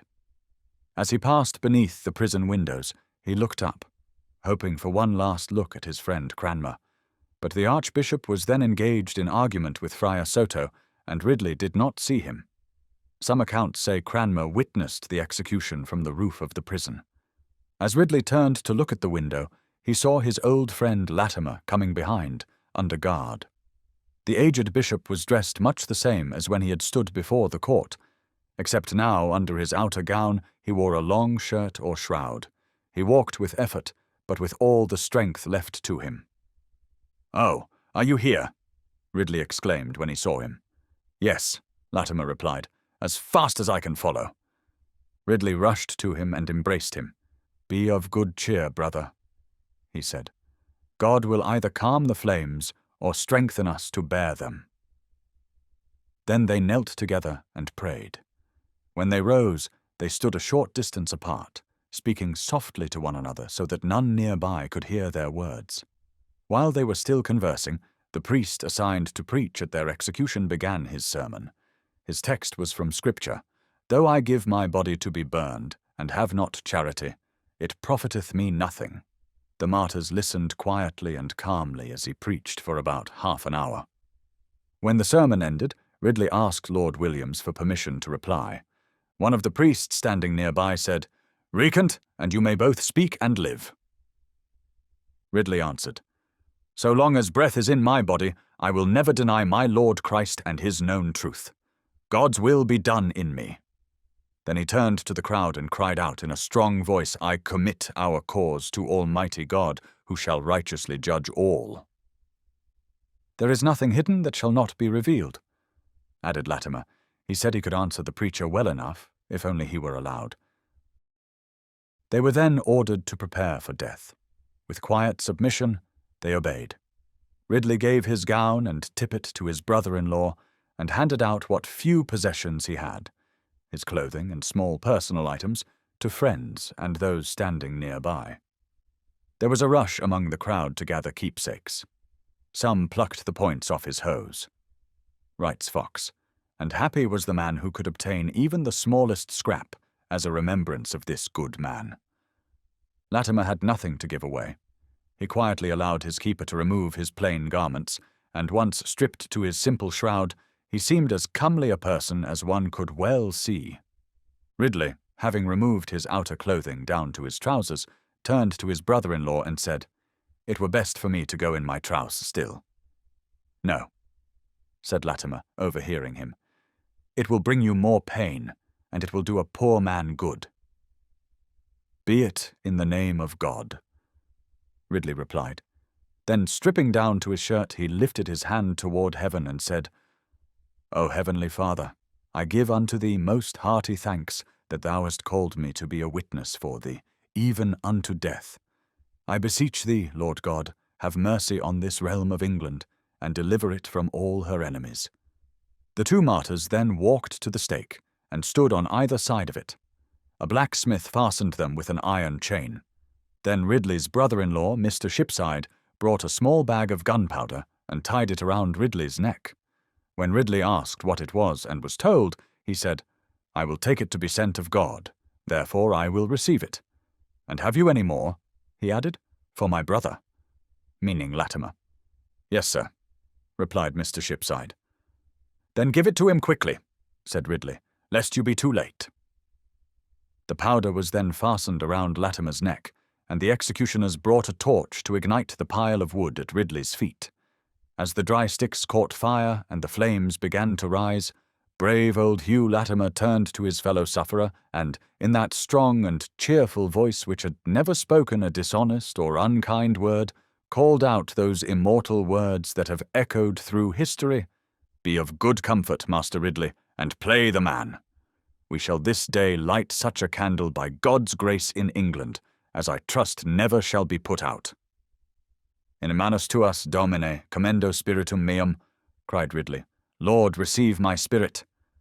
"O Father of heaven," Latimer prayed, "receive my soul." The flames leapt around them. Latimer calmly stretched out his hands into the fire and gently passed them over his face. The fire reached him first, and soon the powder at his neck exploded, sparing him further pain. His body collapsed into the flames and was quickly consumed. Ridley's suffering was far greater and lasted much longer. The fire burned slowly around his legs, torturing him but failing to bring death. In intense pain he cried out, "I cannot burn! Lord, have mercy on me! Let the fire come to me! I cannot burn!" His brother-in-law, trying to help, threw more wood onto the fire, but it only smothered the flames and made things worse. Finally, someone used a billhook to lift the wood and allow air in. The flames then flared up strongly around the stake, and with a final effort, Ridley pushed himself into the heart of the fire. The gunpowder at his neck ignited at once, and the faithful bishop found rest. A moment later, his body collapsed across the chain at Latimer's feet. You have finished listening to Cross and Crown, the trials and triumphs of men and women who suffered for the faith of Jesus Christ. Visit scrollreader.com to listen to more free audiobooks.